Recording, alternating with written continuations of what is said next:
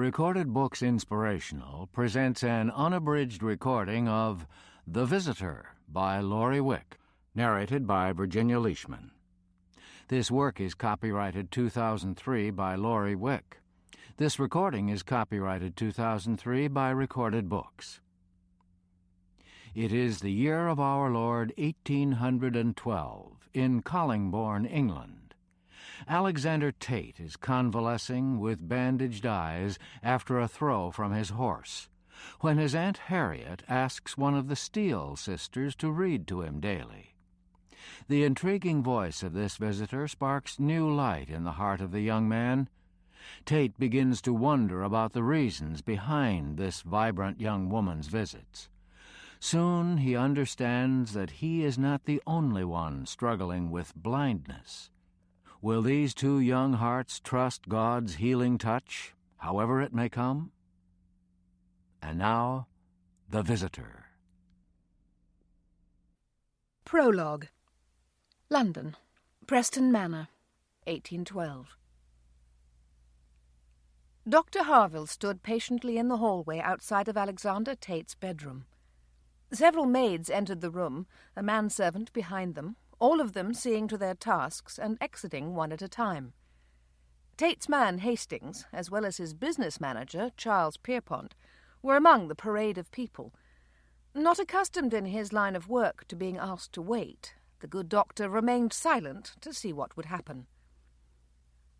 "Mr. Tate will see you now, Dr. Harville," Mrs. Thorpe, Tate's aunt, finally appeared to say.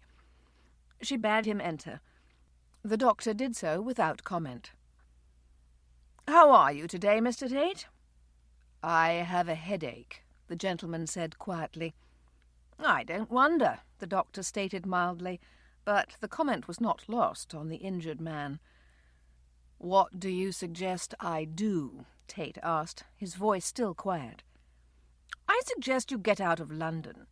It may be that you'll regain your sight if all you do is keep those patches in place, but if my vision were in question, I'd do everything I could to aid the healing." "And what exactly will leaving London accomplish?" "If done properly, it'll give you peace and quiet. Make it clear to your staff that you're not to be disturbed. Leave all your business affairs behind, and rest without interruption or demands on your energy. Let your body heal without all this tension." Such a thing had never occurred to Tate, and now the very thought of it caused him disquiet. That the fall from his horse had caused his vision to become dim and blurred was difficult enough, but now to give up all sense of a normal life, that was going to take some thought. "How long?" he finally asked. "No less than 6 months, possibly a year." 6 months? Tate's mind questioned as his hand came to his head. Had the ache intensified, or was he imagining it? "I'll check your eyes now," the doctor said quietly as he went to work. Tate had not expected to find his vision clear when the patches were lifted, but the horrible blur of dark and grey, now 6 weeks old, was disheartening. The painless yet thorough examination complete, the doctor stepped back, closed his bag, and pulled a chair close. "We've known each other for years, Tate," the older man ventured with quiet respect. "I've long admired your family's faith, but even God needs a little help now and then." Even with the eye patches, the doctor saw Tate's brows rise. Yes, I might not have stated that well, but you know what I mean. You can't stay here in the name of faith and God and pretend that everything is fine. That fall could have killed you, and we both know it. Do yourself a favour and be reclusive for a time. Go away and see if your eyesight doesn't return to you." Tate couldn't argue. He was hoping for a miracle, but miracle or not, the doctor was right. He had done nothing to aid the healing process. Indeed, other than doing business from a comfortable chair in his bedroom, he had not slowed down at all. "I'll take your advice, Harville. Will you be able to recommend a physician for me? When you decide where you're going, let me know. I'll do whatever I can." Thanking the man and shaking the hand that suddenly found his, Tate found himself alone a moment later. When the door opened after a few minutes, he was quite certain it was his aunt. "Aunt Harriet?" "Yes, Alex. What did the doctor say?" In an abbreviated version, Tate explained the situation, his voice calm, not resigned or anxious. "I don't expect you to trail after me," he finished, "but you're certainly welcome. Not that I know where I'm headed." "Are you open to suggestions?" "You know I am." When Harriet spoke again, he could hear the smile in her voice. "I know just the place, my dear," she reassured him warmly. "Leave everything to me." Chapter 1. Collingbourne, England, Newcombe Park, March 1812. Elizabeth Steele, Lizzie to family and friends, worked her way through breakfast, correspondence around her. She had letters from both her sisters, her brother, whose last letter had said he was somewhere in Africa, and even one from an elderly relative in London.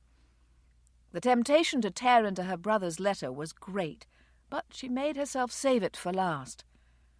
Even as she did this, a conversation came back to her, a conversation during a visit with Anne Weston in a Collingbourne shop just days after she'd arrived back in town.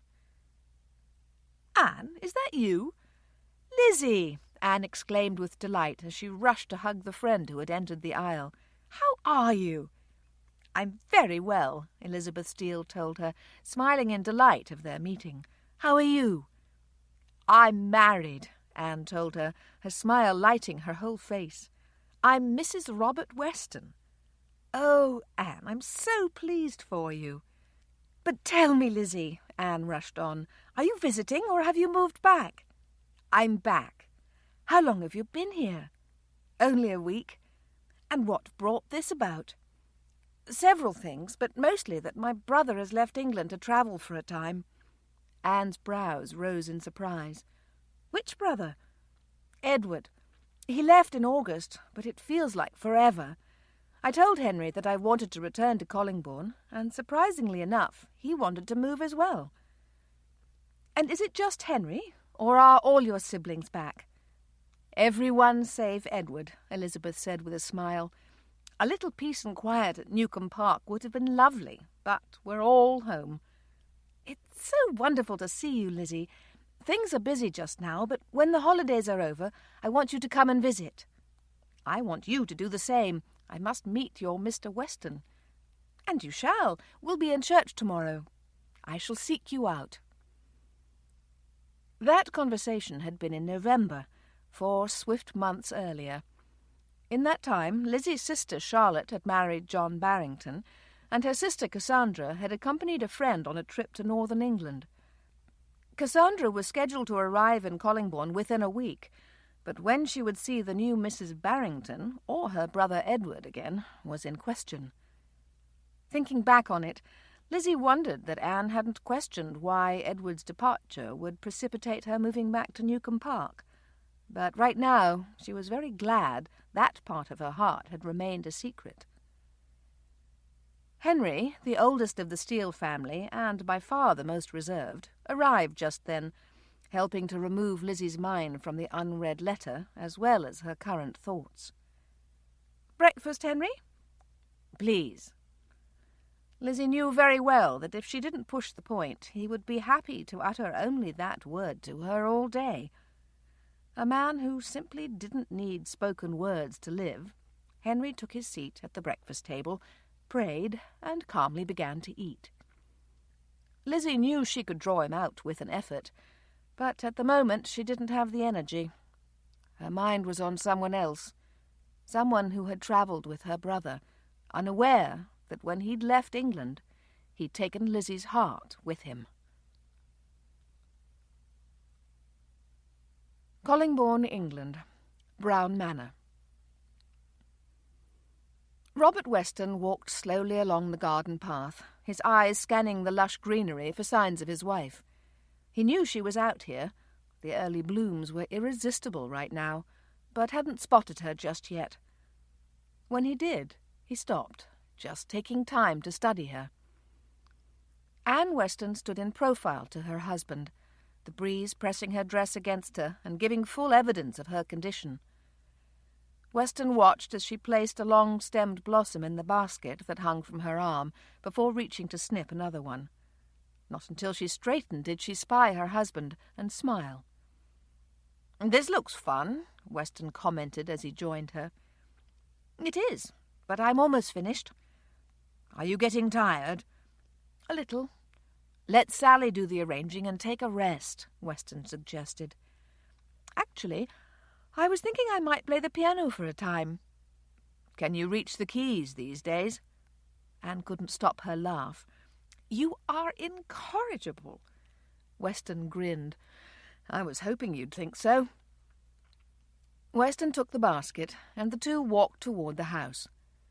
Work on the conservatory behind them continued at a good pace, but these things always took time. Married just 9 months, Mr. and Mrs. Weston were both delighted that Anne was expecting their first child. "Oh, that's right." Anne stopped just as they neared the door. "I was going to gather some herbs from the kitchen garden." "Sally can do that, or cook."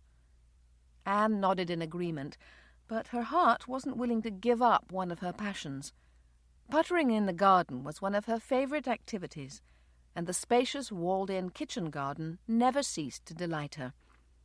Nevertheless, Weston held the door for his wife, and she entered the mansion they called home. "Is this your luncheon day with Judith Hurst?" Weston asked, just after he'd passed the flower basket to Sally. "Yes, she's coming at noon." "Will you rest before then?" Anne, who had still been thinking about the herbs, finally looked at him. "That's the second time you've mentioned resting." "I just don't want you to overdo. And if my memory serves me correctly, the last time you had company it wore you out." Anne had forgotten about that. "Do I look tired?" Anne now asked. "Not tired, but a little flushed." She saw the concern in his eyes and decided to take it easy. "Good," Weston said when she told him. "You might actually fall asleep." Anne, sure that she would do no such thing, only smiled and moved to the yellow salon to put her feet up and read for a while. When Weston checked on her some 30 minutes later, the book lay open in her lap, but her eyes were closed in sleep. "I have news for you," Judith Hurst said the moment the two women were alone. "Good news?" "Very. Tell me. Your first child and my 5th will be in the nursery together." "Oh, Judith," Anne said softly, moving to hug her friend. "That's wonderful. Is Pastor ecstatic?" "Over the moon. You'd think it was our first." "How do you feel?" "Usually fine. Morning can be a bit tense, but it's nothing that won't go away in a few more weeks." "Have you let any of the church families know?" Judith grinned. "We think it's more fun to let them find out for themselves." Anne laughed at the look of conspiracy in her friend's eyes as the two enjoyed a lovely meal together.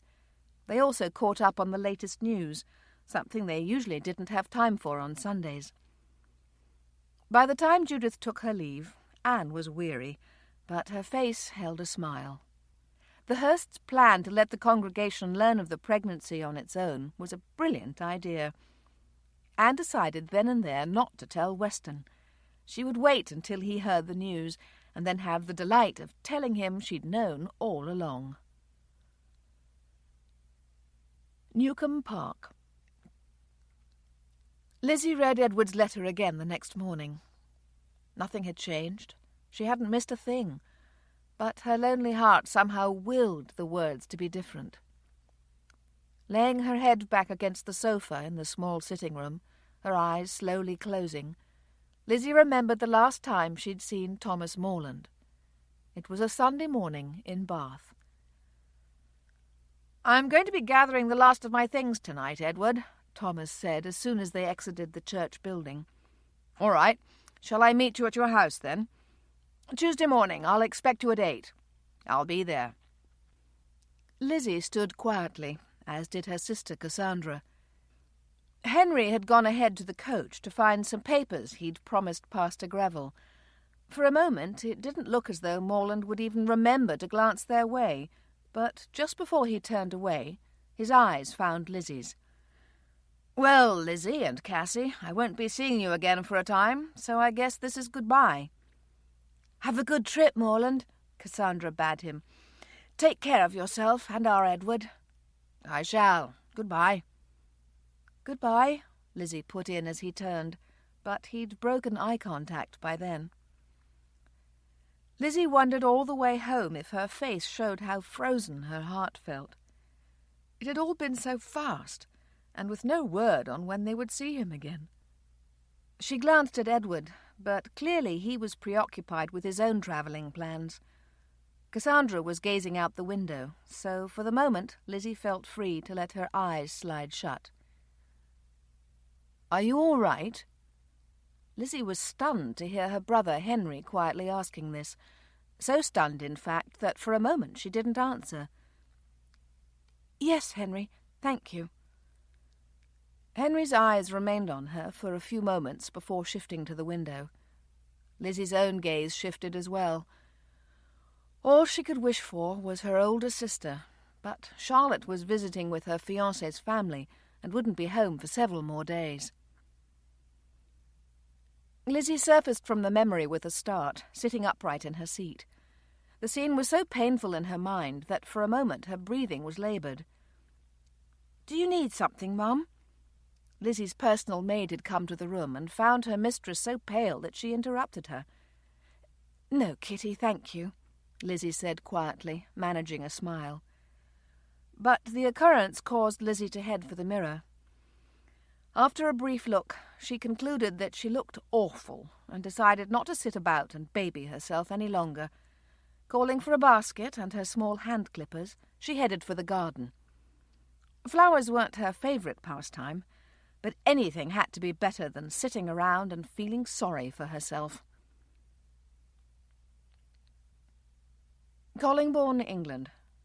Pembroke. "Tate?" Harriet called as she knocked, opening the bedroom door just enough to be heard. "May I come in?" "Yes." Tate turned to the sound of his aunt entering as the door opened completely. He'd been standing in front of the open window, taking some air. The blackness was always there, surrounding him in every way. Most of the time he could ignore it, but just then he'd smelled something pleasant through the open window. It might have been a flower, bush, or combination of both, but without going out to investigate, he was left wondering. "How are you, dear?" his aunt asked, closing the door behind her. "A bit cross, I must admit." "Is there anything I can do?" "Nothing comes to mind." Harriet couldn't stop the smile that came to her mouth. Even in a poor mood, Alexander Tate was polite. He might be tempted to ask her to leave, but if he was careful to keep such thoughts from showing on his face or in his voice. Certainly one could mask a great deal when eyes couldn't be seen, but Harriet was looking at her nephew's face, and there was not so much as a cross wrinkle to his brow or a single stern line to his relaxed mouth. "You've a letter here from Banks," Harriet said, referring to the man who ran things in Tate's London home. "Would you like me to read it to you?" "Not just now. Thank you, Aunt Harriet." The smile dropped from Harriet's face. Tate was doing an admirable job of hiding it, but his spirits were beginning to droop. The inactivity, darkness, and lack of companionship were starting to wear on him. Harriet was on the verge of telling him her plans for the rest of the day, hoping to distract him, when someone knocked on the door. Harriet went to answer it, relief filling her when Hastings stood in the hallway and informed her that Dr. Tilney had stopped by and wished to see Tate. "Certainly, Hastings," Harriet told Tate's right-hand man. "Send him directly up." Harriet didn't know if the doctor would have good news, but his visit alone would be a welcome interruption. The older woman left the men alone during the examination, but Harriet Thorpe wasted no time once Dr. Tilney was through. She met him at the front door and walked him to his coach. "How are his eyes?" "There's improvement, but he needs to keep on as he is for several more months. That's when we'll know if all this darkness and rest have been worth it or not." "Thank you, Dr. Tilney." "You're welcome," he said. He would have turned away, but Harriet wasn't done. "I have something I want to ask you." The doctor listened as Tate's aunt discussed an idea with him, one she felt desperate to try. "I like your plan, Mrs. Thorpe," the doctor said, "but he would have to be just the right person, someone calm and undemanding, someone who'll know when to leave, a person who can read the signs that aren't spoken." Harriet nodded, glad that he'd agreed. "You're right, of course. Not just anyone will do. But at least with your permission I can begin to keep my eyes and ears open." The kind doctor put a comforting hand on her shoulder. "Collingbourne is full of fine folk, Mrs. Thorpe. No doubt the right person will come to you very soon." Harriet thanked him without further comment, but there was plenty on her mind as the doctor's coach pulled away. "I'm sure Collingbourne does have many fine folk, Dr. Tilney, but I won't be looking far and wide. I'll be concentrating my search within the church family."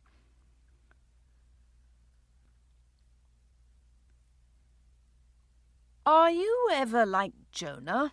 Pastor Hurst asked the congregation in the closing minutes of his sermon on Sunday. 4 chapters in the book have this prophet's name on them, and more than 2 of them are about his disobedience. Do more than half the things said about you concern your disobedience? Jonah's discontent was at a remarkable level. This prophet of God needed to be ashamed of himself in light of how swiftly wicked Nineveh repented. Jonah was given a job and ran. The citizens of Nineveh learned of their doom and fell to their knees in repentance. While we read about Jonah's repentant heart in the belly of the fish, it didn't take long for him to pout when God did things he disagreed with. When he was in trouble, he said God was his salvation. But when you look at chapter 4, verse 2, Jonah is disgusted with God for the salvation he offers to Nineveh. Pastor Hurst smiled gently at the group gathered before him, his eyes warm. "We're so like Jonah, aren't we? We have in our mind the way we think things should be done, and when they don't happen that way, we frown toward heaven and pout. But there's hope, isn't there? Jonah himself, even though he wasn't very happy, had to admit that God is a gracious God, merciful, slow to anger, and of great kindness. That's why there's hope. Not with us, but in the God who loves us. No matter how often we've failed, frowned, or followed our own path in the past, our gracious, kind, merciful, saving God is ready with forgiveness." We'll be talking about Jonah for several more weeks.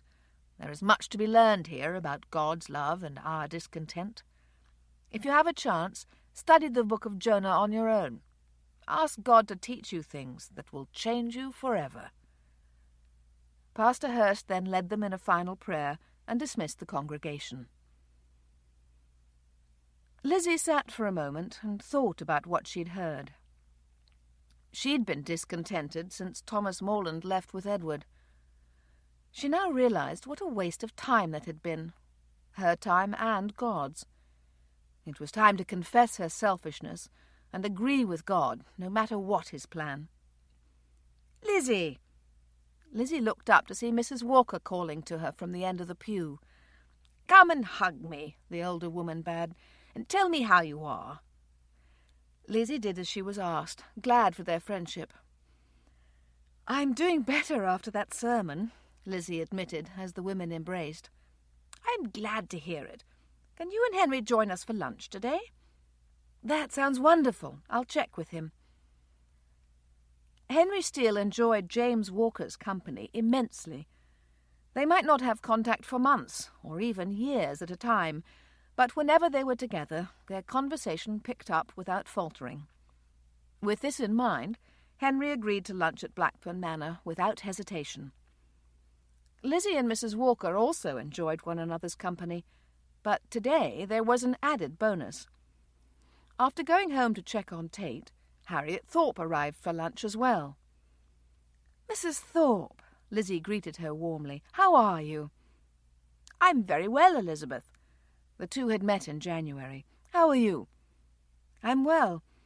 I was thinking about your nephew this morning when I saw you come in alone. Has there been any improvement?"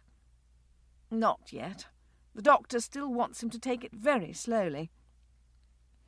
Mrs. Walker invited the women into the sitting room to get comfortable. The men were still in the study looking at elaborate plans for a plumbing system, something Mr. Walker had picked up at the town market. "When does Cassandra arrive?" Mrs. Walker asked Lizzie as soon as the women were settled. "This week." Lizzie went on to tell her hostess something about a recent letter, but Harriet barely heard her. As on the first occasion they'd met, she couldn't remember the last time she'd spoken with such a beautiful young woman. She couldn't help but wonder if Tate had ever met her. "I can't remember, Elizabeth," Harriet began when there was a lull. "Where were you moving from when you came to Collingbourne?" "We have a home outside of Bath.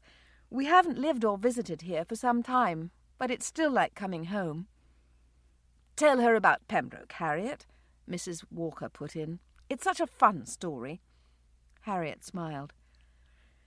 "Pembroke was built in 1755.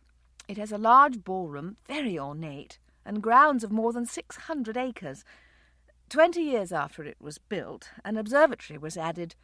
Garden windows sit all along the first floor, and the sweeping view from the rear windows is nothing short of breathtaking." Harriet smiled again before adding, "I honeymooned at Pembroke. When Thorpe and I were married, the house belonged to his father. We spent 6 months here, roaming about and falling deeper in love. When it was time to return to London, I cried. When my father-in-law died and everything came to Thorpe, I cried again, knowing we could visit whenever we wished. We didn't come nearly as often as I dreamed, but it was lovely knowing it waited here for us." "How wonderful," Lizzie said, her voice betraying a tinge of envy. "When Tate is feeling more the thing, you'll have to come to visit." "I would enjoy that." "Still no visitors?" Mrs. Walker questioned her friend. "No. Tate still needs to take things quite slowly. Dr. Tilney and I have thought of something that might work, but it's a rather delicate matter. If you could pray that I'll have wisdom in the days and weeks to come, I would much appreciate it." Harriet feared she might have said too much. She didn't wish to be questioned at this time, and she was relieved that the men joined them before the conversation could proceed further. The 5 acquaintances moved to the dining room to eat, and Harriet was able to keep her plan private. She surreptitiously watched Lizzie Steele the rest of the afternoon, wondering in her heart if she might be the person Tate needed. Lizzie was certainly lovely enough, not that looks mattered at a time like this. Still, Harriet's heart was uncertain, so she kept her mouth shut. "It's one of 2 things, Harriet, old girl," she said to herself. "Either the whole idea's an ill-fated one, or Elizabeth Steele is not the person needed at this time." For a moment, Harriet's gaze shifted to Henry Steele, only just realizing he'd been rather quiet during the meal. However, she didn't completely count him out either. "It could be anyone, Lord, anyone at all.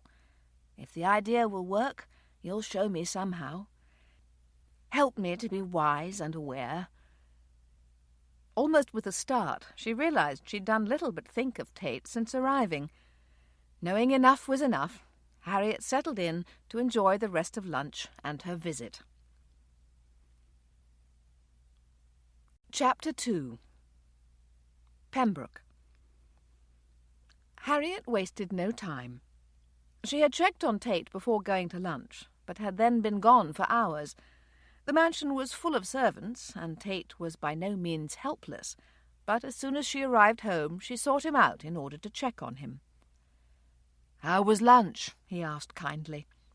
"It was lovely. Henry and Elizabeth Steele were there. Have you met Elizabeth, Tate?" His brow furrowed. "Is she a blonde?" "No, dark." "Then I must have met Charlotte. A remarkably beautiful woman, I might add." "As is Elizabeth. It isn't just her mahogany-coloured hair. She also has spectacular green eyes. I couldn't stop staring at her." "Did she notice?" Tate asked with a smile. "I hope not." Harriet laughed a little. "How are the Walkers?" "They're both very well. They asked after you." "That was kind of them. Do you have time to go over your sermon notes with me now?" "I can do better than that. Pastor Hurst has begun writing a summary for you. If I read it to you each week, you'll be right up to date when you're up to going on your own. He even reiterated his offer to visit as soon as you'd like." "I'll have to dictate a thank-you note to him." "Do you have time to read now?" Tate asked again, clearly ready for the day's sermon. "Yes, I'll get the papers directly." When Harriet returned, Tate made himself comfortable and concentrated on the words his aunt read. He asked God to heal his eyes. He asked God to help him with patience during the process. Then he thanked God for the fact that even if he never saw again, his ears would let him hear the word. Newcombe Park. On Monday morning after breakfast, Lizzie began a letter to Edward. She hadn't planned to write him so soon, but her heart woke with a lightness that came from peace with God, and she found herself wanting to talk to her younger brother about it. "Cassandra will be back soon, and I'm very much looking forward to that," she wrote shortly after greeting him and asking about his health. "Henry is, as ever, quiet and to himself, but genuinely kind. I'm thankful for his presence. We lunched with Walkers yesterday. Henry very much enjoys Mr. Walker. I think they could spend hours alone in the study with maps, plans and such. The sermon from the Book of Jonah was challenging yesterday morning. I'm too like that stubborn prophet in the way I complain to God. It was a good reminder for me.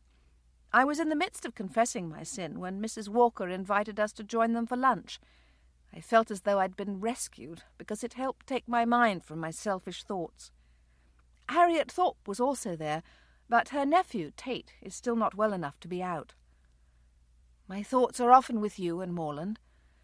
I can only imagine a place as foreign as Africa, so you'll have to be more descriptive in your letters. How's the food and their tea? Do you eat your meals at the same times we do? And your bed, what are you sleeping in? As you can see, I'm full of wonder about the whole experience, even as I'm very glad to be in England. Just yesterday I came to great peace about the two of you leaving. But out of curiosity, Edward, does Morland ever speak of me or ask after me? I know you won't say anything to him, and he can't see my red face from Africa, but I do wonder. Have you word from Charlotte? I think she and Barrington will be stopping in Collingbourne at some point, but I'm not sure when. I asked her in my last letter, but because they're on the move, I'm not sure when she'll receive it. Lizzie sat back and thought about how life had changed in the last few months. So often these days she was on her own. It had seemed to her that a bit of peace and quiet around Newcombe Park would be lovely, but she missed her siblings terribly, more than she'd expected. Write soon, Edward, and tell me if you're well. You know you're always in my prayers. Don't forget to send along any unusual maps or charts for Henry. His birthday's coming soon, and you know how pleased he would be. Tell Morland I said hello, and please take care of yourself. My love to you, Lizzie. Lizzie addressed the letter and gave it to Kitty for the post. She realised when she was alone once again that her heart still yearned for Morland, but not with the angry ache that had been present for so many days. I know I'll fall again, Lord, but I ask you to help me. I ask for your strength to go on, to be the woman you would have me be. Lizzie didn't ask the law to send her a husband in his time. Her heart simply wasn't ready for that. Everything within her believed that she would never love anyone but Thomas Morland. Pembroke.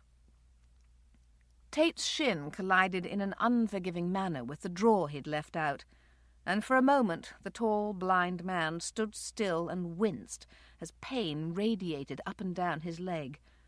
He'd done the exact thing a week before on the other leg, and wondered when he was going to learn. Hastings heard the bump and wasn't long in checking on his employer. "Do you need me, sir?" Tate shut the drawer.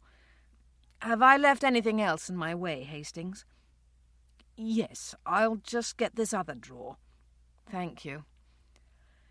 "I think, sir," the faithful servant went on, shutting the dresser drawer and turning back to Tate, "if today is good for you, I'd like to trim your hair." Tate's hand went to the back of his thick, dark hair. It was long at the nape and shaggy, even where the straps from his eye patches crossed the back of his head. "Today will be fine. Right now, even." "Very good, sir. Would you like to sit outside this time?" "Yes, I'll be down directly."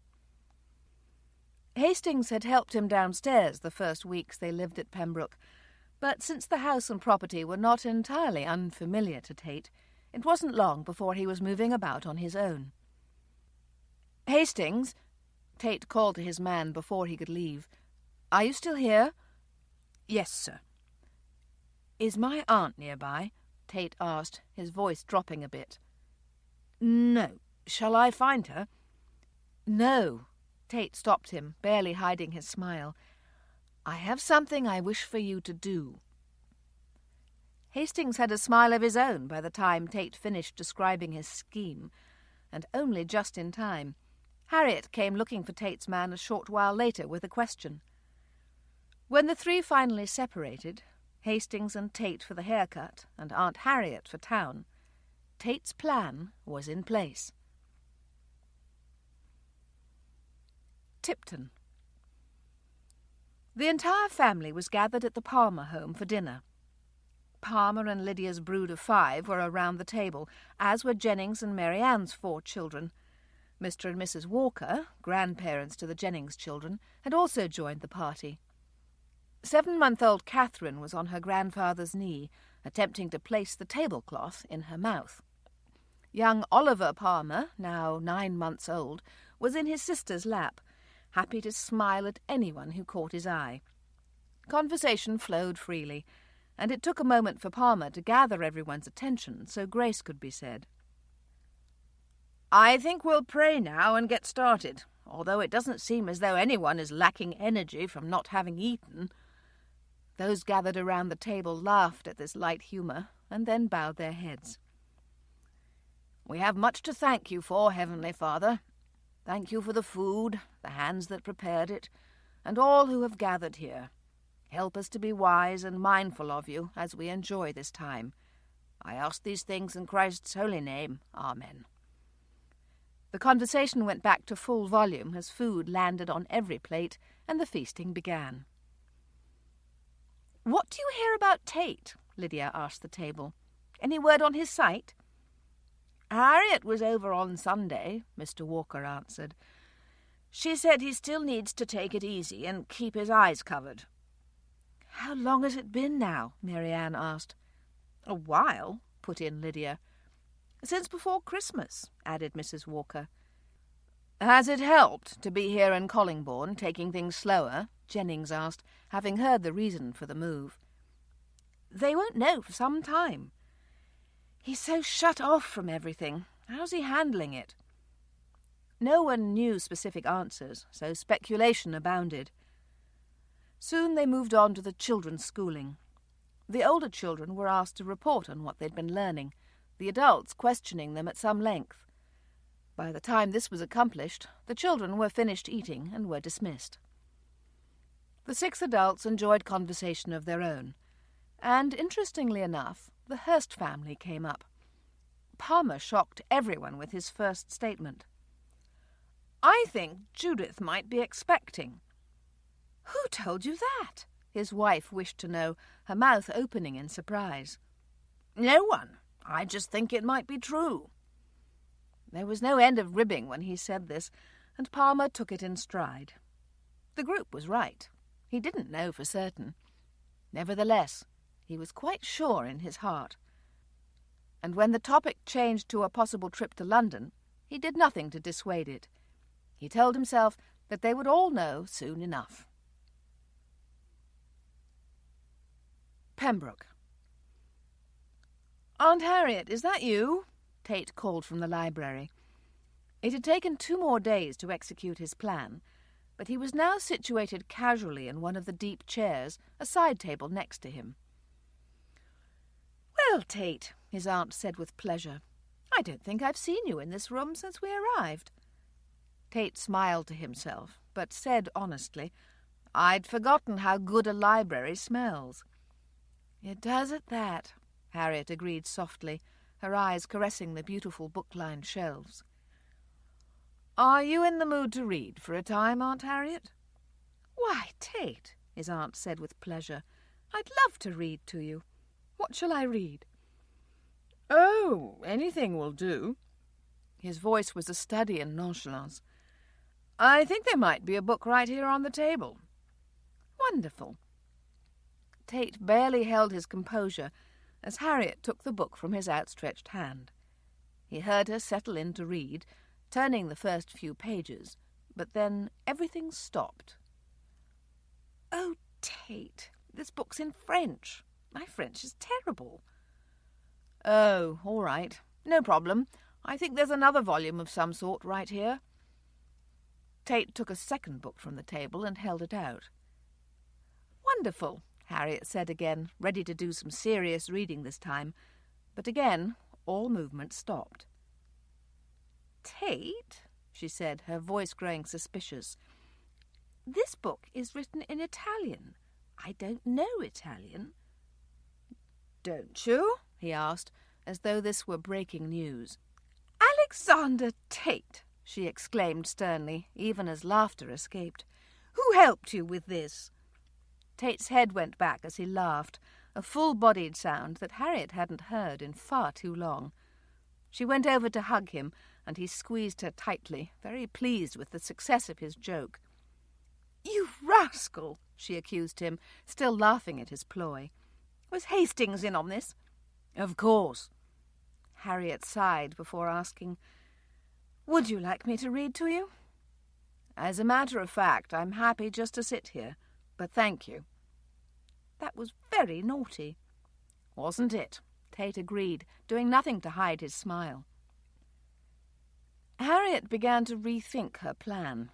Maybe Tate didn't need anything else right now. Then again, Tate was speaking to her, so Harriet attended as best she could, but her thoughts were running in a certain direction. It would be most intriguing to see what the future might bring. Newcombe Park. "You're pacing," Henry said mildly, the second time he passed Lizzie in the large entryway.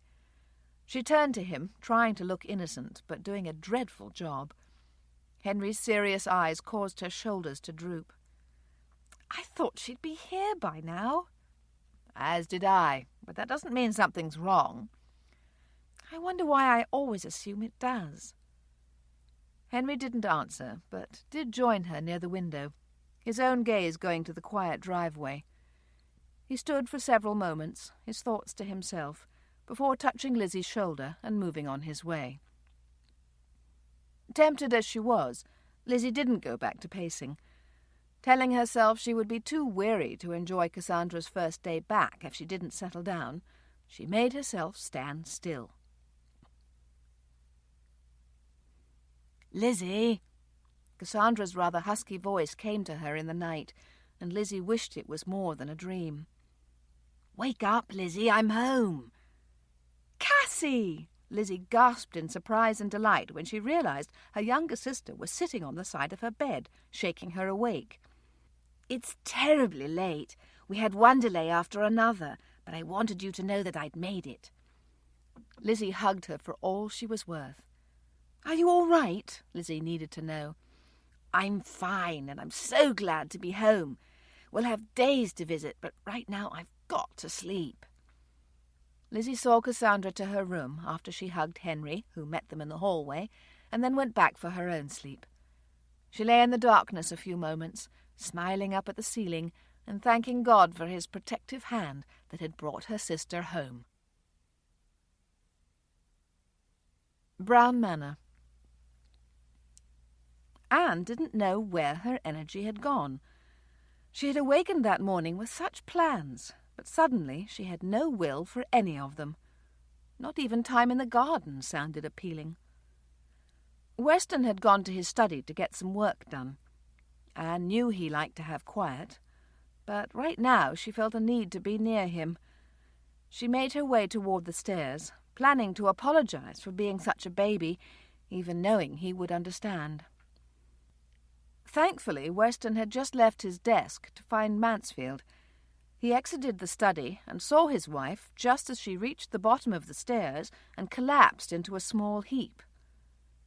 Anne was in Weston's arms just moments later, having missed his shouts for help and for a doctor, and when she awoke, his concerned face filled her gaze. "I fainted, didn't I?" "The doctor's on his way," Weston told her, his voice breathless with fright. "Do you think I need a doctor?" "Well, even if you don't, I do." Anne smiled at his attempt to make her laugh, but she could see the distress in his gaze. "Maybe I'd best go to bed." Weston lifted her without a word.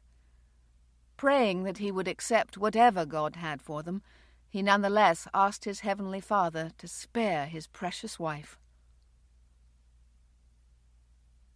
Newcombe Park. Heedless of their late night, Cassandra was at the breakfast table with Lizzie bright and early the next morning. Red-headed, brown-eyed, and covered with freckles, she was the baby of the family. Not that she acted as such, but the family did dote on her some. This morning, feeling as though she'd been gone for years instead of months, she was filled with questions for her sister. For Lizzie, Cassandra was so much herself, warm and caring, that it was as though she'd never left. "What do you hear from Morland and Edward, Lizzie?" "A letter from Edward last week." "Nothing from Morland?" "No." Cassandra stared at her.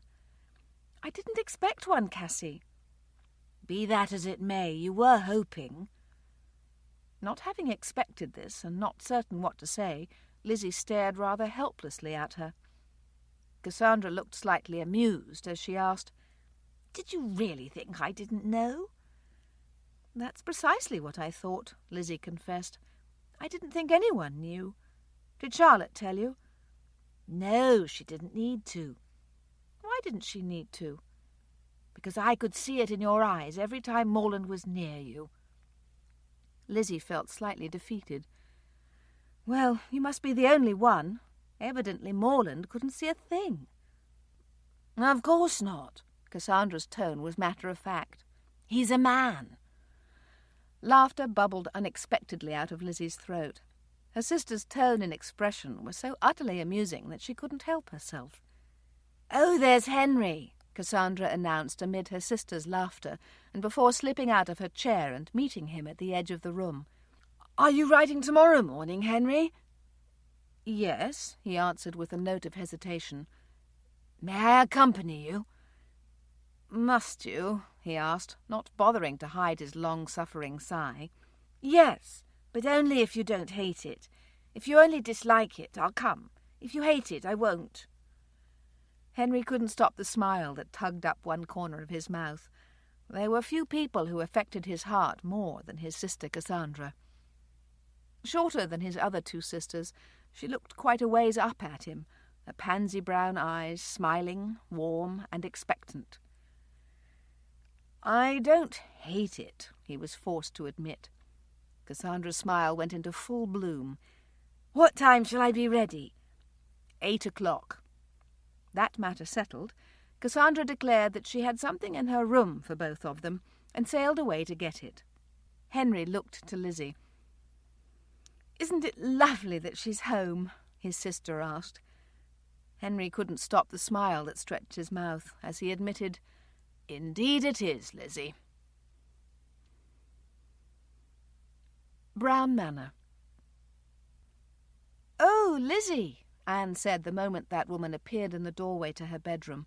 "I'm so glad to see you." "I came as soon as I got word." Lizzie moved close to the bed and took the prone woman's hand. "How are you?" "Tired, all of a sudden. I don't know what went wrong, but I actually fainted. And now there's been some spotting. Dr. Smith wants me to stay put until the baby comes." "It sounds as though it's for the best." "I'm sure it is, but there was so much I wanted to get done." Lizzie laughed a little. "What's so funny?" "We are, women in general. We're so busy planning, and usually with the best of intentions, but sometimes I think we get in God's way." Anne laughed too. "I'm not going to stay long and tire you out," Lizzie continued, "but Cassandra and I are going into town tomorrow. What can we bring you?" "Cassandra's home?" "Yes, she sends her love. Now, you'd best give me that list before someone comes along and shoos me out." "You're right. Let me think a moment," Anne said, glad of the offer. Lizzie remained quiet until Anne began a list. Taking mental notes, Mrs. Weston's visitor waited only until she was done to give her a hug and then straighten to full height. "If you think of anything more, just send word. We're not going before 10, and we shall simply stop on our way home. How does that sound?" "Wonderful." "Wonderful?" Weston asked as he entered the room. "You must be speaking of me." Both women laughed. Weston checked on his wife and then offered to see Lizzie out. Once on the drive, Lizzie asked directly, "Has she been told everything, Weston, or is it graver than you've let on?" "No," Weston shook his head firmly. "Dr. Smith thinks she's overdone. If she stays quiet, there's no reason why she shouldn't deliver safely." "Thank you for telling me. Anne's given me a list for town in the morning, so I'll be stopping again tomorrow when I'm finished." "Thank you, Lizzie. You're a good friend." Lizzie only smiled and took the hand he offered to climb into the carriage. She prayed for her friend all the way home, thinking about how good her colour and spirits had been. It was nice to arrive home and be able to give Cassandra such a good report. "What can we do to help?" her sister finally asked. Lizzie was pleased to relate that Anne had given her a list, and outside of that, she was in Weston's and Dr. Smith's capable hands. Chapter 3. Their breath fogged the morning air as they rode from the stables out across the fields. Henry's mount was a larger animal, but tame in his nature and steady in his gait. Cassandra's horse tended to be more skittish, but she was easy to control and liked Cassandra's light weight on her back. Cassandra knew that Henry didn't care for superfluous conversation, so she kept her comments to a necessary minimum. She followed his lead, not wishing to interrupt his routine in any way, happy to do this until they came to the ridge. Not speaking, or even expecting him to follow, Cassandra heeled Iris across the top of the ridge, giving her her head and hunching over the horse's back as they flew through the early dew. Henry stayed with her, his own horse ready for the chase, until she pulled up and turned to him with a huge smile.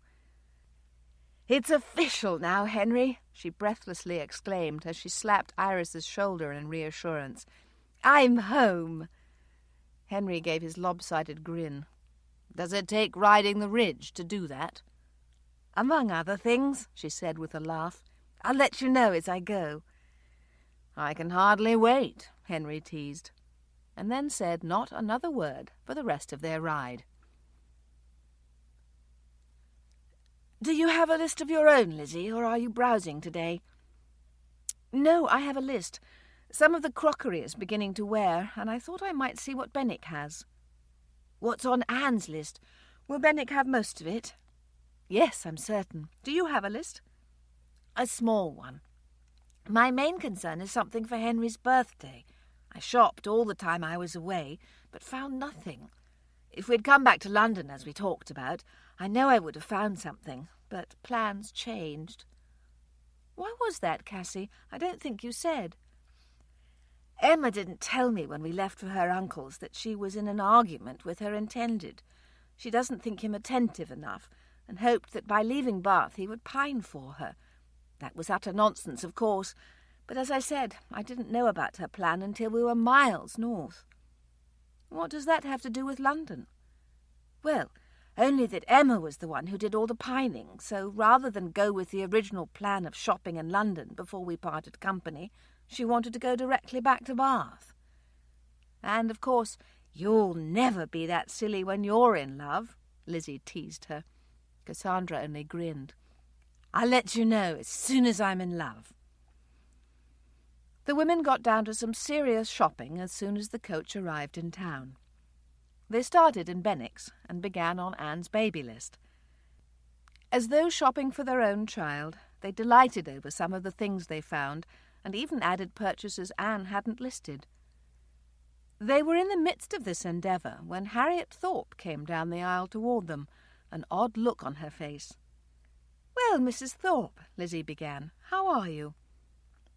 "I'm very well, Lizzie," she said softly, her gaze strained to Cassandra. "I heard your voices and assumed your sister had arrived. Am I correct?" "Indeed you are. Mrs. Thorpe, please meet Cassandra, the youngest of the Steele clan." "It's a pleasure to meet you, Cassandra." "How do you do, Mrs. Thorpe?" "I'm well, thank you. Did you have a good trip?" "It was very nice." Cassandra dimpled at her. "Almost as nice as coming home." Harriet Thorpe smiled. "I like her very much, and I think she's just who I need right now. You're going to find me absurd, Cassandra, but I actually have a favour to ask of you." "All right," Cassandra said willingly, knowing that hearing her out wouldn't mean she had to agree. "Could I possibly impose upon your time to explain in, say, an hour?" "That would be fine. Where would you like to meet?" "Gray's?" "Gray's it is. I shall be there." Harriet smiled at both younger women, bid them good shopping, and moved on her way. Lizzie looked at her sister. "Cassie, dear, I do believe I've been bored without you here and didn't even know it." This sent Cassandra into gales of laughter that she was forced to stifle or be guilty of making a scene in the store. Both women worked to control themselves and get back to the task at hand, Cassandra with a reminder to herself that she had to be at Gray's in an hour. Brown Manor. "Oh, it's all so lovely," Anne exclaimed, as Lizzie and Cassandra held up each tiny item. The bed was strewn with small caps and buntings, blankets and soft fabric for nappies and bath times. "We got a bit of everything in all colours, even though we both think you'll have a boy." "Is this based on science, or are you prescient?" Anne wished to know. "Well, I hadn't seen you yet, so I guess that makes me prescient," Cassandra decided, but Lizzie had to admit to opinion only. "We can't stay, Anne," Lizzie told her after a very short time. "We would love to, but we mustn't tax your strength at all." "I understand. Judith was here this morning and said the same thing. Do tell me you'll come back, however." "We certainly will." The Steele women did a swift clean-up job, embraced Anne before they exited, and met Weston in the hall. "I could tell she was pleased," he said without hesitation. "Thank you so much." "It's our pleasure, Weston. Just send word if we can do anything else." "We'll probably be fine, but I won't forget your offer." Weston saw them down to their coach and waved as the horses pulled away. Lizzie turned to her sister the moment the coach was in motion and stared for several seconds. "Tell me again what Mrs. Thorpe asked you to do." Cassandra laughed and willingly obliged, causing Lizzie to shake her head in wonder all over again. Pembroke.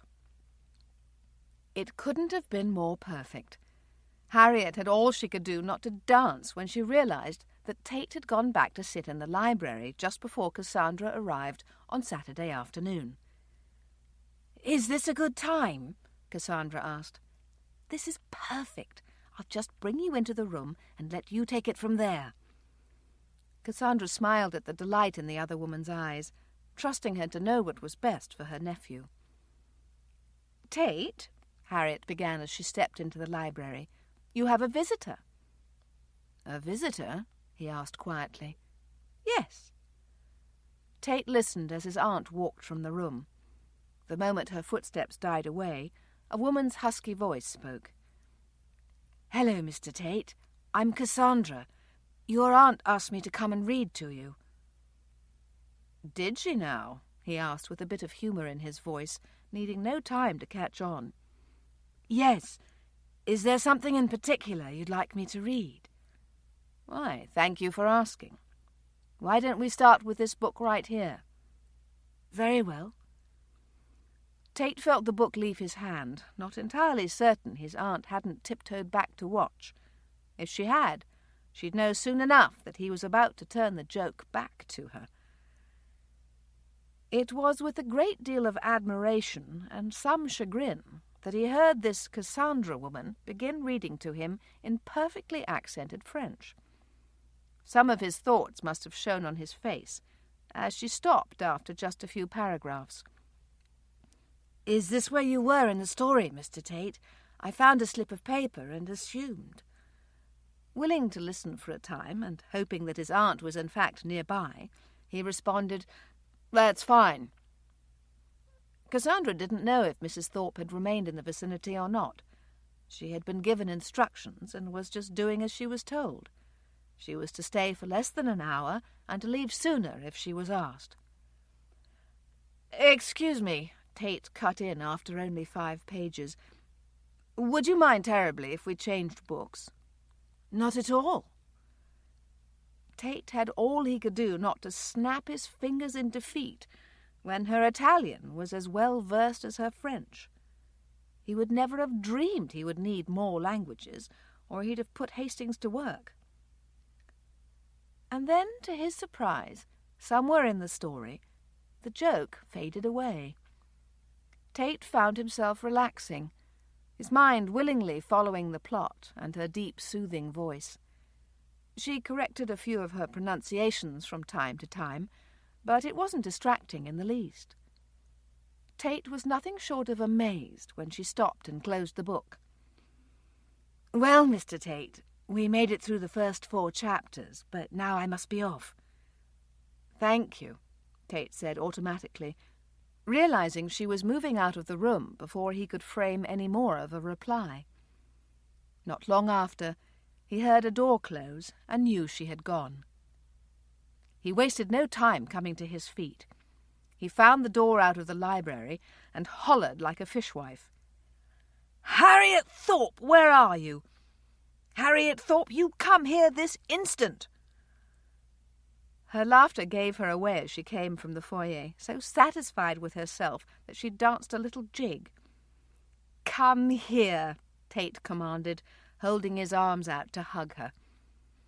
Harriet went into his embrace and hugged him right back, both of them laughing until they felt weak. Still holding his aunt close, Tate's voice became serious. "Have I told you how much I appreciate all you've done?" "I think you just did." Tate found her forehead and kissed it. Harriet, still very pleased with herself, told him that tea would be in an hour and that she was going to change. Tate sat in his bedroom on Sunday morning, although the whole house was quiet, to pray and think on the Word. He had been studying the life of Moses when the accident occurred, and he worked every day to recall what he'd learned about that man and God's work in his life, asking Hastings or his aunt to read to him about things he couldn't remember.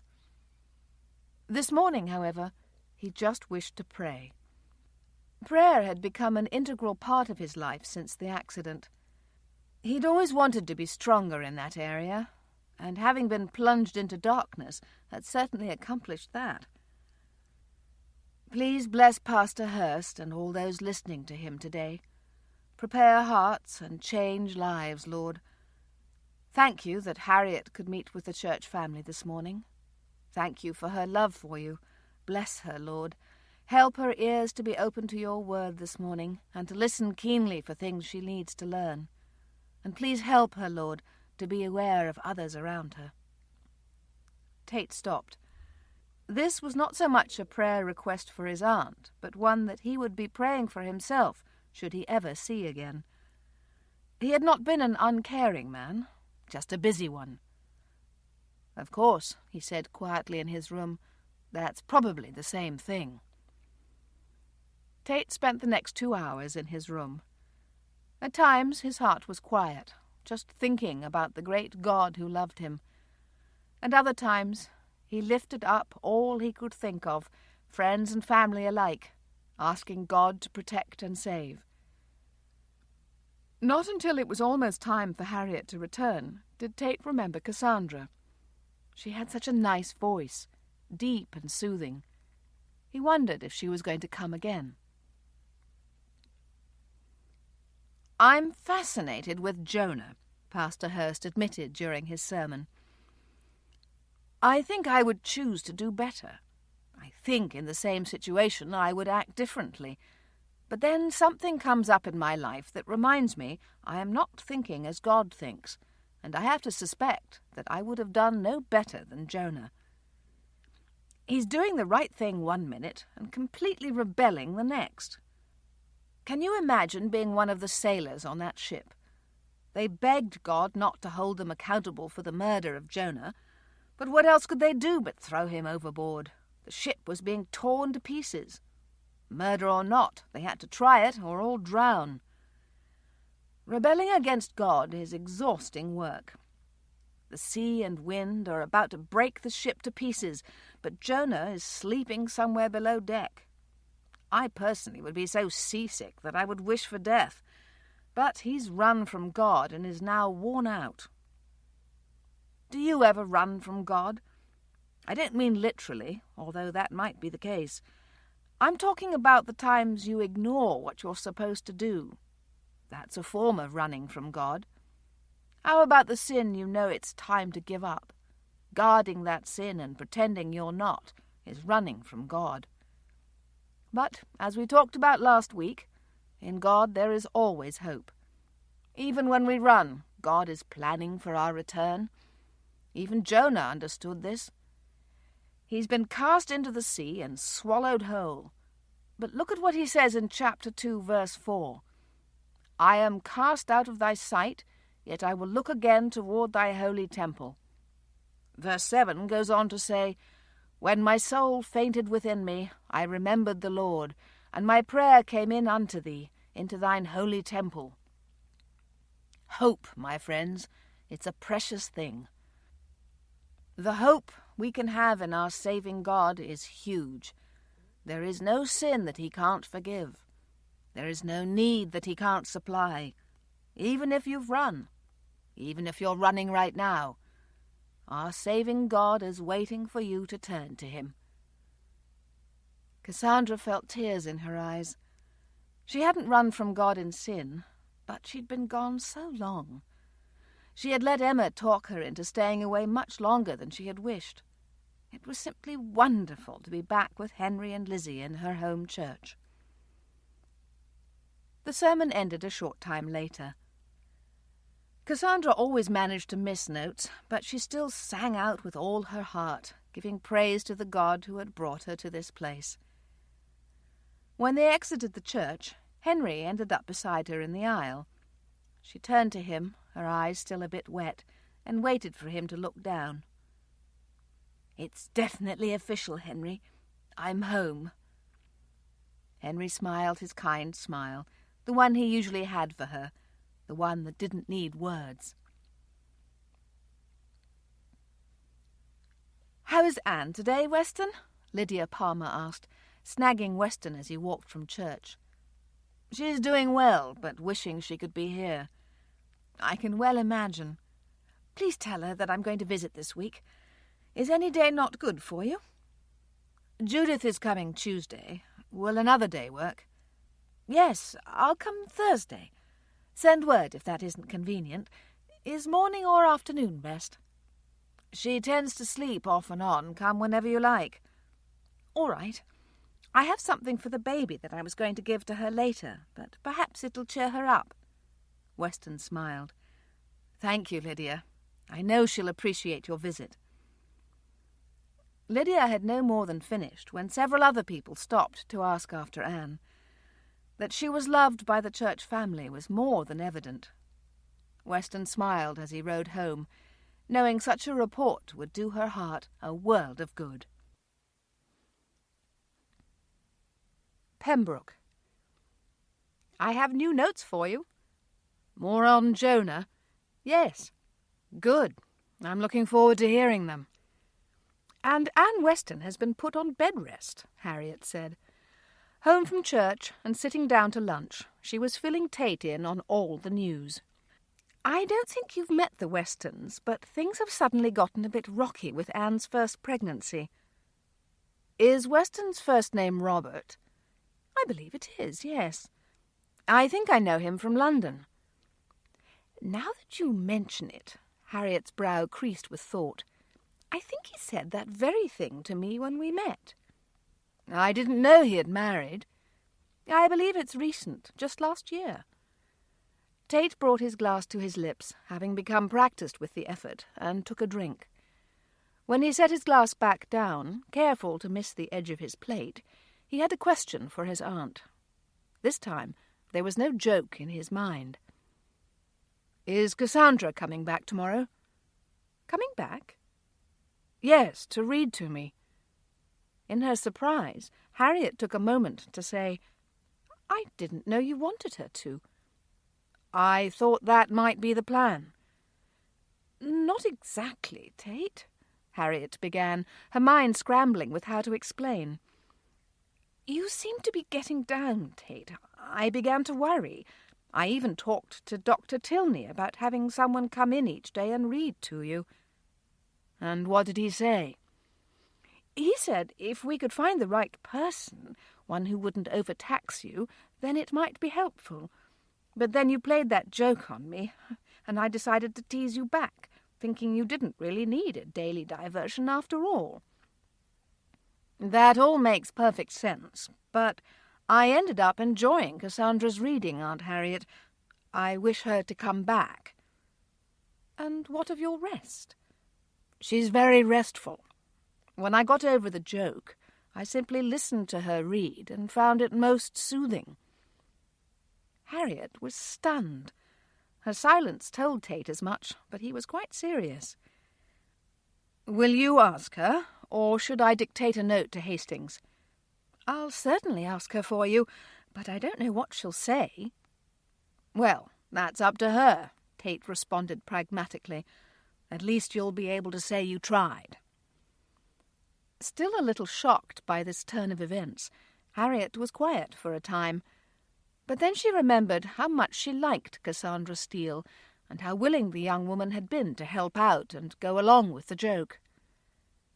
Maybe she's what we all need right now, Lord. I asked you to help me know, and Tate is now requesting her return. I don't think you can make it any clearer than that. Newcombe Park. Why, Mrs. Thorpe, Lizzie said with pleasure on seeing her. Please come in. I'm sorry to come unannounced, Elizabeth. It's most rude of me. Not at all. Cassie and I were about to enjoy a mid-morning cup of tea. Can you join us? That would be lovely. Thank you. Hello, Cassandra. Hello, Mrs. Thorpe. The younger Steele sister greeted her as she entered the room. Are you joining us for tea? Your sister just invited me, yes. I'm glad. You can tell us how your joke worked. A little too well, Mrs. Thorpe said with a laugh, while the three made themselves comfortable. Mr. Tate wants you to come back. The looks on Cassandra's and Lizzie's faces were comical. Harriet laughed a little and waited while they exchanged a look. Do tell, Mrs. Thorpe, Lizzie put in. We beg of you. Harriet gave them every detail. and they laughed at how well she pulled it off. But then, she went on, Tate asked in complete seriousness if Cassandra was going to keep coming. I worried that it might be too much for him, but he said he found it very soothing. The older woman shrugged, looking as helpless as she felt. I told him I would ask. Well, of course I will, Mrs. Thorpe. I don't think I can come every day, but I would be happy to help in any way possible. Harriet stared at her, gratitude in every line of her being. I liked you the moment I met you, Cassandra Steele. I can't thank you enough for this. Tate has done remarkably well, but it will be weeks before the doctor allows the patches off. I fear he feels completely cut off from everything. He was very kind, Cassandra said, thinking back. I could tell he was amused, but he handled himself very well. Not an easy task when you can't see. So you'll come? Certainly. Is tomorrow soon enough to start? Tomorrow's wonderful. The Steele sisters smiled at her.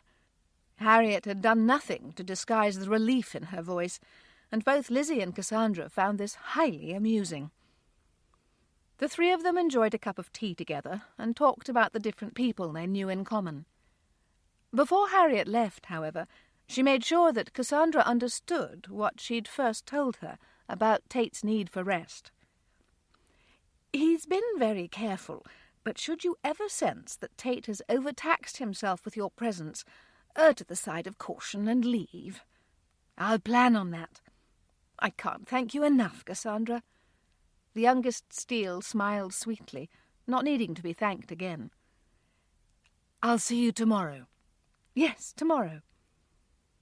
Harriet took her leave a short time later, and when the two sisters were alone, they both speculated as to what Cassandra might have gotten herself into. Chapter 4. The Manse. How are you this morning? Judith Hurst's eyes had only just opened, but Frederick Hurst was very close by. For 2 hours he'd been waiting to ask the question, but knowing what a rough night she'd had, he'd kept quiet until she stirred. I think I'm better, she answered slowly, her hand going to her aching stomach. She had been terribly ill in the night, and now felt drained and weak, but not nauseous. Do you want anything, dear? Frederick asked. Maybe a bit of tea. Phoebe, the housekeeper at the manse, had anticipated this and kept the pot fresh. Frederick was able to pour her some immediately. Judith was taking her first sips when the door creaked open a bit. Jane peeked in, her face anxious. Come in, Jane, Pastor Hurst called to his oldest daughter, and then chuckled to see that all 4 of the children were waiting to see their mother. They gathered close to the edge of the bed, all eyes staring at their mother in wonder. She was rarely ill, and never bedridden. It was a new experience for all. What day is it, Frederick? Judith asked, once she'd assured the children that she was not dying. Tuesday.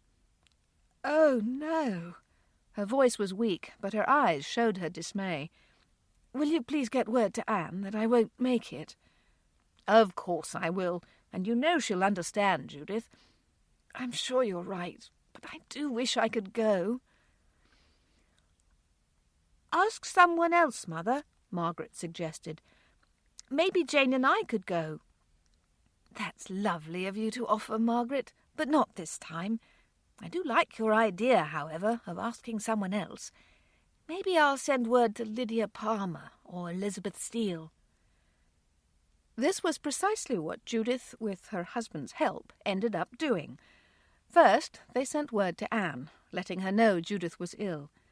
They then let Lizzie know of the situation, in hopes that she could pay a visit instead. Beyond sending word, Judith knew she could do little else. In fact, right now, she was too weak to care. Pembroke. This home is beautiful, Cassandra told Harriet the moment she arrived mid-morning Tuesday. Thank you, Cassandra. It's been in the Thorpe family for years. Cassandra would have loved a tour, but knew that now was not the time. Indeed, there might never be a time. She had to be careful not to get too personally involved in this situation. That was the safest way to proceed. She had arrived with low expectations, so she wouldn't be disappointed. She didn't expect a tour now, nor would she ever.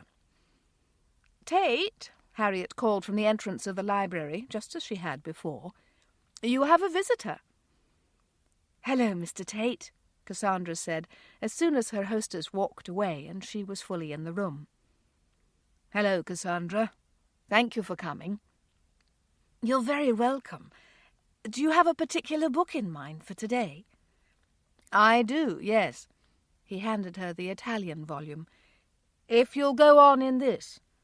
"Certainly." Taking the sofa that was nearest Tate's chair, Cassandra carried on with ease, reading in her usual style, with a certain amount of inflection, but not trying to imitate anyone's voice in dialogue. She read for more than an hour, her listener seeming to be as relaxed as a cat in the sunshine. Glancing ahead to the end of the chapter, she thought she might get in the next chapter as well before she had to go. At any moment she expected to find Mr. Tate sleeping or interrupting, but neither happened. Cassandra's voice began to tire before he showed any signs of doing so, and it was she who shut the book and called an end to the day's session. "If it's all right with you, Mr. Tate, I'll be finished for today." "That's fine. Thank you for coming." Cassandra came to her feet, but hesitated just a moment longer. "May I ask you something, Mr. Tate?" "Yes." "You didn't think your visitor could read French or Italian, did you?" Tate's smile was huge as he admitted, "Guilty. I thought my aunt might be nearby and wanted her to know I was on to her scheme." Tate listened to her laughter, liking the sound. "Are you returning tomorrow?" he asked when he heard her feet on the carpet. Cassandra stopped. "If I can come in the afternoon?" "That would be fine." "Very well. I'll see you then." Tate didn't answer, and Cassandra wondered at her choice of words. It was so natural to tell someone you would see him later, but of course Tate would not have returned that farewell. Hastings saw her out. Harriet was nowhere around, and all the way home Cassandra asked herself if she'd been utterly insensitive to Mr. Tate's plight. Newcombe Park. "Henry," Cassandra sought him out in his study. "I'm having some lunch. Would you care to join me?" Henry looked up from the account book he was studying, but didn't answer. "Are you not hungry?" Now that she mentioned it, Henry thought he might be quite hungry, but his mind was still on the business in front of him. "Shall I have something delivered to you?" "Please," Henry answered automatically, regretting it when Cassandra looked a bit disappointed. He sat back in his chair, thinking through a different reply, but a moment later the door closed and his sister was gone. Henry sat and debated what to do, but he soon found he'd waited too long again. When Mrs. Jasper delivered a lunch tray to his office, he asked after Cassandra and was told by the housekeeper that Miss Cassandra had decided to go riding. Brown Manor. "Did you actually speak with Judith or just receive word?" "Only word, but I assume it was a nasty illness to keep Judith from going out." "I think you must be right." Anne took a sip of her tea and asked more questions of Lizzie. She felt very cut off and craved news of the Church family. "What's Cassie doing today?" "She went this morning and read to Mr. Tate." "Did she? How did that come about?" Lizzie explained the story, which Anne found quite interesting. "Is Tate improving?" "The doctor wants the patches to remain in place at all times, so it's rather hard to say." "Well, I keep praying for him. That's been a great advantage to being in this bed, Anne explained. One has so much more time to pray, and in the midst of that, I've thought about how special it is to be able to pray for Mrs. Thorpe and her nephew, even though I've never met him. It's wonderful having a God like ours, isn't it, Lizzie? It is indeed, Anne. But now I also must tell you, before we keep talking about Collingbourne and the church family, that I've been asking God to bring you a husband. Lizzie couldn't stop her laugh. Is that so? Have you had an answer? Of sorts, yes. Lizzie laughed again. I can hardly wait to hear this. Well, it occurred to me, Anne continued, clearly enjoying herself, that a woman as lovely as you must be catching someone's eye, but you must not be interested back. Then it occurred to me that you're interested in someone who must have overlooked you. How close am I? I think you've been spending much too much time on your own, Lizzie teased her, in an effort to avoid the facts. That's probably true, Anne agreed with a sigh and a small laugh of her own, her eyes looking to the ceiling. You're going to think me fanciful, but I've always thought you should marry Thomas Morland. Tears sprang so swiftly to Lizzie's eyes that she couldn't camouflage them. Anne would have been blind to miss them. Oh, Lizzie, Anne's voice filled with compassion. What did I say? It's all right, Anne. We won't speak of it. You need your rest. Anne knew her friend was right. Just the pain she felt at seeing those tears told her it would be very easy to become emotionally involved. Weston was counting on her to rest, as was her baby. She knew she couldn't follow her heart right now. Know this, Elizabeth Steele, Anne had to whisper just this much. I'll still be praying. Know that I will. Lizzie took the outstretched hand that Anne offered her, and with her free hand attempted to dry her face.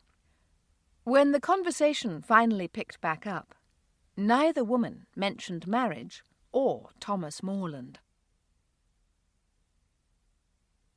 Collingbourne.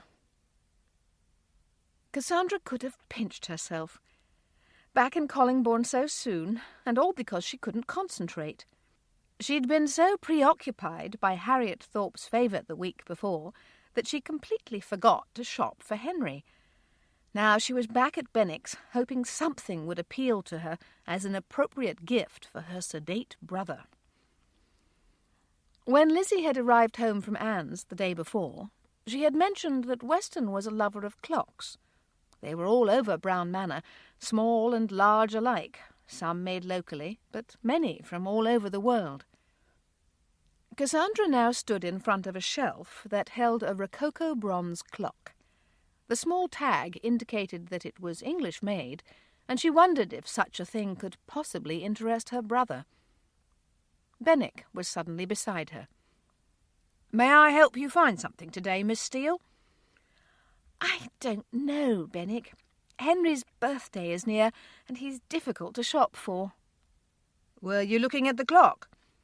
"Yes, but I don't think he has any interest." "If I recall, his tastes run to sailing charts and maps." "That's correct." Cassandra looked at him beseechingly.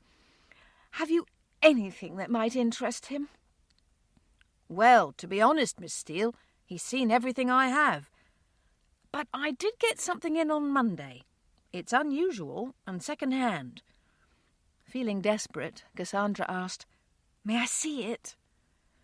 Benwick wasted no time in telling his son he would be in the back room before taking Cassandra that way. What he produced was a volume of maps, a large book, exquisite in detail and colour. "Oh, my!" was all Cassandra could say as she paged through it. "Where did you get this?" "A local family had a death, and some things were sold. You don't often see a book of maps like this, and I thought it might go for something." Cassandra studied the cover. "I've heard of Frederick de Witt. He's Dutch, isn't he?" "Yes. I have to quote rather a stiff price, I'm afraid." Cassandra inquired and discovered that Benwick hadn't been joking. He wanted more than she usually spent, but knowing how much Henry would enjoy it, she asked him to hold it for her. "I'll give you some of the money now and be back for it, probably at the end of the week." "I wouldn't think of it, Miss Steele. You take the maps now and bring the rest of the money when you're next in town." "Thank you, Benwick. If Henry comes in, you'll not say you've seen me, all right?" "Seen who, Miss Steele?" Cassandra smiled at him in a way that melted his heart a little before he took the volume to wrap it for safe travel. Cassandra was on her way out of Collingbourne a short time later, the book stored in the rear of the carriage. Henry never got overly excited about anything, but she thought this birthday present might be just the thing to bring a smile to his face. Pembroke. On Wednesday afternoon, Cassandra was met at the door by Hastings, not Mrs. Thorpe. "Good afternoon, Miss Steele. Mr. Tate is in the library. Shall I show you in?" "Oh, I can find my way," she told him kindly, and proceeded in that direction. She didn't hurry, and enjoyed taking in the fine lines and furnishings of the foyer and hallway that led to the spacious library. Once at the open library door, she knocked, not wishing to surprise her host, and spoke from the doorway. "Mr. Tate?" "Come in, Cassandra. Did my Aunt Harriet not meet you at the door today?" "No, not today, and I told Hastings I could find my way." "Very good. Are you up to a little more Italian?" "Yes, that would be fine." Cassandra began, her voice weaving its spell over Tate's mind. He wasn't anxious before she arrived or after she left, but the relaxation he felt in having her read to him was unparalleled to anything since he'd been blinded. Nevertheless, today his mind strayed a bit, and he began to wonder about the woman herself, a woman who would come in as part of a joke and return with such selflessness. Cassandra sensed none of this as she read page after page, but she'd only been working her way through the book for 10 minutes when Tate interrupted her.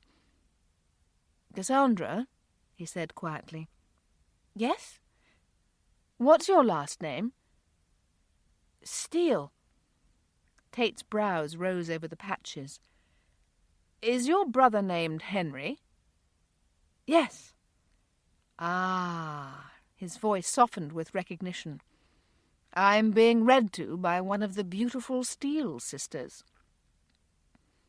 Charlotte and Elizabeth's perfect faces sprang into her mind as Cassandra felt her own face flame, tremendously thankful that her host couldn't see her. "Do you wish me to go on?" she finally managed.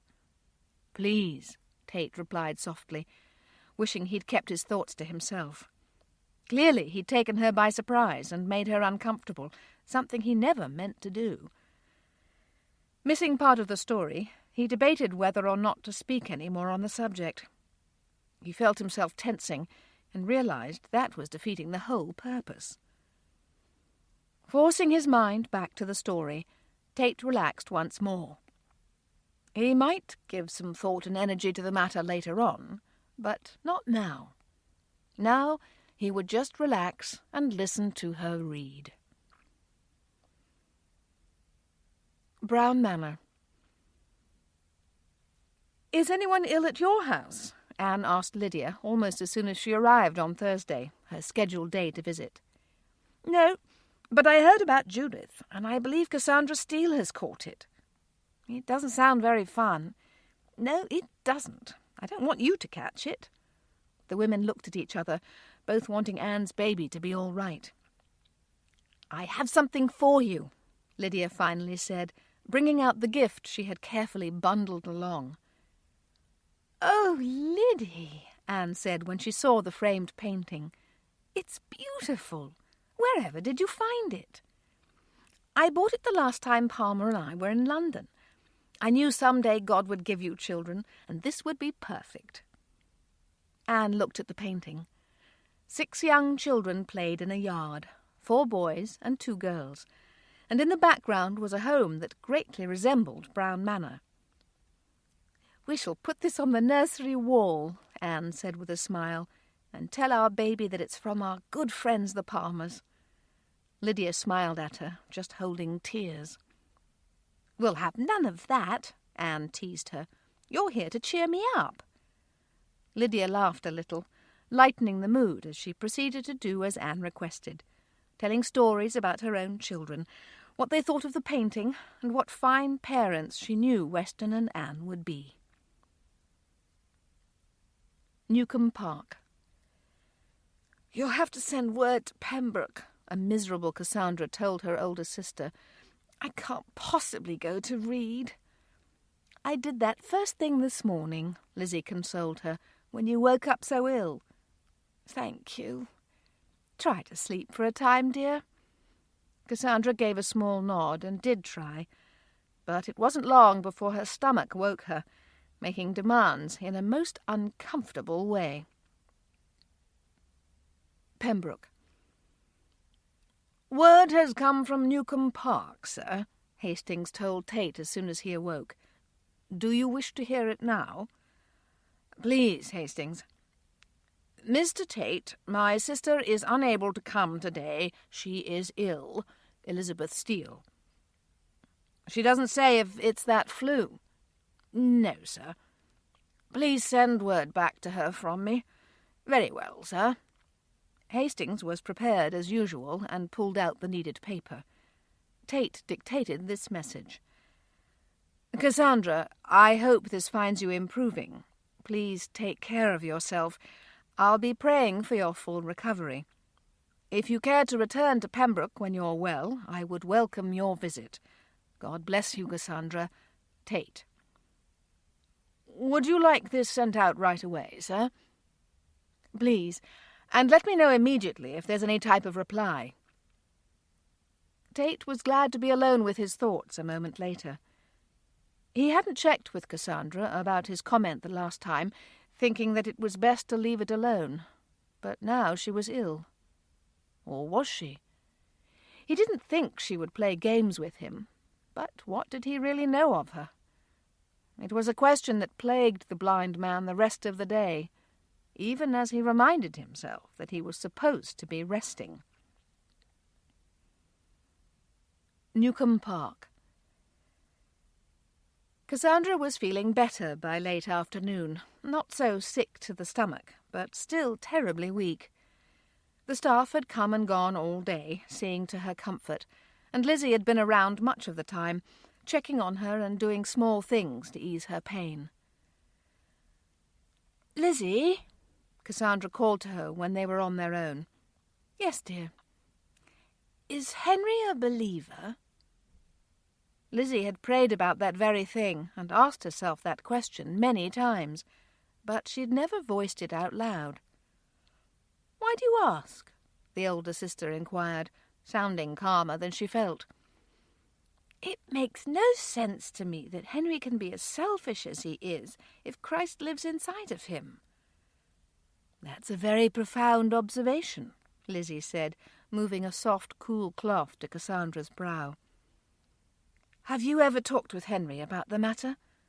"No. Have you?" "No," Cassandra was forced to admit. "What do you think Henry would say about his salvation?" Lizzie looked pained and sceptical. "Probably that he's reserved but in church every Sunday, and what more does God expect?" "But, Lizzie, how can he feel that way when he hears the truth every week? When Pastor Hurst and Pastor Greville are so good about explaining how God's plan works?" "You forget, Cassie, that I answered for him. He hasn't actually said that. Maybe that wouldn't be his response at all." Cassandra nodded in agreement. It really wasn't fair to put someone else's answer on him, but his life did cause one to wonder. "What brought this to mind?" Lizzie asked. "Oh, just the fact that he hasn't even checked on me today. I wouldn't want him to catch anything, but it wouldn't hurt to poke his head in and say hello. Maybe he did that while you were sleeping." Cassandra's head full of dark red curls moved against the pillow. No, he didn't. I asked Mrs. Jasper, and she said he's been in his study all day. Well, there are several hours left in the day. Maybe he's still coming. For a moment there was silence in the room. You've forgotten again. Lizzie looked confused, her beautiful blue eyes looking down at the woman in the bed. Forgotten what? That I'm not a 5-year-old waiting for father to come home. Lizzie looked stunned this time. How often do I do that? She asked when she could find her voice. Cassandra only smiled, and Lizzie's sigh held more than a little weight. I guess I've a need to baby someone, Cassie, and you're it. I didn't mean it as a rebuke, Lizzie, but clearly you've had some of the same thoughts about Henry as I have. Maybe, if you didn't see me as the baby, we could have spoken of it before.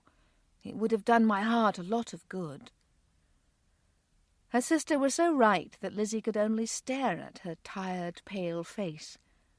She did see her as the little one, the one who needed to be protected, when in fact she'd proven over and over that she was a smart, capable woman in her own right, not just the baby of the Steele family. "Don't give up on me, Cassie, please." The youngest Steele smiled warmly, albeit weakly. "Never, Lizzie, never." Chapter 5. Pembroke.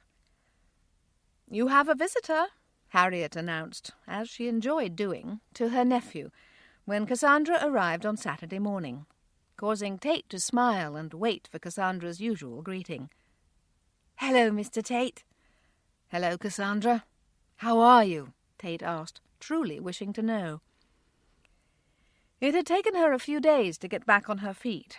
She was still pale and a bit thin, but definitely on the mend, and most anxious to be out. "I'm very well, thank you," Cassandra answered, and then added, "You won't catch anything." "That," he said firmly, "is the least of my worries. Are you certain you're up to this?" "Yes, I'm fine. Shall we go ahead with Dimitri's Pomario?" "Please." It was much as it had been on other days, Cassandra reading and Tate relaxing. But that lasted for only 30 minutes. "Cassandra," he interrupted her.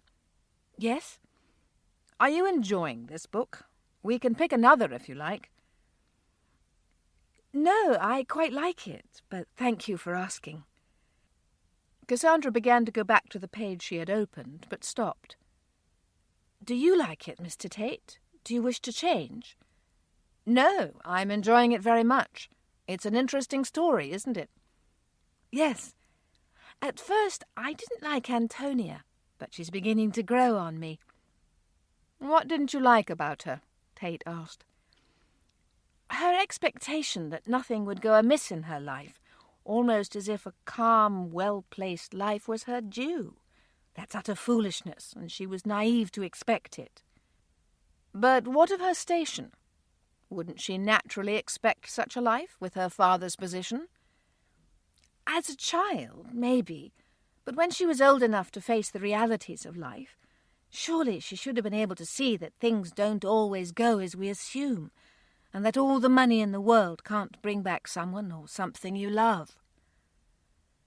Tate had such a thoughtful look on his face that Cassandra halted. Had she insulted him? Had she spoken out of turn? She determined then and there to find out. "Do I need to apologize for something, Mr. Tate?" "No, I quite agree with you. Antonia has taken a long time to grow up." "Indeed.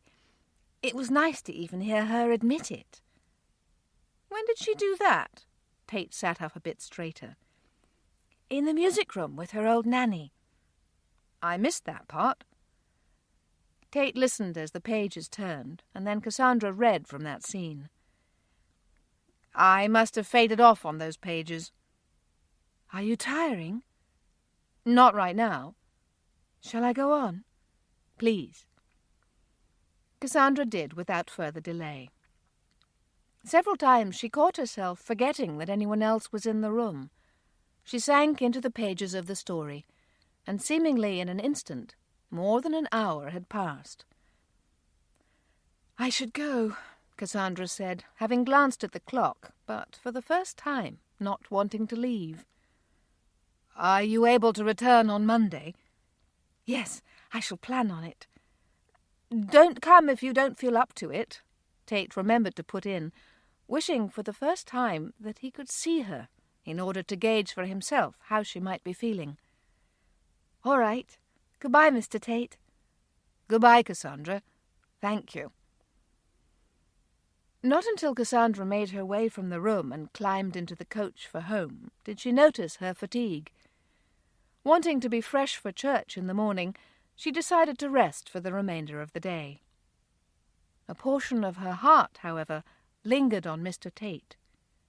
She wasn't sure why he was on her mind, and that only caused her to wonder all the more. Newcombe Park.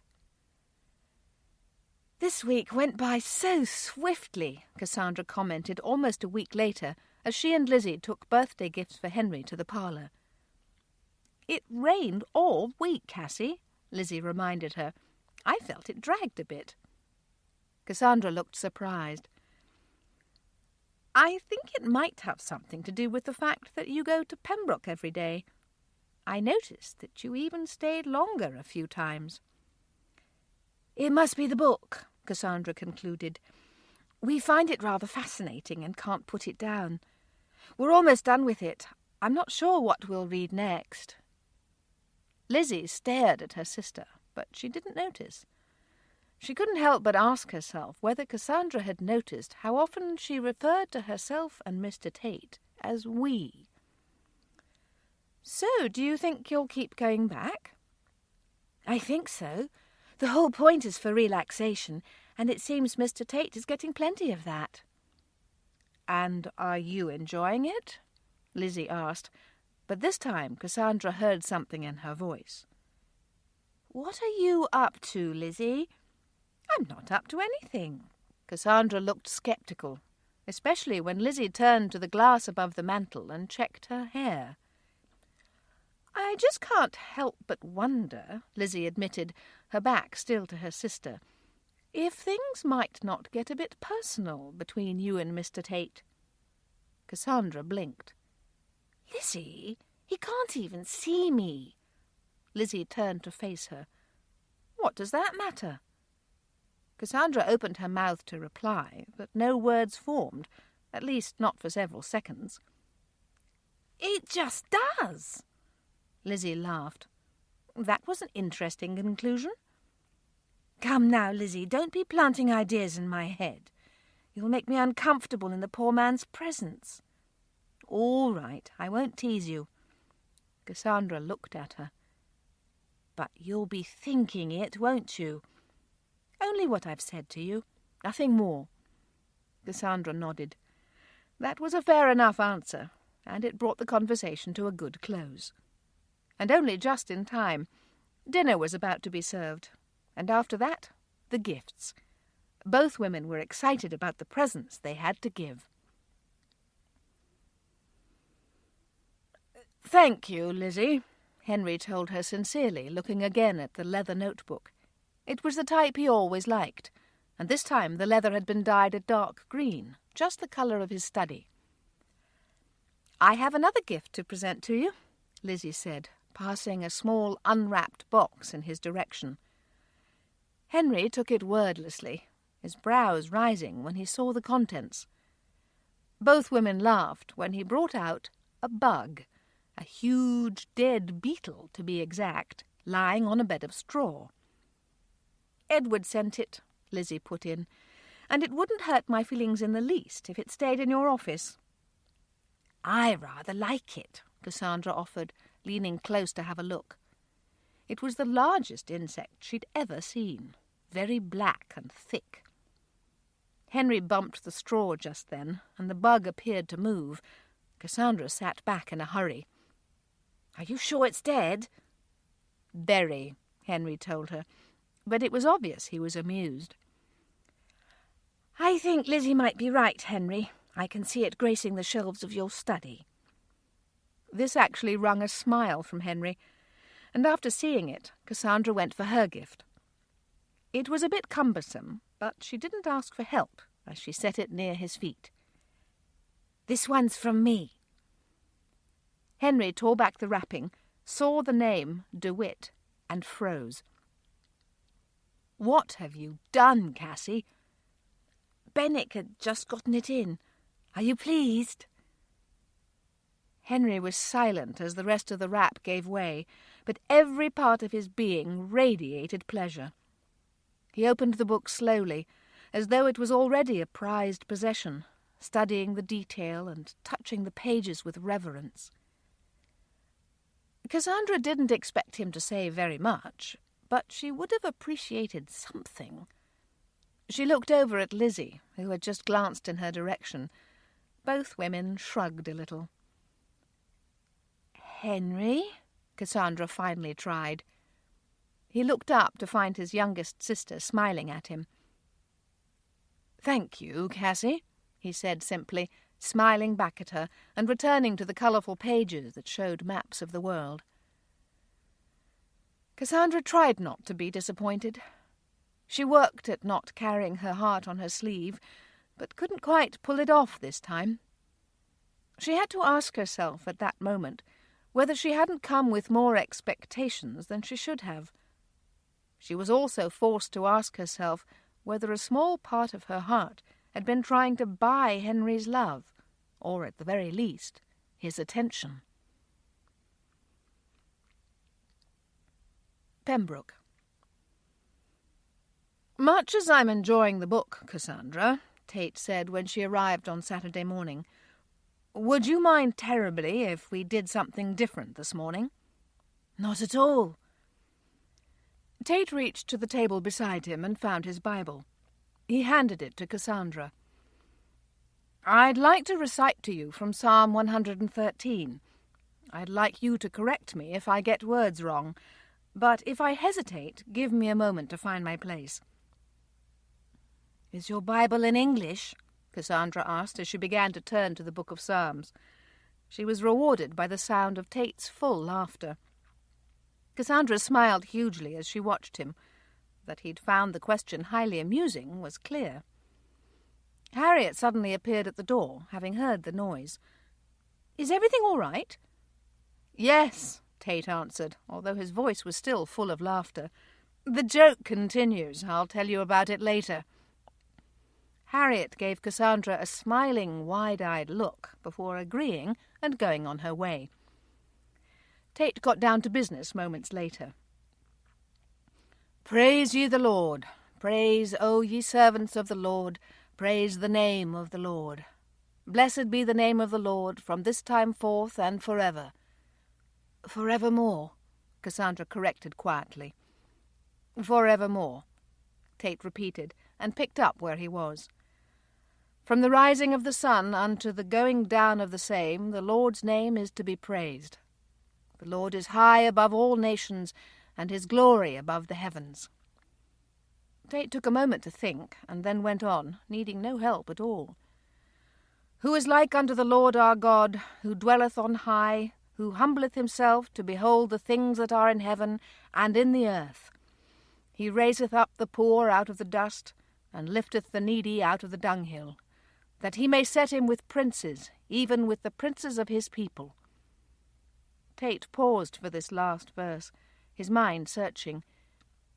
"Is it, he maketh the barren woman?" "Yes." Tate nodded and finished. "He maketh the barren woman to keep house, and to be a joyful mother of children. Praise ye the Lord." "How did I do?" "Very well. I'm extremely impressed. I fudge on words all the time. Yours were nearly perfect." "Thank you," Tate said humbly, but he was ready to go on. "If you don't mind, I'd like for you to choose another psalm for me to memorize. Not too long." "All right," Cassandra said, wishing to go easy on him. "How about 117? Tate smiled. "That has only 2 verses in it," You already know that one? Cassandra sounded chagrined. Yes, and it sounds as though I should teach it to you. Oh, I don't know, she said, sounding embarrassed. Well, let's try. You don't have to do that, Mr. Tate. That's good to know. Repeat after me, he said, ignoring her. Oh, praise the Lord, all ye nations. Cassandra saw no help for it. She was there to help him relax, and if this was going to work, then she'd do it. She repeated the words back to him over and over again, and then Tate told her to try both verses on her own. Oh, praise the Lord, all ye nations. Praise him, all ye people. For his merciful kindness is great toward us, and the truth of the Lord endureth forever. Praise ye the Lord. Cassandra Steele, you close that Bible this instant. Cassandra's laughter filled the room. How did you know? I could tell that your head was bent, the way it is when you read. I told you I would fudge. That wasn't fudging, it was cheating, he told her, trying to sound firm, but unable to stop smiling. Here we go now, this time without the Bible. Cassandra did as she was told, and by the time she was ready to leave, she knew Psalm 117 by heart, every word perfect. Thank you for coming, Tate said as she made to exit. No, Mr. Tate, thank you for teaching me those verses. I didn't think I could do it word perfect. Tate smiled. He was still smiling when his aunt came to check on him, almost an hour later. Cassandra! Harriet called to her the moment church was over. She hadn't even had time to move from the pew. Good morning, Mrs. Thorpe. How are you?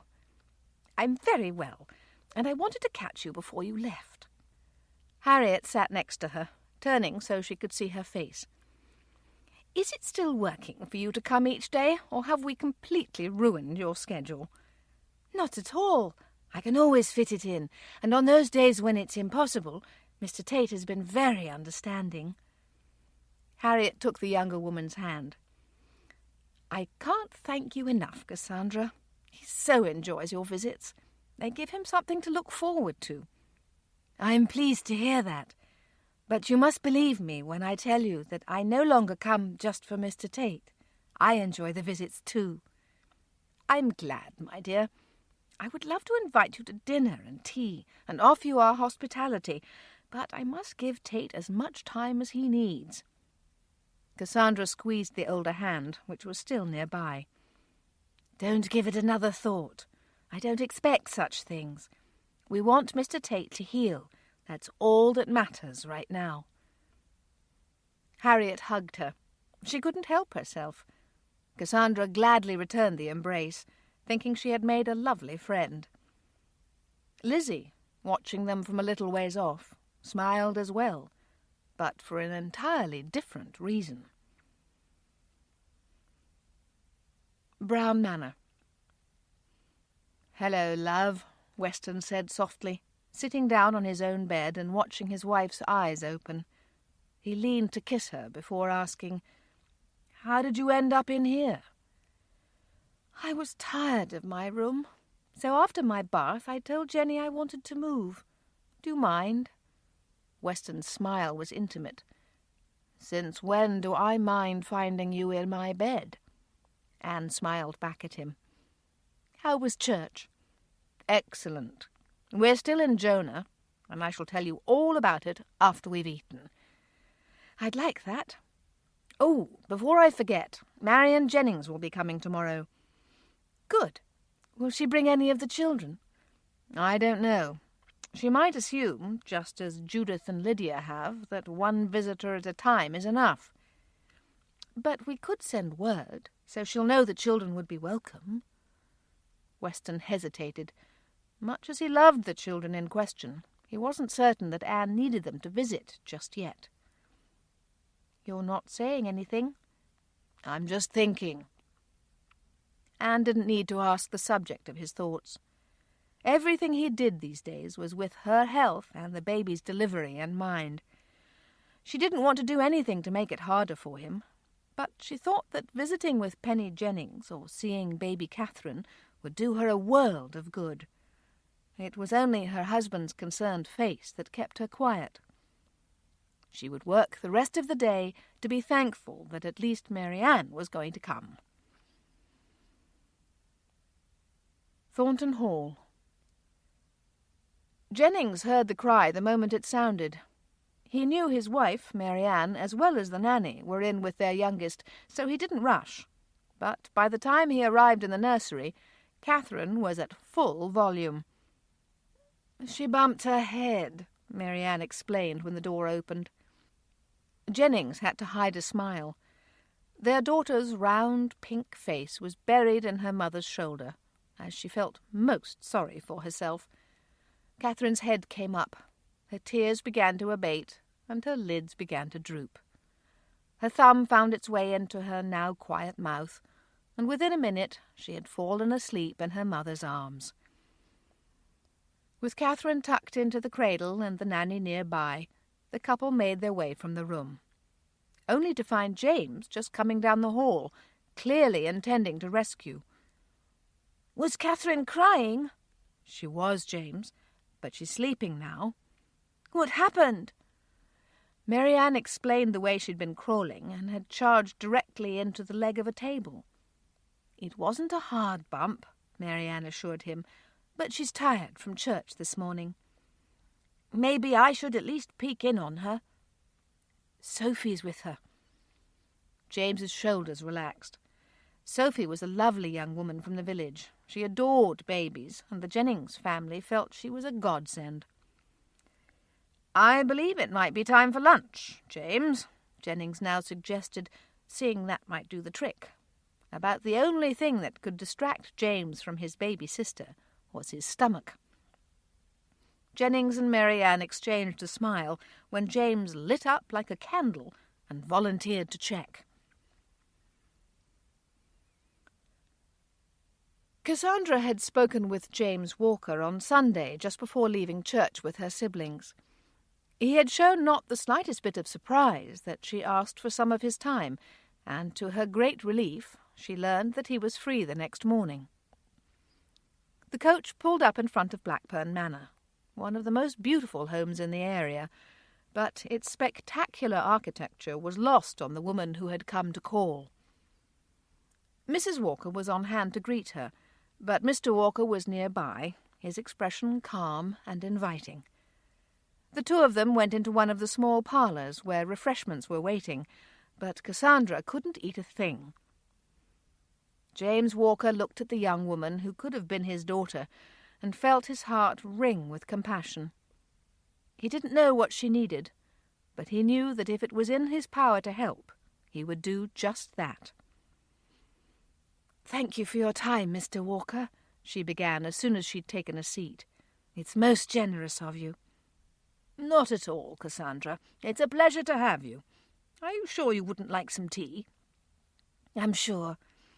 I won't beat about the bush, Mr. Walker. I've come about my brother." "Henry or Edward?" "Henry. He seems to enjoy you so, and I was most curious as to whether or not the two of you have ever ventured into discussions of a spiritual nature. Lizzie and I can't seem to read Henry or get very close to him, and so I thought I would ask you if you have any sense of what Henry believes." Walker hadn't been expecting this, but neither was he surprised. Henry Steele had often been on his mind, and he'd asked himself some of the same questions. "May I ask you some questions, Cassandra?" "Of course." "Did something happen that caused you to suddenly think about this, or have you wondered for a long time?"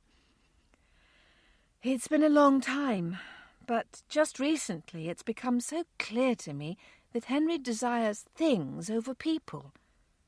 Would a man who considers himself to be a follower of God's Son really be so self-centred and involved in his own interests?" Walker nodded thoughtfully. "Have you or Lizzie ever asked him about this?" "No. We wish to be respectful, and beyond that, he just never invites any type of personal interaction. I've never known a person who needed so few words to live. I honestly think he could be happy alone for the rest of his life." Walker encouraged Cassandra to share what life was like at Newcombe Park, and when she did, Walker knew he was going to have to get involved. Henry Steele was a reserved man at church, but not when he was with James Walker.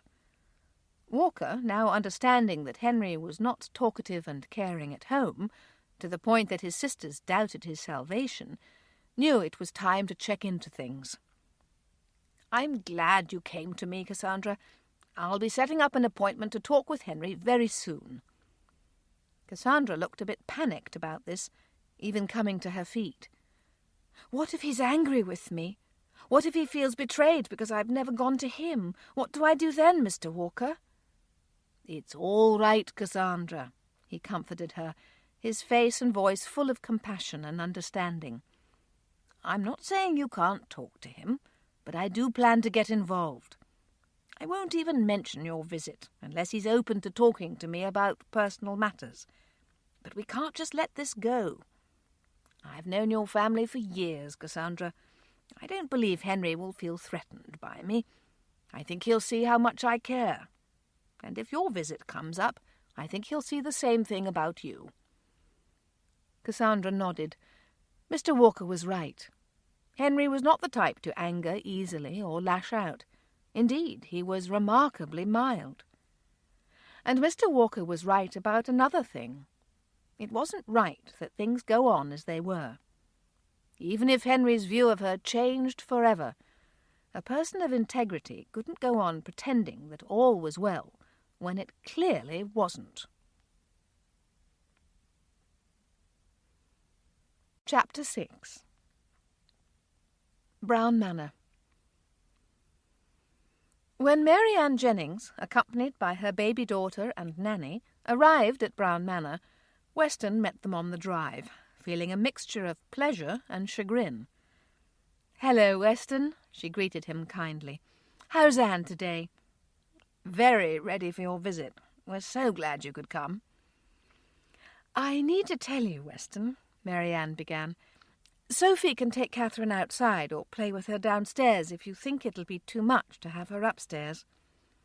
"To be honest with you, Mary Ann hoped to see the children. I know she'll enjoy it." "We'll keep it brief," Mary Ann suggested wisely. "I'll send Sophie and Catherine down after just a bit." "Thank you," Weston said to Mary Ann, but also to his Heavenly Father.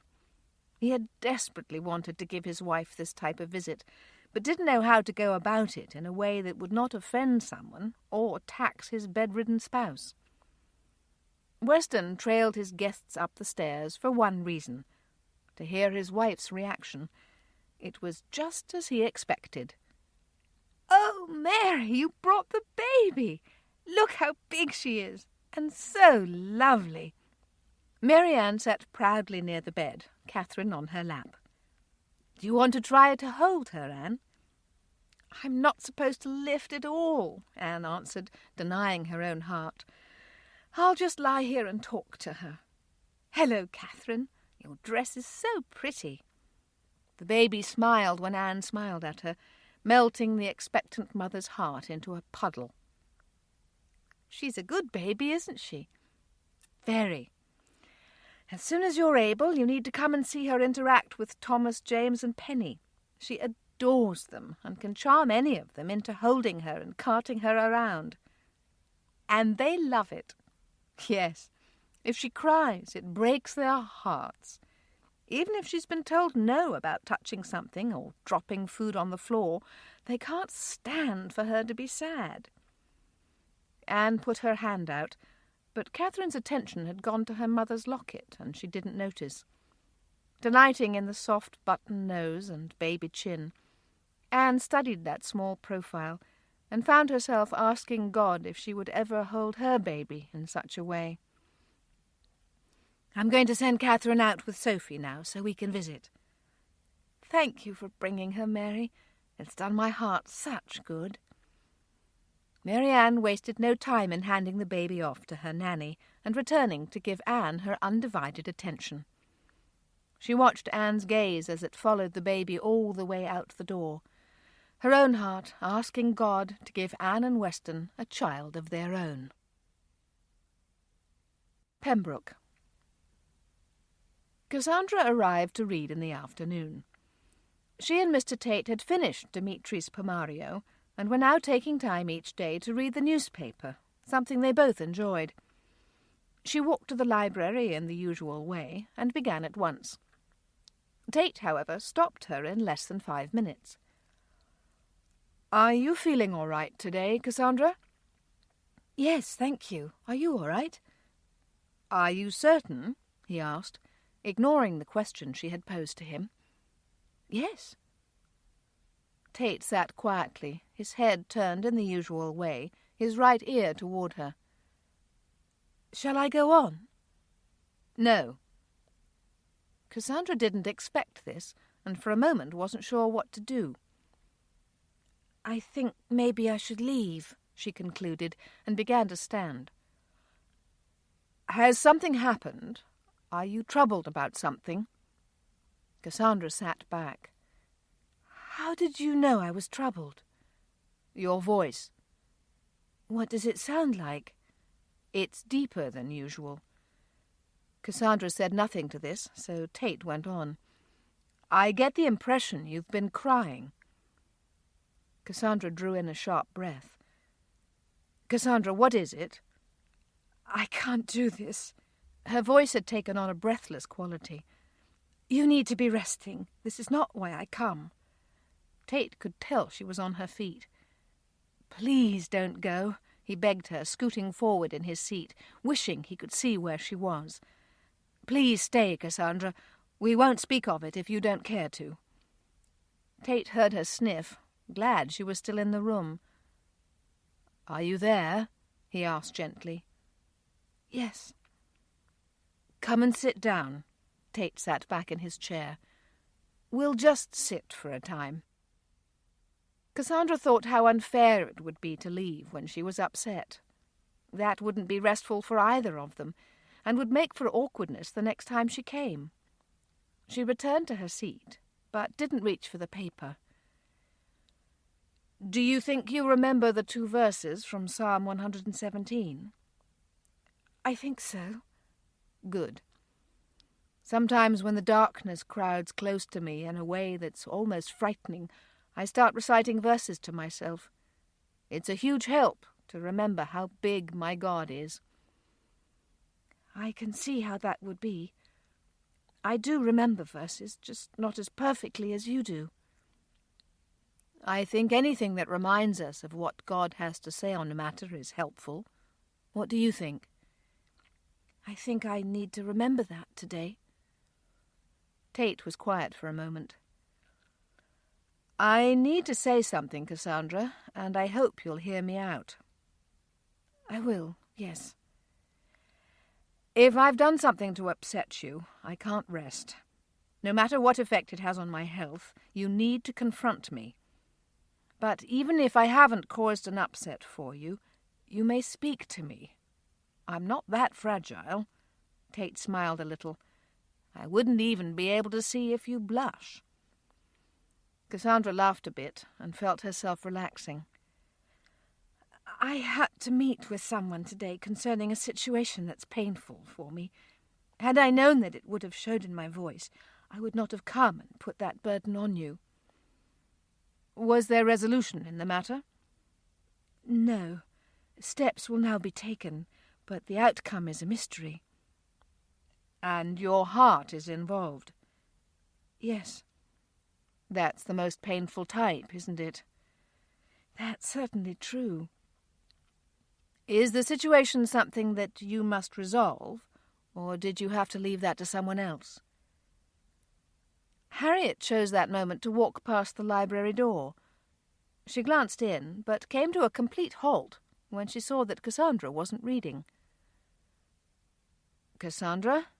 Tate tried when he heard steps on the carpet, assuming she'd moved. "Hello, Mrs. Thorpe," Cassandra said quietly, able to see the upset in her eyes. "Well, Aunt Harriet, I didn't know you'd come in." What are you doing, Tate? I'm talking to Cassandra. Is that wise, Tate?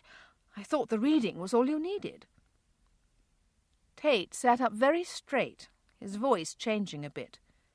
Had his aunt any idea how rude she'd just sounded? Find a seat, Aunt Harriet. I need to speak with you. I'll go, Cassandra began. Please don't. I need to talk to both of you. Tate waited until he'd heard them settle, and then began. Aunt Harriet, you need to stop worrying so much, as does Cassandra, who's a little too afraid of upsetting me. Being babied can be stressful too. I don't know if all of this rest is helping my vision or not. We'll have to wait and see about that. But you need to trust me to know whether I've overtaxed myself. There's going to be a certain amount of burden for those seeing to me, but you'll have to leave it up to me to admit when I've had enough. If I overdo and don't gain my sight back, that's something I'll have to live with. I don't expect you to be at my beck and call all my life, but I can't give up all interest in everyone and everything because I'm supposed to be resting. It's not right or practical. The room was utterly silent on this announcement. Cassandra could have kicked herself from coming at all today. Glancing over at Harriet and finding with a start the older woman's eyes on her, she spoke without thinking. I'm sorry, Mrs. Thorpe. It's all my fault. I shouldn't have come today. Tate could feel anger rising inside himself and worked to control it. It didn't take much to understand that Harriet had not believed him and in some silent way was making Cassandra feel at fault. He tried to calm himself before he spoke, but Harriet beat him to it.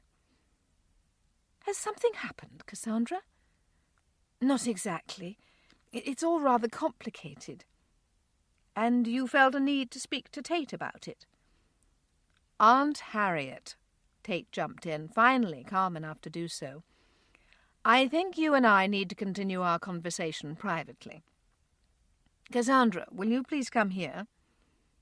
Cassandra did as he asked, going to his chair and standing. Where is your hand? He asked, reaching for it. Cassandra offered it, and Tate spoke again when he held it lightly in his. My aunt has misunderstood, and I need to explain the situation to her. That's fine, but I am sorry. Tate squeezed her hand a little. There's nothing to be sorry about. I asked, and you shared. I never wish you to do anything else. What kind of unfeeling fool would I be to expect you to cast your cares at the door and come in pretending all is well? Cassandra didn't answer. Tell me you'll come tomorrow. Please, Cassandra. I'll come, but do send word if you change your mind. I will, and you do the same, but understand that I want you to come back. All right, I'll go now. Thank you. Goodbye, Mr. Tate. Goodbye, Mrs. Thorpe. The two family members bid her goodbye, but Tate waited only until he'd heard the front door close before addressing his aunt. Something went wrong today, Harriet. I can see that, Tate. I told Cassandra that you were to have no stress or strain. She told me she understood. Tate sat for a moment, trying to find the words to put his aunt back on the right path. Tell me if this is right. You told Cassandra to come only if she was in a good mood? Not in so many words, but you have enough to think about with your vision. You don't need more problems to dwell on. So Cassandra should have sent word that she wasn't up to reading? Yes. And how long does she do this? If things aren't settled for her, should she just stay away indefinitely? I don't know. Harriet began to sound uncertain. Cassandra has become a part of my daily life. Were you going to find someone else to read to me? I don't know, Tate. I just thought she was putting too much on you. And I know you tried to explain, but you've been through so much. Maybe you're not thinking clearly. Harriet, Tate's voice had remained calm the entire time. "Cassandra Steele is not some servant girl who's being paid for a service. She's a gentleman's daughter and a sister to us in Christ." "That's very true," Harriet uttered quietly, her voice truly humble. "I think I made her feel bad. I was so surprised that I spoke out of turn." Tate was quiet. "What did happen?" his aunt asked. "I don't know the details, but something was bothering her. I could hear it in her voice and asked her to tell me. Indeed, I insisted." "Oh, no, and I gave her such an unkind look. What have I done?" "Harriet, listen to me. Try to believe me when I tell you that I'm not going to overdo. Try not to worry so much." "I will, Tate. But what's to be done about the way I treated Cassandra?" "Well, she'll be here tomorrow. You can speak to her then." "What if she doesn't come?" "Then you can go to her." Yes, that's good," the older woman replied, as she used her hanky to mop her suddenly warm face. "I'll do that. I'll talk to her tomorrow as soon as she comes." Tate smiled in her direction. "I'm sorry, Tate." "Thank you, Aunt Harriet," he said, his voice forgiving. "And thank you for caring so much." Harriet went to hug him, her heart aching over the events of the last few minutes. She debated sending word to Cassandra on the spot, telling her she was sorry to have intruded and that she was welcome whenever she liked. But face-to-face repentance was best. She might not sleep well tonight, but that was a small price to pay for making things right with Cassandra Steele. Newcombe Park. "I did something today." It was late. Cassandra had sought Lizzie out in her room. Both women were ready for bed. Lizzie was brushing her hair. Cassandra climbed onto the bed behind her, took the brush, and worked with long, methodical strokes. "Do you want to tell me about it?" Lizzie prompted, when Cassandra didn't immediately speak. "I went to see Mr. Walker. I went to ask him if he and Henry ever talk about spiritual things." "What did he say?" "He said they didn't, but that he plans to speak with Henry." "How do you feel about that?" "I'm not exactly certain." Lizzie shifted to see her in the lamplight. "What exactly did you tell him?" "I said that Henry confuses me with the way he goes to church, but puts things ahead of people. I added that he's self-centered." "Was Mr. Walker surprised?" "I don't know. He didn't seem to be. Henry's so relaxed with him, ready to speak on many subjects, but Mr. Walker can't be missing the fact that Henry's utterly silent when we go to church." A part of Lizzie wanted to wail and ask Cassandra why she would do such a thing, but in that she saw her own cowardice. She'd known for years that Henry's walk of life was not as it should be. Cassandra was right. He was much too happy with possessions, not people, surrounding him. Lizzie turned back away, and Cassandra went on with the hairbrush. "Are you vexed with me, Lizzie?" "No. I'm vexed with myself and my own timid heart." "Do you think Henry will learn what I've done and change toward me?" Lizzie gave a sad little laugh. "He doesn't talk to us now, Cassie. What could really change?" On this note, the women fell silent. Cassandra brushed Lizzie's thick, mahogany-coloured hair until it was perfectly smooth, and then moved to sit beside her. The moment she did, Lizzie took her hand and began to pray. The days were warming swiftly. Flowers were in riotous bloom on nearly every hillside, a sight Cassandra enjoyed as she trailed Henry on his morning ride. They raced along the ridge, Henry's horse beating hers easily, but Cassandra didn't care. The feel of Iris running hard beneath her was thrill enough.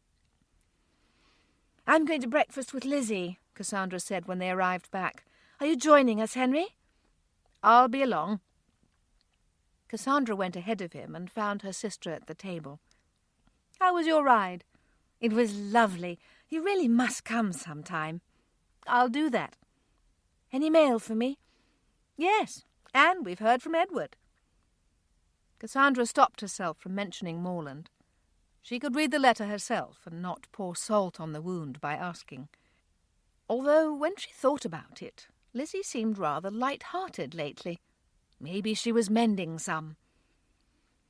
"You have mail, Henry," Lizzie said to him the moment he showed up. He thanked her and took his seat, starting on breakfast even as he read. Cassandra, amid her own meal, read Edward's letter, a small smile appearing on her face. "I certainly miss all of you, but this trip is amazing. The air is hot and dry. I've never felt anything like it. I can actually draw hot air into my lungs, and doing so reminds me most starkly that I am a long way from home. We moved a few days ago. We've set up housekeeping with friends of Morland's aunt. From here we'll be going into the wilds with a chance to observe the animals at close range. I thought I would feel more afraid at the prospect than I do. My lack of fear is more of a concern than anything else. If I don't write again, you'll know I've been mauled and should have been more frightened. What do you hear from the new Mrs. Barrington? She hasn't written me much at all. You've put her to shame, Lizzie. Did you enjoy the beetle, Henry? I thought him a fine fellow and hope he arrived in good shape. Do ask Cassie if she wants a live one. I might be able to manage that." Cassandra shuddered at the thought, even as she suppressed a laugh. He was such a pest, but she missed him terribly. She planned to write to him that very day and ask if he was ever coming home. Upon this thought, Cassandra remembered she was headed back to Pembroke today. She hadn't dwelt on yesterday's incident, but it had come to mind several times. Mrs. Thorpe had been very unhappy with her. Would she still be today? "It doesn't matter, Cassie. You still have to go. If after today she doesn't wish you to return, you must do as she asks." Cassandra refused to let her heart dwell on why the thought of never returning caused her so much pain. Pembroke. "I can feel my temptation to beg you, Father, and I must not do that. You know what is right." Tate prayed before rising, enjoying the quiet of the house at this early hour. "Thank you for this time of darkness, Lord. Thank you for all I've learned. Help me to keep trusting you for the future, my future. Help Aunt Harriet to trust you greatly. Help her to see that she can't take care of me as you can. Help her repentance before Cassandra today to be humble and genuine, and help Cassandra to accept it, holding nothing of herself back. Thank you for the lessons in Jonah," Tate continued, talking out all of his heart to Jesus Christ until Hastings came to check on him. He didn't need him for more than shaving and putting the finishing touches on his appearance, but, always the faithful servant, Hastings checked on him often. "Good morning, sir," Hastings greeted as soon as he knew Tate was awake. "Good morning, Hastings. What's it like out today? I don't hear rain." "It's very nice just now. The sun is up and shining. I suspect it might get quite warm." It was their usual exchange on the weather conditions, but never was it just routine. Tate needed Hastings to give him these small details so that his mind could connect to life around him. "Are you ready for your shave, sir?" "Please." Tate sat patiently for this task, again appreciating the regularity of the routine. "I expect Miss Steele today," Tate mentioned, not noticing that he never addressed her as such. She had come to him as Cassandra, and Cassandra she had remained. "Will you be in the library as usual?" "I think we'll start there, but if it's very nice we might move to the veranda." "Very good, sir. I'll see that all is in readiness. Are you still looking for those books? I am, sir. I believe I've tracked one of them down. Tate smiled. Good. Keep it just between the two of us, and let me know as soon as you have even one of them. Taking pity on Hastings' shaving efforts, Tate didn't smile, but he wanted to. There would be time for smiling later, especially if the servant could locate the books Tate sought. Chapter 7. The Manse. You look thoughtful, Judith Hurst said to her husband over breakfast. I'm sorry. His head came up when he heard her voice. Did you just ask me something? No, I only commented that you look thoughtful. Want to share? What news have you had on Mr. Tate? He asked. Mrs. Thorpe's nephew? Nothing recently. How often does the doctor check for improvement? I'm not certain. Mrs. Thorpe did tell me how much he enjoys your sermon notes, but we didn't speak on his current condition. I was just reading about Bartimaeus and Mark 10. When I read about his life, I'm always struck by my own tendency to take my sight for granted. Somewhere in there, Tate came to mind. How do you pray for him, Frederick? His wife asked. I ask God to restore his sight, or something better. Judith stared at her mate. She was so struck by his words that for a moment she was speechless. How foolish I am, Lord, she finally prayed, to assume that the best for Tate is the return of his sight. Judith didn't continue to question Frederick. Indeed, she was silent for the remainder of the meal, thinking of all the wonderful things that could be better than having one's sight restored. Pembroke. I'm so glad you came, Cassandra, Harriet began, not able to keep the warble from her voice. I'm sorry about yesterday. As am I, Mrs. Thorpe. Please forgive me. No, dear, you misunderstand me. I came into the library and made poor assumptions. I won't interfere with your reading to Tate again. You're always welcome, I'm sure. Harriet hugged her. What a dear woman she was, her heart so ready to give and forgive. Immensely relieved to have things settled, Cassandra left Tate's aunt and made her way to the library. She half expected Tate to ask her about the conversation, but he didn't mention it. She reached for the newspaper, found an article she hadn't read to him, and began. It wasn't a long one, but Tate still managed to interrupt. Would it be a terrible imposition to move outside? Not at all, Cassandra said honestly, thinking it was a perfect day. Where would you like to go? To the veranda at the rear of the house. I won't need your arm while inside, but I hope you won't mind helping me when we get out of doors. Tate came to his feet, as did Cassandra. She hesitated, not certain how to proceed, and then decided to ask. Mr. Tate? Yes. Shall I go ahead of you in the house, or trail after you? Tate's head bowed, almost as though he could look down on her. Are you sitting down? No. Tate fought a smile. You're not very tall, are you? Well, now, that depends, Cassandra stated in good humour. On what? On whom you're asking.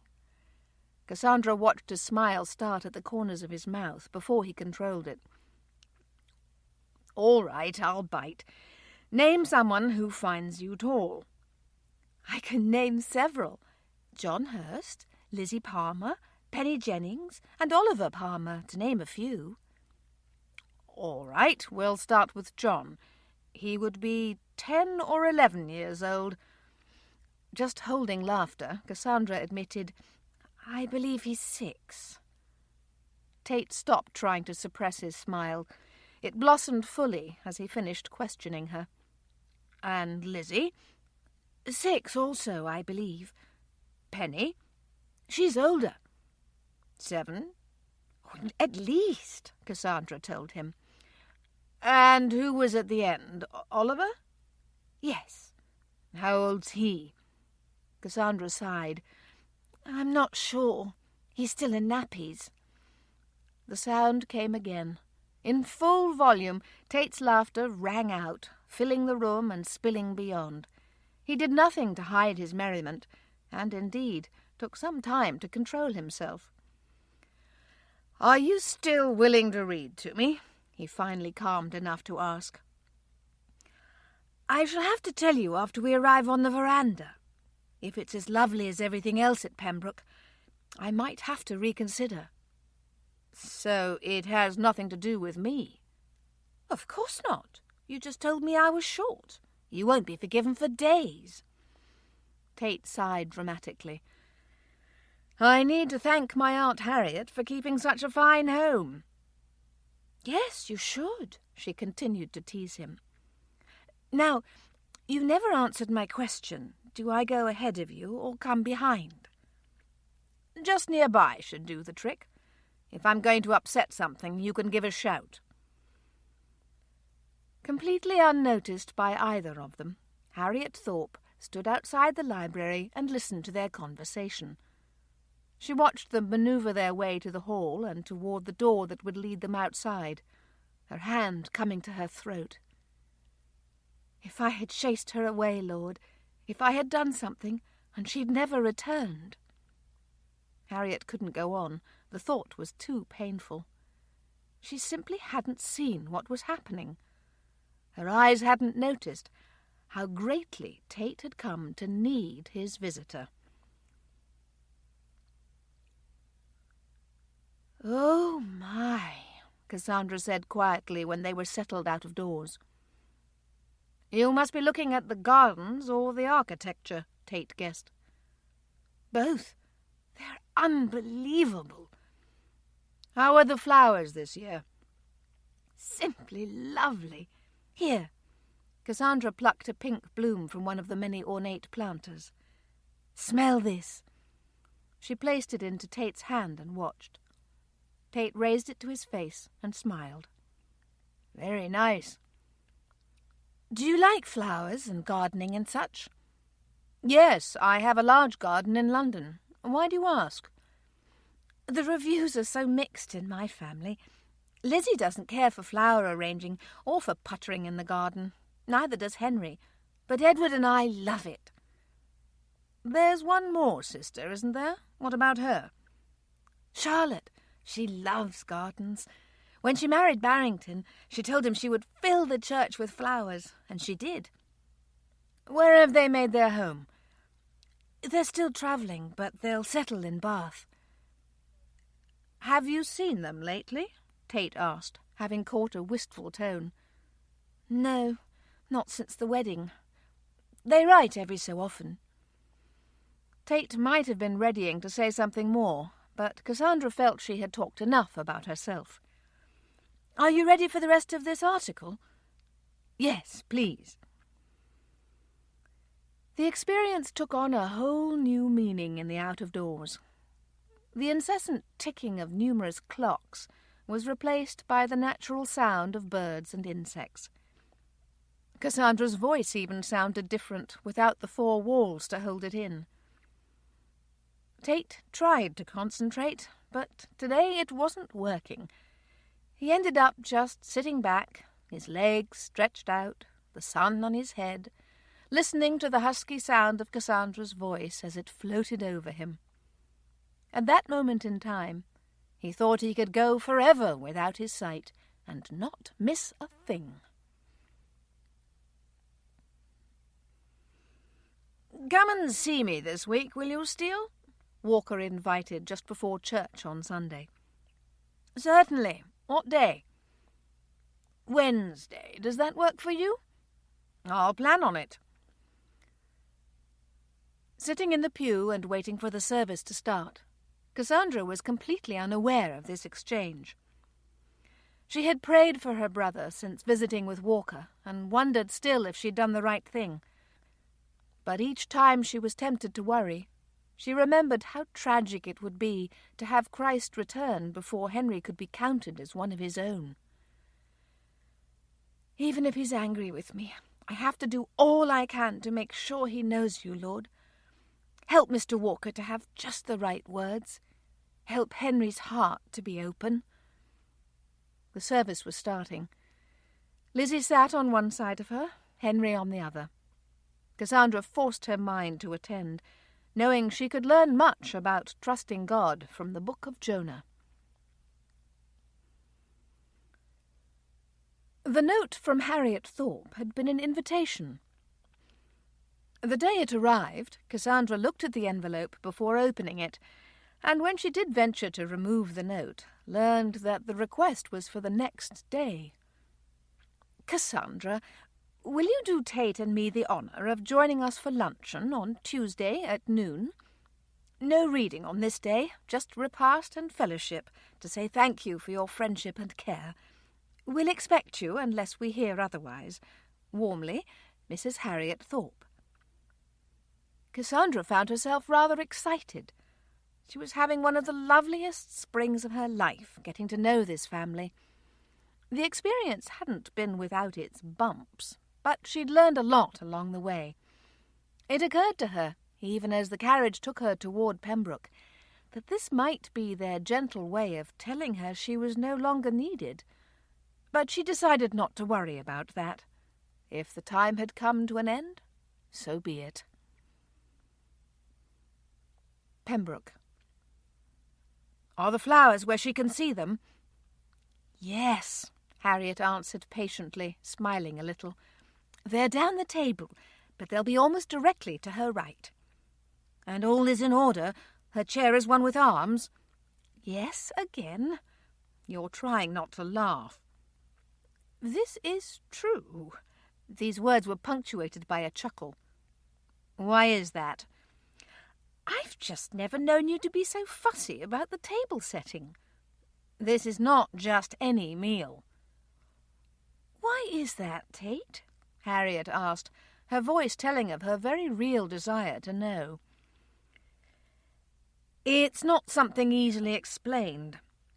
I've become so accustomed to her visits that I fear she thinks I expect them. I want this meal to express how much I appreciate her time." "That was very nicely put. If you tell her that, she'll understand just what you mean." "I hope I won't have to say anything of the sort. Such words would probably ruin the party. I hope she'll just understand." "You sound like a man," Harriet thought fondly, but saw what he meant. She glanced at the clock on the dining-room wall and hurried to check a few more things. Their visitor would be coming any moment. The carriage arrived, always making better time than Cassandra anticipated, and just moments later Hastings was opening the front door. "Welcome, Miss Steele. Please come this way." "Thank you, Hastings." Cassandra was taken to a room in the opposite direction from the library. The door was closed, and when Hastings opened it, Cassandra was in for a surprise. "Oh, my," she breathed, taking in the huge windows that looked out to the garden and the walls that appeared to be painted in gold. "I think she likes it, Harriet," Tate said, bringing Cassandra's gaze to the room's occupants. "Welcome, Cassandra," Harriet offered. "Thank you. This room is marvellous." "We like it," Harriet said simply. "Don't we, Tate?" "Yes. Have a seat." Tate gestured to the cushioned chair on his right. Harriet went to sit on the other side. A servant was standing ready to assist, and in moments the three were seated. Food began to appear. Instantly, Cassandra could see that she was being treated to a feast, with conversation to match. The three of them talked on all subjects, barely pausing to rest. Cassandra learned of Harriet's travels and how she had met her husband. Some of the things she shared were very romantic, and Cassandra found herself captivated. On a number of occasions she was glad Tate couldn't see her. Throughout the luncheon she looked to him, working to gauge his reactions to stories he must have heard before, but also to see if he was enjoying himself. Why that was important to her just now, she wasn't certain.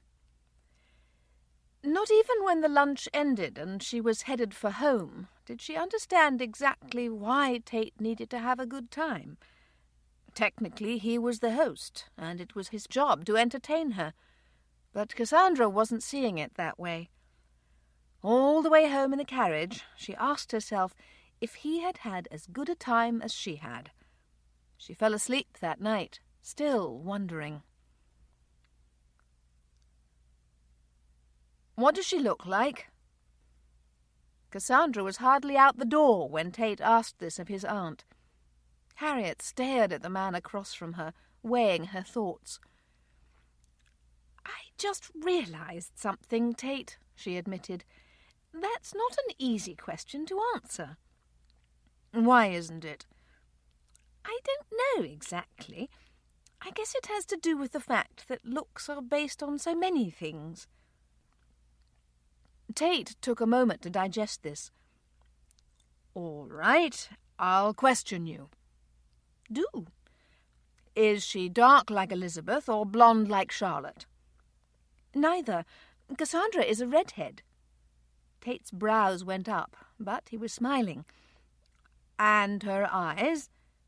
"Like brown pansies." "Is her hair dark red or light?" "Quite dark. Russet." "Freckles?" "She's covered with them." Tate's white teeth flashed as a full-blown smile lit his face. "She's not very tall." Harriet became expansive. "I think you can tell that. Her eyes light up when she talks or listens, and if she's feeling something, it shows on her face. Pretty or beautiful really doesn't describe her." "What does?" "Adorable, like a child who melts your heart. But then she speaks, and her voice is that of a woman, almost sultry. I could listen to it for hours." Tate felt his heart turn over, his mind thinking, "I could too." "Any more questions?" "Yes. Does she have any awareness of me, or is she only being kind and polite?" "She's very aware of you and watches you closely, probably because you can't look back. I suspect that if some day you're able to see her, Tate, she won't be anywhere near so comfortable." "So you don't think she cares for her looks?" "She's done nothing to indicate that. I just thought you should be warned." Harriet was swift to add, "I'm not saying she's bold, Tate. Nothing could be further from the truth. But her eyes stray to you often. Could you see her, you would probably find it flirtatious, and I know she's not that." "How do you know?" "I've watched her with some of the young men in the church family." "Is she seeing someone?" Tate couldn't hide the note of anxiety in his voice. "Not that I know of." With that, Tate was worn out. He'd enjoyed the meal tremendously, and hearing about Cassandra had been like finishing a lovely painting, but it had taxed him emotionally. He thanked his aunt and retired to his room, reminding himself that he was supposed to be resting. Blackburn Manor. "This is spectacular," Walker said, his head bent over the DeWitt atlas Cassandra had given Henry for his birthday. "And you say Benwick had this?" "Yes, Cassandra found it for me." "She beat me to it, Henry, or it would be in my collection." Henry smiled and sat back, well satisfied with the comment. Walker looked at him and laughed a little, but he hadn't forgotten his assignment. He took a seat close by and leaned toward his younger friend. "I'm glad you brought that so I could see it, Henry, but I have to tell you that I've asked you here today for a different reason." "All right." "We're very comfortable talking about maps and such, but it has occurred to me that in all this time we've never spoken of spiritual things." "No, I guess we haven't." "Why is that, do you suppose?" I don't know.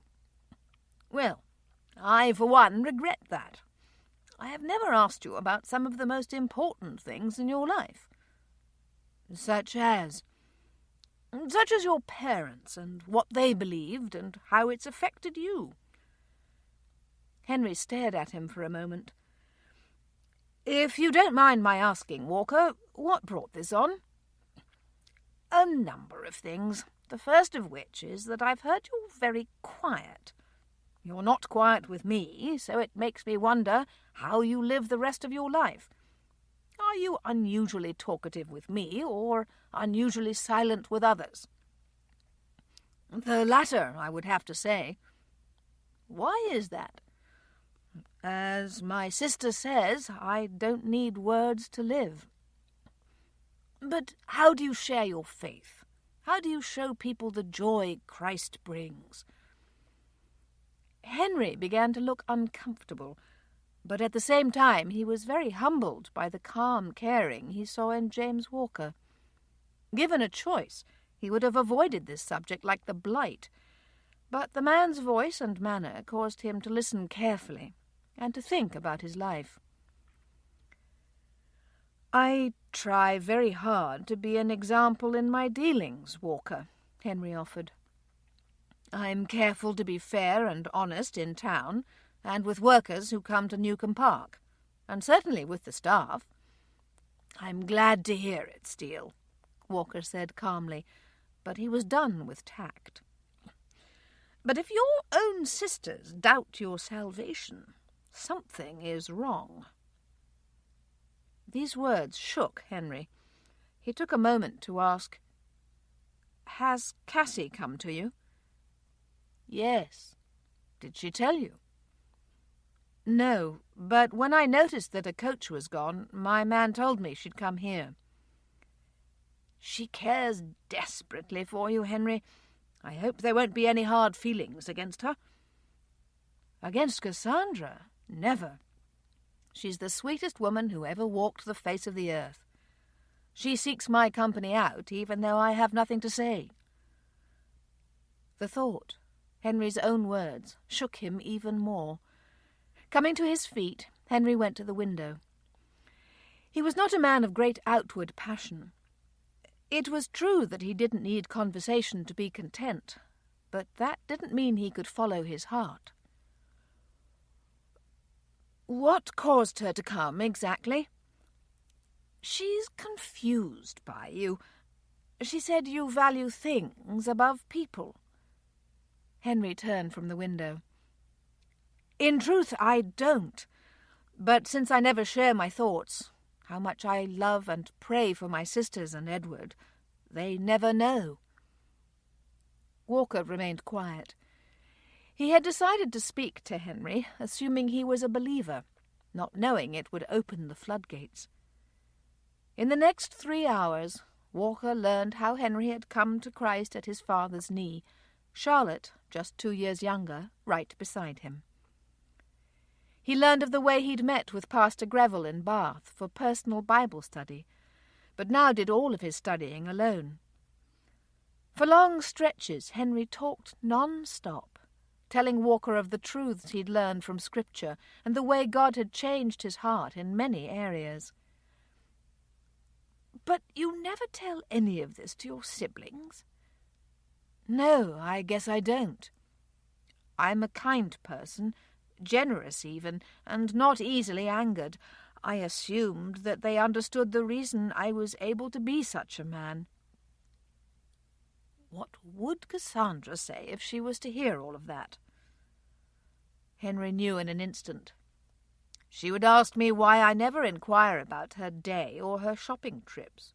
She would ask how we can go for our morning rides and not say 2 words to each other. So she doesn't speak either? She's only doing that for me. Walker smiled at Henry Steele. Henry, you're one of my favourite people. I feel that way because you're intelligent and we can talk on any subject.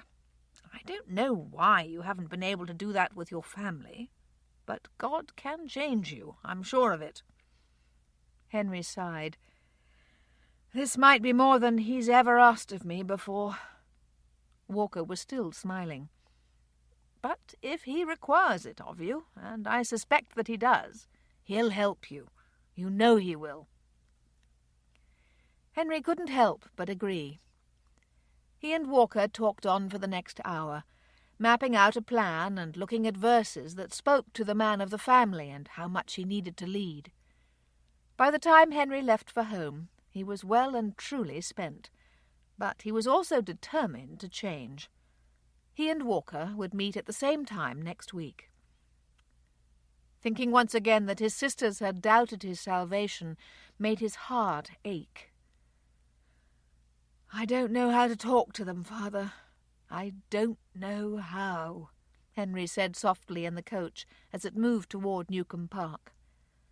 And from that point on, he prayed until the coach pulled into the drive.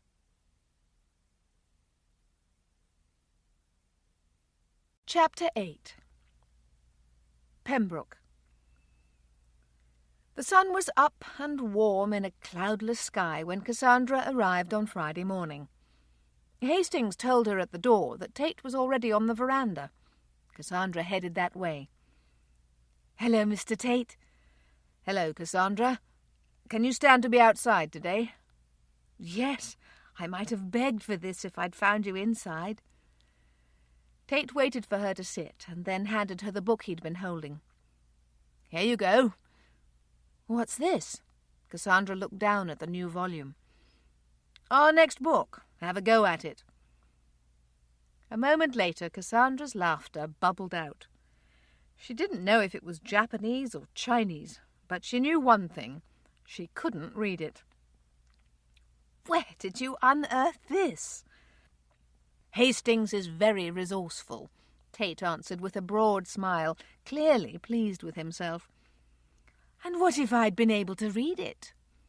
"Ah, yes, that would have been fun. The joke would have certainly been on me." Cassandra laughed a little more.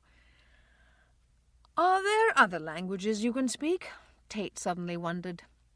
He was as good with Italian and French as Cassandra was, but until that moment assumed there was nothing else in her repertoire. "Now that would be telling," Cassandra hedged. In truth, any other language she'd worked on was sketchy, but she didn't want to admit to that just yet. "You choose to remain a mystery?" "For the moment." "I might have to keep searching for books." Cassandra laughed at this and was ready to reach for the nearby paper, but Tate had another question. "Has anything been rectified in your painful situation?" "Not that I know of." "How would you not know?" "Because at times things happen quietly or slowly. I'm fairly certain that some talking has gone on, but it's rather new, so time might be needed."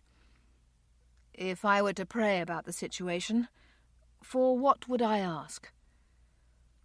Wanting very much to continue to be discreet, Cassandra had to think on that. "I think we can pray that all hearts involved be open, humble, and patient. Does that make sense?" "Perfect sense." "Do you want me to read now?" "That's fine." Cassandra reached for the paper, but didn't open it.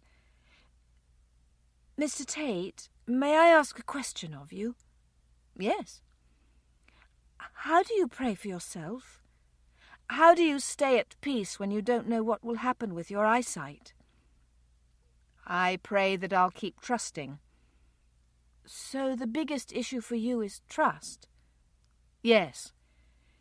It helps that I was studying Moses at the time of my accident. God asked Moses to trust him in so many ways. Sometimes he failed, and other times he was obedient. But what stuck out the most to me was God's plan in Moses' life. Clearly God knew what he wanted from Moses and how best to take care of his servant. As his child, I believe that God has a plan for me. God knows whether my having my sight restored will bring him honor and glory. I can't tell you that it wouldn't be an adjustment to remain in darkness, But if I need to stay blind in order to be more pleasing to him, I can't fight that. If I don't thank him for whatever he has planned, I'll be miserable and fruitless. I fail in my efforts. Every day I fail. But my goal is to be righteous and trust him. Cassandra found herself oddly choked up. Had she just met this man, all he'd said might have sounded like a lot of religious platitudes. However, she felt confident that he meant every word. She'd been with him for days, seeing his calmness, his sense of peace, and even his effort to put others ahead of himself. "Are you still there, Cassandra?" "Yes." She couldn't disguise the thickness of her voice. Indeed, tears were very close. She forced them back. "I'll read to you now." Tate didn't comment. He had no idea his thoughts would affect her, but he found it strangely comforting. Coming to need her warmth, sweetness, and sense of caring in his life, he suddenly realized that if she felt nothing for him, it would feel like a rejection. He listened to her read, no particular emotion showing on his face. But he was pleased right then, very pleased indeed. Newcombe Park. "How was Mr. Tate yesterday?" For several heartbeats, Cassandra didn't answer. She had heard Henry's voice and seen his mouth move, but still couldn't quite manage the fact that Henry had initiated a dialogue. "He's doing well. Thank you for asking, Henry." "I'm glad to hear it." Henry moved on his way then, Cassandra staring after him. Lizzie chose that moment to walk from the library with the book. "What is it, Cassie?" "I don't know. Just something odd." "Henry?" "Yes." Lizzie nodded. "He asked me if I'd visited with Anne Weston lately and how she was doing." "Did he go and see Mr. Walker? Is that where he was on Wednesday?" "I believe so." "What do you suppose happened? Should we ask Mr. Walker?" "No." Lizzie immediately shook her head. "Let's take our cue from Henry. Clearly he's trying, and we need to be as open and receptive as we can be." Cassandra only nodded, still feeling somewhat in shock. "Why do I pray for something and then feel amazed when you bring it to pass?" she asked the Lord, a bit miffed with herself and her own lack of faith. "I shall do better," Cassandra decided. "I shall ask believing and be more willing to trust." Having only just decided this, Cassandra realized she'd completely forgotten what she was about to do. She looked toward the library door, but nothing jogged her memory. A moment later, she gave up and returned to her room. "How's it going?" James Walker had slipped into Henry's pew before he could exit. "I'm exhausted," the younger man admitted, even as Walker studied fatigue around his eyes. "Does God really want me to be someone I'm not?" Walker chuckled a little, not able to help himself. "Isn't it like that for all of us, Henry? An emptying, a putting off of the sinful man we were and learning to walk in holiness?" "Yes, I do see what you mean, but I must admit that I ask myself how talking to my sisters is a step toward holiness." Walker only stared at him. "Yes, I know," Henry acknowledged. "I'm showing that I put people ahead of things." "Did you work on it this week?" "Yes. I realized I can say what I'm thinking." "Good." I could tell they were quite amazed. "Your sisters?" "Yes." Henry's voice told of his bafflement, but Walker gripped his shoulder and smiled at him. "You're doing well, Henry. I'm proud of you.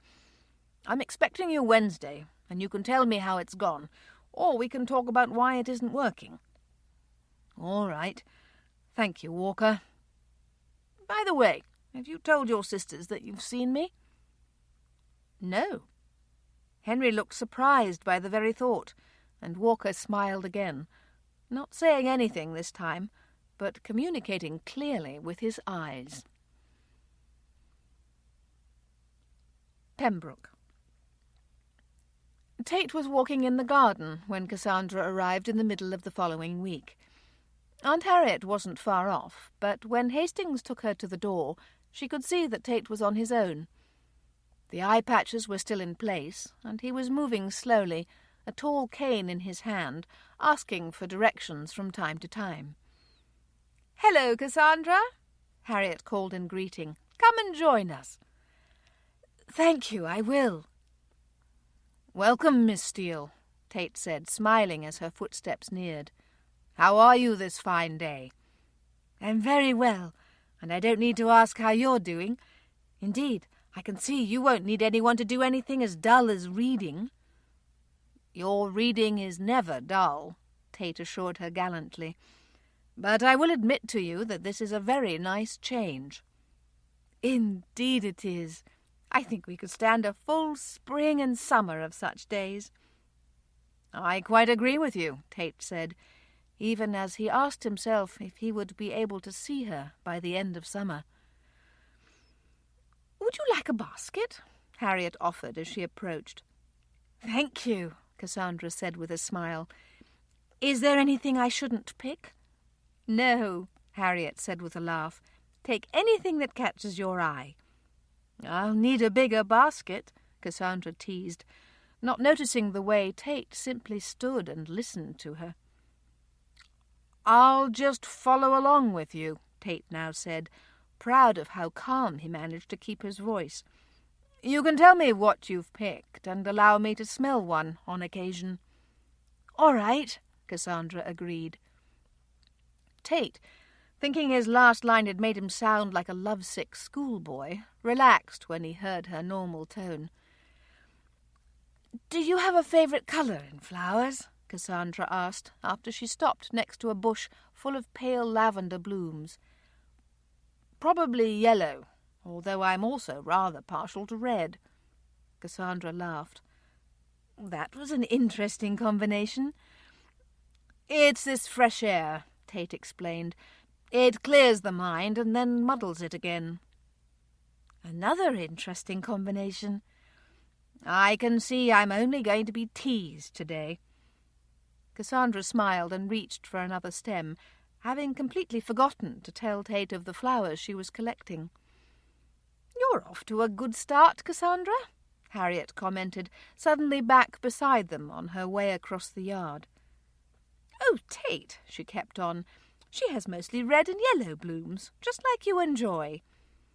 Harriet kept moving, or she would have seen the blush that stained Cassandra's cheeks.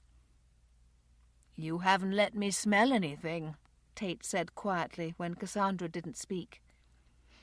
"Here," she pressed a flower into his hand. "Try this." "Very nice," Tate fingered the petals. "Shall I name it?" Rather amused, Cassandra said, "Yes, do."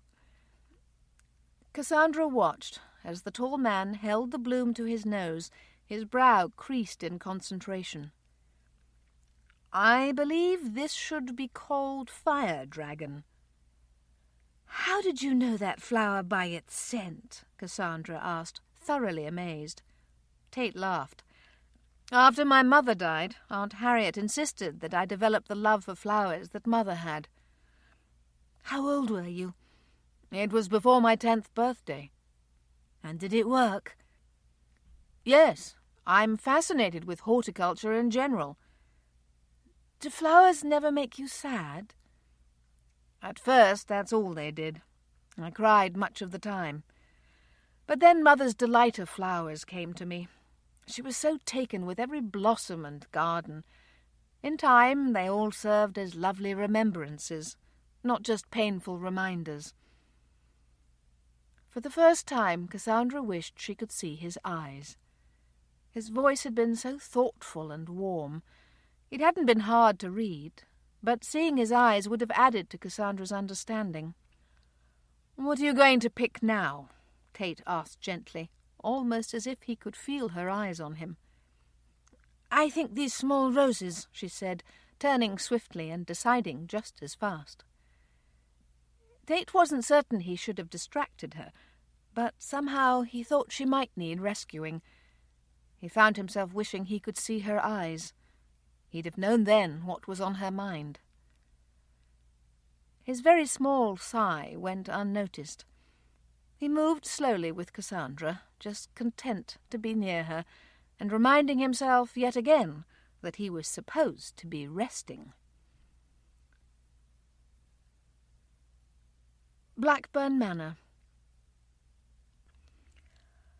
"I came across these verses this week, Henry. Shall I share them with you?" "Please." The men had finished lunch and settled in the study. From his place on the leather sofa, James Walker opened his Bible to Romans 12. Henry leaned close to see the words as Walker read. "Let love be without dissimulation. Abhor that which is evil. Cleave to that which is good. Be kindly affectioned one to another with brotherly love, in honour preferring one another." "I have those very verses underlined in my Bible, Walker," Henry told him. "I have read and studied them, but they don't open my mouth any easier." Walker thought for a moment. There were many things he could say to that, but only one really stuck in his mind at the moment. "Why don't you write your sisters a letter?" "They live with me, Walker," Henry clarified, as though the elder of the two had forgotten this point. "I realise that, but you have all these thoughts in your mind. Why not try to put them on paper? Start the letter by explaining how difficult it is for you to share in person, but that you're trying. I know Lizzie and Cassandra. They'll understand." Henry sat back, his eyes on some distant spot as the idea took seed in his mind. "That's perfect, isn't it? I mean, they'll at least stop staring at me so oddly when I do try to communicate." Walker laughed a little. "Is that still happening?" Henry even managed to chuckle. "Cassie nearly filled her lap with hot tea the other morning. I thought I should confine my comments to when she's standing on solid ground with only a book or flower in her hand." Walker saw great humour in this, and it took some moments before they went on to the other verses he had looked up. Henry determined to memorize a few of them and trust God to remind him when they were needed. All in all, the men spent 4 hours together. By the time Henry left, he was very tired. But God was changing his heart, he could tell. And he also had the comfort of knowing that Walker was expecting him the very next week. "Does your heart overflow with awe for our Creator God?" Pastor Hurst asked the congregation on Sunday morning. "Look at chapter 1, verse 9. And he said unto them, I am an Hebrew, and I fear the Lord, the God of heaven, which hath made the sea and the dry land." Did you catch that? Look at the way Jonah describes his God. "The Lord, the God of heaven, which made the sea and dry land." This is not just any old God. And now look at verse 10. "Then were the men exceedingly afraid, and said unto him, Why hast thou done this? For the men knew that he fled from the presence of the Lord, because he had told them."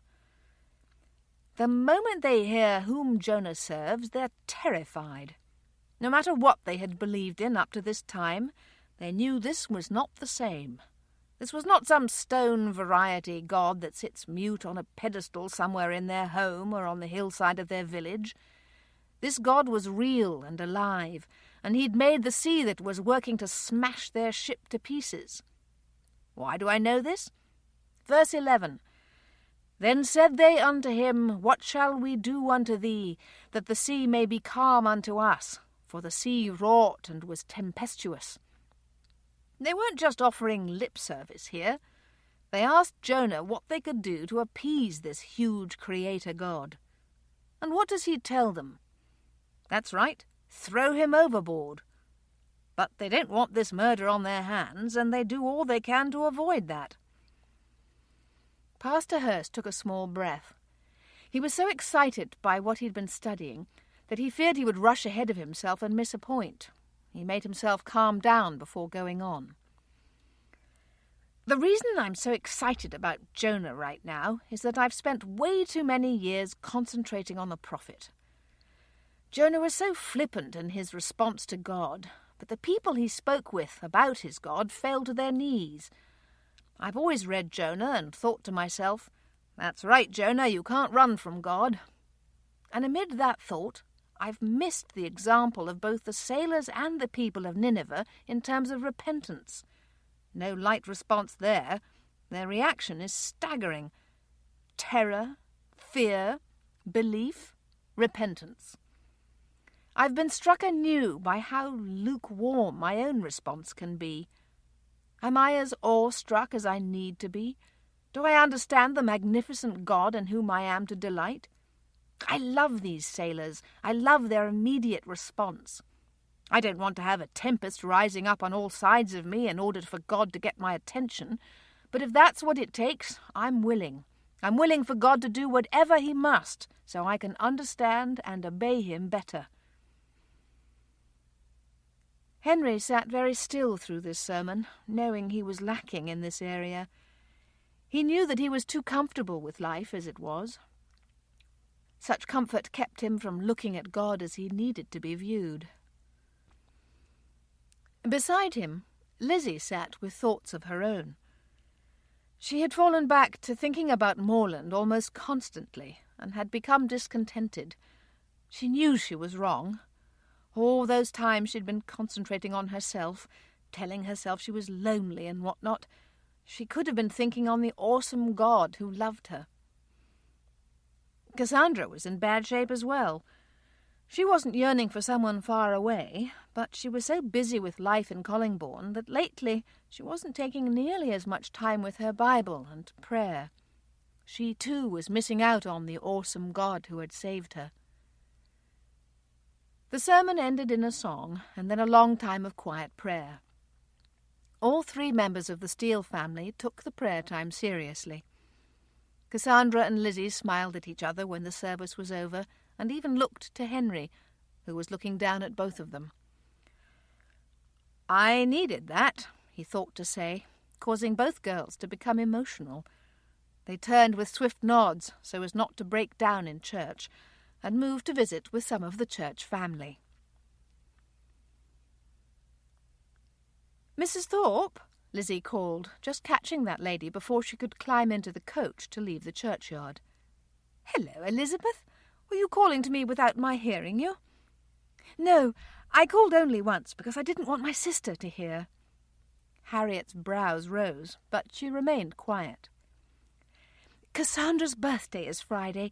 We're having a very small party, just the three of us, but I did wonder if you and Mr. Tate could join us." "Oh, Elizabeth, I don't know." That lady's brow furrowed. "You said it would be small?" "Very. If you join us, there will be 5. Nothing lavish, just a few gifts and some conversation." "I shall check with Tate and let you know. Is that all right?" "Certainly. And please, Mrs. Thorpe, don't pressure yourself, or Mr. Tate.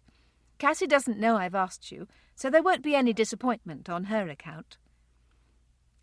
"And if we are able to come, would you want it kept quiet?" Lizzie smiled slowly. "I think that might be fun." "Very well. I'll send word tomorrow, and I'll see to it that my reply goes only to you."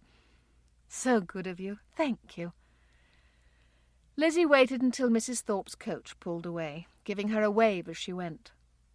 Her face looked serene as she stood in the churchyard, but in truth she suddenly wanted Mr. Tate and his aunt to come to Cassandra's birthday dinner very, very much. Pembroke. "I would like to go," Tate said. "I think it might do me good." "Cassandra doesn't know anything about it, Tate. She won't be disappointed if we're not there." "But I will be." Harriet watched her nephew, not certain if she should say anything else. "Do you think I'll be overtaxing myself?" Tate suddenly asked, his voice so humble that Harriet felt humbled herself. "It occurs to me, Tate," she spoke as the thoughts materialized, "that you are a better judge of such things. I want to cosset you. I want to go overboard with your rest. But you're the one who knows if you're taking it easy or not." Tate nodded. "The doctor comes this week," Harriet added, not certain he remembered. "I did think of that, but thank you for the reminder. I'll admit that I'm hoping for good news, but even if I don't hear what I'd like, I need to carry on, don't I?" "Yes." "And now what does that have to do with Cassandra's party, you're wondering?" "You read my mind." "I've done what the doctor has asked," Tate observed, thinking aloud, "and I will continue to do so, trusting his authority on the matter. But, progress with my eyes or not, unless the doctor forbids the action, I would like to go to Newcombe Park on Friday evening. I don't see it as not resting, and quite frankly, it would be nice to do something for someone else." "That's a good decision, Tate. I'll get word to Elizabeth Steele. It's a secret, by the way." "Thank you for your counsel on the matter, Aunt Harriet, and for listening to my roving thoughts. Now, what shall we take for a gift?" With that, Tate was swiftly on to his next line of thought. The two of them spent the rest of their lunch deciding on the perfect gift. Chapter 9. Newcombe Park. "Cassie, are you still awake?" Lizzie asked, opening the door a bit. "Yes, Lizzie, come in." It was rather late on Sunday night. Both Cassandra and Lizzie had been buried in books for the evening, and the time had run away from them. They parted in the hallway, bid each other good night, and closed their doors behind them. Lizzie, however, arrived in her room to find a letter on her pillow. The front read, "For Elizabeth and Cassandra."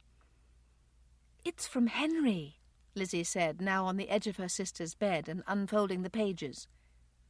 "And it's to both of us?" "Yes. Shall I read?" "Please." "My dear sisters," Lizzie began, "you might think it odd for me to address you in such a manner, especially when we occupy the same home, but because you are well familiar with my communication skills, I hope you will understand and forgive me. I have been meeting at Blackburn Manor with James Walker for several weeks, and it was he who suggested I write and tell you about it. I know you visited him, Cassie, and you must never think me vexed at anyone save myself. To learn that you fear for my salvation causes me no end of pain, but I can see how easily your mind would stray to such a conclusion. I have been under the false impression that I could merely act out my belief in Christ. I have lived my life believing I have little need of words. Proverbs 22 verse 1 says, "A good name is rather to be chosen than great riches, and loving favour rather than silver and gold. I think my reputation as a fair man who is honest in my business dealings and as an employer are valid, and I would not wish to trade that. But as Walker brought to my attention, how can I tell anyone about the love Christ has shown me if I never open my heart and share?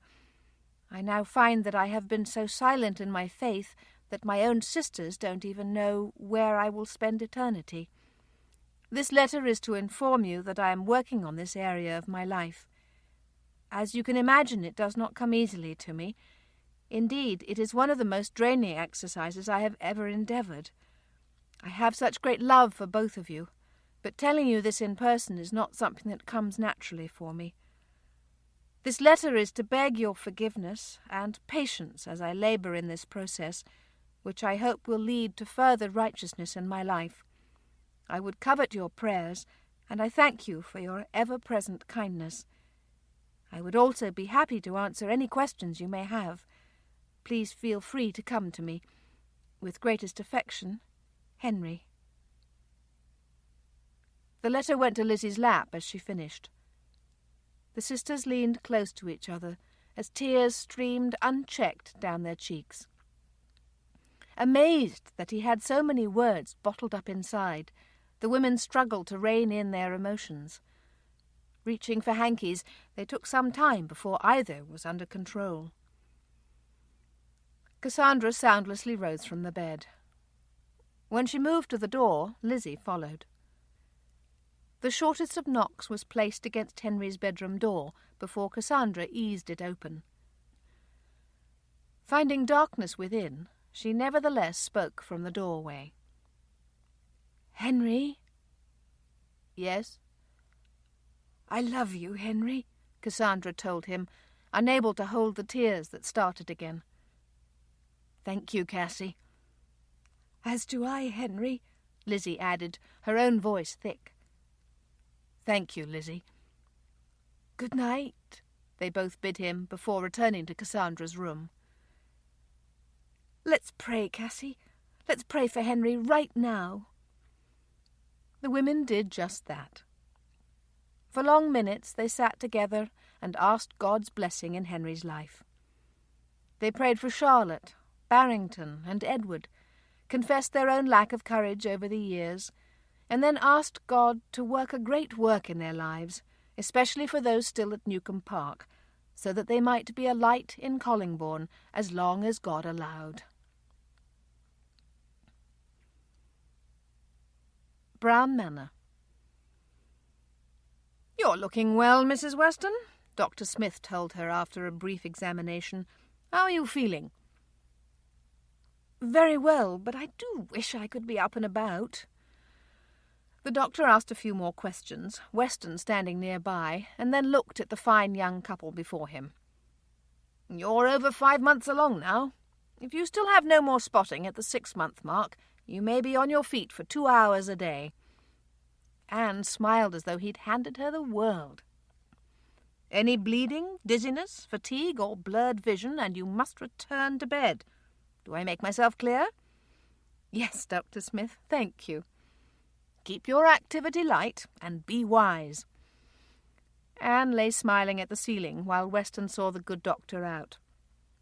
Her skin, hips, and back ached from the hours in bed, but a reprieve was on the way. "You're looking pleased." Anne beamed at Weston when he returned. "It's wonderful news, isn't it?" "Very." Anne stared at her husband. "Am I shorter than you are?" she teased. "I believe I've forgotten." "Well, you were," he teased right back, "but all of this lying down might have given you a chance to grow." "Only in the middle, I fear." Weston leaned to kiss her expanding waist. "I'll write to my mother right away." "Do, Weston, and please ask her to visit again when the baby's due." "I shall." Not able to help himself, Weston kissed her again, this time on the lips. He thought she would be in this bed until her pains began. What a wonderful surprise to learn that he was wrong. Pembroke.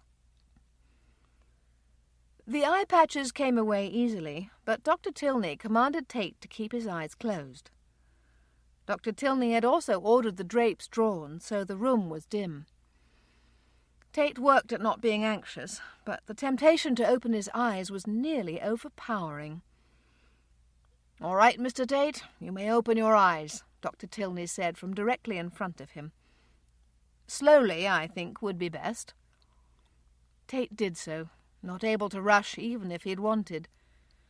His lids flickered and then carefully opened all the way. He forced his eyes wide for a moment before attempting to look around. "Remember that the drapes are drawn." "I see." "What do you see?" "Shadows mostly, but things aren't nearly so dark." "Good. Now I'm going to open the drapes over this one window, so turn your eyes for a moment." Tate heard the movement to his side and then was told to look back. "I don't want you to have pain, so turn away if the light hurts." Tate moved his head slowly, his heart sinking. What do you see? A lot of light, but things are still out of focus. How much light? I think all there is. Without a word, the doctor moved to the other windows. The room was now fully lit, but as Tate had said, things were blurry around the edges. He watched the doctor come toward him and found his face a mass of flesh with few distinctive features. The doctor looked into Tate's eyes and ran a few tests. He questioned him about pain or dizziness as he moved along. "No, nothing like that," Tate said, discounting the disappointment in his heart. "I'm very pleased. 2 more months with the patches, and I think we'll know where we stand." Tate had all he could do not to sigh. Blurry as it was, the light was delightful. "May I look for just a few more minutes?" The doctor nodded in understanding. "I'll gather my things and make one more check, but then it's back to darkness." "Very well." 10 minutes later, the patches were in place. The doctor was gone, and Aunt Harriet was at his door. "How are you?" "Disappointed, but dealing with it." "I'm so sorry, dear. Ring if you need me." "Thank you." "It has occurred to me," Tate began speaking to God the moment he was alone, "that I thought I knew your will. I was so certain you would return my sight by now. If I had been questioned, I would have said I was accepting either way, but my present disappointment tells me I was not ready for this." Cassandra lingered in his mind just seconds later. He'd never really considered asking her if she could have feelings for a blind man, so certain was he that his sight would be fully restored. "But that's what I want to know right now," Tate confessed. "Even more than wanting my sight back, I wonder what Cassandra Steele thinks of me. I ache at the thought of her exiting my life. Something akin to grief fills me, even greater than the thought of living life in a haze." The more Tate thought on it, the more determined he was to ask Cassandra a few questions. But when he tried to picture himself doing such a thing, something inside him froze. "This isn't good," he said aloud to the empty room. "If I can't get the nerve in my heart, how will I go about it when she's with me?" With no forthcoming answer, and having to face the fact that he wasn't as thankful as he ought to be, Tate was left alone with his prayers. He determined to agree with God about whatever he planned, and to restore the trust he'd worked on from the moment he woke in darkness. "Which map is your favourite to study, Henry?" "Probably Africa." "Why is that?" "Well, Edward's there, and it's so vast." Cassandra didn't ask him anything else. Their morning rides were a great deal more chatty than they'd ever been, but the youngest Steele still tried to be sensitive to Henry's need for silence. "Will you be going to Pembroke today?" Henry asked, just when they were arriving back at the stables. "Unless I get word." "Is that what happened yesterday?" "Yes. The note didn't say why, but I was asked to postpone until today." Henry had nothing more to say as the two went in to breakfast, but Cassandra didn't notice. She was too busy wondering if she would, in fact, be needed at Pembroke again. Africa. In his tent, Edward Steele dug around in his bag. Sure, he'd placed his pad and pencil in there, but he wasn't able to locate them. Pulling out a stack of letters, he noticed that the top one was from his sister, Lizzie. Edward opened it up, remembered reading it the first time. He took it out to the fire where his travelling companion, Thomas Morland, stood attempting to repair a leather strap on his bag. "Tell me, Morland." Edward didn't beat about the bush in asking, "Have you ever noticed my sister Elizabeth?" Morland turned to look at Lizzie's brother as though he had taken leave of his senses, but the younger man was staring back, his face serious. "Noticed her?" he questioned. Yes, noticed her. How could I not? She's the most beautiful woman I've ever seen. Why have you never shown any interest? Morland laughed a little. You can't be serious. Your sister could have anyone she wished. Why would she pay the least attention to any interest on my part? Edward brought the letter back up to his face and read, Out of curiosity, Edward, does Morland ever speak of me or ask after me? I know you won't say anything to him, and he can't see my red face from Africa, but I do wonder about it. Edward brought the letter down in time to see Morland lower himself slowly into a chair. Morland stared across the fire at the youngest steel male, his face a bit pale under his tan. I thought you knew, Edward said, when he could see how shaken his friend was. Not a single hint. I'm sorry, old man. I would have asked you a bit differently. But she's never given a single clue. Are you certain you understood her? You can read the letter yourself, Morland.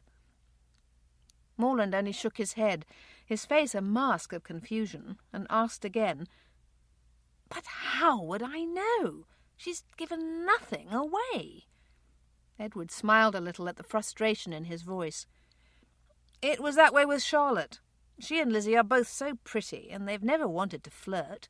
Problem is, they've done such a good job that poor blokes like yourself are utterly in the dark. Barrington nearly lost his mind before he knew where he stood with Charlotte. What did he do? Edward smiled again, the boyish smile that made him so likeable. He took the plunge. He told her up front how he felt, with plans to leave the country if she refused him. Morland didn't laugh or smile, but Edward continued to keep it light-hearted. You've already left the country, old man. All you need to do is write. If she rejects you, you're already out of sight. No. Morland surprised him with his seriousness. This has to be handled in person. Edward's smile twisted a little. It sounds as though our trip is going to be cut short. Not at all, Edward. You can stay on and enjoy yourself.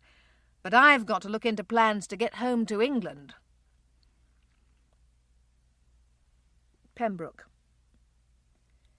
How are you, Mr. Tate? I'm well, Cassandra, thank you. Are you well? Yes, thank you. Not since the first few days had Cassandra felt so awkward.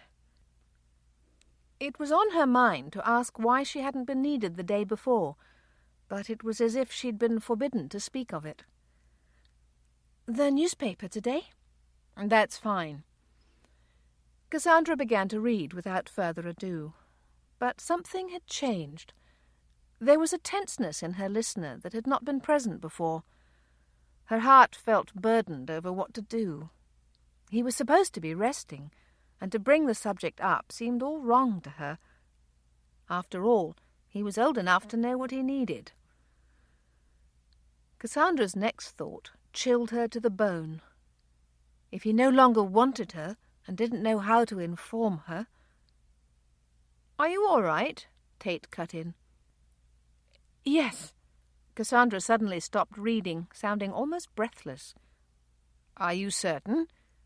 I am, yes. The redhead cleared her throat. Why do you ask?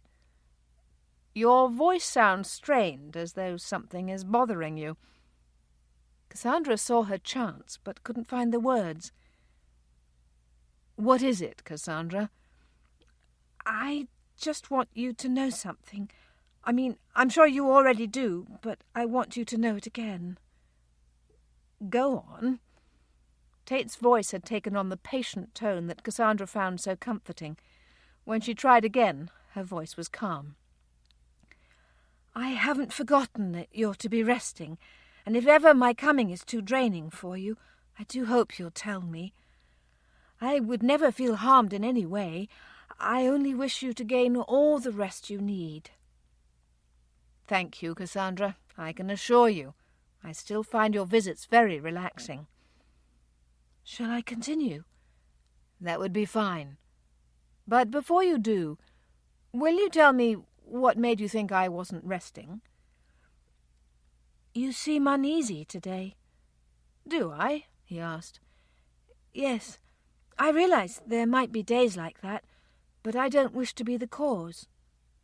How would you be the cause? Well, as I said, if you didn't want me to return and were hesitant to tell me... I am hesitating about something today, but it's not about your coming to read for me. Is there something I can do? I'm not sure. Shall I let you know if I figure it out? Please do. Cassandra went on with the reading, relaxing into the article and enjoying it. The next piece was humorous, and it felt good to laugh together. But not until Cassandra had read 2 more articles did Tate tell her about the day before. Dr. Tilney checked my eyes yesterday. Was it painful? Cassandra asked, her heart clenching at the thought. No, but it wasn't the news I'd hoped for. 2 more months of darkness. So there was no progress? There was, but I somehow thought there would be more. Was it discouraging, or were you able to trust? The trust took a little time, all day in fact. And today is better? Yes, much. But as you surmised, not complete. I prayed for you, hoping you weren't feeling ill. Thank you for that. Silence fell for a moment, Tate's heart telling him to jump, but he couldn't manage it. The questions he had for Cassandra swarmed in his mind, but he couldn't make his mouth move. Shall we go on? I think I'm done for today, Tate said, only then realizing she would leave. Shall I return tomorrow, do you think, or would you rather send word if you need me? I need you, Cassandra. Please believe that I need you. Please come, Tate managed aloud. Any time that suits you. All right. Thank you, Cassandra. You're very welcome. A moment later, he was on his own, his heart beating hard with emotion, and something else he couldn't quite define. When his Aunt Harriet checked on him a short time later, he still felt spent and hurt with all that was trapped inside of him. Harriet offered to play the piano for him, and Tate gladly moved to that room to enjoy her talent. Chapter 10. The Manse. "John, what are you doing?" Judith asked her youngest child rather sharply, causing all of her family to look up from the breakfast table and stare at her. The moment they did this, she heard the tone of her own voice and went to him. "I didn't mean to sound so cross, dear. I'm sorry." "Thank you, Mother. Are you unwell today?" "Just a bit crabby, I think, and there's no excuse for that." "Why are you doing that with your eggs, John?" his father wished to know. The little boy had been lining up the egg pieces on the edge of his plate, and most were spilling onto the table and making a mess. "Look at me, John," the pastor commanded. "Are you not hungry this morning?" "Not very." "Why is that?" John managed a shrug. "In the future, when you don't care to eat, you need to say something and not just sit there and play with your food. Understood?" "Yes, Father." "Mother," Jane tried in a quiet voice, but Judith didn't answer. Judith's stomach had acted up earlier, and the smell of breakfast was not a pleasant one. In an effort to keep her distance, she hadn't even sat with the family at the table. "Why don't you head up to bed?" Frederick suggested, his look telling her to go. Judith exited without a word, and Frederick looked to his children. "Have we done something?" Geoffrey asked, his face concerned. "No, son. She's feeling unwell this morning. I don't know why she didn't tell you." "She's tired of using that as an excuse," Margaret explained. "But she doesn't use it as an excuse," Frederick said in wonder, his brow furrowed in thought. "How do you know that, Margaret?" I heard her tell Phoebe. She said she wants to cry all the time and she's tired of feeling sick to her stomach. Was it like this with all of us? Jane asked. A little different each time, I think. A little more emotional with each child. She looks tired, Jane commented before everyone went back to breakfast. Frederick made short work of his and was headed up the stairs just minutes later. He found Judith on their bed. She was crying. I'm a terrible mother, she sobbed. John said he didn't feel like eating, and I didn't even make sure he was all right. Frederick sat beside her, his hand going to her soft, dark hair.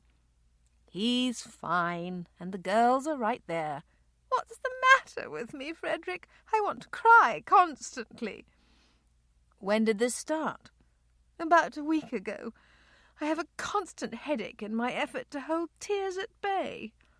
Well, don't try any more. Just let yourself cry. I think it was like this with Jane. It'll pass. Judith cried harder. What did I say? Nothing, she wailed in a way that was so unlike her. I just can't stand it when I'm awful and you're so kind. Frederick's shoulders shook with silent laughter, even as his gentle hand moved to stroke her back. They would get through, high emotions and all, and at some point Judith would join him in the laughter. Newcombe Park. Let the wicked forsake his way, and the unrighteous man his thoughts, and let him return unto the Lord, and he will have mercy upon him, and to our God, for he will abundantly pardon. Cassandra began her 24th birthday with this verse from Isaiah 55. At the end of his sermon on Sunday, Pastor Hurst had read it, and she had been so struck by the words concerning God's pardon that she'd written them down. Still lying in her bed, Cassandra prayed quietly. She thanked God for his forgiveness, the type that came in abundant amounts, and lay thinking about how undeserving she was of such kindness. Thank you for saving me. Thank you for putting me in this special family and this wonderful home. For the next hour, Cassandra thanked God for every blessing in her life, starting with Henry's recent letter to her and Lizzie. By the time she went to breakfast, she wished she hadn't waited for her birthday to take some extra time, but started every morning of the year in such a manner. Blackburn Manor. How is Henry Steele? Mrs. Walker asked of her husband over the breakfast table. He's doing well. He's tired, but that's no surprise, since all change takes work. I'm so glad the family's back in the area. As am I. Did he say if Charlotte and Barrington will come any time soon? He did not. You could check with Lizzie or Cassandra on Sunday. I think I will. Why don't we have them to lunch? Good idea. Mrs. Walker made notes on a small pad, deciding to send word immediately and not wait for Sunday. Her husband asked her something a moment later, but at first she didn't hear him. She was too busy mentally working out Sunday's menu. Pembroke. I have something to tell you, Cassandra announced to Tate before she picked up the newspaper. What's that? He asked, proud of how unknowledgeable his voice sounded. It's my birthday today. Congratulations. Will you be having a party? Again his voice gave nothing away. No, just dinner with Henry and Lizzie. And presents, she added with a smile. I think you like presents. I confess I do. My brother Edward sent me a game from Africa. Have you already opened your gifts? The one from Edward, yes. Before you came this morning? No, it arrived yesterday, she stated matter-of-factly. But yesterday wasn't your birthday. That's true, but there are different rules for gifts that arrive by post. Is that right? He sounded thoroughly captivated. Certainly. You must open those the moment they come." Tate laughed in a way that Cassandra had not heard for a while. Watching him, she smiled in pleasure, thinking that spending time with him was a lovely start to the day. "Has anything else come that you had to open immediately?" "No, but I think Charlotte will send something. She never forgets." "And your other siblings will have gifts for you tonight?" "Yes. Henry will have something little and nice, but I think Lizzie might be planning something a bit larger." "Why do you say that?" "She's acting a bit odd. She keeps smiling at me."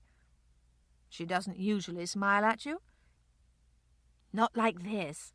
You'd have to see to know what I mean." "Ah, yes." "Statements about your sight don't offend you, do they, Mr. Tate?" "Not usually." "They fall from my tongue so easily and thoughtlessly." "I never find you thoughtless."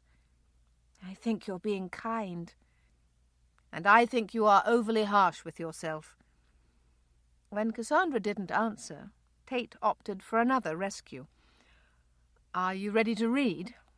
"Yes." The personal conversation was put aside. Cassandra read for almost an hour, and other than wishing her another birthday greeting as she exited, Tate's time with her did not stray to the personal. "Why must we go to town?" Cassandra asked again, but Lizzie, from her side of the carriage, didn't reply. Lunch had barely been over when Lizzie ordered the coach, and her sister as well. "You're being very mysterious, Elizabeth." "It's just something I wish to give myself," she said at last. "On my birthday?" Lizzie laughed, completely unrepentant. "Yes. Now sit back and enjoy the day. We'll be there very soon."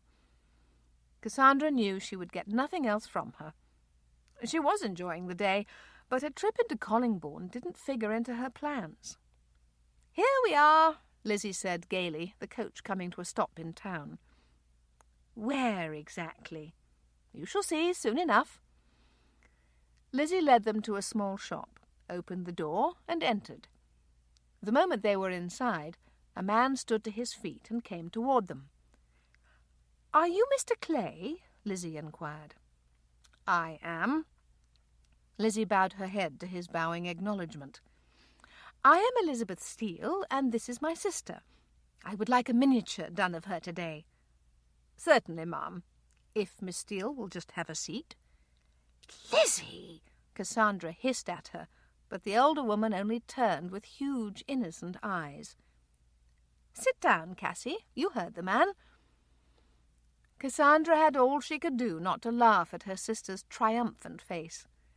Instead, she took a quick peek in the mirror that hung on the wall, adjusted 2 curls at her cheeks, and took the seat offered. Mr. Clay smiled kindly at her and began. Several times Cassandra looked toward Lizzie, but she had moved to look at the frames displayed at the rear of the shop. In a remarkably short time, the tiny portrait was completed, framed, and paid for. Lizzie led the way to the carriage, only just holding her laughter. "You dreadful creature!" Cassandra accused, laughter filling every word. "That was terribly embarrassing." "I wasn't embarrassed." Cassandra's mouth opened with surprise over her sister's impertinence. "I'll take you to a lovely tea at Gray's to make up for it," Lizzie offered, still looking too pleased by half. "I shouldn't let you. I should be terribly angry." Lizzie held out the miniature, her face and voice all at once serious. "It's lovely, Cassie, just as I knew it would be, and we'll always remember that we got it on your birthday." Cassandra gave in. "I'll forgive you over tea." Lizzie's smile went right back in place. She was glad to have the picture. She would treasure it always. But getting Cassandra out of the house for a time would allow Mrs. Jasper and cook to do a few extra things for the party. A party that would allow Lizzie to finally meet Cassandra's Mr. Tate. Newcombe Park. "Lizzie, are you in here?" Cassandra called to her as she opened the bedroom door. She found the room empty. She stood for a moment, trying to think where she hadn't checked. All set for dinner and getting hungry, she was most determined to find her sister. "Henry," she tried his office, "have you seen Lizzie?" "No. Is dinner ready?" "I think soon."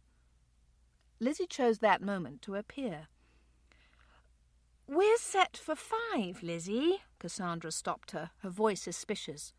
"Who did you invite?" "You'll have to wait and see." Cassandra had never seen her sister like this. First the trip into town, and now 2 mystery guests. "Is Anne Weston out of bed?" Cassandra began to guess. "You didn't tell me." As a matter of fact, Anne will be up at the end of the month, but they're not coming to dinner. "Are Charlotte and Barrington coming into town this evening?" I wish they were, but no, they're still in the north of England. Cassandra frowned at her older sister. "I don't like surprises, Lizzie." "Don't you?" Lizzie asked with maddening calm. Cassandra could only stare at her. Lizzie smiled and moved on her way. Cassandra followed, not even aware that Henry was bringing up the rear. She followed her sister directly to the front door, where Jasper was just opening it for their guests. Harriet Thorpe walked in, Mr. Tate holding her arm as she led.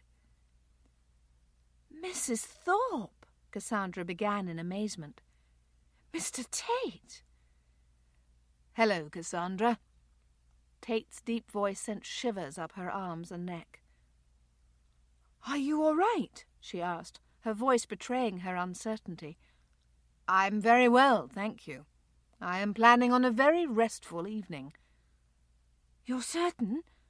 "Yes." "You knew it was my birthday all along." "I confess I did. Your sister invited us over the weekend." "You even knew what she was planning when I spoke of it this morning," Cassandra accused, all the pieces falling together in her mind. Guilty again. Not until that moment did Cassandra realize that she and Mr. Tate had gone to where they always went, a world of their own. "Please forgive me," Cassandra began when she saw her sister's bemused but smiling face. "Mr. Tate, allow me to present you to my brother, Mr. Henry Steele, and my sister, Miss Elizabeth Steele." "It's a pleasure," Tate said, bowing formally. "The pleasure is all ours," Lizzie offered. "Please come and make yourself comfortable," Henry invited, liking this tall gentleman very much. Conversation started the minute the 5 were at the table. Over beef Wellington they discussed the Church family, news from town, Tate's travels in Europe, and Edward's trip to Africa. The time raced by, but Cassandra's siblings were able to observe her with the man she visited each day. Cassandra was seated closer to Tate than his aunt, so it was the younger woman who, from time to time, directed their guest to things on his plate, or to his utensils or drink. Both Henry and Lizzie caught the ease of this action, as well as Mrs. Thorpe's apparent familiarity with the situation. "Did I just knock my glass over?" he asked Cassandra at one point. "No, it's standing upright, but some dripped on the side, to your right," Cassandra said quietly, letting Tate know that someone was coming to change his glass. Cassandra waited until he found the new goblet with his hand, before going back to her own meal. "That was marvellous," Harriet said sincerely, the meal coming to an end. "Thank you, Mrs. Thorpe. I think we'll have dessert after Cassandra opens a few gifts." Harriet smiled at Cassandra's look of excitement. "I love it, Cassandra, that you still enjoy presents. I probably should grow up some day, but not today." Tate's deep chuckle sounded beside her, and Cassandra turned for a moment to look at him. Having him in her home was something she never imagined. All she wanted to do was sit close beside him and watch his every move. "May I take your arm, Cassandra?" Tate asked when they'd come to their feet. "Certainly. With little ceremony, the five moved to the largest sitting room, getting comfortable in the deep chairs, all with a good view of Cassandra and her gifts. Lizzie gave her a lovely silk shawl. Tate and Harriet had found a book of French poetry, and Henry gave her her own book of maps. Cassandra was delighted with each and every one, but nothing could compare to having Mr. Tate at her birthday party. She knew it was a night she would never forget. "Come in," Cassandra called when there was a knock on her door much later that evening. She should have been ready for bed, but instead she had only taken down her hair and sat before the mirror to study her reflection. She turned to see Lizzie put her head in. "Too tired to talk?" "No." Lizzie went over to the bed. Cassandra was at her dressing table, so Lizzie sat on the end nearest her. "Thank you for a wonderful day and evening, Lizzie. I shall not forget it for a very long time." "I'm glad." Cassandra worked on her hair, able to see her sister in the reflection of the glass. "What's wrong, Cassie?" Lizzie asked. Surprised by the question, she turned to look at her sister. "I don't know that anything is wrong." "Well, I do. I can read it in your eyes. I saw a change come over you at the end, when Mr. Tate and his aunt were leaving." Cassandra turned back to her mirror. She pulled the brush through her hair a few more times, and then set it aside. "I'm starting to feel things for Mr. Tate," she confessed. "Why is that a problem?" Cassandra hesitated before saying, "He thinks I'm one of the beautiful Steele sisters." "You are one of the beautiful Steele sisters." Cassandra's look was telling. "You know what I'm speaking of, Lizzie." "I know how foolish people can be." Cassandra sighed and turned back to the mirror. "I'm fine with my red hair, Lizzie. You know I am. My freckles are rather tiresome, but I don't yearn to look like you or Charlotte. He can't see me, Lizzie. I can't have him falling for someone he imagines and then finding me." Lizzie felt her breath catch in her throat. That someone would not find her sister lovely was so painful to her that she could hardly breathe. Cassandra Steele was beautiful, not just because she was her sister, and not just because her face was utterly lovely, freckles and all, but because her heart was humble and sweet, and her love for Christ was real and deep. "So you think he might have feelings for you?" "At times I gain that impression." "And you don't think he's asked his aunt how you appear?"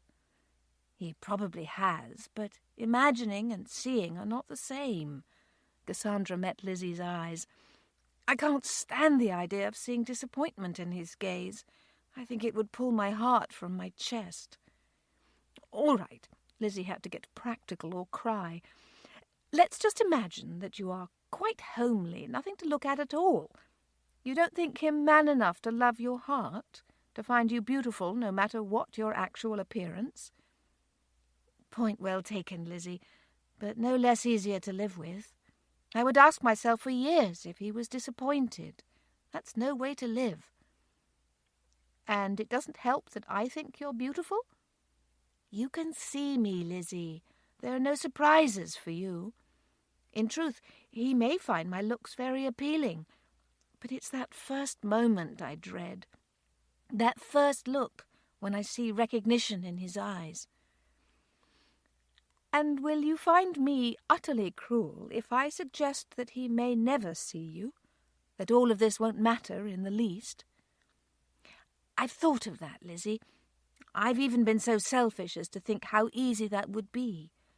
But something in my heart tells me he will see again, and when that day happens, I will want to do nothing but hide."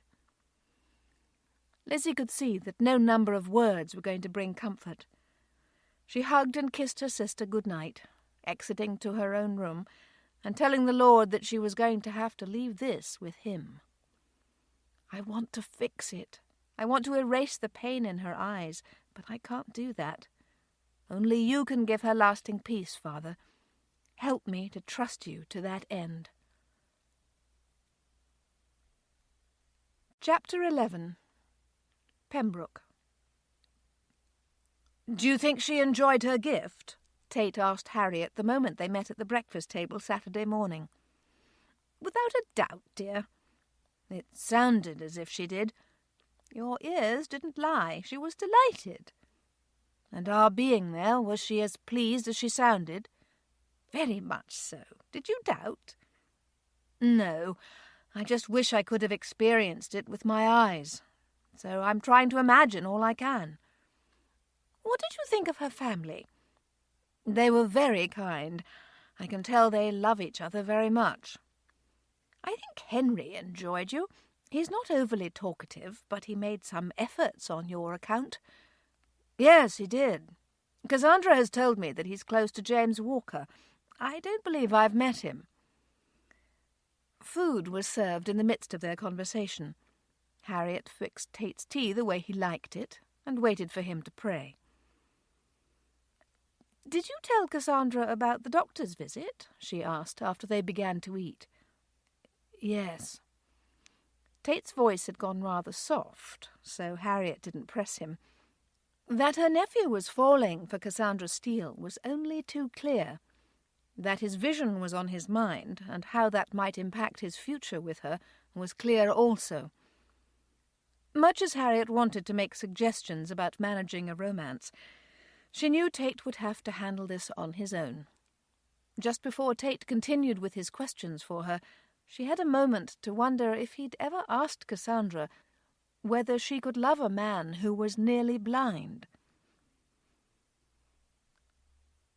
"What did you think of Mr. Tate?" Cassandra asked Henry the moment they were on horseback the following morning. "He seems a fine man." "So you approve of my knowing him?" Henry turned to look at her, and found her eyes anxious for his approval. "Yes, Cassie, I do. I would wish you not to rush into anything should a proposal present itself, but from what I know of Mr. Tate, I approve of your friendship." "Thank you." "Will you be going to read today?" "No, I'm taking a day off." Henry didn't question her, but nodded, his eyes speaking agreement. Nothing else was said on the subject, or any subject for that matter. On this particular morning ride, words were unnecessary. Blackburn Manor. "I must show you something, Mr. Walker," Cassandra announced as soon as they arrived at the house Sunday after church. "Henry has given me a gift." Cassandra presented the miniature atlas she received on Friday night, and her host's response was all she could have hoped for. "This is marvellous, a perfect copy. Where did Henry find it?" "I don't know, but he said I needed one of my own." "And he's right. Show me your favourite page." Cassandra turned to Africa. "Now I wonder why Africa is so interesting to you," he teased. Cassandra dimpled at him but didn't speak. "How is Edward?" Mrs. Walker asked, ushering them all into the dining room. "He seems to be doing very well." Henry fielded this question, always so at ease in Walker's presence. "In his last letter to me, he didn't think he'd be away too many more months." "It's been so long already," Lizzie added. "And Charlotte, what do you hear from the new Mrs. Barrington?" "I think we'll see them soon. Her last letter said she was ready to settle in at home, and I know they plan to stop for a brief stay before going on to Bath." "It's a different world when children grow old enough to go out on their own," Mrs. Walker told them with a note of wistfulness. "This house rang with noise and laughter for just a few years. Now, unless the grandchildren are visiting, it's as quiet as a tomb." "Speaking of which," Walker put in, "the grandchildren will be visiting in about a fortnight." "How fun!" the Steele women chimed. "Is everyone coming?" Mrs. Walker told of the family's plans, as everyone enjoyed the meal. After that, conversation was never at a loss, and even when the meal ended and they moved to the parlour, the 5 adults continued to visit. "I'm going to put Henry on the spot," Walker said, once they'd settled in with cake and coffee. "Oh, my," Henry said. only half joking. "Forgive me, Henry, but I would like all of us to hear how you came to Christ. Are you willing?" "If you'd like, Walker," Henry said, after clearing his throat. "Certainly I will." The women in the room beamed at him with pleasure, causing him to laugh a little and feel even more shy. "Where to begin?" he started awkwardly, but then remembered to just speak his thoughts. "I was young, but I recall it was at Newcombe Park. Father had been scolding Charlotte and me. I can't remember the incident exactly, but he said that we needed to do a better job of loving and caring for each other. If I recall, we had been doing a good deal of quarrelling. Anyway, I remember that he suddenly stopped, as though thinking of something. He asked us how true change occurs. I couldn't answer, and Charlotte was quiet as well. He went on to explain that true change happens only on the inside. Henry laughed a little in amazement. I didn't know what he was speaking of, and for the first time he told us how he'd come to love Christ and accept his forgiveness of his sins. That led to a discussion on sin, and Charlotte and I had to admit that we sinned daily. I remember how simple he made it. He used himself as an example. He asked what we would think if a runaway carriage was about to kill us and he jumped in front of us, dying to save our lives. We both cried at the very thought, but he went on to say that God's Son had done that very thing on the cross. I recall that what really struck me was how he said Christ's sacrifice would be trampled if we didn't accept the new life we'd been offered. Henry paused as the enormousness of it came back to him. I wanted that life he spoke of. Charlotte did too. Father shared verses from the New Testament about our humble hearts becoming Christ's dwelling place. I wanted him to come to me and never leave, so I confessed my sins and asked him to save me. And I know it was real, for I didn't want to bicker with Charlotte as much. At times my siblings made me feel cross, but something happened in my heart that day. I was changed from that time forward. I can only attribute it to Christ's love. Henry hadn't been looking at anyone in particular, but he now noticed that his sisters and Mrs. Walker all had tears in their eyes. It was too much for him. With a quiet word to excuse himself, he went to get some air. "Did our tears drive him away, Walker?" his wife asked, reaching for her handkerchief. "They may have, dear, but it's all right. I'll go and see him in a bit." "Thank you," Lizzie managed. Cassandra could only nod in agreement, not able to speak for some time. Pembroke. "Another perfect day," Cassandra said the moment she stepped onto the veranda and found Mr. Tate waiting for her. "I think you must be right. The sun feels very good." "Do your eye patches allow any light through at all?" "No, and even if they did, I'm to keep my lids shut at all times." "Do you wear the patches when sleeping?" "Yes, even then. Should I sleep rather soundly, I might wake and forget to keep my eyes closed." "I can see how that might happen." "Your sister's voice is higher pitched than yours." "We've been told that before," Cassandra said with a smile. "Charlotte's is right in the middle." "I had a good time at your party." "As did I. I still can't believe the book you and Mrs. Thorpe brought. It was lovely." "What did your other sister end up sending you?" Before Cassandra could respond, she heard piano music coming from the house. She listened for a moment. "Is that your aunt playing the piano?" "Yes." "Why have I never heard her?" "She hasn't wanted to disturb your reading." Cassandra listened for a moment. The melody was beautiful and the playing accomplished. "Cassandra, do you play or sing?" "I play a little, but I don't sing." "Maybe we should go in so you can play." I fear you will prefer your aunt's hand at the keys. My skill is nothing to hers. Tate wasn't certain he believed this, but didn't comment. Instead, he suggested, "We could just sit and listen to her for a time." "I would like that." Cassandra realized as she settled back that they had never enjoyed music or quiet together. Each time she came, she had to speak almost non-stop. Finding this change so relaxing, she wondered that he had her come at all. "That was a moving piece," Tate said when the music ended. He was met with silence. "Are you there, Cassandra?" Still no answer. Tate was almost certain she'd not left. He moved to the edge of his chair and reached across to where he thought she might be sitting. He found the arm of her chair, and then her hand. "Cassandra," he said softly, now recognizing she was asleep. He almost called her name again, but stopped, his mind growing distracted with how soft her hand felt in his.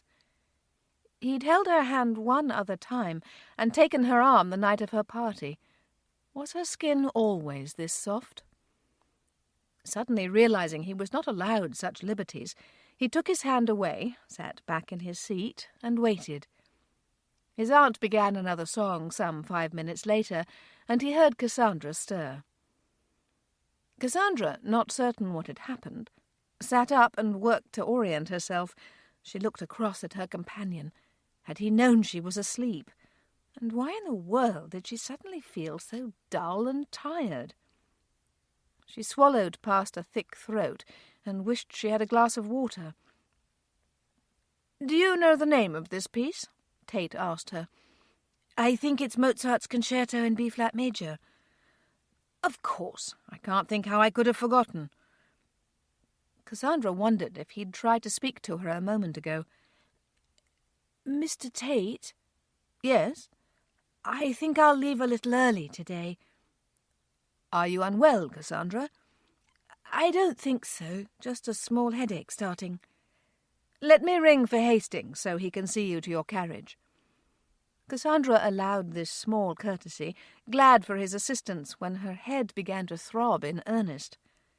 She barely remembered leaving Pembroke, and recalled even less when she arrived home. By afternoon she was in bed, very ill indeed. "Her skin is so warm," Lizzie told Henry quietly. She had just stepped out of her sister's room and met him in the hall. "Jasper has sent for Dr. Tilney. He'll be here soon." Lizzie nodded. She had left Cassandra sleeping, and her breathing was normal, but Lizzie was still worried. The worry lifted a slight amount when the doctor came and checked on her, telling Cassandra's family to keep her comfortable and quiet. "A fever like Cassandra's is not dangerous," the doctor explained. "It just makes her feel dreadful. As long as she can communicate and is lucid while she's awake, I don't think you have anything to worry about." "So she should sleep as much as she likes?" "As long as she's coherent when awake, I shouldn't worry." "Thank you, Dr. Tilney." "I'll check again tomorrow." The conversation had gone on outside Cassandra's bedroom door, neither participant aware that Cassandra was wrapped inside a cocoon of feverish dreams, almost all of them involving Mr. Tate. "So handsome," Cassandra told the empty room in an illogical mumble. "And kindly, the kindest boy I've ever met." Lizzie caught part of this remark as she slipped back into the room, but Cassandra didn't answer when Lizzie questioned her. More words came forth, some including Tate's name, but Cassandra didn't awaken or speak clearly to her sister for almost an hour. "Are you there, Cassie?" "Yes," she answered with her eyes closed. It was too much effort to lift her lids. "I know I must be ill, Lizzie. You sound just like Charlotte." "It is Charlotte, dear. I've come to see you." "Oh, Charlotte!" Cassandra cried weakly, forcing her eyes open. "You mustn't be here when I'm ill. I so want to enjoy your visit." "Don't worry, dear. We'll be here after you're back on your feet." "How is Barrington?" Cassandra asked, barely able to manage the words. "He is very well," Charlotte said, but she could see that Cassandra was sleeping again. Tall like Lizzie, but blonde with light blue eyes, the oldest Steele sister sat for only a few moments before leaving Kitty on hand to see to Cassandra and heading to find Lizzie. "Who is Tate?" She wasted no time in asking. Lizzie smiled. "Did she actually speak of him to you?" "She mumbled his name just before she woke." Lizzie smiled. "Is my baby sister in love?" Charlotte demanded. "I would say yes." "When did this happen?" Charlotte's voice was a bit too incredulous. "Charlotte," Lizzie's voice was calm but direct, and her eyes were a bit stern, "you've been gone for ages." Charlotte worried her lip. "Everywhere we visited, they pressed us to stay on forever, Lizzie. It was much more difficult for us than it sounds." "I understand, Charlotte, honestly I do, and we're all very glad for your long honeymoon. But I've come to see Cassie in a new light. I try not to treat her like a younger sister any more, and I felt myself coming to her defence when you did." Charlotte took a minute to comprehend this. Not until that very moment in time did she realise she'd come back expecting all would be as it had ever been. She told herself what a foolish notion that had been, and asked, "Do you know this man?" "Yes, we've met him. We're acquainted with his aunt as well. Harriet Thorpe, his widowed aunt, and Mr. Tate came to Cassie's birthday dinner. Did Cassie not write to you that she's daily reading to a man?" "Yes, she did. A blind man." Lizzie only stared at her. "Oh, her Mr. Tate is blind?" Charlotte said, finally connecting the details. "At the moment. He fell from his horse some months ago. He's in Collingbourne to recuperate." "And our Cassie loves him?" "It looks that way." "And what are his thoughts of her?" "It appears as though he cares for her as well." Barrington and Henry chose that moment to return from their ride. Barrington went immediately to his wife. Henry asked after Cassandra. "She's sleeping," Charlotte filled in, still amazed at the change in him. "I'm going up," Henry said, and exited without waiting for further word. Charlotte, having come in rather late the night before, now held her sister captive. She wanted any and all news, from Edward in Africa to the change she saw in Henry. With occasional checks on Cassandra, Lizzie brought Charlotte up to date on family and town news over the next several hours. Both women ended up completely drained, and when Lizzie finished, Charlotte determined never to be so out of touch again. "That was wonderful," Cassandra said weakly, returning the teacup to Barrington. She had managed to drink half of it. "How did you get elected to sit with me?" "I volunteered." Cassandra smiled at him. She had liked Barrington from the first moment they'd met. It was an added bonus to know he was very much in love with her sister. "Tell me the most wonderful thing you did on your trip." "Besides falling a little more in love with your sister?" Cassandra smiled. "If I could find a husband half as dear as you, Barrington, I think I would marry on the spot." "I understand you have someone in your sights right now." Cassandra smiled, her head back against the pillow.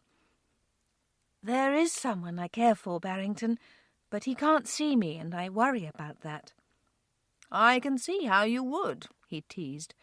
"You've always been so pitied for your horrible looks and disagreeable personality.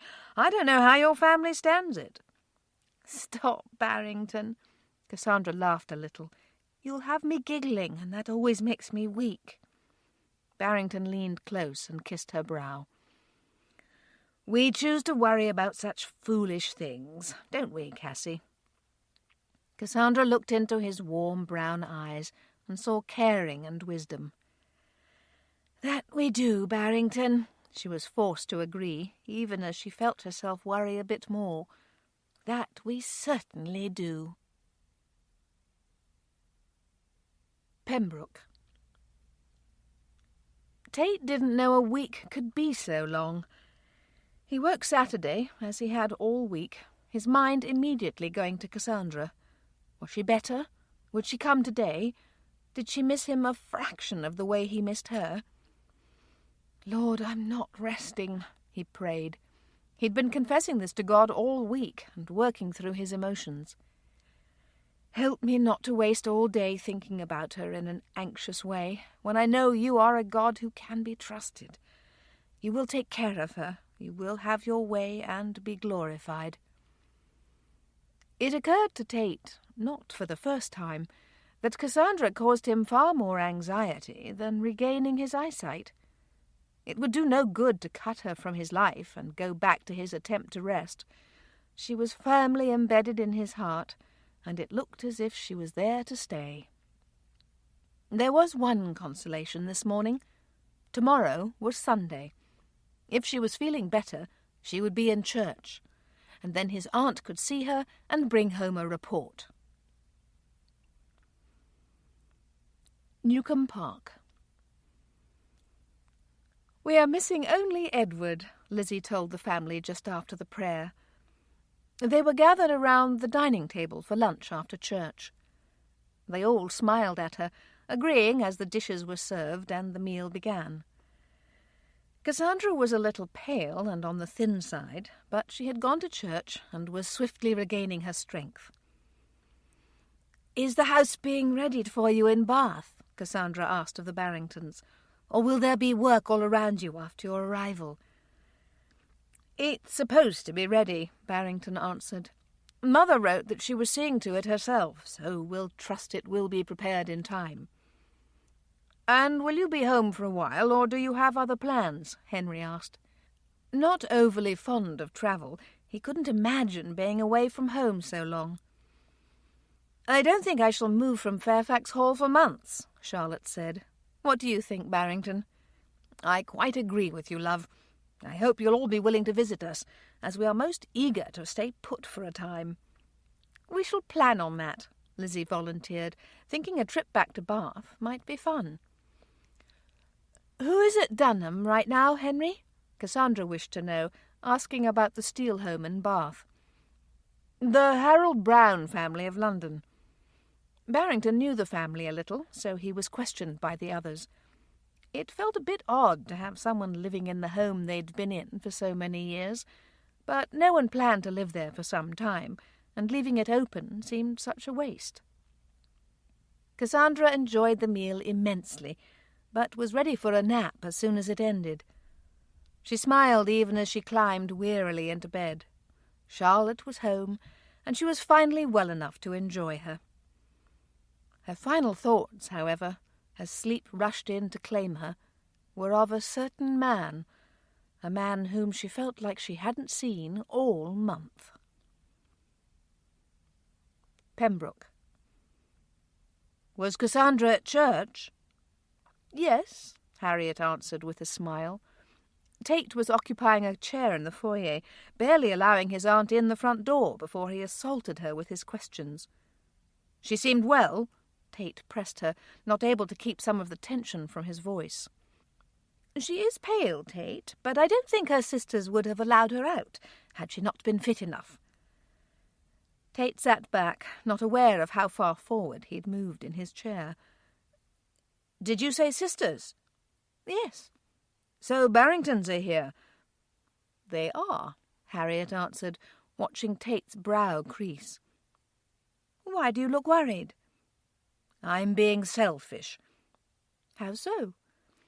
"If Charlotte and her husband are here, Cassandra probably won't come for a time."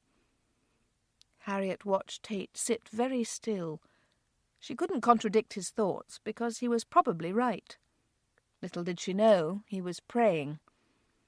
"Help me, Lord, to wait on you, but then also help me to find the words.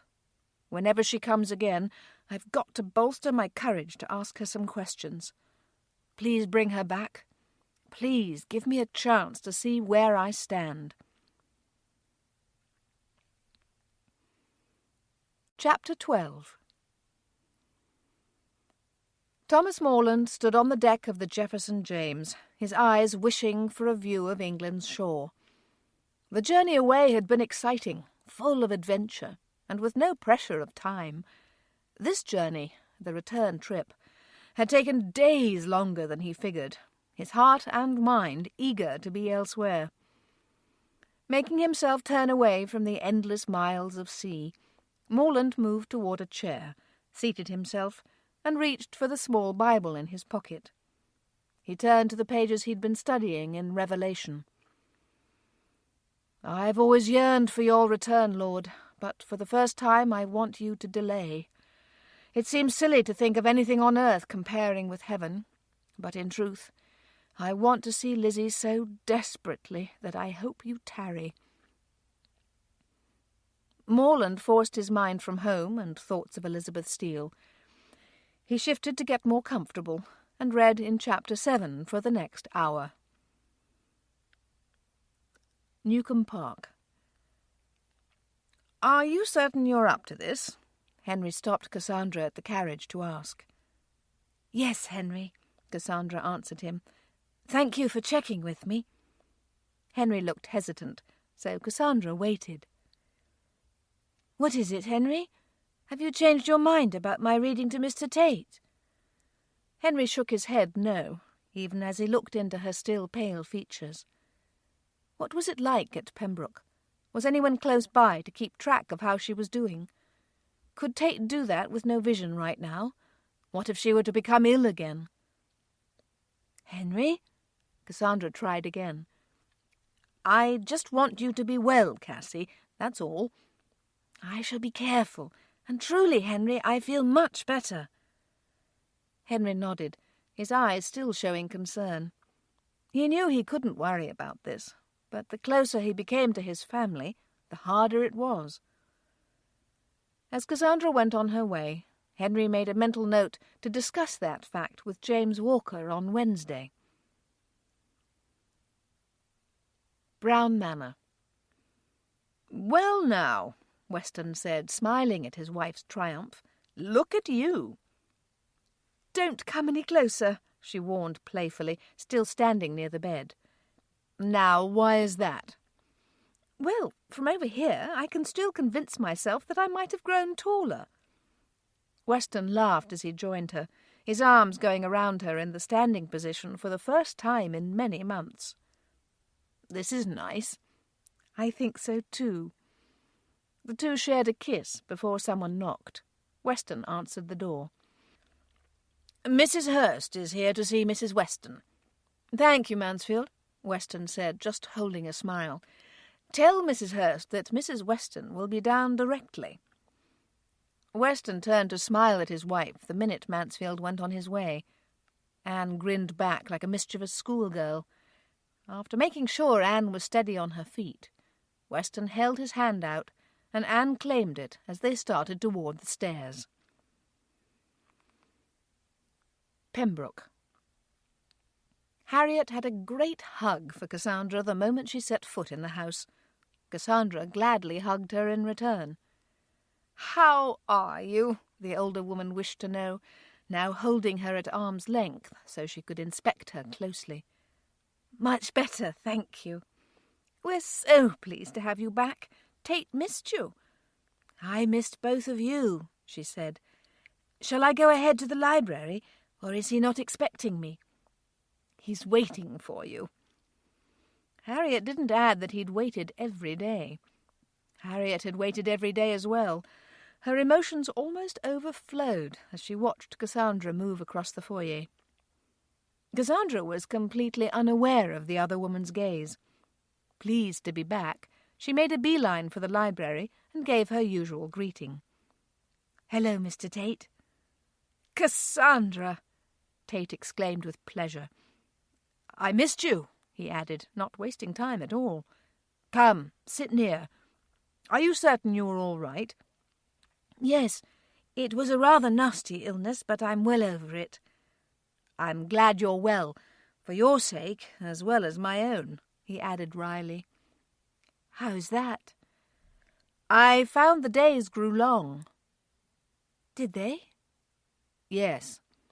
Tate's voice was serious, and Cassandra found herself watching him closely. "My aunt," he continued, "said the Barringtons are here." "Yes." Cassandra's voice held a smile. "It's been wonderful." "I hope you didn't feel as though you had to come, Cassandra." "No, Mr. Tate, indeed not," Cassandra said, but she felt tentative. If the days had grown long for him, why did he sound uncertain about having her back? "Are you positive you wished me to be back, Mr. Tate?" Cassandra asked the question in her mind. "Yes. As a matter of fact, I had large amounts of time to think about things."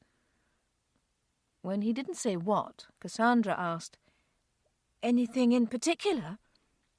"Yes, things I wished I'd asked you before you grew ill." "Oh."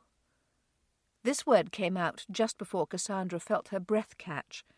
His voice was serious again, and continued to be so. "Things that I believe I now have the courage to voice, if you'll allow me." "These questions," Cassandra began swiftly, afraid he would go on. "You said they have been on your mind?" "Yes, for some time." "Have they caused you distress?" "At times." Cassandra licked her lips. Was she ready to hear what he had to say? Even as she asked this of herself, she hated the thought of his being in distress for any reason. "You may ask me whatever you wish, Mr. Tate." "Very well." "But I must warn you, if I've not given the idea much thought, I will have to return with my answer at another time." "I believe that to be very fair." Cassandra waited, her body tense, her eyes on the man across from her. "You're going to think me foolish, but I actually want to ask you if your skin is soft all the time." Cassandra laughed a little with relief, even as her cheeks grew pink.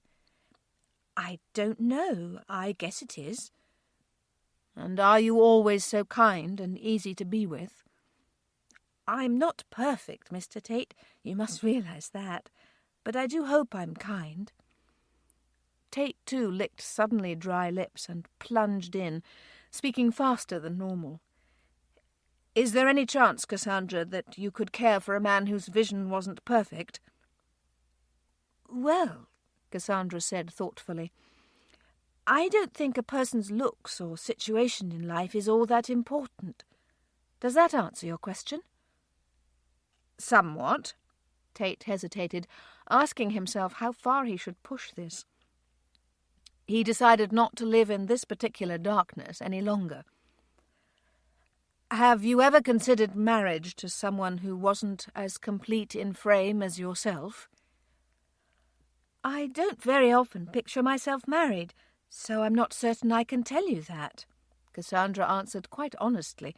So certain was she that he would never want her.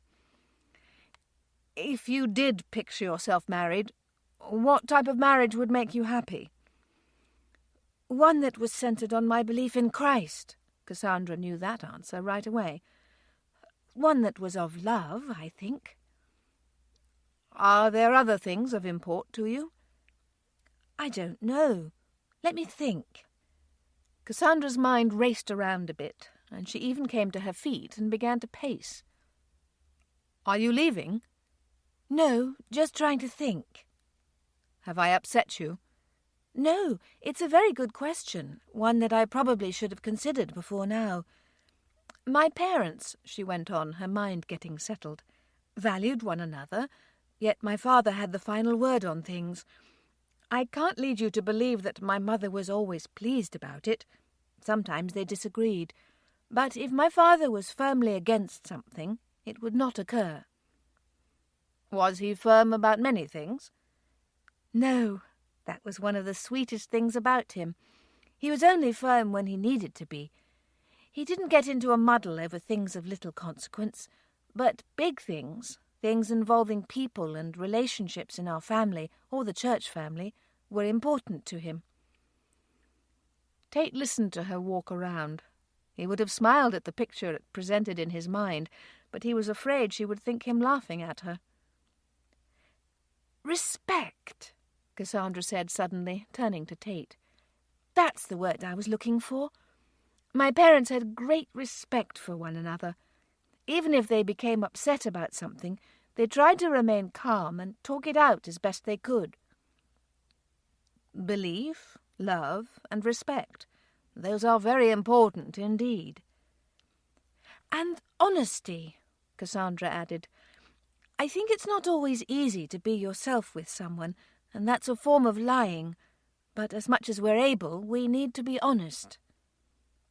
"I think you must be very honest," Tate said to Cassandra, believing it with all his heart. "I hope I am," Cassandra said, even as she worried about her looks, wishing he could see her right now.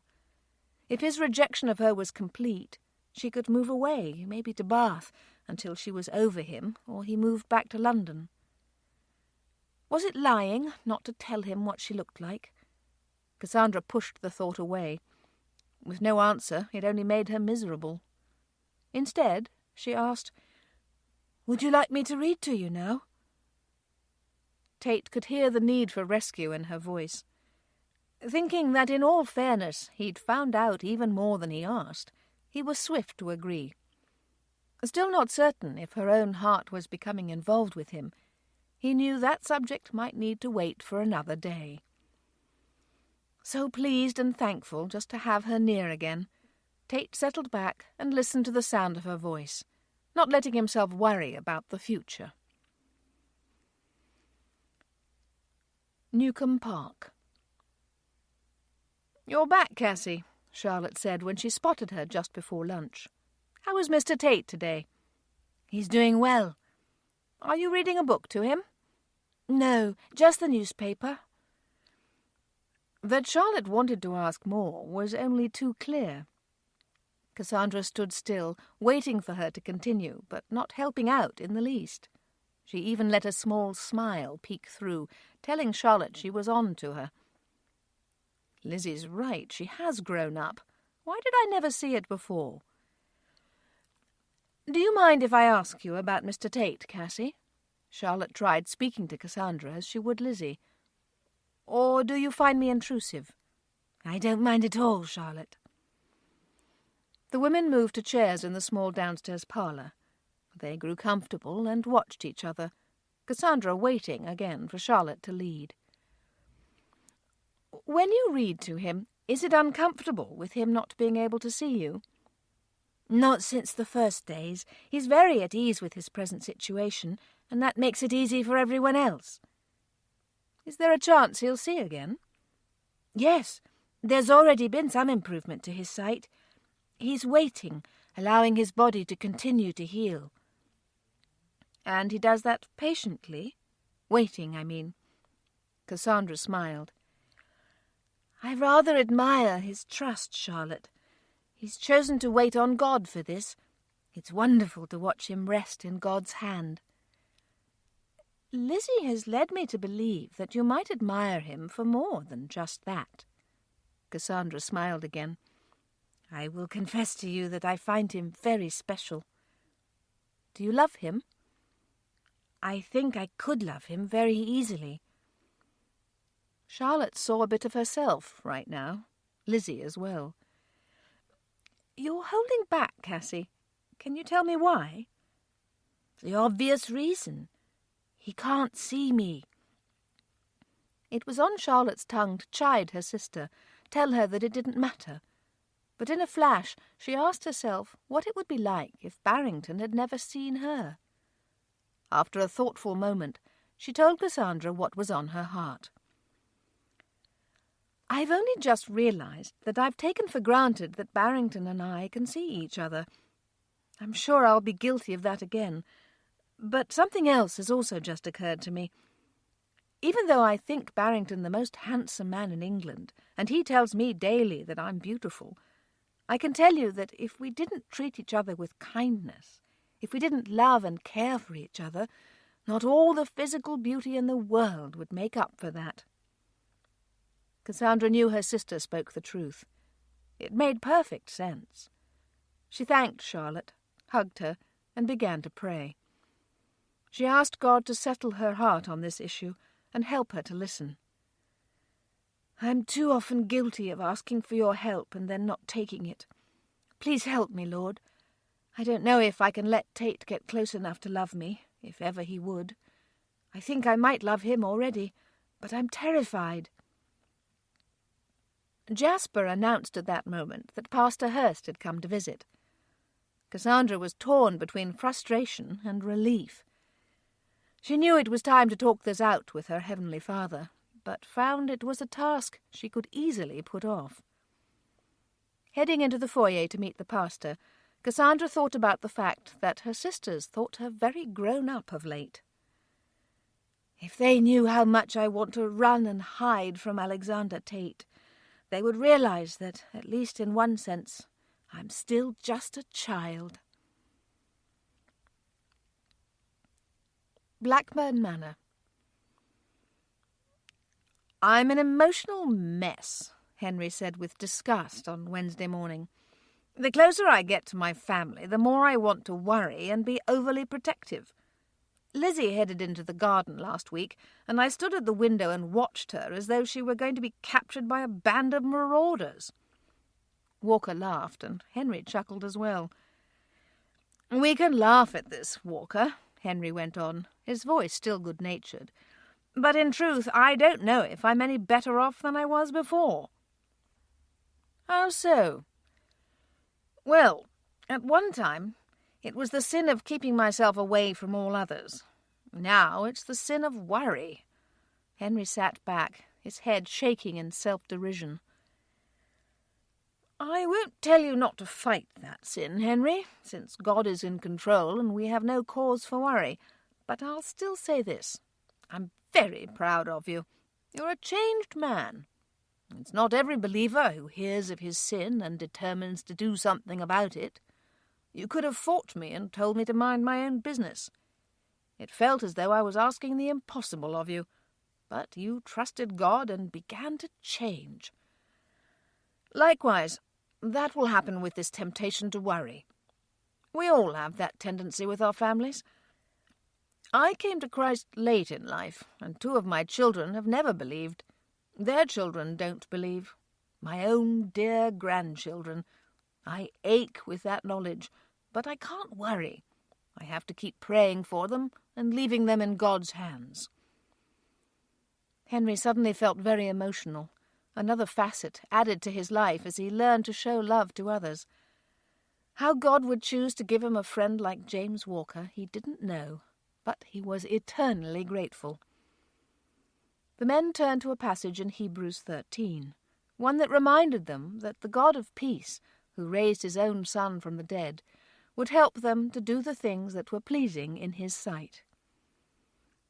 After reading the passage over and discussing it, they spent a long time in prayer, Henry giving his family over to God and asking for his trust to be increased, and Walker for his example before his lost children and grandchildren. Pembroke. "You've been crying," Tate said after Cassandra had read all of 2 sentences. "How did you know that?" she asked, feeling almost betrayed. "I can hear it in your voice." Cassandra said nothing for a moment. She thought his not being able to see her red eyes and puffy lids would disguise how she felt. "Do you want to tell me about it?" "You weren't supposed to notice," she told him, her voice wobbling again. "And if you're going to be so kind, I'll be in tears all over again." Tate thought she sounded adorable and couldn't quite stop his smile. He didn't, however, manage to school his face before she noticed. "You're laughing at me." "I'm not. Truly I'm not." Cassandra sniffed, knowing it was rude but unable to locate her handkerchief. She looked up to see Tate holding his out to her. "I told you not to be nice to me." she said, tears now coming in earnest. "Cassandra, what is it?" "Charlotte and Barrington have left. They've been away from home for a very long time, and they're most eager to get to Bath, but it feels as if they just arrived." "Would it have helped to remain home?" "I don't know. I don't think so. At least if we read something interesting, I won't have to think about them." "And I interrupted you." "It's all right." Cassandra dried her tears, seeing that she'd made him feel bad. It made her want to cry all over again, but she held herself in check. "Don't worry about my feelings," Tate guessed, frustrating his reader to madness. "You must stop reading my mind," Cassandra demanded, meaning it. Tate laughed, not able to help himself. "Trust me, Cassandra, there's plenty I can't read." "What does that mean?" Her tears were now completely forgotten, the handkerchief balled in her hand. "Only that you're not all that simple to figure out." "What is it you wish to know?" Tate mentally stopped in his tracks and wisely said, "I think those questions might need to wait for another day." Cassandra fell silent.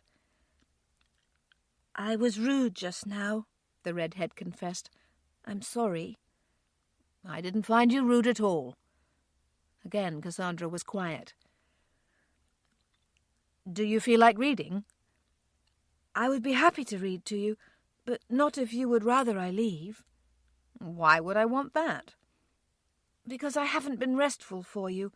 I would never forgive myself if I lost sight of that and hindered your healing." "That's very good of you, but I find that your presence alone is restful." "Do you really, Mr. Tate?" Cassandra asked in some amazement. "Yes. And don't you think you know me well enough to drop the Mr. from my name?" "I don't know about that," Cassandra told him. She never thought of him as Mr. Tate. She mentally called him Alexander, but she was careful never to say it. "Well, you let me know when you do." "All right. I'll finish this article now." Tate agreed with just a nod, thinking it wise not to say another word. He thought that if he couldn't some day tell this woman that he loved her, he would slowly lose what was left of his mind. Newcombe Park. Lizzie had no idea what she was doing in the garden, only that it had gotten to be something of a habit. "When you can't help yourself and Morland comes to mind," she whispered the horrible routine to herself, "go to the garden. Make yourself pick flowers in an effort to dispel him from your mind." Lizzie shook her head at the foolishness of it all and determined not to cry. No easy task, with Charlotte and Barrington's departure still so fresh in her mind. With a complete lack of interest, Lizzie chose another bloom, an ugly one in her estimation, and added it to the basket. Not until she shooed a fly away did she look up to see him standing some 20 yards off. The moment they had eye contact, he came forward. "Morland," Lizzie said, her breath coming fast. "You're back." "Hello, Lizzie." "Hello." She worked to compose herself and think fast. "Is Edward with you?" "No, he decided to stay on." "Are you back because someone's ill? Is your aunt well?" "She's very well. I was ready to come home." Morland stopped himself from smiling over how flustered she was. Seeing her with more knowledge gave new meaning to everything she did. The calm face she presented to him covered feelings he'd never read in her eyes before. The way she clasped her hands was not a sign of a quiet heart, but an effort to stop their shaking. "Did you enjoy Africa?" she finally asked, nearly smiling in triumph that she came up with a question at all. "It was marvellous. I'll look forward to telling you about it." "Is Edward coming any time soon?" "In another month to 6 weeks, I imagine." "Where did you leave him?" "He's with the Middletons." Lizzie nodded. Her brother had written about that. She glanced around. her mind searching for something witty or even intelligent to say. "Have you seen Henry or Cassie?" "No, I wished to see you first. Jasper told me you were out here." Lizzie didn't know what to say to this, and Morland stopped fighting the smile that wanted to break through. "If memory serves me, Lizzie, you're not overly fond of picking flowers and arranging them." He paused, their eyes meeting and not looking away. "It causes a man to wonder what a woman might have on her mind." Lizzie couldn't say a word. Indeed, she could barely breathe. Morland stepped forward, picked a perfect rose on his way, and held it out to her. "Add this to the basket. It's almost as lovely as you are." Lizzie took it without a word, and watched as Morland turned and walked toward the house. She waited, expecting to see his carriage exiting the drive, but that didn't happen. "He's inside!"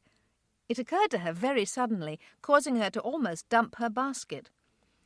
Forcing herself to move slowly, to hold the basket still and not trip, Lizzie walked to the house, certain that her heart was going to beat through the wall of her chest. "He's back," she said to herself, wondering at this mixture of terror and excitement that filled her. For an instant she wondered if her brother might have spoken to him about her feelings, but dismissed the idea almost immediately. "Edward wouldn't do that. I know he wouldn't. Don't read something into this, Lizzie. That's simply not there." Knowing she wouldn't take a word of her own advice, she finished the walk toward the house, willing herself to be as normal as she could be if they again came face to face.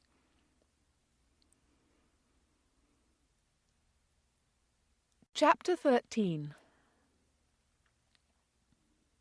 Henry listened with genuine interest as Morland described his trip with Edward, the sights they had seen and the people they'd met. But it didn't leave his mind for a moment that this man was back in England for a specific reason. "Will you go back, do you think?" Henry asked after some time. "Some day, I hope, but not any time soon."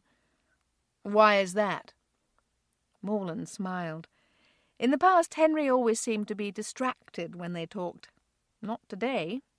Today he was taking in every word. "I have some unfinished business here, Henry. It involves your sister. Not until that's settled will I plan to go anywhere or do anything." "Does Lizzie know that?" "No.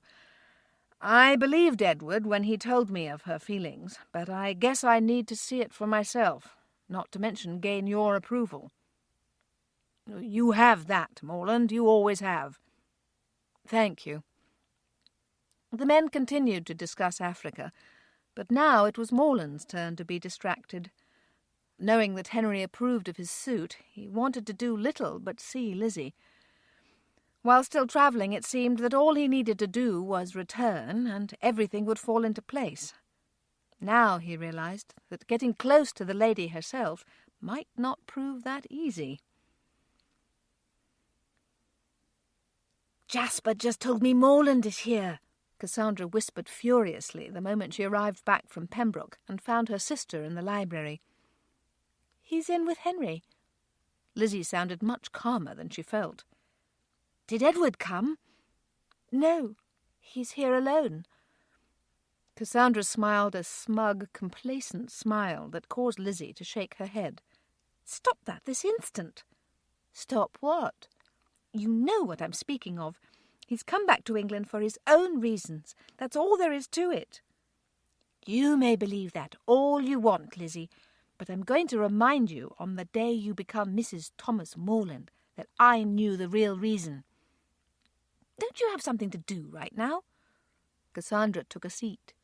"Not at all. I have all day to myself. In fact, I'm going to knock on Henry's door very soon and make sure that Morland knows he's invited to lunch." "Don't you do that, Cassandra Steele."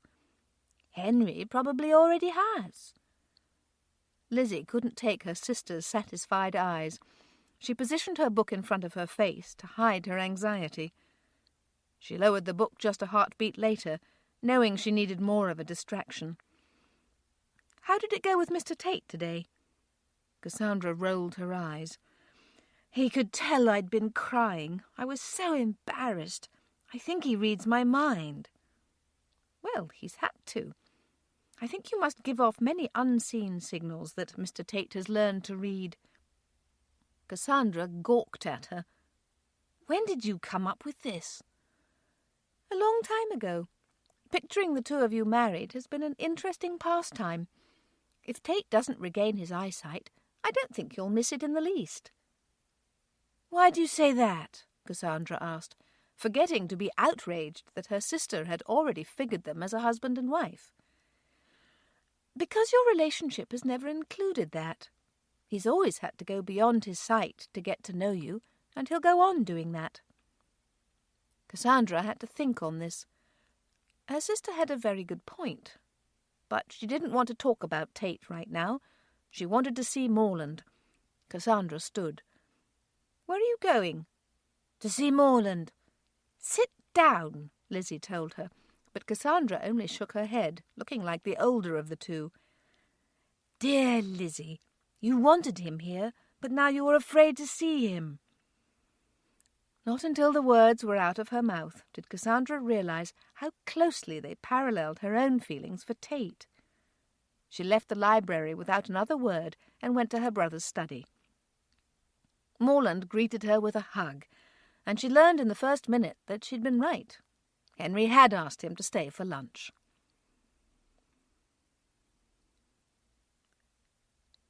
Henry and Cassandra exited the carriage ahead of Lizzie. For this reason, she had no idea that Morland had come forward to give her a hand. Not until her hand was in his did she realize who it was. "Good morning, Lizzie," he greeted her quietly in the church courtyard. "Good morning, Morland." "Did you find any more flowers?" he asked, his eyes giving away a slight gleam of teasing. Lizzie smiled a little. "I believe Cassie chose a few more. I left it to her." "Maybe the item that was on your mind is now settled?" Lizzie looked into his eyes, but couldn't answer. Her heart was too full of questions, and a certain measure of panic. Morland didn't torment her. He walked beside the family as they went into church, greeting those who welcomed him back, and then taking a seat next to Henry. Lizzie, very aware of how close he'd sat, forced her attention on the service. Her thoughts strayed on occasion, but for the most part she listened. She would have been struck dumb to learn that Morland was in the very same state. Having Lizzie one person away from him in a church pew was not unusual. He'd sat with the Steele family on countless occasions. But this was not just any Lizzie. This was the woman he knew would be open to his attention. This was the woman whom he'd never allowed himself to imagine as his wife, but now had the freedom to do so. It was nothing short of God's intervention that he heard any part of the service. Pembroke. "We were in Jonah again," Harriet told Tate over lunch. "I've certainly learned a lot from that small book." "I enjoy the notes Pastor sends." "He apologized to me several times about not getting those done this week, but he said several unexpected events popped up, making it impossible." "No matter. Maybe you can tell me what you remember." "I would love to," Harriet said with great enthusiasm, having taken in every word, but thinking on one point in particular. "I was especially struck by Pastor's explanation of verse 10 of chapter 3. That's the one that says God repented of the evil that he said he would do. I've struggled with that verse for years because it's so hard for me to picture God ever needing to repent. But Pastor said this word is used in every sense except the sense that God was doing something wrong. It still means a complete change of mind, a change in the way he would treat these people. God was delighted with the way the citizens of Nineveh turned from their evil ways and had a complete change of mind." Harriet suddenly laughed. "And then, Even when I was asking myself if it's possible for an almighty, all-knowing God to change his mind, Pastor cautioned us to remember that God does respond to us. He responds to our prayers. He said we should not detract from God's eternality in any way, but that Scripture is written in a way that helps us understand God and who he is. Terms like delight, approve, joy, and grieved are used all through the Old Testament. That's not because God is surprised by anything, but because he does respond to us. Pastor said the word repent in that verse is better described as respond. He explained the repentance of the people caused God to delight in them and respond by not destroying them. Tate laughed with her. He'd had some of those very thoughts. Harriet went on, sharing what came to mind and making the meal pass swiftly. In fact, she did such a fine job of keeping Tate's interest that man actually forgot to ask about a certain woman, one who was usually on his mind. Newcombe Park. "It was nice that Morland could join us for lunch," Henry remarked from his place on the drive. He and his sisters had walked out to see him off. "Yes, it was." "He seems to be around quite a bit," Henry commented, his eyes on Lizzie. Cassandra scooted into the house, leaving them alone. "Well, it's only normal that he should be, Henry," Lizzie replied, using some logic. "He's been a friend of the family for years." When Henry didn't reply, Lizzie looked up at him. His look was calm. She would expect nothing else. But she suddenly felt like a child caught in trouble. "Why are you looking at me like that?" "Why won't you look at Morland as we dine?" Lizzie worried her lip. "You noticed that, did you?" "Yes, Lizzie. Do you think the man returned to England to see how our garden was doing?" A small laugh escaped Lizzie. It was so unlike Henry to be sarcastic. Nevertheless, he was still watching her, clearly waiting for some type of answer. "What do you suggest I do?" "Give the man some encouragement. As you've said, he's been a friend of the family for years. Unless you know something I don't, you have no cause to fear him." "No, of course not." Henry sighed, still not sure he was getting through. "Have you forgotten so soon, Lizzie, how miserable Barrington was before he learned to read Charlotte?" Understanding dawned for the mahogany-haired beauty. She nodded, thanked her brother, and turned to go inside. She now knew of what he spoke, but following through on his suggestion might be a harder task than understanding his reason for doing so. She spent a good part of the afternoon picturing herself flirting with Morland or giving him special looks. Each time she visualized it, she blushed to the roots of her hair or burst out laughing. Pembroke. "I did something on my own," Cassandra said the moment she arrived on the sun-filled veranda Monday morning. "And what might that be?" "I brought a book to read, but if you don't care for it," she added swiftly, "we can go on in the newspaper." "I'd like to hear it," Tate said without hesitation. Hearing what Cassandra thought enjoyable was very interesting to him. "Shall I begin?" Tate just covered a smile. She had sounded so uncertain. "Or we can visit for a time," Tate suggested. "I'll read." This was said so quickly that Tate had to cover his mouth with his hand. She was panicked about something. There was no mistake about that. But he would probably have to bide his time to find out what.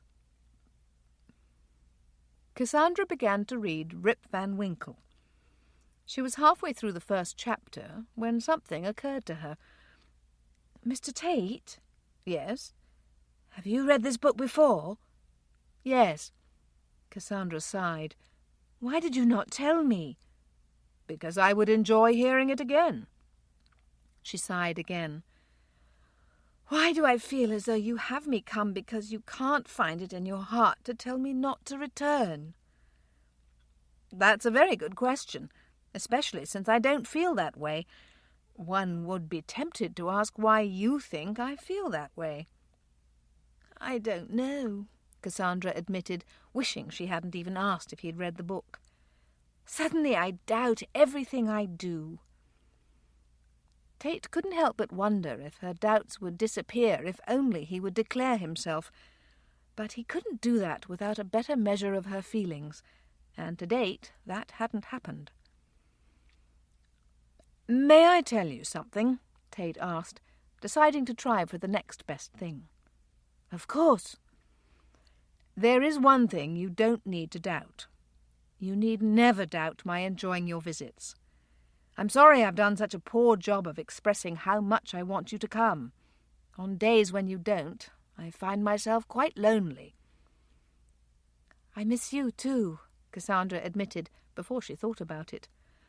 Her face full of extra colour, she asked, "Shall I go ahead and read?" "Please." Keeping strictly to business, Cassandra did just that. She had read the story before and only half attended. Tate didn't listen at all, except to the sound of her husky voice, the way she pronounced words, and the proximity of her voice, telling him she was close by. He prayed for patience, and for Cassandra as well. Somewhere in his heart he was certain he would be healed.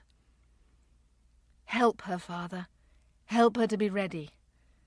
If the time comes when I can see again, she'll need to be prepared, because nothing short of your hand will hold me back." Collingbourne. "Hello, Morland." Cassandra greeted him with a huge smile. They had happened down the same aisle at Benwick's. She hadn't been expecting it, but Cassandra was always glad to see him. Lizzie was behind her, and Cassandra was very impressed that Morland finished his greeting to her before shifting his gaze to her sister. "Hello, Lizzie." "Hello, Morland. How are you?" "I'm very well. Would you and Cassandra be available to join me for tea? I'm going to Gray's." For a moment Lizzie was caught by his eyes. She had a full list to shop for yet, but right now all she could see was this man. "What time?" "In an hour. Does that work for you?" "Yes." Morland smiled at her, his eyes warm as he studied her. "I'll see you there." Lizzie only nodded, her face having taken on a dreamy expression. She wasn't even aware of the way Morland had gone on his way. When she came back to earth, it was to find Cassandra staring at her. "Are you all right?" Cassandra asked softly. "Yes. How long has it been? How much longer do I have to wait?" "Only about 59 minutes. Lizzie's hand went to her mouth to smother laughter. Cassandra's did the same.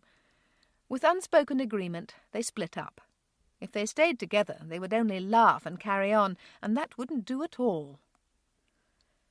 When Henry came looking for them, close to 40 minutes later, they had calmed down long enough to tell him of their plans for tea. Even he managed to smile at the older of his two sisters. Lizzie thought that by the time she left town, everyone would know of her feelings for Morland, but then she decided it was all right. As long as the man himself knew, nothing else mattered.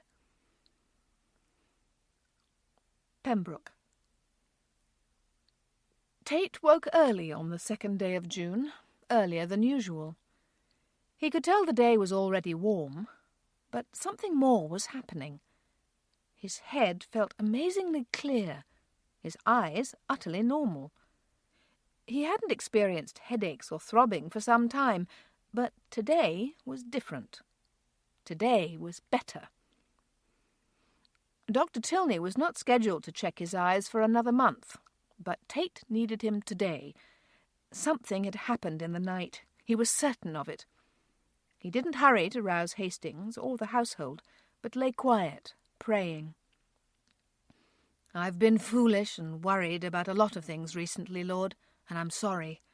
Help me to keep leaving things in your hand and not run ahead of you.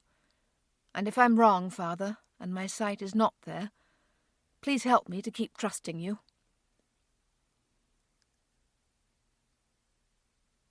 Cassandra travelled home in a state of shock.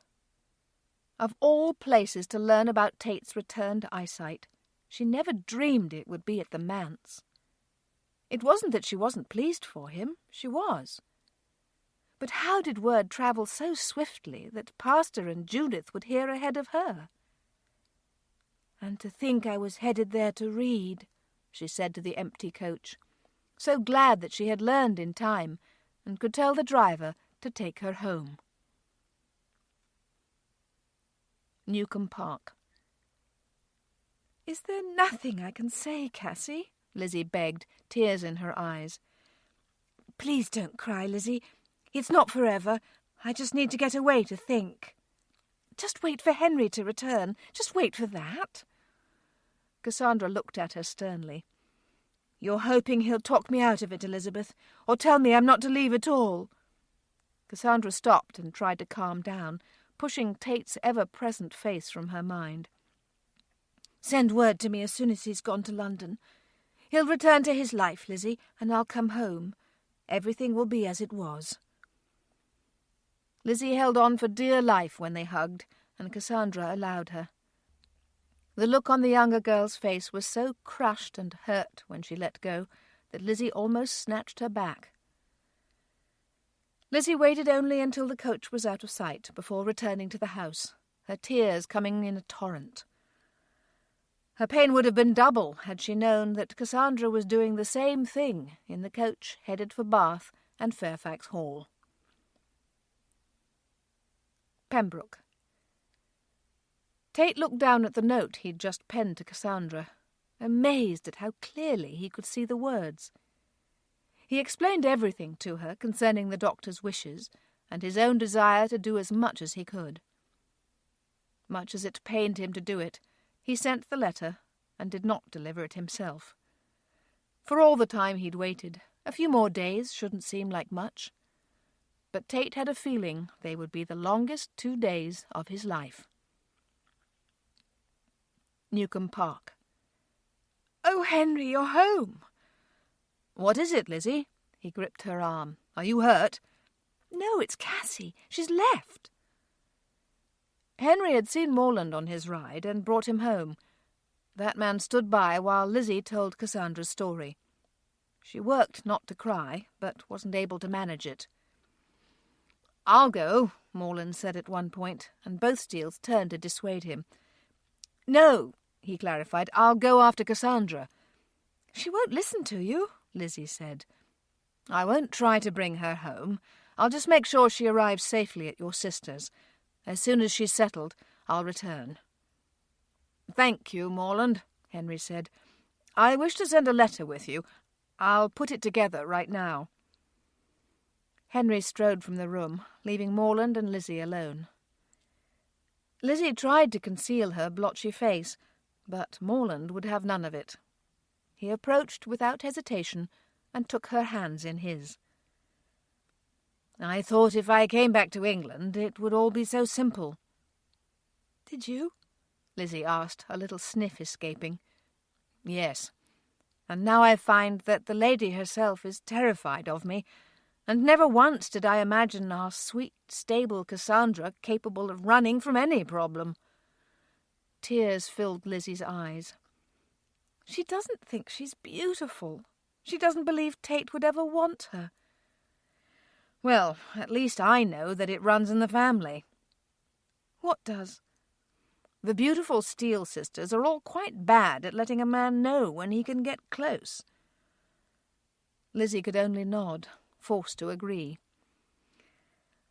"I know your heart is hurting right now, Lizzie, but I'm headed to check on Cassandra. I won't come back until I know she's all right." Morland stopped talking and bent very close before going on. "But hear me well, Elizabeth Steele.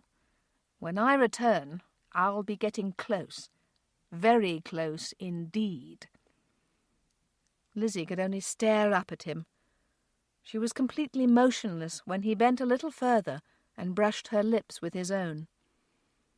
A moment later, he let go of her hands. Henry was returning with the letter for Cassandra. Morland bid them both goodbye and went on his way. Lizzie didn't remember taking a breath for the rest of the day. Chapter 14. The coach's speed began to decline, but at first Cassandra didn't notice. She'd been dozing, not wanting to think about what she was doing, but when it began to bounce to a stop, she sat up and put her head out. "Is there trouble?" "No, Miss Steele," their faithful coachman Bernard said. "You have a visitor." Only then did Cassandra see a horseman dismounting and coming toward her. "Morland!" she exclaimed in shock and surprise. "Is everything all right?" "At home, yes," Morland answered, as he pulled himself inside and put his fist to the roof to send them on their way. "In this coach, I'm not so sure." Cassandra's personal maid had gone up on top when Morland climbed in, but Cassandra almost wished for her presence.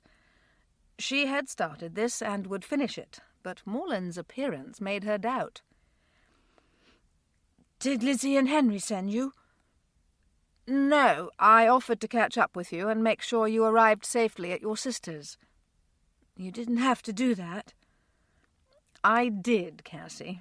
Lizzie is very distressed, and you must know I can't stand to see that." Cassandra nodded. She felt so selfish, but she didn't know what else to do. She closed her eyes against the image of Tate's face looking at her with disappointment and surprise. Her stomach rolled at the thought. "Did he ever tell you he loves you?" Morland came right out and asked, breaking into her tortured thoughts. "No." "Did you tell him you love him?" "No." "So your fear of rejection is great." "Very great. I never thought myself so weak, but I am." Cassandra took a breath. "He'll return to London, and when he does, Lizzie will send for me, and I'll go on as before." "I'm going to marry Lizzie some day, Cassie. She won't be at Newcombe forever." "But I'm happy there with Henry," Cassandra reasoned. "He and I will do well together. I won't pine for someone of my own." His look was so sceptical that Cassandra lost all patience. "What am I to do, Morland? He's never seen me. I think he might very well be in love, but it's not with me. It's with the woman he imagines me to be." Morland easily read the pain and frustration in her face and eyes, and his heart turned over. Hadn't he known that very pain when he returned and Lizzie was, as she'd always been, distant and uncertain around him? Even knowing how she felt didn't instantly change everything. "Are you angry with me?" Cassandra asked when he remained silent. "I'm not, Cassie, and I didn't catch up with your coach so I could dissuade you. I've come to see that you arrive safely at Charlotte's. That's all." "Oh," Morland remembered the letter. "Henry sent you this." Cassandra took the missive from his outstretched hand, but knew she couldn't read it right then. Her satchel was nearby, and she tucked it in there. Morland watched her, and was again reminded of how close this action was to desperation. He thought to change the subject by asking her about the book in her hand, but tears came to her eyes when she answered, and he settled back to ride in silence. Pembroke. "I had forgotten the beauty of this stained glass," Tate told Harriet as he walked slowly through Pembroke, seeing it for the first time in years. "It's magnificent." "Thorpe's favourite window," Harriet remembered fondly, as they stood before the huge stained-glass window at the end of the upstairs hallway. It was an unusual spot for the art, and all the more eye-catching because of it. "I never did show Cassandra around Pembroke, and I know she'd love to see it." "Thursday," Tate said with a smile. "I'll show her Thursday." "Is that what day she's coming to see you?" "No, I told her in my note that I would come to Newcombe Park, but I'll bring her back here for lunch. Does that work for your schedule?" Harriet agreed, looking into eyes that she'd waited so long to see. Smiling eyes, eyes that loved her, eyes that looked at everything with a boyish new interest, eyes that couldn't wait to see the woman he loved. Fairfax Hall. "Oh, Morland," Charlotte said, the morning he prepared to climb back into the steel coach for the ride home, "I can't thank you enough." "It was my pleasure, Charlotte. Tell Cassie to take care of herself, and that I shall see her when she arrives home." "Indeed I shall." Giving his own word of thanks, Barrington shook Morland's hand, and then stood with his wife to wave the coach on its way. "Are you angry?" Charlotte asked of her spouse the moment they were alone. "Why would I be angry?" "We've only just arrived home, and we were looking forward to being alone." "Wanting to be alone or not, how could I take one look at Cassie's heart-broken face and be angry?" Charlotte's eyes filled with tears. "How could anyone not love her?" "We have only her word that he doesn't, and I, for one, tend to believe that he loves her very much." "You've never met the man. How could you possibly know that?" "I'm in love with one of the Steele sisters," he said simply. "I know how irresistible they can be." Barrington kissed her surprised lips and caressed her waist before slipping a possessive arm around her to lead her inside. And only just in time, for Cassandra was awake, dressed, and looking for her sister. That she had already been crying was only too obvious. The newlyweds made no comment, however, but set about showing Cassandra around their home, feeding her a fine breakfast and making her feel as welcome as she was. Cassandra enjoyed the time immensely. She was quite willing for any distraction that would take her mind from Collingbourne and a man whose eyes she'd never seen. Pembroke. "I can't tell you how much the sermon notes meant, Pastor Hurst. It is indeed a pleasure to meet you." "I'm very glad to hear of it, Mr. Tate, and news of your recovery has brought joy to many. I know the church family was praying for me. I plan to be in church this Sunday. I'm looking forward to meeting everyone." "Will you be returning to London soon?" "My plans are not confirmed at this point. I'm in no hurry." "We hope you'll be with us for a time. August can be rather warm, but most summers here are very nice." Pastor Hurst didn't stay overly long, and it gave Tate great pleasure to walk him to the drive and wave as his small buggy took him away. The pastor gone, Tate didn't hurry back inside. He hadn't seen the view from the front door of Pembroke in many years. He spotted a flower bush of unusual colour, one he'd never seen before. Going over to study it, he made mental plans to show it to Cassandra on the morrow. Newcombe Park. "She's well?" Henry questioned. "Yes," Morland answered, thanking Lizzie for the glass of water. "I didn't see her the morning I left, but I know she's in good hands. Charlotte was very glad to have her, as was Barrington." Both Steele siblings exchanged a look. They hadn't wanted to worry, but had given in to that temptation. They wanted Cassandra home with them immediately, but knowing that Morland had seen her safely to Charlotte's was the next best thing.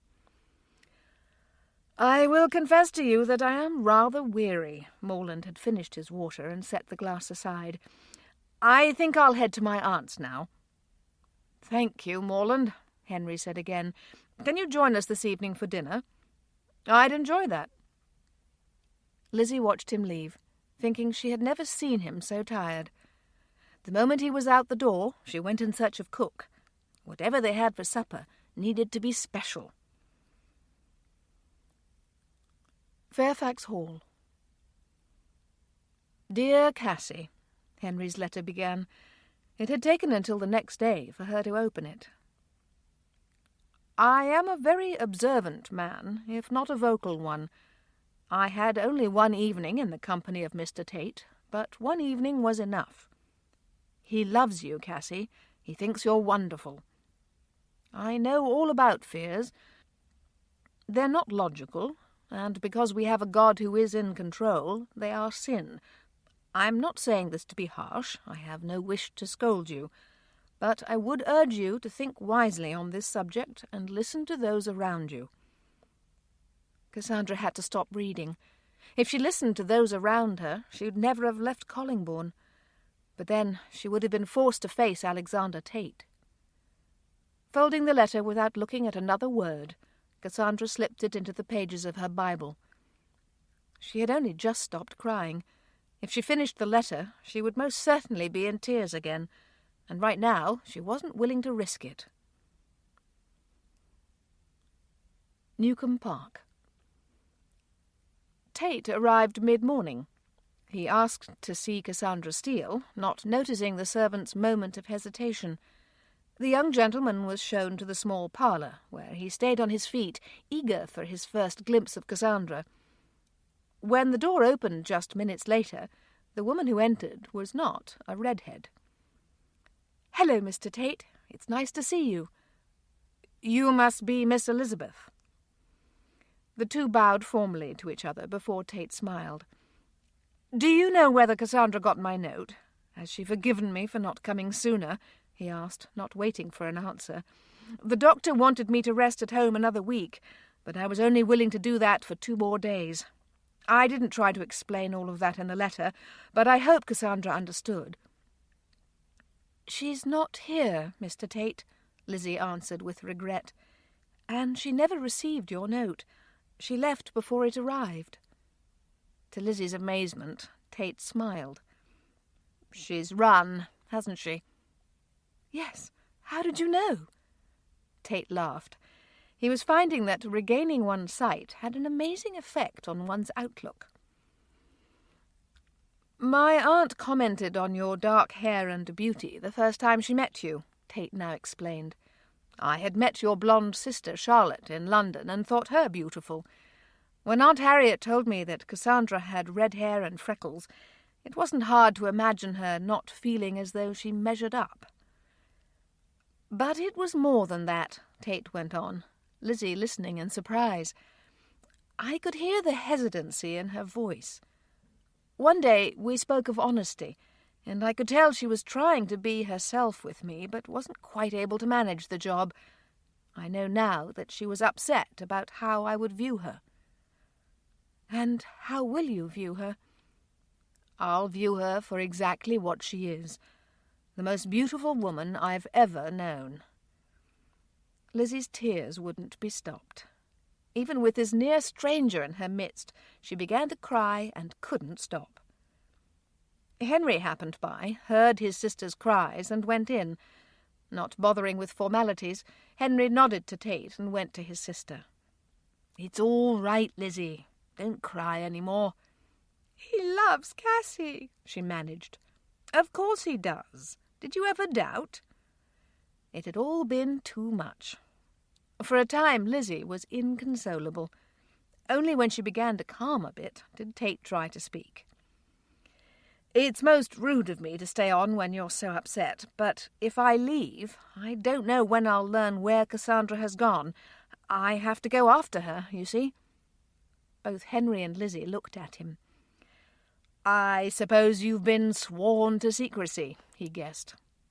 "We have not," they said in unison, and both laughed, laughs of relief and genuine pleasure. Lizzie took a moment to mop her face, and Henry spoke. "She's in Bath, at Charlotte's. I can give you the exact directions."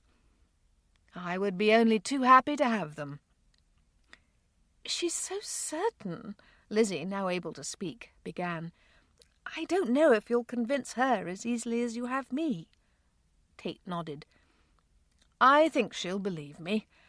I have something I've never had before." Lizzie's heart sank over her disregard of his situation, but all she could think about was Cassandra. "How awful of me not to say anything, Mr. Tate. I'm so pleased you've regained your vision. I've remembered you in my prayers daily." "Thank you. Now, at the risk of being rude, I must head home and pack. I have a trip to make." Lizzie went to him. "Please tell her how much we want her to come home." "I shall do that." Tate smiled down at her and was smiled at in return. As soon as you're my sister-in-law, Miss Elizabeth, I shall give you a hug." Tate went with Henry for directions to Fairfax Hall. The men shook hands, and Henry repeated Lizzie's request. As soon as Tate was able, he was on his way. "Will you walk with me in the garden?" Morland asked Lizzie when supper was over. "Yes." It was a quiet couple who made their way outside, the sun setting fast. Lizzie wondered what Morland was thinking, and Morland wanted to hold Lizzie's hand. "That was a fine meal," Morland said instead, keeping his hands at his sides. "I'm glad you enjoyed it." "Did you know that pork is one of my favourites?" "Is it?" Lizzie asked, but Morland only smiled. There was no artifice in this woman. "Yes, it is. And I know you don't care for apples, and that you prefer chicken to beef or pork." "How did you know that?" "One pays attention over time." "Not if one isn't interested." "Who said I wasn't interested?" "You did." "When did I say that?" "You didn't have to say it, Morland. I just knew." Morland stopped their slow progress over the grounds with a hand to her arm.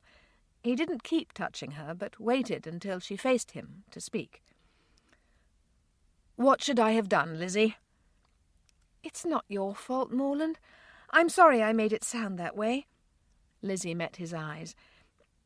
"I take it you came back because Edward told you of my feelings." "He read a letter to me. I must confess, until that moment, I had no clue." Lizzie turned away in shame.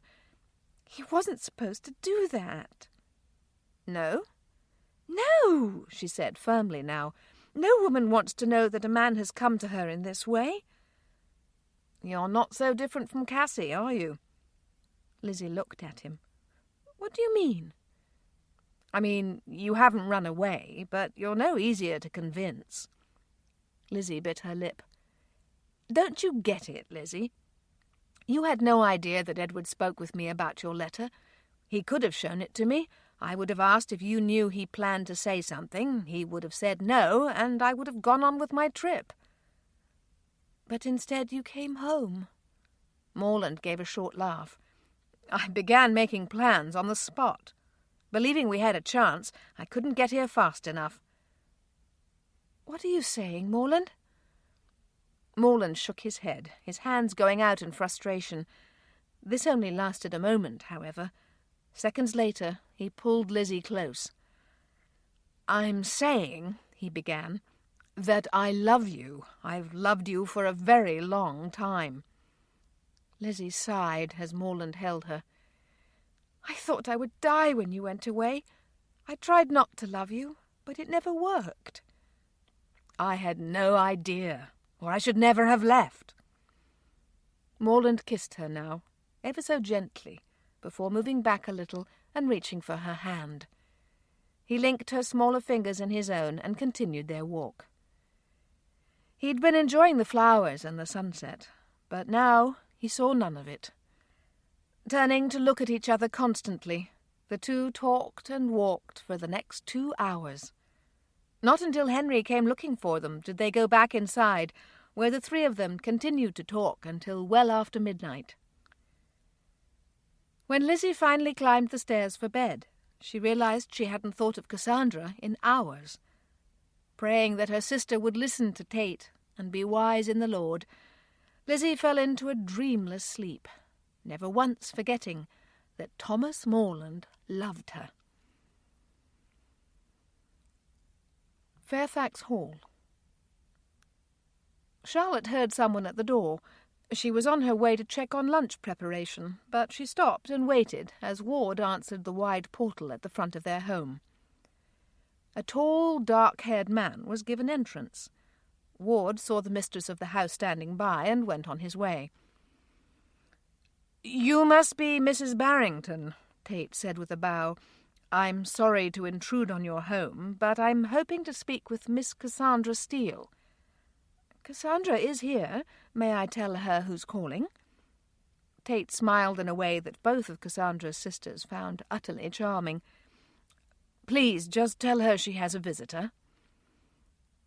Charlotte went on her way, tracking Cassandra down in the garden room at the rear of the house, where she was working on an arrangement of flowers. "Cassie, someone's here to see you." "Oh." She looked up, her face pleased, thinking Morland might have returned. "Who is it?" "A visitor." Cassandra needed no time in understanding. Her eyes grew large, and panic filled her face. "Send him away." "I can't do that, Cassie. Won't you just see him?" "No." She began to wave her hands, her eyes casting about. "I see I need more flowers. No visitors today, Charlotte. I'm simply too busy." With those words, she went out the nearby door and into the garden.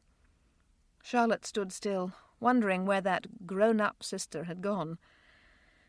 Seeing no help for it, she turned back to the foyer. Tate took one look at Mrs. Barrington's face and smiled again. "Did she run?" "I'm afraid so." "How far did she go this time?" "Just to the garden." "Do you mind?" Charlotte now smiled. "Not at all. I'll show you the way." Taking him to the exact door her sister had used as an exit, Charlotte stepped out. "I don't see her right now," she said, keeping her voice low, "but I would go toward the arbour. There's a seat on the other side, and she enjoys the view from there." "Thank you, Mrs. Barrington." "I'm making the assumption that you'll be staying for lunch and dinner, Mr. Tate." "Thank you for the invitation. May I let you know in a short time?" To Charlotte's answering smile, he moved on his way. He heard a voice, Cassandra's voice, talking to herself as he approached, so he stopped on the other side of the arbour, out of sight. "Did your sister not tell you that you had a visitor?" he called.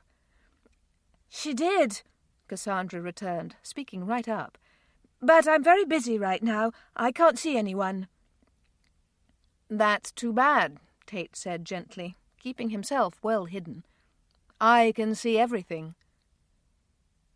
"Tate," Cassandra said softly after a moment. "Yes?" "I'm very glad for you." "Thank you." The two fell silent. Tate was desperate to see her, but more desperate to be the man she needed. Wanting that more than anything aided his patience. "I just learned that your family calls you Cassie. It fits you." "When did you learn that?" "When I stopped to see you in Collingbourne and found you'd left." "Tate, you do understand that I am pleased for you. Truly I am." "I know you are. But are you not happy for yourself as well?" "I don't know what I am." "What is it you want me to know about you? What is it that you think I won't love?" "My looks." "And you think those are a mystery to me?" "Yes." "Cassie, I asked my aunt ages ago what you looked like." "But that doesn't mean you really know." Cassandra held her breath when she heard him move. She didn't look in his direction, but sat very still when he came around the arbour and joined her on the bench. Watching from the house, Charlotte began to cry. That he would speak to her from around the arbour was one of the sweetest, most romantic things she'd ever seen. With Tate around the corner, there was nothing more to see, so she went in search of Barrington. Suddenly, she needed him to kiss her and hold her very tight. Chapter 15. Cassandra couldn't look at Tate. She could feel his study of her profile and wanted so much to see his eyes, but the disappointment she'd imagined 1,000 times kept her gaze forward, her eyes on the lovely garden beyond. "What are you afraid of, Cassie? I know it's not me." "No, it's not you. You're the dearest man I've ever known. But every woman wants her husband to find her lovely, and I don't think you will." "Do I get to have a say, or has this all been decided?" You decided it, Tate. Cassandra's voice was sad. When did I do that? One of our first days together. You said you were being read to by one of the beautiful Steele sisters. And you don't think I was? Cassandra looked at him, too perplexed not to. You know what I mean. You've now seen Lizzie and Charlotte, and I can assure you that when people refer to the beautiful Steele sisters, they're thinking only of those two. Cassandra would have looked away, but her eyes finally found his. "Oh, my," she whispered. "Your eyes are blue. I never dreamed they'd be blue." Tate only smiled at her. "Can you really see?" "Very clearly." "What happened?" "Just full healing, I think. I woke on Tuesday morning and knew something had changed in the night. We sent for Dr. Tilney, even though it was a month early. He removed the patches, and I could see." Cassandra smiled at him. She couldn't help herself. "I'm so pleased for you, Tate. I know how much praise you'll give to God for this, but I also admire you and the way you handled all of it. It was a huge example to me." "But now you're done with me?" Cassandra looked back over the garden, her heart feeling helpless and exposed. She loved this man. She would love him if he never owned his sight, but now that he did, she couldn't help but wonder if he was terribly disappointed. "I have red hair," she said, stating the obvious. "I can see that." "It's curly and unruly most of the time." "Mm-hmm." His tone, blatantly flirtatious, almost made her smile. "What about my freckles?" she said at last, turning to him in frustration. Tate leaned close, his eyes caressing her face. "I guess I'll have to spend a lifetime kissing every one." Cassandra's heart stopped, and then thundered on. "Did you just ask me to marry you?" Tate moved until his forehead touched her. "No, I did not. I would love nothing more, but I will restrain myself." Cassandra continued to watch him. "From this point, we will return to Collingbourne and have a proper courtship. I will come to your parlour and gaze across at you. I will get to know your family. I will work to show you what is in my heart." Cassandra looked as pleased and surprised as she felt. "You don't find me repulsive?" Tate laughed before saying, "It might be easier if I did." "Why is that?" Tate asked himself if she could be that innocent. "Why, Tate?" She tried again. "It would help me with my thoughts about you," Tate said carefully. Cassandra continued to pay attention, but no comprehension dawned on her face. "Private thoughts, Cassie?" Nothing. She still didn't know. Tate saw no help for it. "Thoughts that need to be reserved for marriage." Colour swept to her hairline, and Tate smiled at the sight. Irresistibly drawn, two of Tate's fingers moved up to stroke her cheek. "Well, that certainly answers that question," Tate commented. "What question?" "Your skin is amazingly soft." Cassandra could only smile up at him. When Tate stood and held out his hand, she took it. He led her to the house, to the very door from which she'd fled. "Come inside, Cassie," he said gently. "I must tell your sister that I accept her offer for lunch and dinner."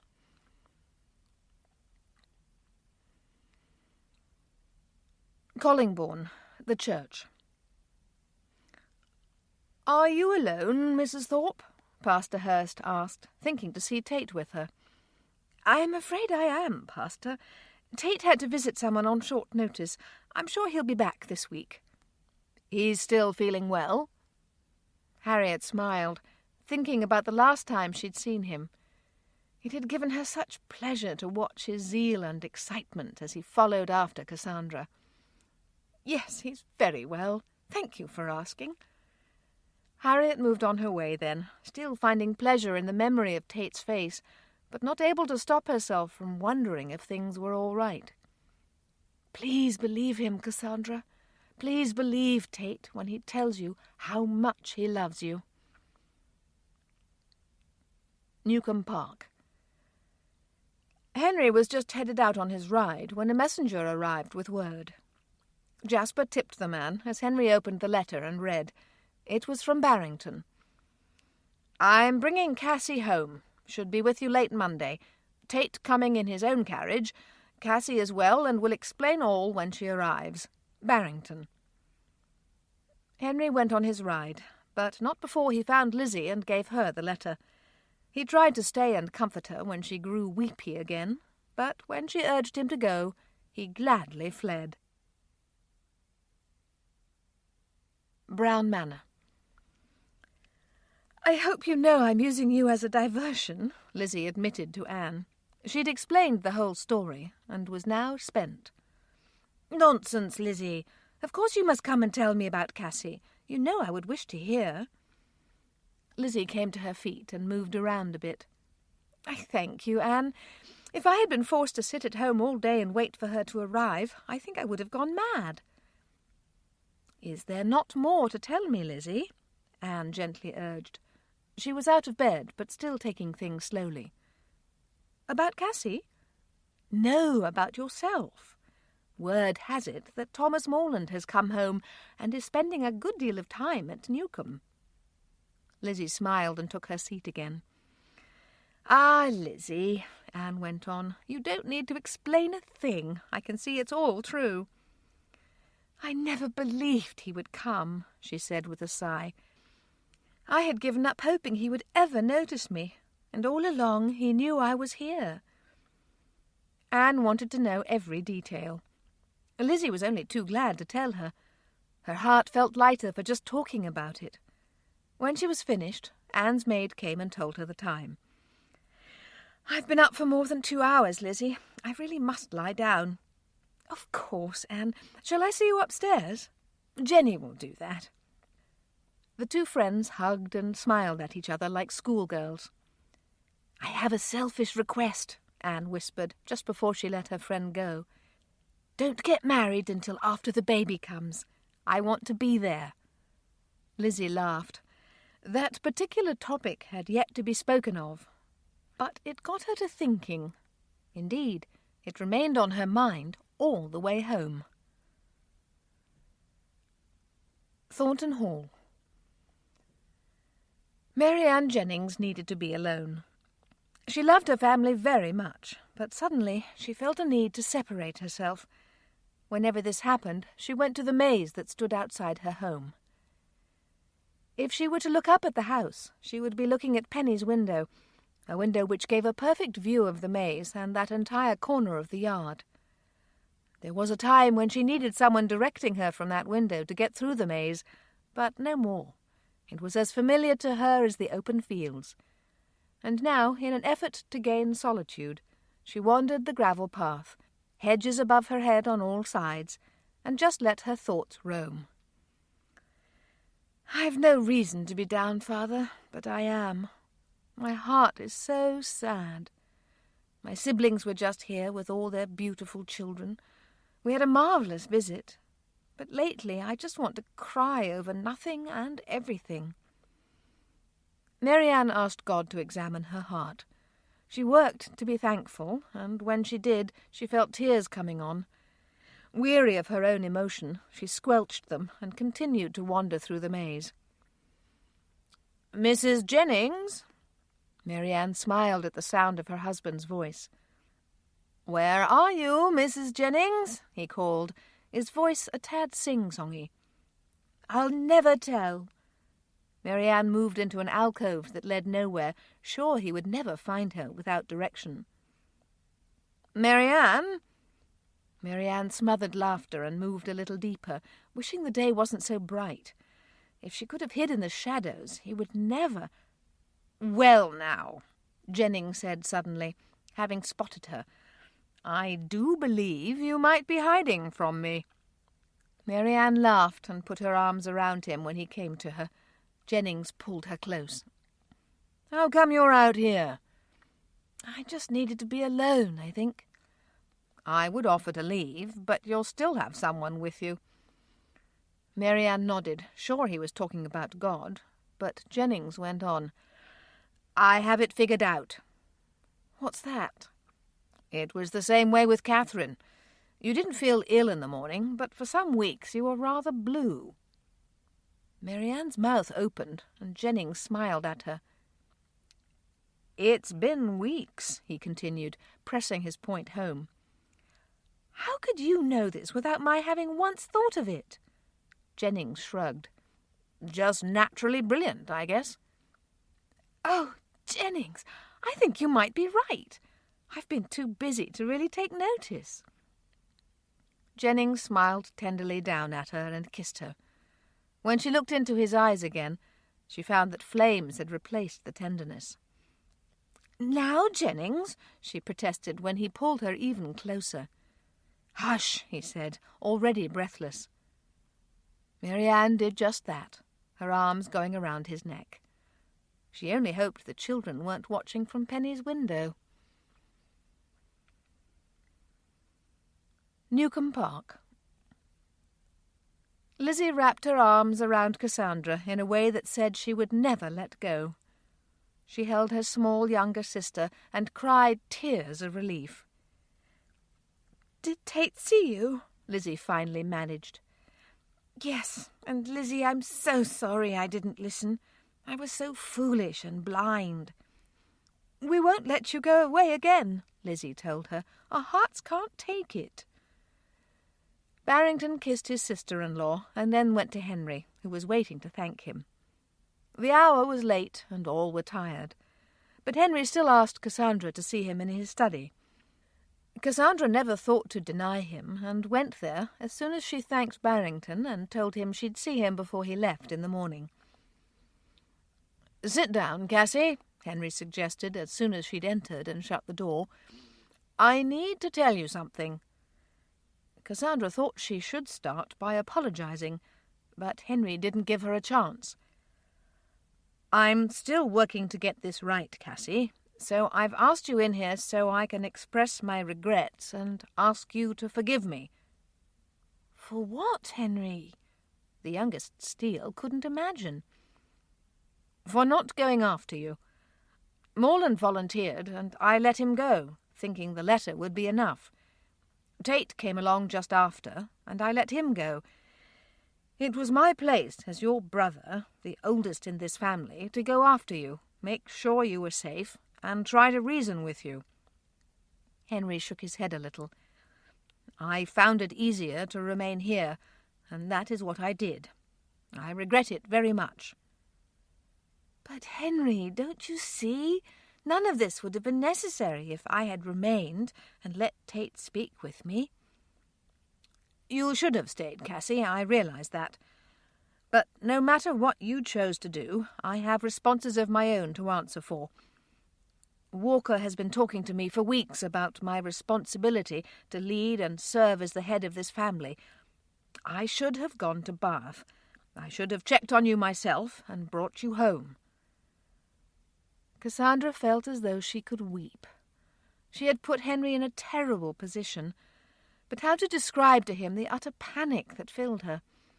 She never dreamed that Tate would come after her. She never believed he could love her. She thought that her leaving would rescue them all. There would be no need to be ashamed in front of Harriet Thorpe or Tate before he returned to London. "Late as it is, Cassie, I do wish to know what happened.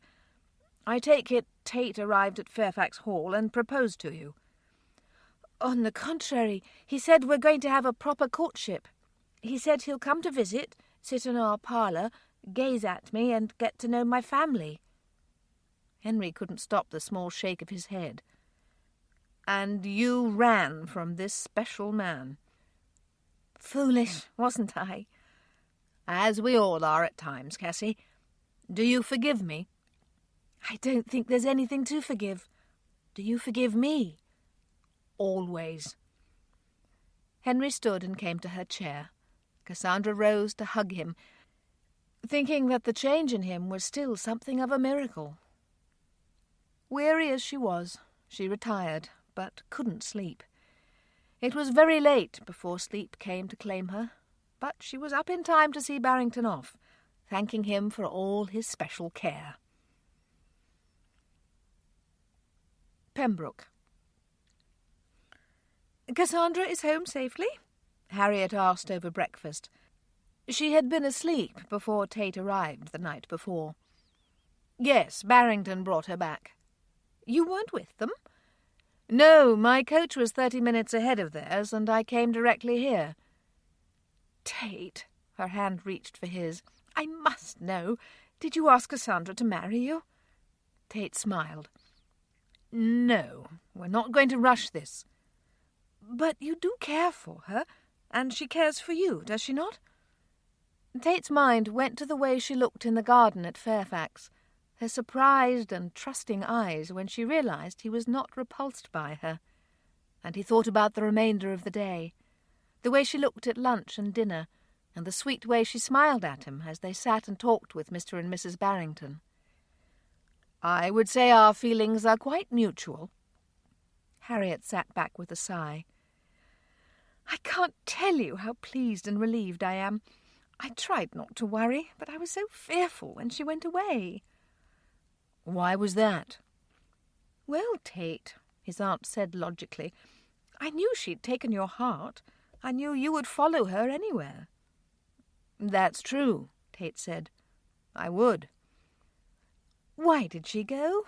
Harriet suddenly asked, tired of trying to guess. "She thought I would find her looks abhorrent." Harriet's mouth swung open in surprise. "You can't be serious." She was very serious. "But she's adorable, absolutely lovely." She didn't think I would find her thus. Harriet sat up and sternly shook her head. "She must have been confused about how completely you now see. There's positively no way you could look at that girl and find anything wanting." Tate had to laugh. "Aunt Harriet, I'm not the one who needed convincing." "Of course not." Harriet calmed and even managed to butter her toast. "I was just being defensive." "Well, don't be too harsh on her. She truly believed that I would compare her to her sisters and be disappointed once I'd seen her." Harriet's own heart pained her as she thought about Cassandra's turmoil. She had been slightly put out when she'd heard of it. But Tate was right. Cassandra didn't need anyone to criticize her. It looked as though she'd been harsh on herself. Nevertheless, the older woman prayed that Cassandra would understand that true beauty lies within. Newcombe Park. Cassandra spotted him a moment too late. She was headed to the library and didn't have to go through the parlour, and wouldn't have if only she'd realised that her sister had a visitor. He'd spotted her as well. "Hello, Morland." Seeing no hope for it, Cassandra greeted him. Even as her face turned pink, she wished she'd gone the other way. "Hello, Cassie, how are you?" "Fine." She knew she couldn't leave now without being rude. "How are you?" "I'm well. Cassie?" "Yes?" "Why are you embarrassed in front of me?" Cassandra's shoulders slumped. "Oh, Morland, I caused everyone so much trouble. I feel ashamed."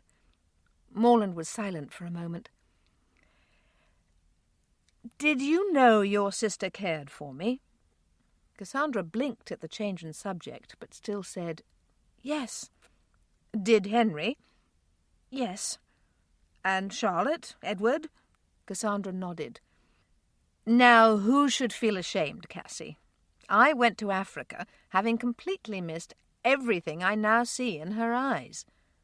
Cassandra smiled at him. "Thank you, Morland." "For what?" "For being here, for coming as soon as you knew." Cassandra didn't stay, but Morland didn't need her to. After all, what else could he have done? He hadn't known, but Cassandra was correct. As soon as he found out, he'd return to England.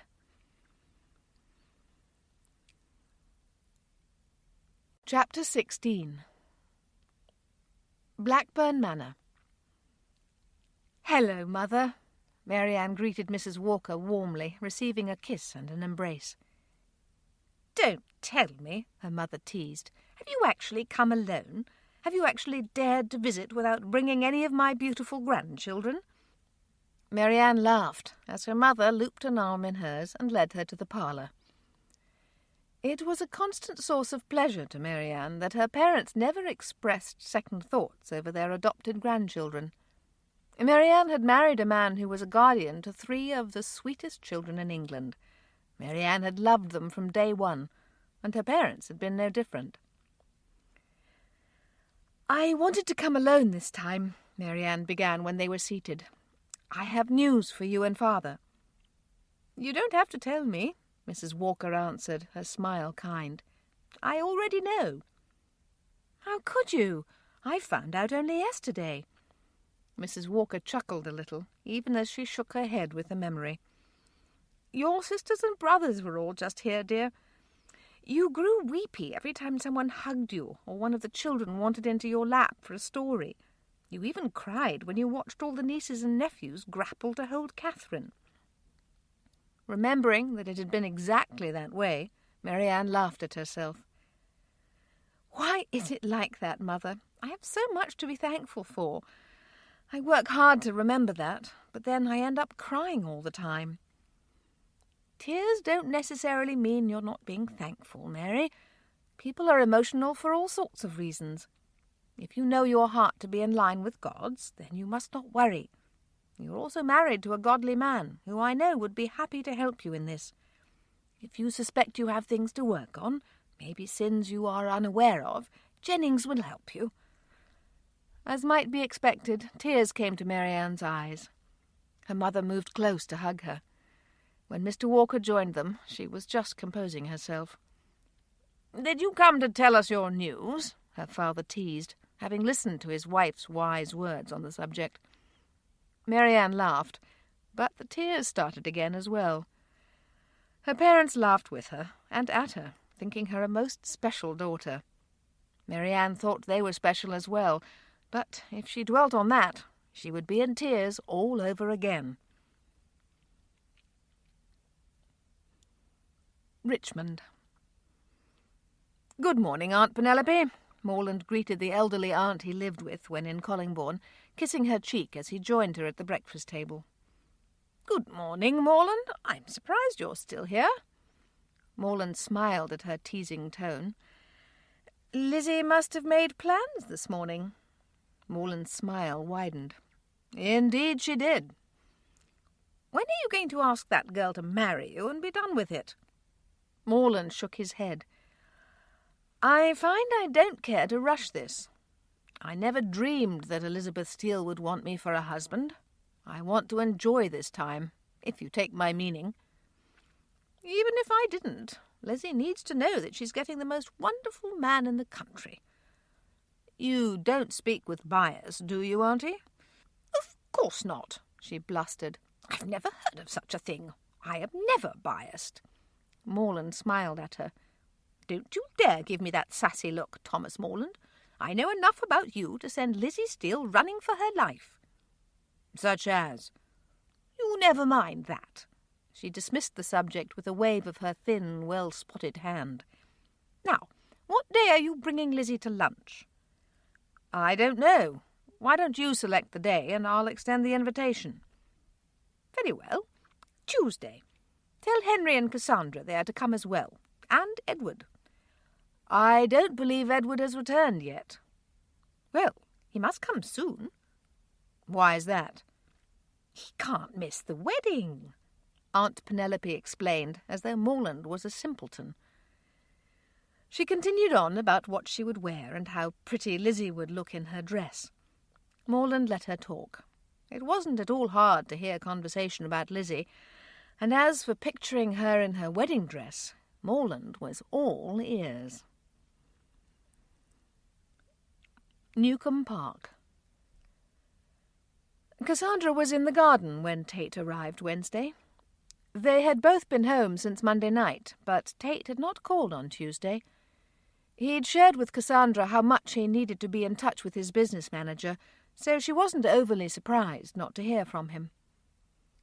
In truth, Cassandra was rather eager to see Harriet Thorpe. The two women had shared something special all those weeks, and now it was over, at least in part. Cassandra didn't want their relationship to be broken in any way, but she knew better than to call on her and possibly disturb Tate. Now, this morning, not many hours after her ride with Henry, the man in question sought her out in the garden. "Good morning, Miss Steele." Tate bowed, his eyes smiling even before his mouth could join. "Good morning, Mr. Tate."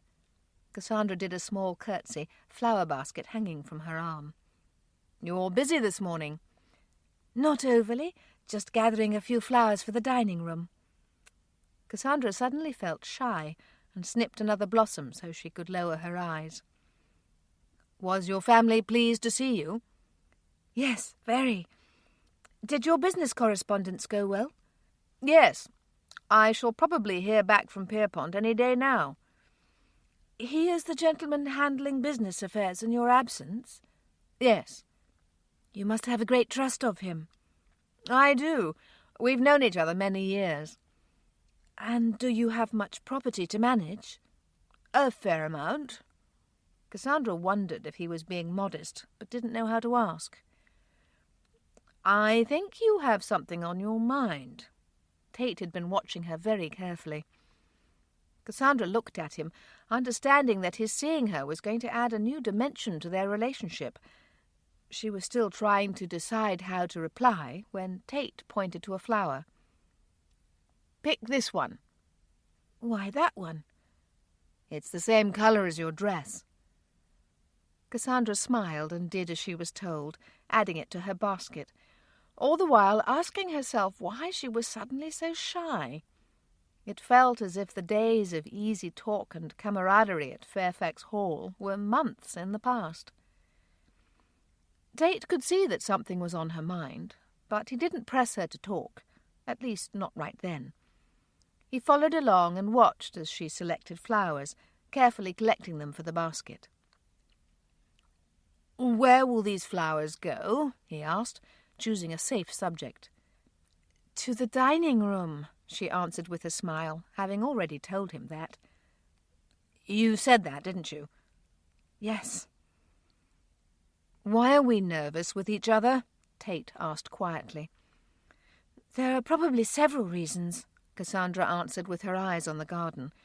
"But the one that comes to mind right now is how little we really know of each other." "I feel I know a lot about you." Cassandra looked at him. "Why don't you feel as though you know me?" he asked. "Because of the way I came into your life. Your past was not my business. I didn't visit Pembroke to question you. I came to read and give you rest." "And I felt free to ask more questions of you," Tate guessed. "Exactly." "Ask me something." "All right." Cassandra was not about to let that pass. "Just now, when we spoke of your holdings, you described them as a fair amount. Were you being modest?" "Yes," Tate answered without hesitation, going on to explain about his property. He was not as rich as a king, but his properties were substantial. "Thank you for telling me." "Does it matter so very much?" "I think everything matters. When we were at Fairfax Hall, we spent all of our time telling Charlotte and Barrington how we'd met and gotten to know each other. Then you took time to relate your accident, and I realized it was the first time I'd heard all the details. Had you asked me in the garden that day to marry you, I would have said yes. I see now that God was protecting me. My heart would have rushed ahead when it was clearly wise that we go slowly and make sure of each other." "And that's why you're shy with me today?"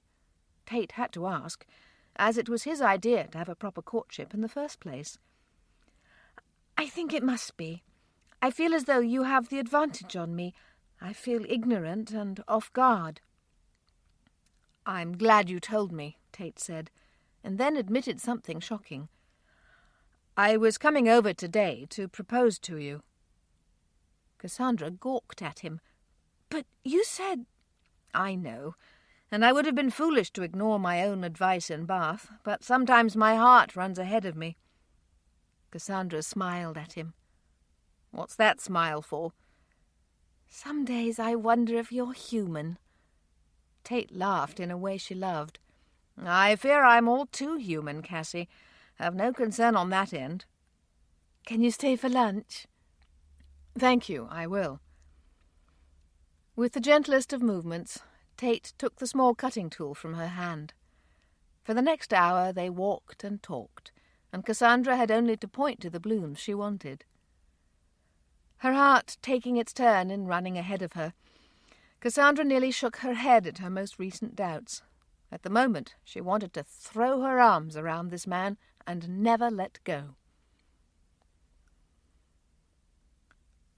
Morland found Lizzie alone in the large parlour, gazing out the window. Jasper had let him in, and while the door into that room had not been silent, she didn't turn from her place on the window-seat. He approached quietly, uncertain whether she'd even heard the door, and not wishing to startle her. She heard him when he was halfway across the room, and turned in surprise. "I'm sorry, Lizzie." "It's all right." Morland could tell she was upset. "Is this a bad time?" Lizzie shook her head, even as tears threatened. Morland went to sit beside her. She didn't speak, so he took her hand and held it. "I've had word from Anne Weston," Lizzie said when she could speak. "The doctor has sent her back to bed for the remainder of her term." "How much longer?" "The end of August. More than 2 months." Lizzie looked at him. "I so want her to have this baby, Morland. I want it so much." "It would be a very nice thing." "And Weston. I haven't known him very long, but his care of her is so tender." "All they can do is obey the doctor's orders and trust God for this small life." The words were too much for Lizzie. At the mention of the tiny person inside Anne, she broke down. Morland sat patiently, hating to see Lizzie like this, but knowing it was probably for the best. He had never feared tears, as many men did, and had no issue with Lizzie's need to cry. "I'm sorry." "Not at all." "I think I've cried more since you returned than I have all year." "Should I go back?" he teased. "I would send Henry after you." Morland's thumb stroked the back of Lizzie's hand and reminded her where her thoughts had roamed the night before. "I was thinking about you last night," she admitted, feeling a change in subject was needed. "Good thoughts?" "After a time." Morland smiled. "Was I in trouble?" "Not exactly, but for a time I convinced myself that your feelings were only confused." Morland's brows rose, and Lizzie hurried on.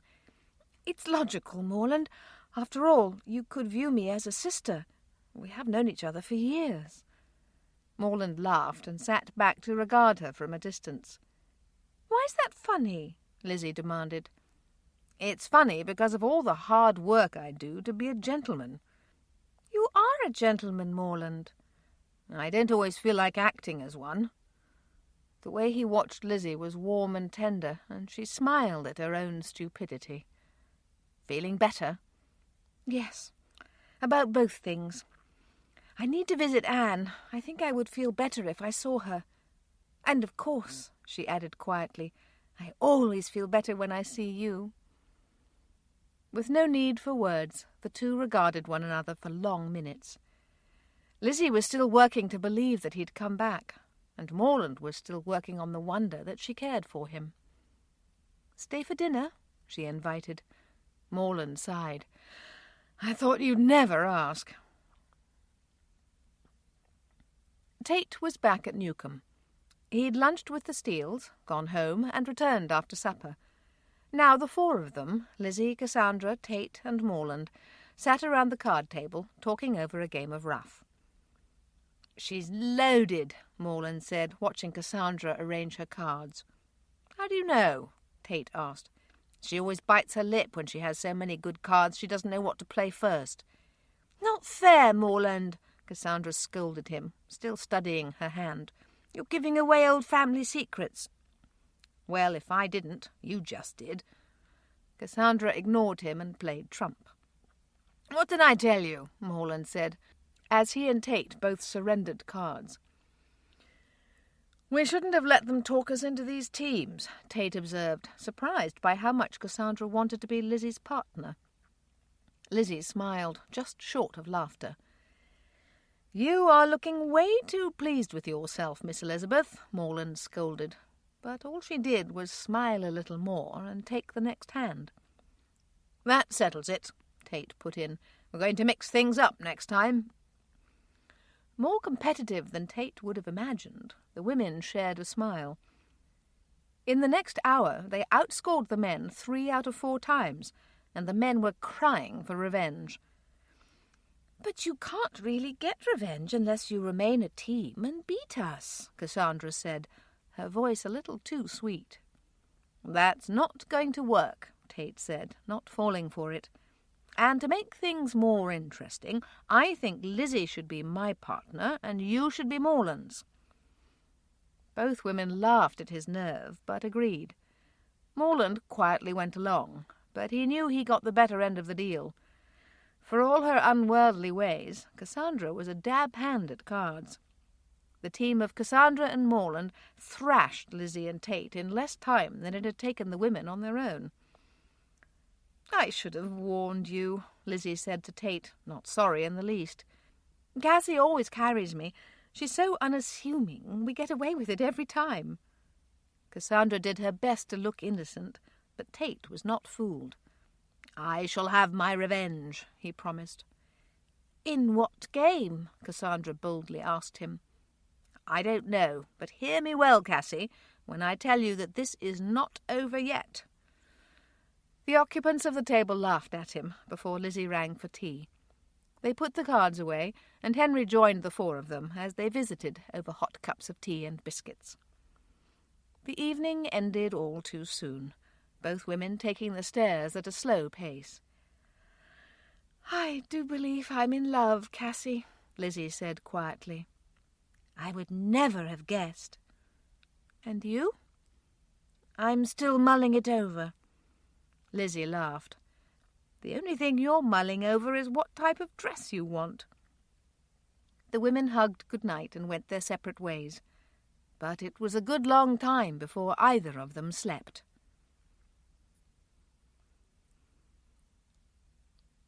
We are happy to welcome a certain gentleman into our midst this morning, Pastor Hurst began. Many of you have been praying for Mr. Tate, and for the first time he has been able to join us. I've asked him to take the dais and say a few words to us about his recovery and some of the things he's learned. Mr. Tate, if you'll come now, we're most eager to hear from you. Cassandra hadn't known about this, and suddenly felt her heart pounding as he rose from the pew he shared with his aunt, so tall and handsome, and went to the front. First of all, he said in the deep voice Cassandra loved, I wish to thank you for all your prayers. I know God used those prayers in my life. I am most grateful to have my eyesight restored to me, but I'm also grateful for the things I was able to learn in that time.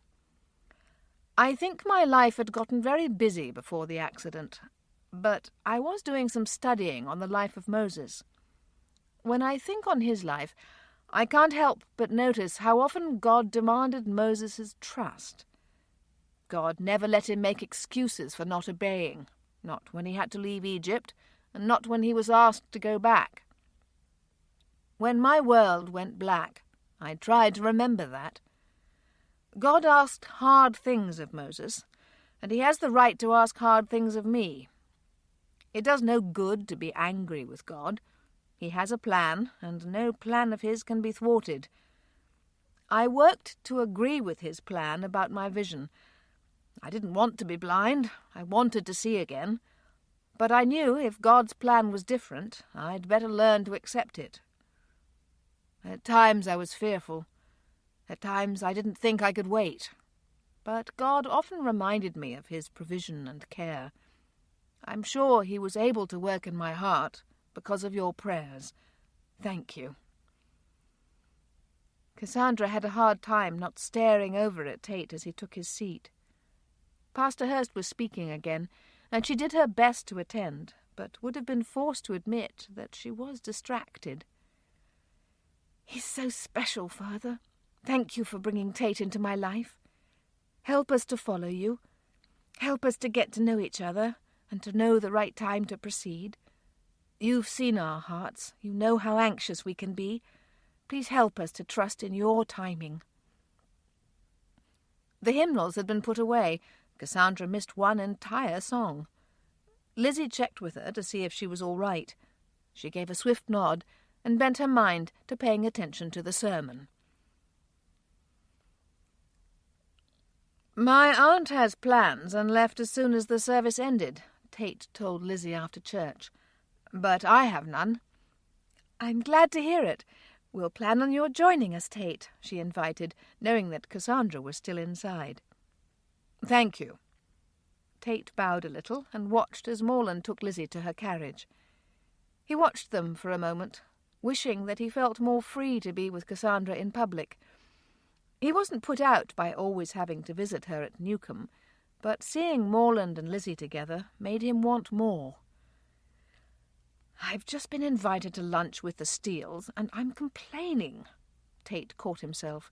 What foolishness. "I'm sorry, Father. Help me to see these things for what they are. Just moments in a long life. Nothing to be concerned about at all." Tate walked toward his carriage, knowing he would see Cassandra in a matter of minutes. As Cassandra emerged from the church, her heart knew a moment of indecision when she spotted him and wondered if Lizzie had had a chance to ask him to lunch. Nevertheless, she went to their carriage without stopping. "Yes," Lizzie said the moment her eyes met Cassandra's. Cassandra laughed about it all the way home. Newcombe Park. "Dear Edward," Henry's letter opened to his brother. Lunch was over, and the others had gone outside. "I'm not sure you should stay away much longer. Morland has become a permanent fixture, and a certain gentleman, whose sight has been restored, is seeing an awful lot of our Cassie. I don't claim that a double wedding will take place, but I shouldn't be surprised to see one long before Christmas. I can't think this is something you would want to miss. The four of them are playing pall-mall in the yard just now. They wanted me to join, but my aim is dreadful. I certainly miss you. I do wish you'd come home. But for the first time in many years, I have a yearning to travel. If you plan to return to Africa, I might like to go along. You, of course, can tell me if this interrupts your plans. I will count on your honesty." Henry heard laughter just then and went to the window. Lizzie had just hit the ball between the wickets and against the stake. Cassandra and Tate were applauding from the side as she held up her mallet in triumph, and Morland was bowing over her hand in homage. Henry smiled at the sight and thought, "Come home soon, Edward. We miss you. We need you to celebrate with us for this short time we are here." Chapter 17. Tipton. "Why, Marianne," her sister-in-law said as she approached her outside, surprised to see that Marianne hadn't joined the men in archery. "Hello, Liddy. Come and sit by me." Marianne touched the seat beside her, reiterating her invitation. "Where are the children?" "Catherine's asleep, Sophie is sitting with her, and the rest have gone to visit the horses." "Do they never get tired of them?" Lydia asked, taking a seat and thinking how good it felt to get off her feet. "I think not." "Why don't you have a bow in your hand?" "Jennings prefers that I not participate." "Are you getting too good for him?" Lydia teased. "I'm sure that's it." Marianne's mild tone caused Lydia to look at her long-time friend. "What's going on?" Marianne looked right back. "What do you think?" A moment later, Lydia was hugging Marianne, who tried not to laugh loudly. "We haven't told the children. We want to wait for a time." "But how are you? I'm very well, just teary at all moments of the day. That's how it was with Catherine, do you remember? I did as soon as Jennings and my mother reminded me, she said dryly. I'm so happy for you. That's 3 of you now, isn't it? You, Anne and Judith. As far as we know, Mary Ann's eyes suddenly twinkled, unless Palmer knows of others. Lydia laughed before asking, Did you hear that Anne has been confined to bed rest again? Yes. Do you know how she's doing? Lizzie Steele visited her and told Judith that her spirits are a bit low, but she's talking about it and working it through. Is Weston doing all right? I should think it would be almost as hard on him. That's a very good point. I wonder if Palmer or Jennings has called on him recently. At the moment, Palmer, Jennings and their oldest sons, Frank and Thomas, were all battling on the archery field. But the women would ask the men about Weston. They planned on doing that very thing as soon as they were finished with their game. But the children came back full of ideas about the pony and trap. The men were pressed into service, giving rides and entertaining for a time. Before they knew it, the afternoon had sped by, and the Jennings family made ready to leave. With a swiftly shared word, the women decided to speak to their husbands individually and then leave it in their hands. Henry and Cassandra stared across the carriage at Lizzie, who was fidgeting with her dress, acting as if she were headed to her first ball. She didn't notice their scrutiny for some time, but froze when she did. "What?" she asked. "That's what we were wondering." "What?" Lizzie went back to smoothing the folds of fabric in her lap. Her posture tried to say nothing was wrong, but it didn't work. "Why are you nervous, Lizzie?" Cassandra came out and asked. "I don't know," she admitted, not even attempting to sit still, "except that I've only met Morland's aunt twice, and I can't recall what she thought of me." "Has Morland given you no clue?" Henry asked. "I didn't ask him." "Well, Mrs. Long can't object overly much, if we've all been invited to lunch." Lizzie nodded, but her heart was having a hard time agreeing. They arrived at Richmond long before she was ready, and the moment Morland saw her, he read what her siblings had seen in the carriage. "No one's going to bite you," he said softly, smiling a little when he wanted to laugh. Still in the foyer, Lizzie frowned at him crossly. "For a man who very recently didn't appear to know I existed, you have certainly learned to read me well." Morland only smiled a little more, which drew another frown.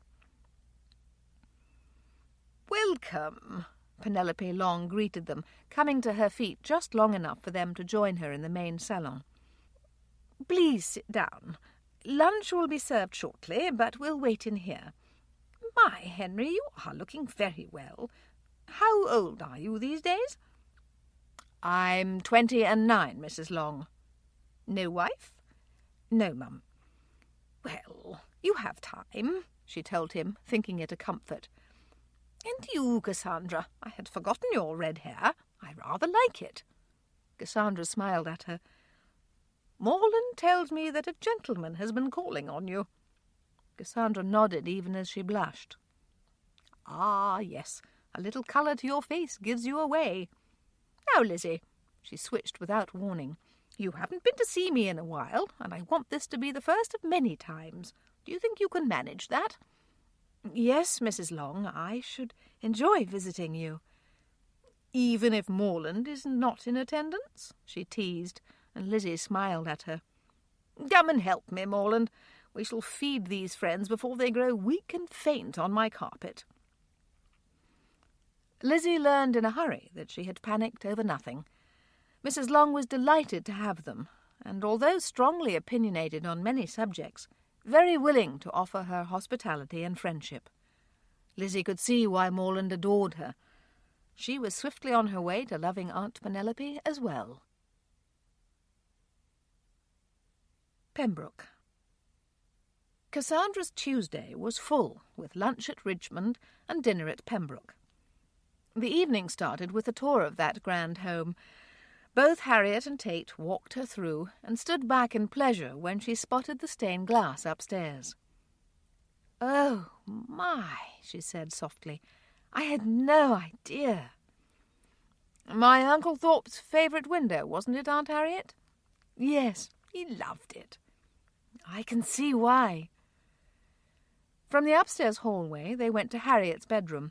She had a balcony that overlooked the gardens at the rear of the house, and for a long time Cassandra stood frozen in place. "I don't know if I would ever leave this spot," she decided.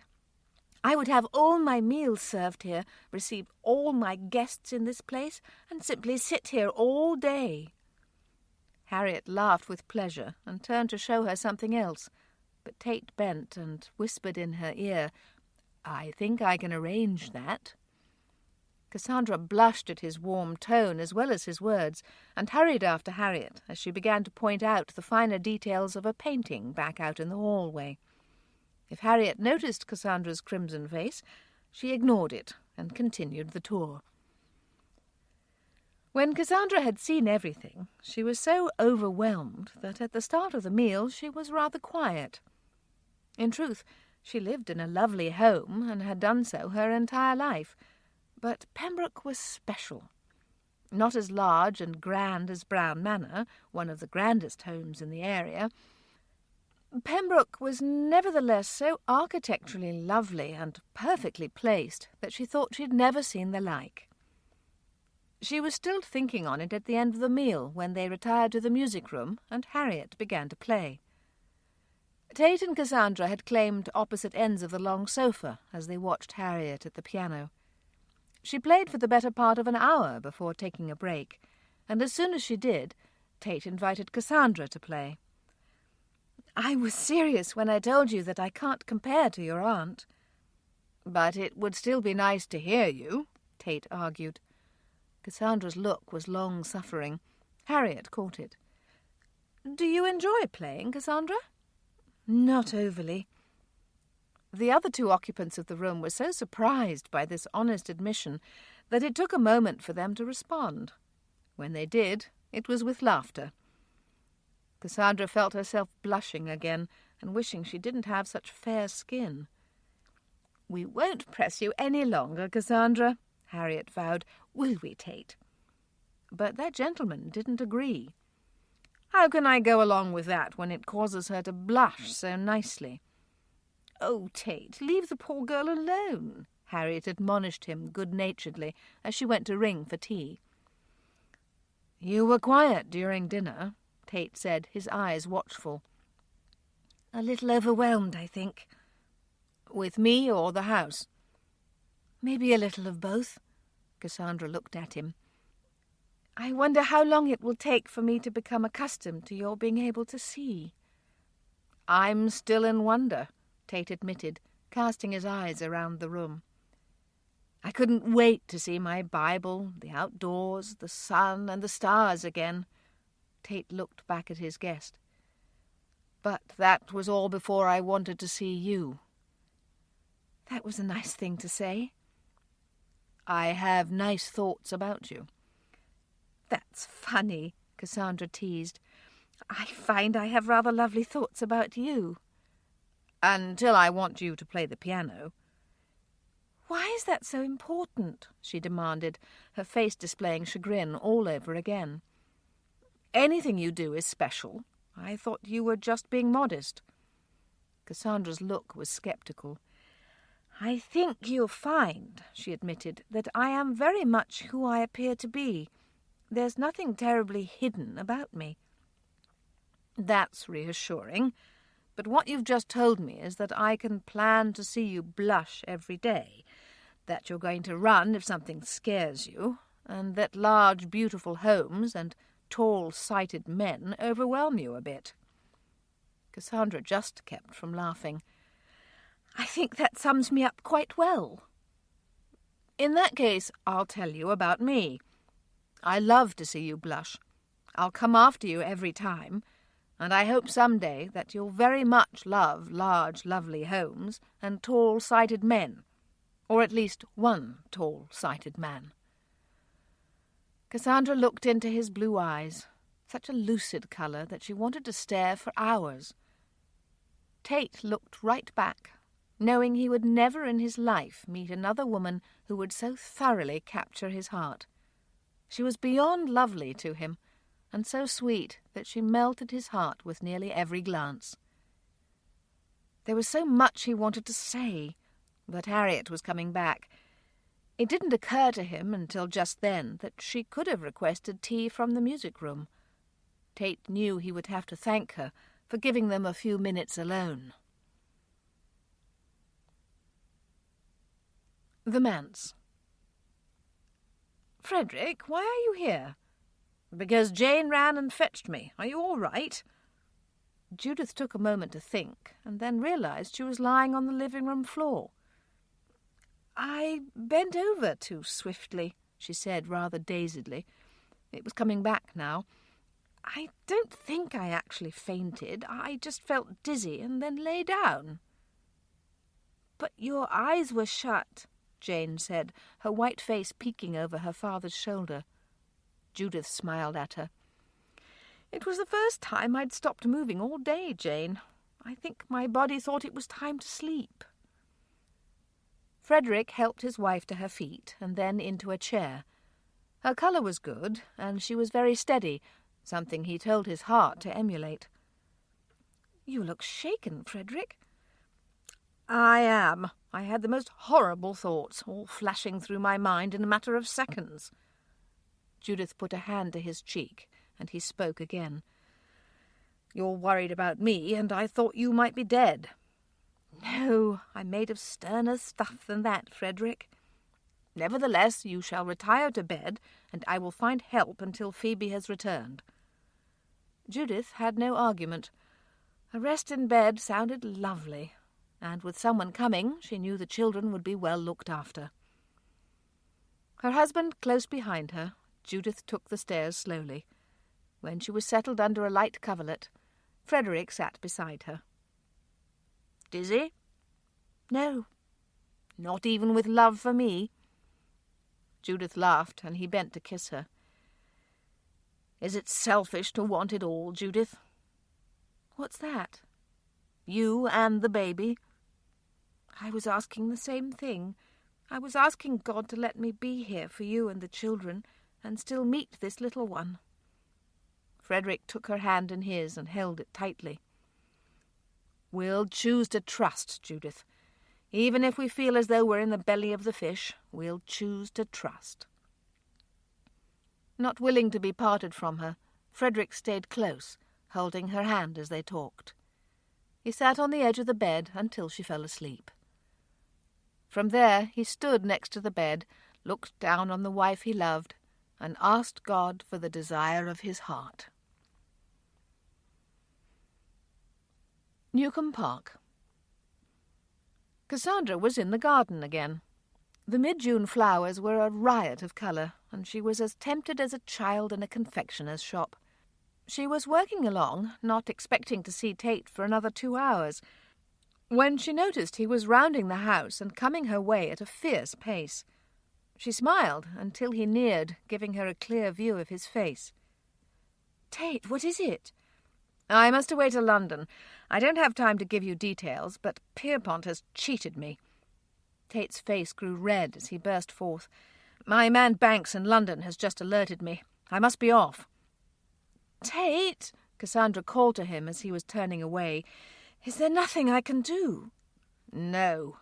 He nearly ground his teeth, his agitation clearly evident.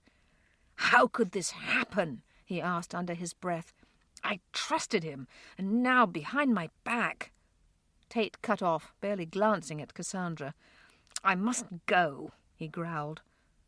"Tate," Cassandra's voice stopped him. "I'm so sorry. I hope everything's all right with us." Tate's face darkened a bit more. "Nothing is all right," he said curtly, this time moving on his way, his long legs covering the distance in little time. Cassandra didn't call to him again, nor did he look her way. She'd never seen him in such a state. Even after his vision returned, she had known only his kindness and attentiveness. Cassandra was stunned. Unable to move from the spot where he had left her, she was still standing with her basket 20 minutes later when Henry found her. "Cassie, did I see Tate?" he asked, looking about. "Yes, but he's gone." "I thought he was staying for dinner." "He's gone to the city." Henry finally looked at his sister's face. "I wish to speak to you, Cassandra. Let's go into my study." It wasn't the most inviting room in the house, but only wanting privacy, that never occurred to Henry. Cassandra might have preferred the parlour or a sitting room, but right now she didn't notice. She looked across the desk at her brother, having taken a wooden chair, and spoke softly. "Tate's business manager has cheated him. He's only just received the news." "And he's left for London?" "Yes." Cassandra gave a full rundown of what had occurred in the yard, and ended with, "I'm so confused, Henry," she admitted, looking a little lost. "Just last night he intimated again that he wished to make me his wife. He followed me all the way to Bath." Cassandra paused. "It might have been selfish of me, Henry. He so surprised me. Maybe I shouldn't have mentioned us. But today he was a man I'd never seen before." As Henry's mind raced, one thought came rushing to the fore. Tate was so trusting of God concerning his eyesight, but now that money is the issue, he's forgotten God is still in charge. Before he could give voice to his thought, Cassandra went on. "He was so trusting about his eyes, but now he's fallen apart over the loss of some money. I can understand his concern, but he was so distraught that it seemed as though we could no longer have a future." Henry was on the verge of asking whether she had voiced this to Tate, but stopped. He had left others in charge in the past, and did not plan to repeat that action. "Cassandra," Henry began, taking charge, "I want you to give me Mr. Tate's address. I wish to write him a letter." Cassandra bit her lip. The old Henry would never have done this. Suddenly this new Henry was a little scary to her. "Go on now," he said gently. "Get word to Mrs. Thorpe, or whatever you need to do, and get that address." Still not certain how she felt about the matter, Cassandra did as she was told. Harriet had given her a note one time that had been on Tate's stationery, his London address printed at the top. The note was in her room. She found it for her brother, and then, at his request, waited in the study while he wrote. "Read this," he said after some time, coming out of his chair and inviting Cassandra to be seated. She sat in the overly large leather chair and read the following. "Mr. Tate, Cassandra has told me of your dilemma. I am sorry. I'm equally sorry that I am forced to write this letter to you. It has not passed my notice that though you trusted God for your eyesight, you have had an entirely different view concerning your finances. Cassandra Steele does not live in this world unloved and unprotected. I can't allow you to see my sister or have any contact with her without first applying to me. It is unacceptable that such a situation would cause you to act in such disregard for her feelings. She was very shaken by having your attentions on Tuesday evening in your aunt's home and then receiving your harsh disregard of her feelings some 24 hours later. It gives me great pain to communicate this to you, and I hope that by the time you receive this you will have come to your senses and repented. Does not the God who planned your blindness also have say over your business dealings? Even if you are left penniless, is he not always in charge? I am praying for you.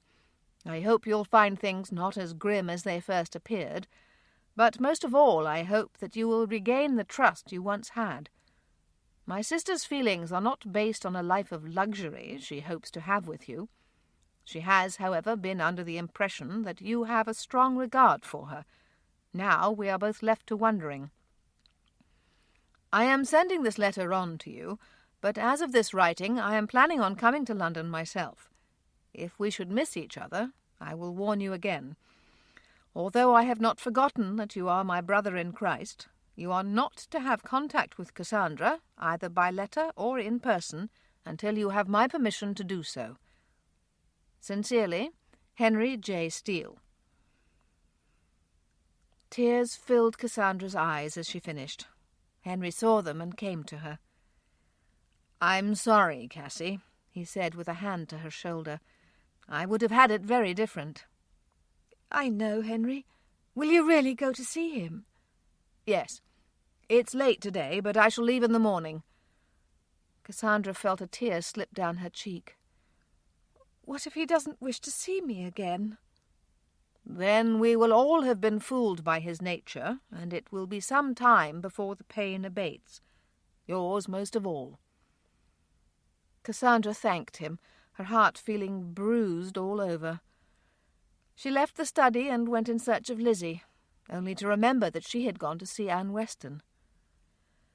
Making an effort to remember that God was at work in her life as well, she tried not to feel so utterly desolate. Thinking that a good hard cry might be in order, she retired to her room to read her Bible and then indulge herself. God, however, had other plans. She read in David's Psalms for a while, read of his pain, and then fell asleep. By the time she woke up, Lizzie was there to comfort her. "Talk to me, Lizzie. Tell me something interesting." "All right," Lizzie agreed, trying to think fast. Henry had been gone for several hours, and the women suddenly found themselves at loose ends. "Mr. Palmer was visiting Weston when I arrived at Anne's yesterday." "How nice for him. Is he doing well?" "He seems to be very well, glad of the company." "I never did ask how Anne was doing." "Much better. Her spirits are greatly lifted.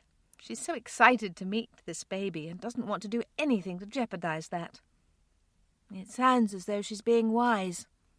"That she is." Silence fell long before Cassandra was ready. Lizzie's heart ached with this new turn of events, but she wanted to be strong for her sister.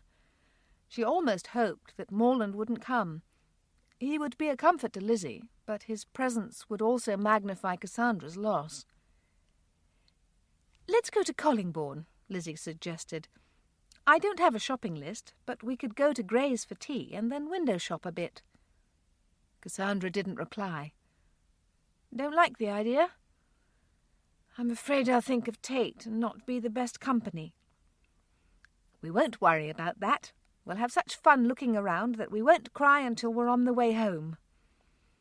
Cassandra laughed a little, thinking it just like Lizzie to have a plan.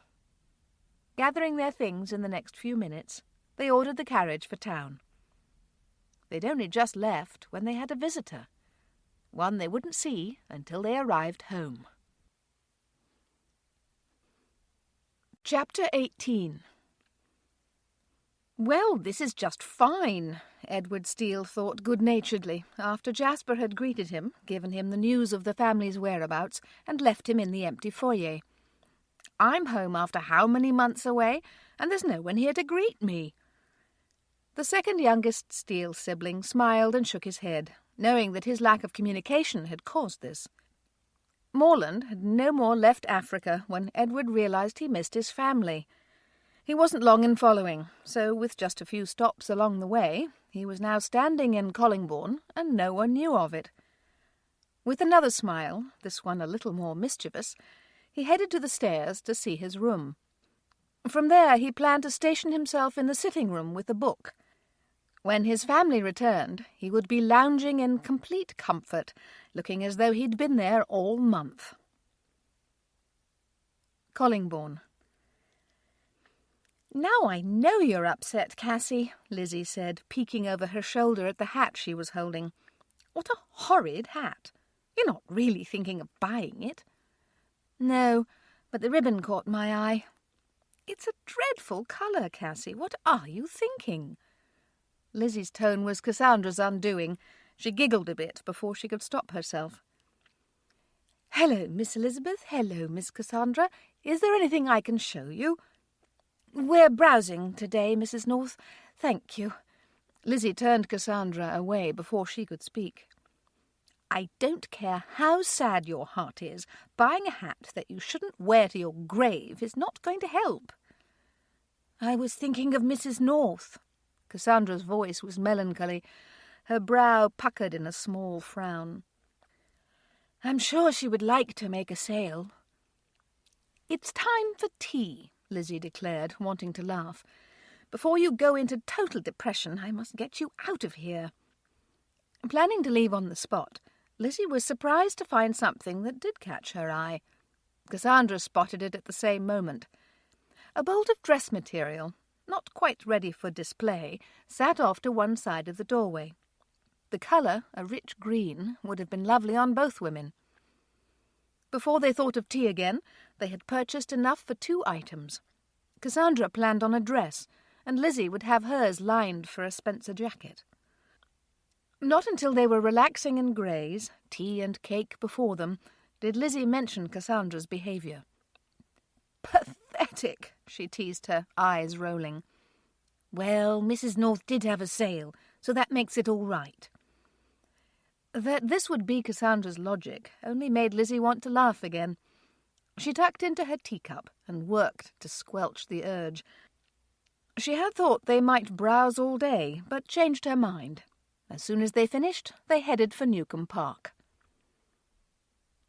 Newcombe Park. "Edward," Morland said with surprise before clasping his friend in a great hug. "When did you arrive?" "Just an hour ago." Edward hugged Morland in return. "Only to learn that my family has fled the nest." "Is no one home?" "No, and I desperately need someone to tell me why Henry would go to London." "All right, but you'd better sit down. It's rather complicated." Morland explained the situation to Edward, whose heart was very affected for his younger sister. That Cassandra had finally found love was wonderful to him, but not like this.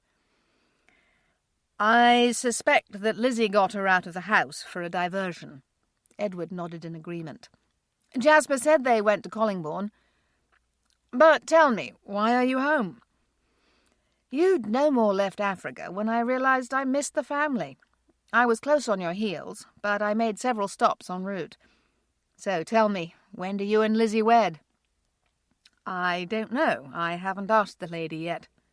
Edward's face was comical. "Don't tell me she's not interested." "Oh, she's interested, but we're enjoying this time." Edward grinned in his engaging way. "You're 1 in a million, Morland. I hope Lizzie knows that." "Well, you can tell her if you think she doubts." A noise at the door brought both men to their feet. "Hide!" Morland commanded, even as Edward was taking flight, concealing himself behind a long drapery. "Hello, Morland," Cassandra greeted just seconds later, still removing her silk bonnet.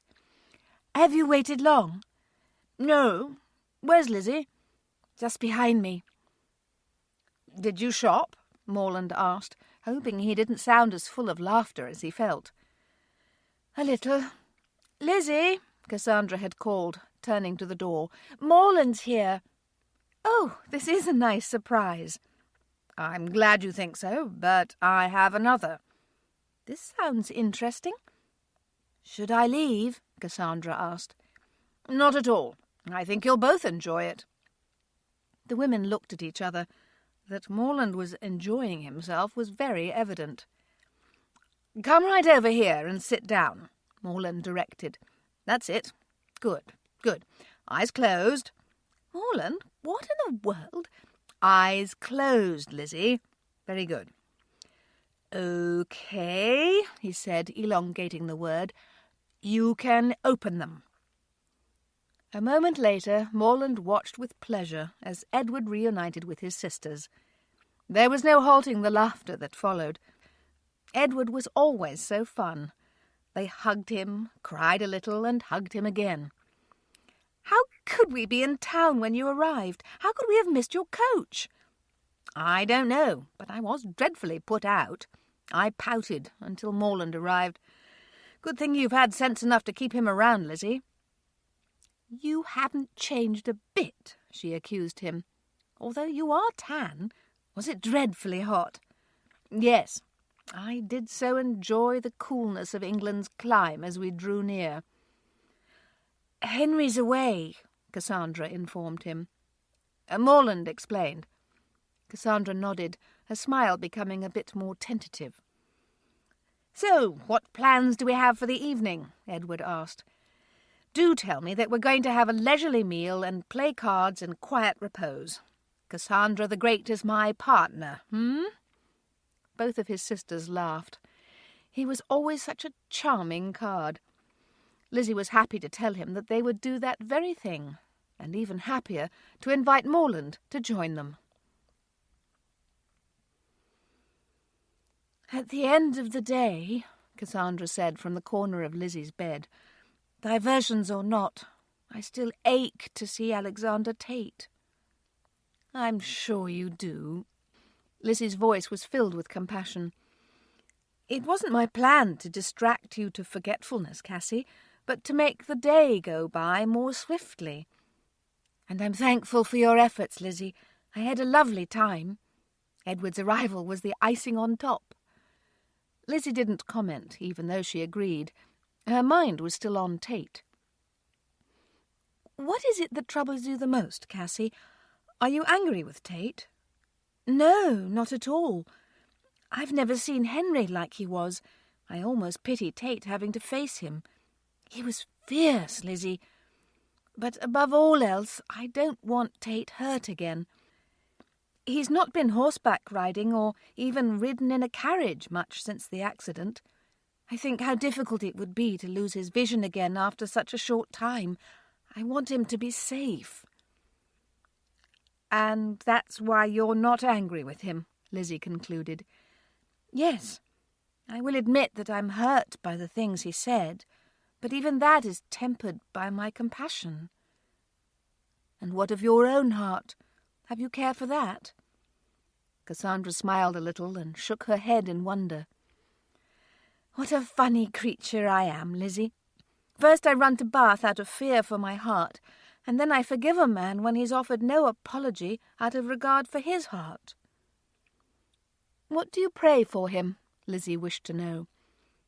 "I pray for the things Henry wrote in his letter, mostly that Tate would remember that God is still in control and he can trust him." "And for yourself?" "The very same prayer." Cassandra leaned now and kissed Lizzie good night. She slipped out the door and to her own bedroom, ready for sleep. Pembroke. "I was not aware that you were still in Collingbourne, Mrs. Thorpe. Your note was a great surprise," Cassandra told her after the older woman had given her a hug. "Did you think I'd gone to London?" "Yes." "Tate was not at his best," Harriet stated simply. "I felt it wise to let him go alone." Cassandra nodded, realizing that this lady would have no idea how her last conversation with Tate had gone. "Shall we go to the veranda? It's such a nice day out." "That would be fine." Cassandra felt herself relaxing. She had arrived at Pembroke, dread filling her, until she understood that Harriet Thorpe was only continuing the friendship they had begun. She didn't even ask if Tate had stopped to see her. In turn, Cassandra didn't mention it. "My brother Edward has arrived home." "He was in Africa?" "Yes, it's wonderful to see him." "Has he told you all about it?" "Bits and pieces. He's something of a character, so we have to do a little puzzling together. It sounds as though he had a marvellous time." "Does Morland know he's home?" "Yes, he was actually at the house ahead of Lizzie and me." "And have Lizzie and Morland made any plans?" "No," Cassandra told her, knowing she would be discreet.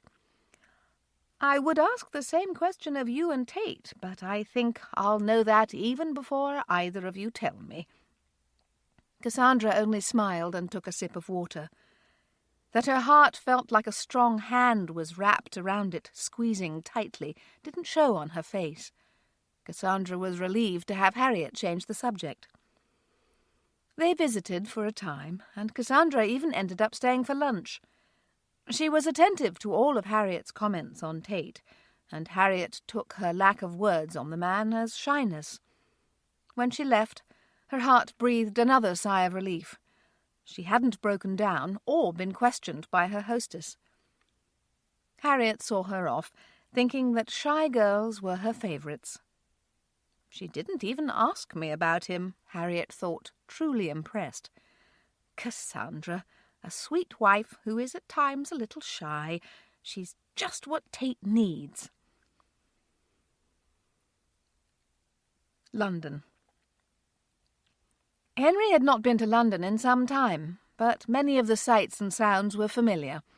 It was quite warm, and therefore not a popular time to be in the city, but the streets were still busy.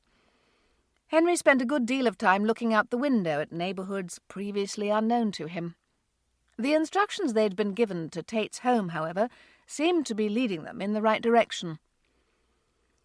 As he'd been asking himself for many miles, Henry wondered again if he'd been too harsh on the man. He had only heard Cassandra's side of the story, not that he didn't trust her, but not until after he'd sent the letter did he put himself in Tate's shoes. It was Henry's hope that he would never grow so agitated and overreact, but in truth the Steele family had never been dealt such a financial blow, and he could only surmise as to his response. The coach lurched and moved on its way. Henry felt as though he'd been travelling for weeks. But at least they'd made it to town. The wait to see how Tate was doing would soon be over. Preston Manor. Tate laid his head back against his desk chair and prayed for wisdom. With every inquiry he learned of more deception in Pierpont's dealings. It was starting to look as though he'd been planning things for a long time. The business manager couldn't have known that his employer was going to experience a fall and be confined to the country, but he had certainly wasted no time taking advantage when it happened. And always in the back of his mind, no matter what he was facing at the moment, was Cassandra.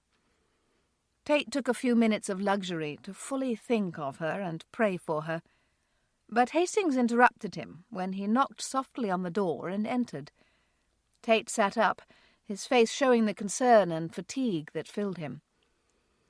"What is it, Hastings?" Even his voice sounded tired. "Mr. Steele is here, sir." "Bring him right in, thank you."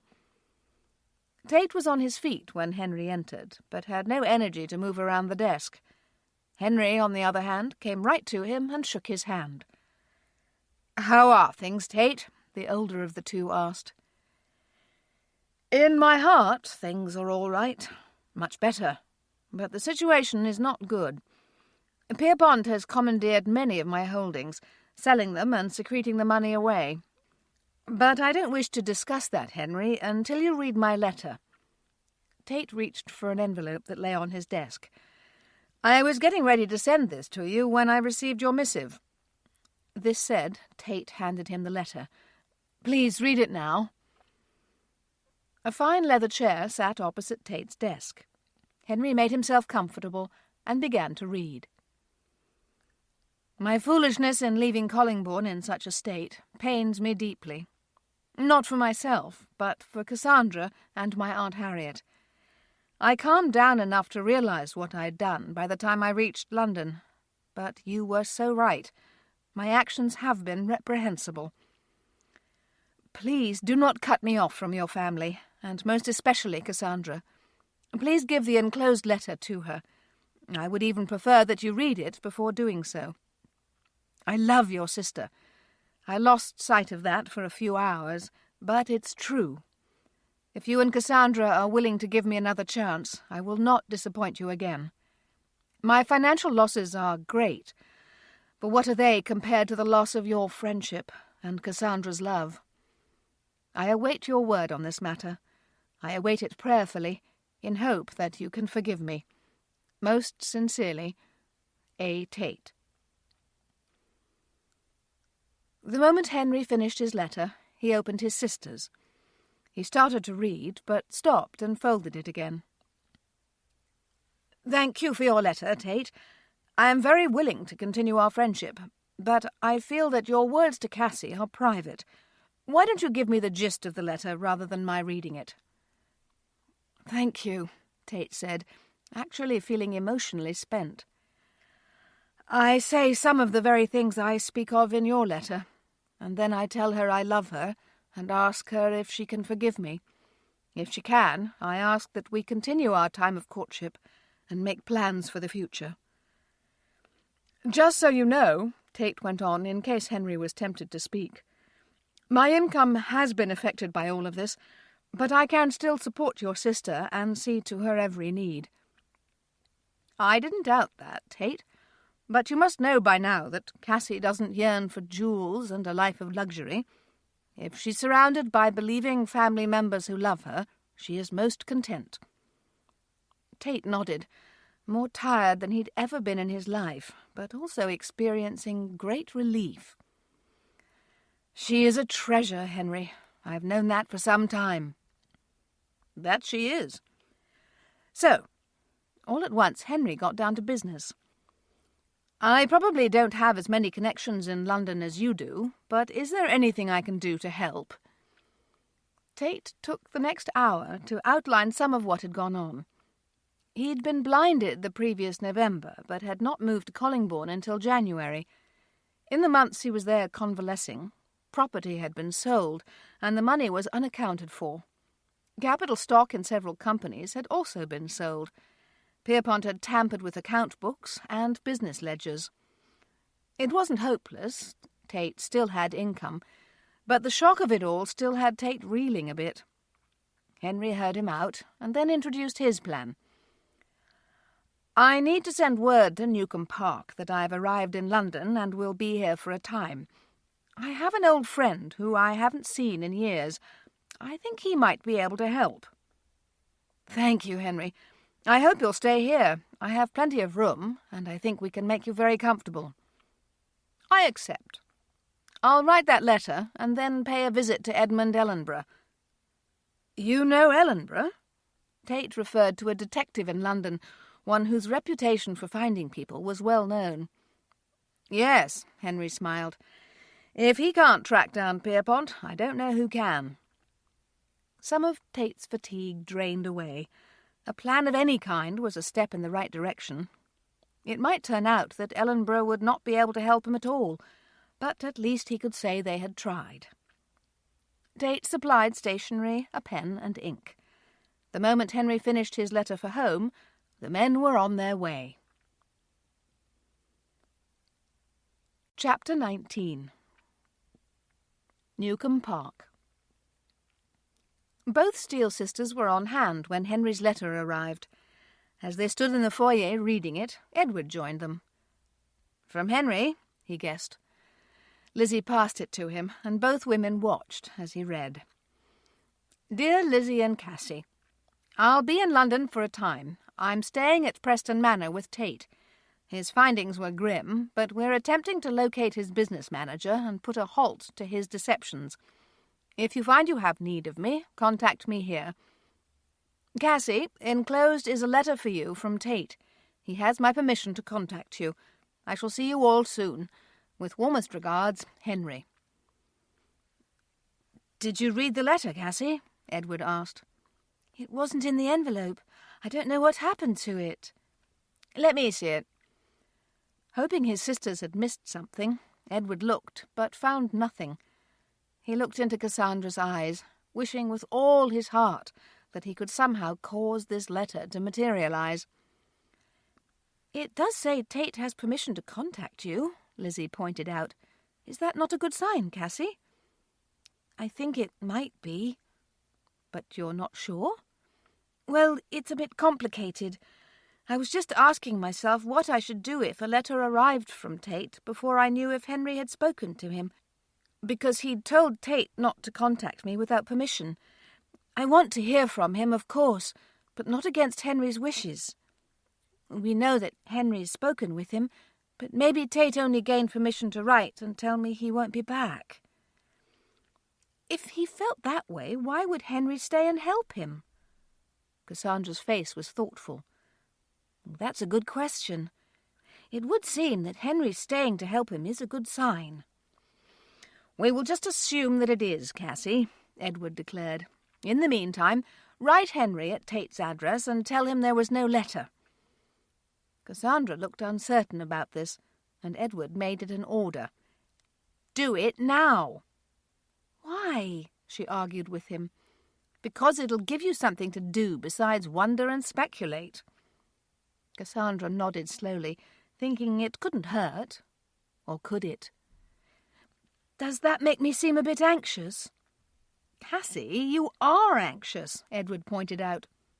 But I shouldn't be. This stopped her older brother in his tracks. That Henry was not the only one to change in his absence was swiftly coming to light for him. He'd never been in the habit of babying Cassandra the way Charlotte and Lizzie had, but he had coddled her nonetheless. I'm sorry, Edward. Cassandra was contrite. You're trying to help, and I'm making it tough on you. No need to apologize, Cassie. You're certainly correct about not being anxious, but I don't think it's wrong to distract yourself either. Cassandra suddenly saw the point he'd been attempting to make and excused herself. Both Lizzie and Edward watched her head to the stairway. Do you truly think it's a good sign, Edward? His older sister asked. I haven't seen Henry in many months, and yet I know my brother. He travelled, something he's not fond of, all the way to London to confront a man on Cassie's behalf, and now he's staying to help him out. I may not know this Henry very well, but I'm still taking all of that as not just a good sign, but as a miracle. Lizzie smiled. He certainly has changed. I can hardly wait to find out for myself. Cassandra's siblings suddenly found themselves in need of their own distractions. They went their separate ways, prayerful for Henry and Tate in London, but trying not to dwell on the situation overly much. London. Ellenborough had not been in on Saturday, which is why Henry's coach could be seen taking him toward Ellenborough's office on Monday morning. This was a more familiar part of London for the man from Collingbourne. For this reason, and several others, his mind didn't dwell on his surroundings, but was once again on the service at Tate's church the morning before. Henry had been very pleased by the whole experience. Pastor Annesley had the congregation studying in the first book of Peter. He had not covered many verses, but what he'd shared had been insightful and helpful to Henry. Henry knew Tate loved his sister. He'd known it long before the younger man had voiced such thoughts. Had Henry any doubts about the man's character, his love for Cassandra wouldn't have meant a thing. Also, now knowing the type of church he chose to worship and fellowship in, gave him even more hope of his sister's future happiness. I never did ask you, Henry. How do you know Ellenborough? Henry brought his attention to the inside of the carriage, to Tate, the coach's other occupant. I was in school with his younger brother. How old is this man? I'm not exactly certain. He's at least 10 years ahead of me, if not 15. He was long out of school by the time William and I went through. And do you still have contact with his brother? No, I'm afraid that's a rather tragic story. William is dead. In fact, it was his brother's mysterious death that sent Ellenborough into detective work. Did he ever solve the case? Not to my knowledge. Tate fell silent then, working to take it in. Henry Steele was turning out to be vastly different than he had imagined.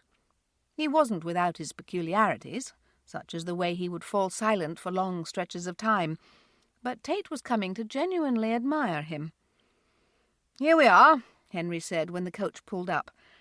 The two men stepped onto the street, and Henry led the way to the door of a dark, small-looking office.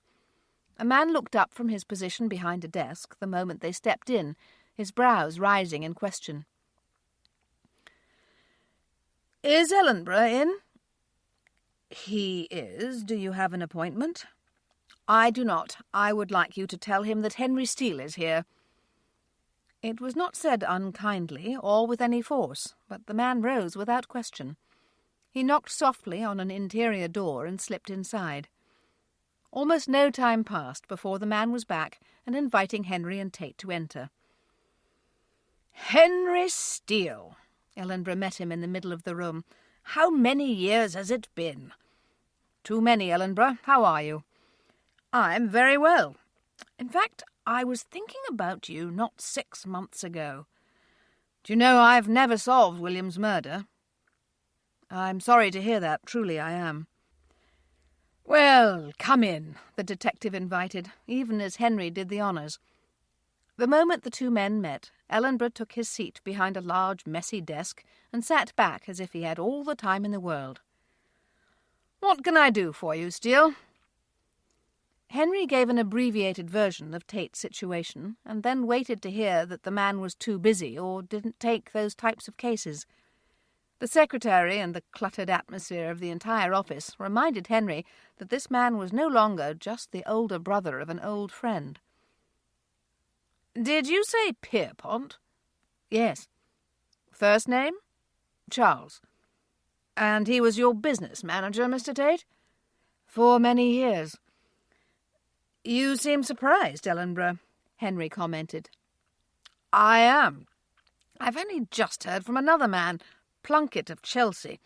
Plunkett claims that his business consultant has disappeared with some assets.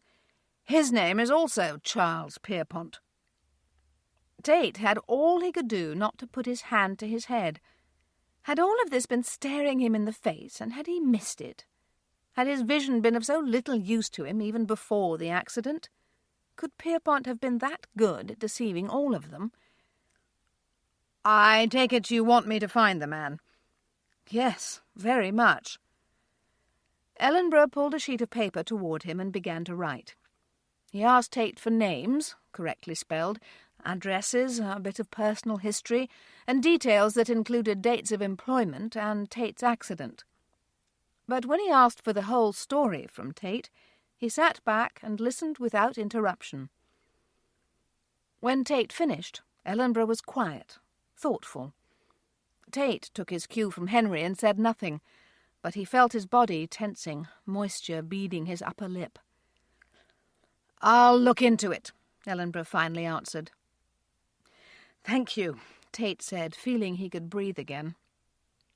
The men didn't stay any longer. Ellenborough told Henry to visit again soon. Tate thanked the man, and they made their exit. "I can't thank you enough," Tate said, once they were both back in the carriage. "Well, let's hope he can find some leads." That Henry didn't want to be given any credit was obvious. Tate let him have his silence, wondering if there was anything else he should be doing. Even without voicing it, Tate thought he knew the answer. Trust God first, and then trust Mr. Ellenborough to do his job.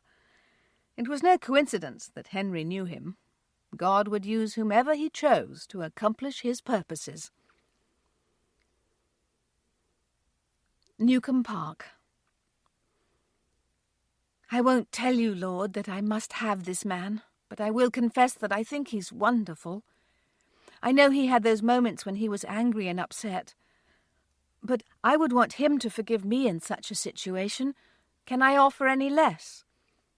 Thank you for your plan. Help me to wait on it. I could rush ahead easily. I could pace and be vexed with you, but that's foolish. And I've been foolish enough in the relationship with Tate to last a lifetime." For a moment Cassandra was quiet. She had written to Henry, as Edward had suggested, but now she just wanted to be alone with her thoughts. She stayed in her room, the door shut, and tried to remember some of the verses from Sunday. She ended up opening her Bible, but had more to pray about.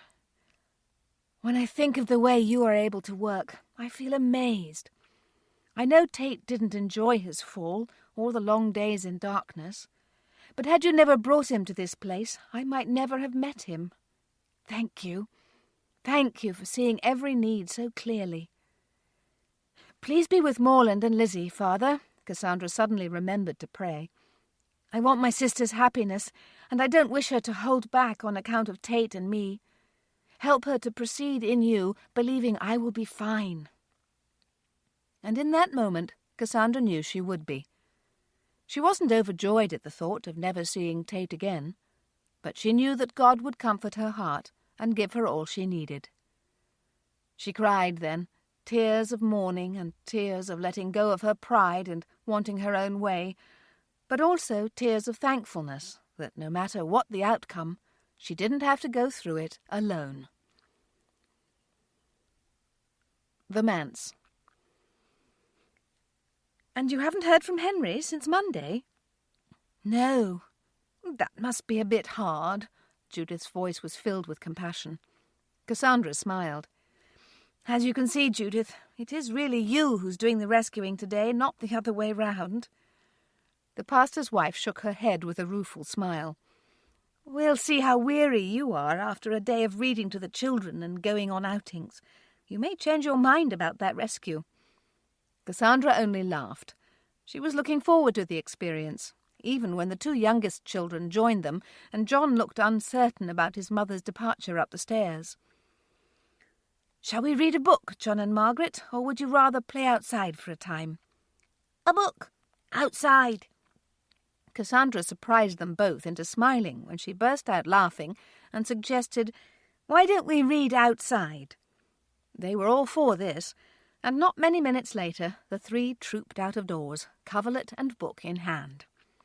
With little pomp or ceremony, Cassandra settled the counterpane under a large, shady tree, sat down and opened the book.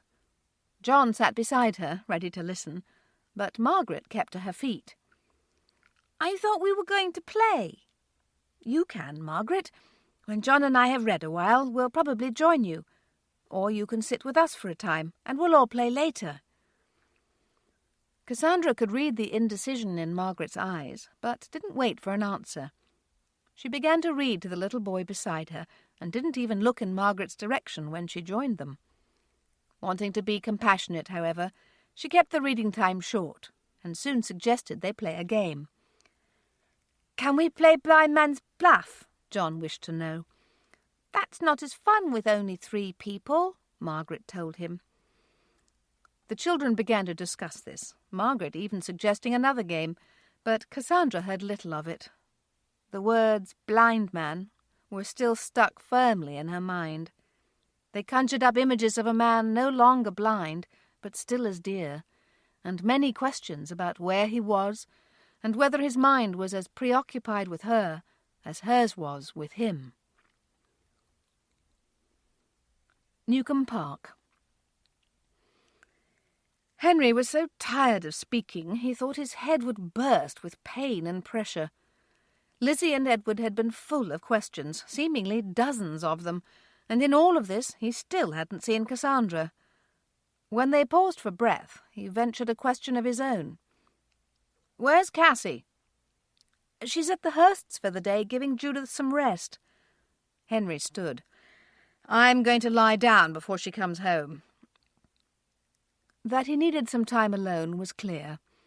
Brother and sister were quiet as he walked from the room, and for several minutes after he left. Cassie would be home in a few hours. Did they tell her all that Henry had to say, or leave that to the brother who was exhausted in his efforts toward communication? The manse. "How were they?" Judith asked Cassandra at the end of the day. The children were in the dining room with a small meal, and Judith was walking Cassandra to the door. "Very well. We had a marvellous time. Judith." "Yes." "We don't know each other extremely well, but may I tell you something?" "Certainly." "I think Margaret fears you're going to die." "Did she say as much?" "No, but she questioned me about my mother, and when I told her she was dead, she asked more questions and was very relieved that she hadn't died in childbirth. I could see the rest all over her face. And as soon as she knew that, she didn't want to know anything else about my mother. She changed the questioning to life at Newcombe." Judith put a hand on the younger woman's arm, her eyes closing for several seconds, her chest sighing deeply. "I can't thank you enough for sharing with me. Frederick and I have been suspicious of something for a while now, but nothing specific has come to the fore. This will help us with the right words and verses, Cassie. Thank you. 1,000 times thank you." Cassandra told her not to hesitate to ask again, and went on her way. It had been a marvellous day, and she still got to go home. In that, there was always the possibility that there would be word from Henry or Tate. Newcombe Park. "Your brother is in his study," Jasper told Cassandra the moment she set foot in the front door. Cassandra's heart leapt, but she only thanked him quietly and walked that way. Her knock was a little loud, but Henry didn't comment. "How are you, Henry?" Cassandra asked right away. "Was the trip very tiring?" "A bit, but I'm doing well," he answered, reminded of her sweetness as she asked about him first. "Must you return right away, or are you home to stay?" "I'm home to stay." "I'm glad. We missed you." "How is Tate?" she asked at last, and her questions, without the anxiety that Lizzie and Edward showed, caused him to believe that their siblings had spoken to her. "He's well. I'm sure you'll hear from him again." "Did you get my letter, Henry?" "No." He looked surprised. "I must have missed it." "It explained to you that I didn't get a letter from Tate. Your letter arrived on its own." "So you don't know?" Henry said with wonder, his voice trailing off. Cassandra stood silently, her face looking young and vulnerable. "He still loves you, Cassie," Henry took pleasure in telling her, "and deeply regrets the way he treated you." Cassandra's entire body sagged with relief. "All this time you waited," Henry said softly, his voice filled with compassion. "Thank you for going, Henry," she said quietly. "Thank you so much." Henry took the next few minutes to explain the situation to his sister. He ended by saying, "Do not doubt that he cares for you, Cassie, but he must stay in London and sort things out." "Of course. Thank you for telling me. Maybe he'll write to me again." "Or you could write him." "I would wish to see his letter first, I think. Do you understand what I mean?" "Yes. I'll search for it, Cassie. Maybe it's in my correspondence or travelling bag." "Well, I'll be here all evening, should you find it." Henry smiled at her attempt not to pressure him. He was still smiling when she let herself out the door. Once on his own, he prayed for her and for the man in London whose heart must surely be in 2 places. Richmond. "Are you certain we should leave her?" Lizzie asked Morland as he led her outside to the garden. "Yes. She might not even be asleep. It's her way of having a time of quiet." Lizzie smiled, not at all surprised that Penelope Long would use such a tactic. Lizzie had been invited to lunch with Morland and his aunt. She had been glad to accept. The meal was sumptuous and the conversation lively, but when they retired to the parlour for coffee, Aunt Penelope lasted only a matter of minutes. Morland had been talking when Lizzie noticed that the old woman's head had fallen back and she appeared to be sound asleep. After Morland saw it, he signalled to Lizzie, and in minutes they were stepping out into the sun-filled yard and garden. Morland started a slow walk among the flowers and hedges. At first there was silence, but then Morland spoke his thoughts. "There's something we haven't talked about, Lizzie." "Probably many things, but what's on your mind?" "Children." "Our children?" Lizzie asked, using wording that caused hope to burgeon in Morland's heart. "Yes. I've always pictured myself with many, like your family, not mine. What have you pictured?" "Many, I think, especially knowing what good friends they can be during all the growing-up years and even into adulthood." "Do you know how many times I envied Edward?" "Did you?" "Yes." For a few minutes they walked in silence. The day was warm, the sun beating on their heads, and the smells from the garden were glorious.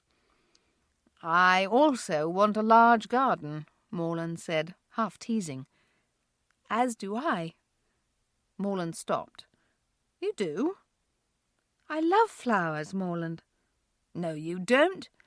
Yes, I do. I just don't enjoy picking and arranging them. I'm happy to leave that to Cassie. You won't always live with Cassie, Morland pointed out. And a house must be full of flowers? Yes, Morland just held his smile. Well then, Lizzie retorted, thinking fast and also fighting a smile, I shall live close to Cassie, and she can come weekly and fill the house. Morland shook his head lovingly and took her hand in his.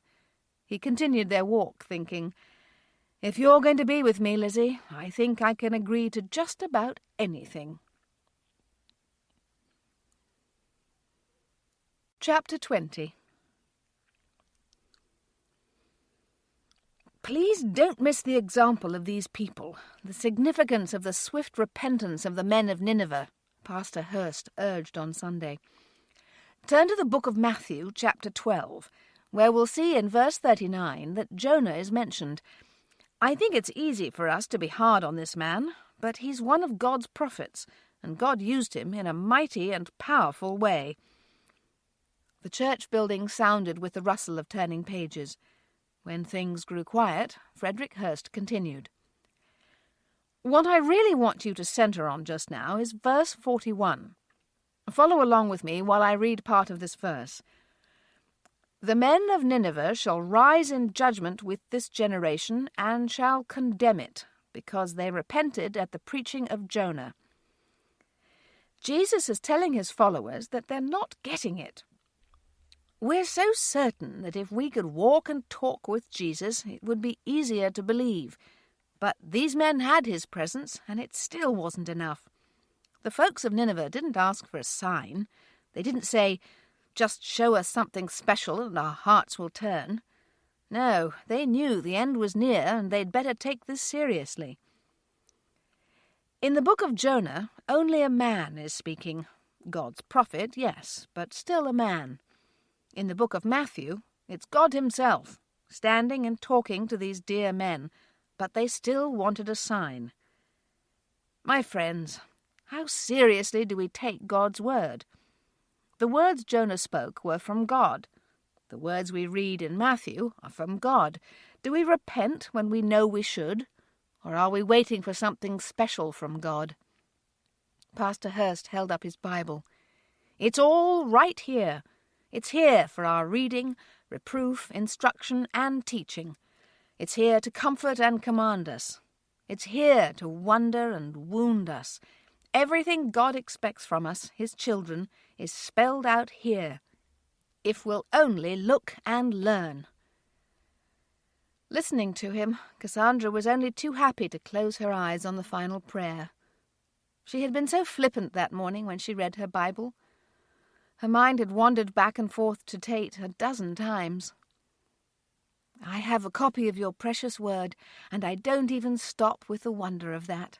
I just page through it, knowing I can come back another day. I'm sorry, Father. I'm sorry I haven't seen it for what it is. Please instruct me and teach me. The first bars of the last song were being played when Cassandra came to her feet with the rest of the congregation. Are you all right? Edward whispered. Yes, thank you. He held the book for both of them, and Cassandra castigated herself again. She had so much to be thankful for, and yet she fell into discontentment so easily. Edward was home. Yes, she missed Tate, but Edward was home, and that was reason to rejoice. Blackburn Manor. So, tell us, Edward, Mr. Walker urged over lunch, what will you miss the most about Africa? The wildlife. It was spectacular. Were you not afraid, Edward? Harriet Thorpe asked. They'd only just met. Yes, when we camped outside, especially at night, with only a tent to separate us from the nocturnal creatures, but most of the time we were at a distance. Tell them about the heat, Lizzie suggested. Ah, yes, Edward said with a smile, his teeth looking brilliantly white in his tan face. It was very warm. Our July has nothing on African heat. And what did you do for relief? Find some shade and wait for night to fall. "When you could be afraid of being eaten again," Cassandra commented, and everyone laughed. Edward laughed as well, but went on to regale them with his tales and experiences. By the time he was finished, most of the table's occupants were ready to pack their bags. "Henry might go with me sometime," Edward said casually, shocking the room into complete silence. It stayed that way so long that Edward and Henry exchanged a smile. "They're teasing us," Lizzie said when she saw them. "No," Henry said simply. "We're not." The second silence was more comical than the first, but both men knew if they laughed they would never be believed. "That's one of the things I most appreciate about you, Henry," Mr. Walker commented with a smile. "Just when I think I know you, I come around another corner and find I don't." Colour crept into Henry's face, but he smiled a little and nodded in Walker's direction. Taking pity on him, the host diverted the conversation in an effortless manner, and it wasn't long until the men were headed into the study and the women wandered into the parlour. They'd only just arrived in that room when Mrs. Walker remembered that she had wanted to show to Lizzie a tapestry she was working on. Telling them they would return soon, the two women left Harriet and Cassandra on their own. "Something about you is different," Harriet charged Cassandra the moment the other women exited the room. "What is it?" "Different?" Cassandra hedged a bit, not entirely certain what she was referring to. "Yes, and I want to know what it is. Not until just now did I realise that you were not yourself that day you came to lunch." Cassandra played for a moment with the folds of her dress. Harriet didn't speak, but the younger woman knew she was waiting. "Tate didn't leave in a very good humour," Cassandra said carefully. "He left me in doubt of his intentions." "What did he do?" "He was very angry and said that everything had changed. I didn't know what to think. I wasn't very certain that I would ever see him again." "Oh, Cassandra, I'm sorry you had to go through that. Tate was just as upset when he left Pembroke, but I, of course, have known him years longer. It's very unusual for him to respond in such a way, and when he does, his repentance is swift and genuine. He did communicate through my brother that he still cares." "He didn't write to you directly?" "He did, but the letter was lost." "And you were left here wondering and waiting," Harriet guessed. "At times it was awful. I fear I sinned repeatedly with my questioning of God and his motives." Harriet took her hand. "I can't count how many times I've failed God, Cassandra. He's so good and faithful, but I don't choose to trust." "That explains it very well." "But now you know, so you're doing better." "As a matter of fact, I had begun to do better before Henry arrived home, but yes, it's lovely to know that Tate still cares." Harriet smiled. "I could have set your mind at ease." Cassandra shook her head. "Edward and Lizzie tried. I didn't believe them." "Why did you believe Henry?" "He'd seen the letter that was lost. He knew how Tate felt." "And Tate loves you." Cassandra smiled, her face growing pink. "Yes, it would seem so." Harriet's smile was tender as she observed the sweet curves of Cassie's profile. Cassandra Steele had the most adorable round button nose and softly rounded chin. It gave her a guileless, childlike demeanour. "I think you might be staring, Mrs. Thorpe," Cassandra teased her. "I'm just so pleased that Tate can see how lovely you are." "He does like the way I look. I worried about that. It's more important to me than it should be, but I'm mostly pleased that he loved the inside of me first." "That's a wonderful gift. We all assume we're going to be young and good-looking forever. If that's all we marry, it'll never last. How nice to know that although you enjoy each other's features, the real love is built on something much more important." "That was nicely put." "I manage to find the right words every once in a while." Cassandra laughed at her choice of words, before noticing the way the shade had moved to the veranda outside. Cassandra suggested they go out through the double glass doors and sit outside. It was a bit warm, but Harriet liked the idea. When Mrs. Walker and Lizzie returned, they joined them. The men were not long in following, and the lively conversation from lunch simply continued out of doors.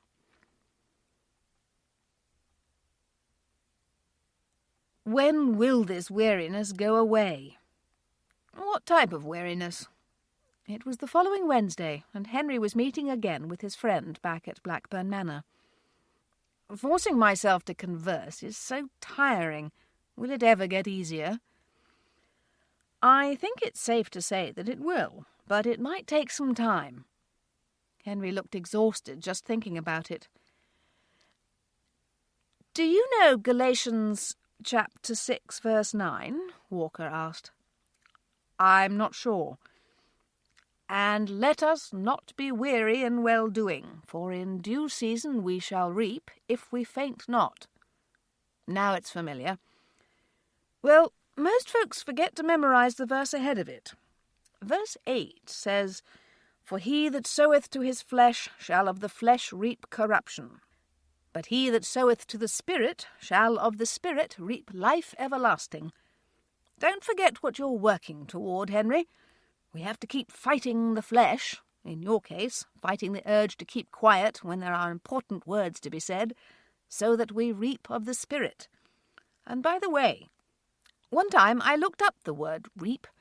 I thought I knew it to mean glean or harvest, but it also means to obtain or win. That's excellent. Thank you for telling me. We certainly enjoyed visiting with your family on Sunday. We enjoyed it as well. When do you leave for Africa? Walker asked with a smile, more in jest than anything else. Between you and me? Henry asked. Yes. Right after my sisters get married. Walker's head went back when he laughed. It was the last response he'd expected. But, as he'd admitted on Sunday, Henry Steele could be something of a surprise. Newcombe Park. Oh, look at this bouquet, Mrs. Jasper. Cassandra frowned at the dead flowers on the corner table of the dining room. It must be the heat. I think you must be right, Miss Cassandra. I'll get this out straight away. All right, I'm going to go to the garden to pick some blooms. It's warm out, Miss Cassandra. I'll be all right. Very well. I'll take care of this vase while you're out.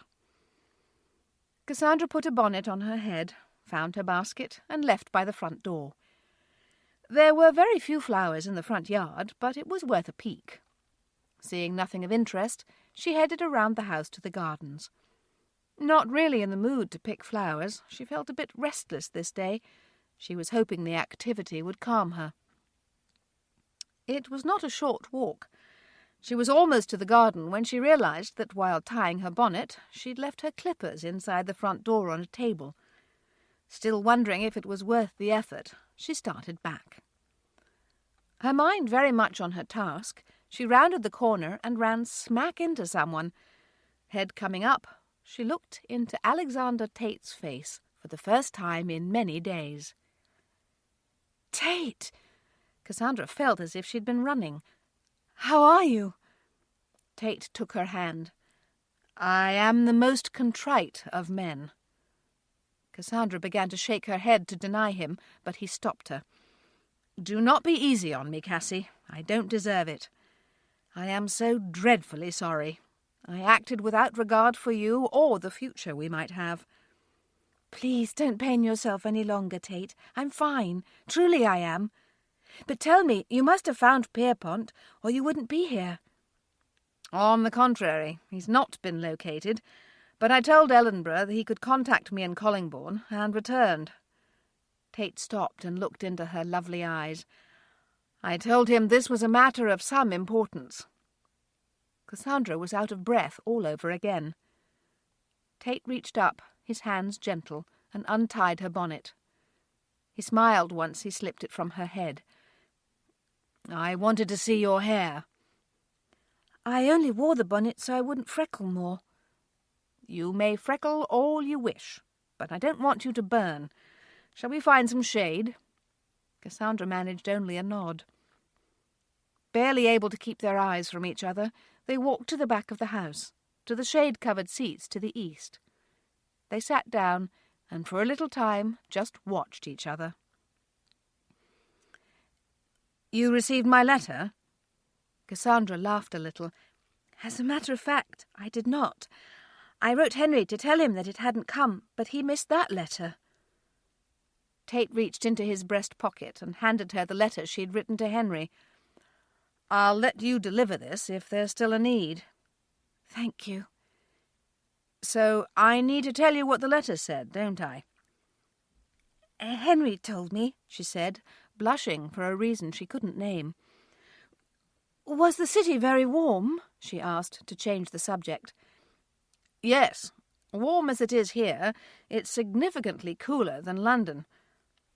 "Are you in Collingbourne for a time?" "Well, until my business is complete." Cassandra felt her heart sink, thinking his reason might be more personal. "Business of a rather personal nature." Cassandra's eyes came to his. What she saw there nearly barricaded her breath completely, but she managed to squeak a few words out. "Business with me?" "No one else, Cassie." Cassie couldn't look at him for a moment. It was too wonderful to be true. "I had lunch with your Aunt Harriet on Sunday. We were at Blackburn." "That's very nice," Tate said, just fighting laughter over how often she'd changed the subject. "What did you eat?" As her mind searched for the information, Cassandra's face was almost too much for him. Her brow lowered and her eyes scanned the sky as though looking for the menu up there. Tate had all he could do not to kiss her. "I can't recall." Cassandra saw it then, the twinkle in his eyes, and knew she was being teased. "Fair enough," she replied. "What did you have for lunch last Sunday?" "Beef." Cassandra frowned at him. "You weren't supposed to remember." "My chef in London always fixes beef for Sunday." "Not fair. Tell me at least 2 side dishes." Tate couldn't do it, and Cassandra began to relax. "Why were you outside?" Tate asked next. "I was going to pick a few flowers." "It's rather warm for that, isn't it?" Cassandra shrugged. "I find myself needing things to do." "I can understand that. If I hadn't been centred on finding a certain business manager, I would have paced the floor for thoughts of you." "I thought of you, too," Cassandra admitted, and this time she did not look away or change the subject. "I was hurt, Tate. You need to know that. But not angry. I so wished I could speak to you. 1,000 times I wished it." "And I so desired to change my reaction to the news. You would have thought that I'd been in charge all along." "It's so easy to delude ourselves in that way," Cassandra agreed. "But, Tate, I would make one request of you. If you must leave again, can you take more time to speak with me about it? I wouldn't detain you, and I understand when urgency is needed, but I felt as if you were upset with me to the point that it was over between us. It was very hard to be left in such question." "I have no plans to ever repeat my actions from that day, Cassie. I'm glad you told me how awful it was for you. It helps my resolve never to fail you in that manner again." "Thank you, Tate." "Now, why don't you invite me to dinner, and I'll head to Pembroke and tell my aunt I'm back." "You haven't seen her?" "No." Tate brushed at his sleeve. "Can you not see the dust?" "I didn't notice." The idea of going to his aunt's was lost to him for the better part of a minute. Cassandra was watching him, her eyes not seeing anything but his, and the last thing he wanted to do was leave. "I must go," he said at last, his voice quiet. "I think for now it would be the best thing." Cassandra, whose heart had begun to pound, swiftly nodded. She walked him to his carriage and stood while he climbed in. It was a quiet couple that said their goodbyes, their eyes still watchful, but neither one was discontented. Tate would return in a few hours, and Cassandra considered sitting around and thinking about him until he arrived. That evening, Lizzie watched Morland, whose eyes had barely left her since he arrived. Tate wasn't with them yet, but although she'd asked Morland if something was amiss, he'd only shaken his head no, not answering further. At present, Edward had his attention, but the moment the two men stopped speaking, his eyes went back on her. Morland kept his seat, but Edward wandered over to where Lizzie was looking for a book she'd been telling Henry about. "You do know that Morland loves you, do you not, Lizzie?" Lizzie gawked at him and whispered, "Edward, what a question! Was there really some doubt in your mind? Do you think I wish the man to hang about so I can dash his hopes to bits?" Her outrage amused him. He smiled, not sure why he asked, but also not sure why Morland hadn't asked the question. He somehow thought Lizzie was holding him off. "What are you smiling at?" "Nothing," Edward answered, trying to look innocent. Lizzie rolled her eyes and went over to where Morland was sitting. "I can't locate that book." "Which book was it, Lizzie?" She told him. "You loaned it to me. I still have it." "Oh, I'd forgotten. Would you be so kind as to give it to Henry when you've finished?" "Certainly. You look lovely tonight, by the way." "Is that why you're staring?" "That, among other things." "Such as?" "I don't think I can wait any longer, Lizzie. I miss you when we're not together. I ache to talk to you after only one day apart." Lizzie looked into his eyes, feeling the very love he described. She would have gone on looking all night, but Jasper announced that Mr. Tate had arrived. The group in the library stood to receive and welcome him. Cassandra and Henry joined them moments later, and all went in to dinner. Cassandra was not thrilled to be asked to play after dinner, but she did so without complaint. The only person who'd not heard her perform was Tate, but for this activity he was the only person who mattered. Hoping desperately that he couldn't see her warm cheeks, she sat down and started a familiar piece. It was more interest than skill level that hindered Cassandra, as she did in fact play well. She did not, however, fool herself. Charlotte, whose dynamics and phrasing were more accomplished, was the better pianist. Lizzie had even less interest in performing. Her tastes ran to tapestries and books, but she enjoyed listening to music. "Very nice," Edward said when Cassandra was done, the occupants of the room giving her applause. "How about some Bach?" Lizzie asked. Cassandra gave a slight nod and began. She had yet to look at Tate, but knew he was watching her. He'd done little else all evening. She remembered that they had ended their afternoon together with eyes only for each other. With that in mind, Cassandra found the piano a distraction. That Tate wanted to keep looking at her was only too clear. What he might not know is that she wanted to look back. "Are you going to play for us, Lizzie?" Edward had the cheek to ask, when Cassandra finished and moved away from the instrument before anyone could suggest another piece. "No," she said sweetly, her eyes sending a message before she turned to Morland. "Don't you start," she warned him when she saw the gleam in his eyes. He only smiled. "Your sister doesn't care to play?" Tate asked quietly when Cassandra came back to sit near him. "No more than I do." Well remembering her view on the matter, Tate only smiled. "It looks as though we're stuck with cards," Edward commented, going for the deck. The women, thinking they might be asked again to play, were on their feet in a moment. Both of the men in their lives noticed this, but only smiled without comment.